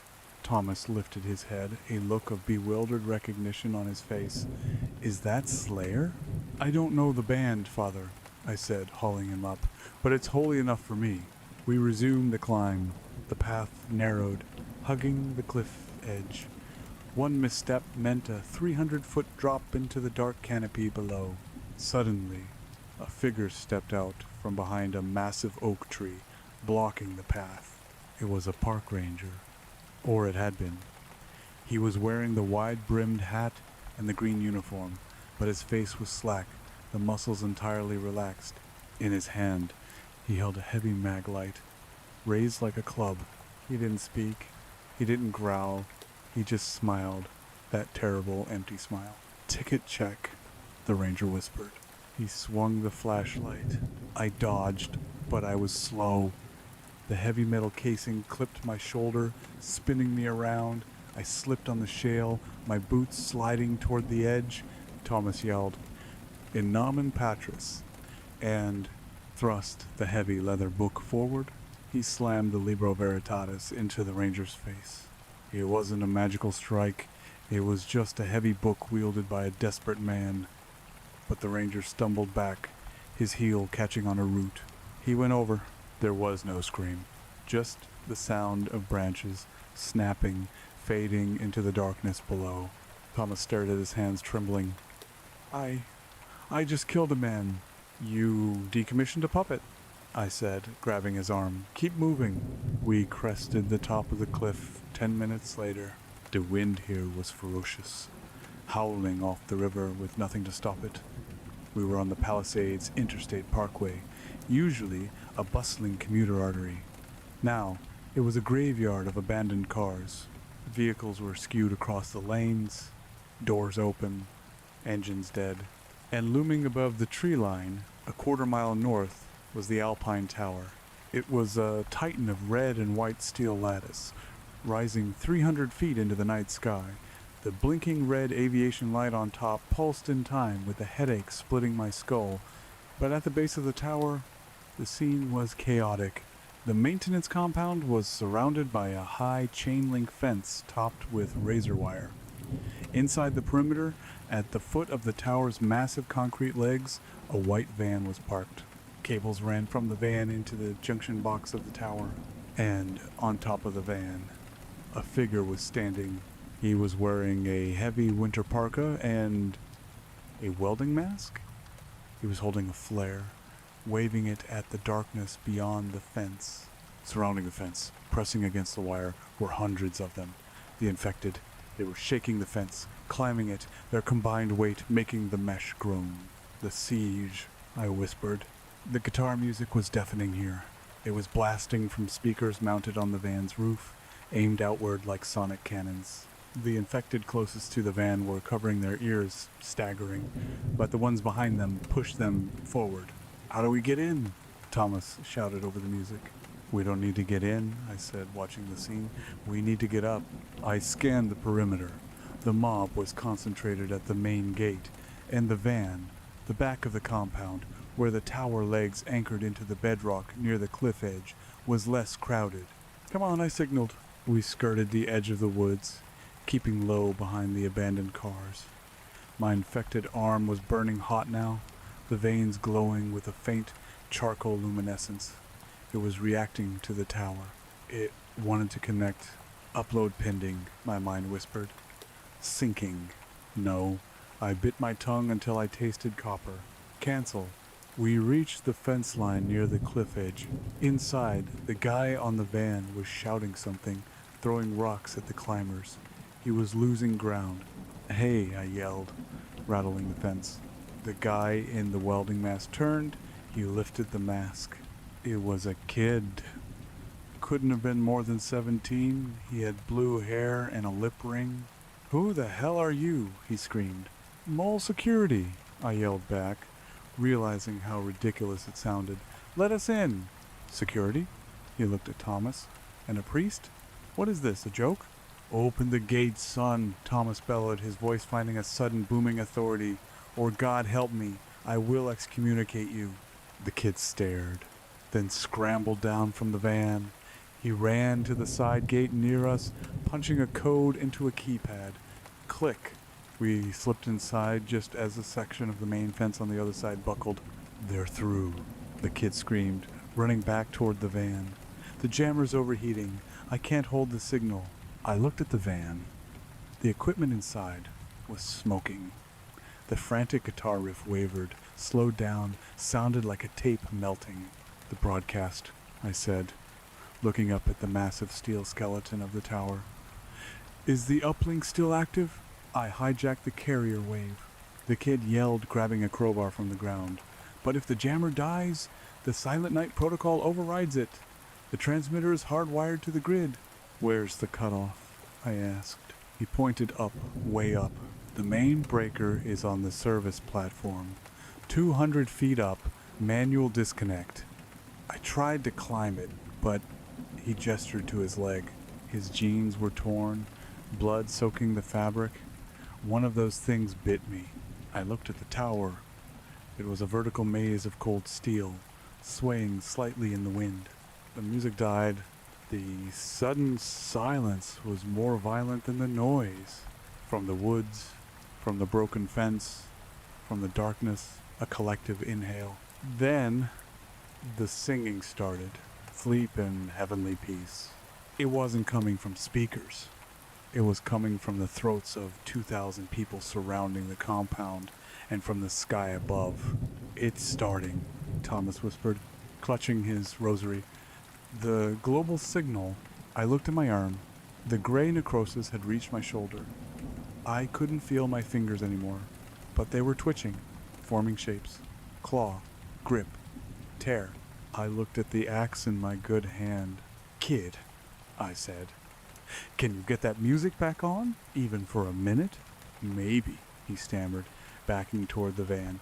If I bypass the safeties, I can fry the amp, but it'll give you maybe 60 seconds of noise. Do it, I said. What are you gonna do? Thomas grabbed my sleeve. Brenda, look at your arm. If you go up there, closer to the source, he'll take you. You'll become the locust. I looked at the priest. He was terrified, old, and useless in a fight. But he had carried that book up a mountain because he believed it mattered. Father, I said, my voice feeling thick like gravel and honey, I'm already the locust. I'm just the one he didn't count on. I walked to the base of the tower. The steel was freezing against my palm. Want to give the signal? I yelled at the kid. Blast it. I started to climb. The first 20 feet were easy, a cage ladder. But as I rose above the fence line, the wind hit me. The tower groaned.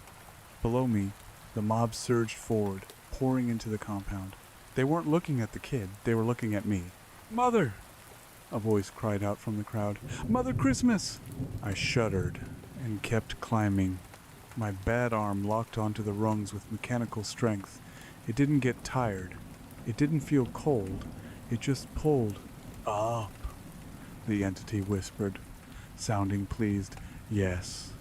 Ascend to the throne. I reached the first platform at 100 feet. The view was dizzying. The lights of New York City twinkled across the river, unaware that they were seconds away from enslavement. Below, the mob had surrounded the van. Thomas and the kid were retreating to the roof. Now I screamed into the wind, though I knew they couldn't hear me. But the kid saw me pause. A screech of feedback ripped through the night. The heavy metal riff returned, distorted, broken, but loud. The mob faltered. The psychic pressure inside my head eased, just a fraction. The voice of the entity snarled in frustration. Silence that noise. I used the confusion to scramble up the next section. The wind was terrifying now. The tower swayed 3-4 feet in either direction. My vision was tunneling. The gray rot on my arm was spreading to my neck. I could feel my left eye going cold, the vision shifting to black and white. I was losing. I was turning. I reached the service platform. The wind here was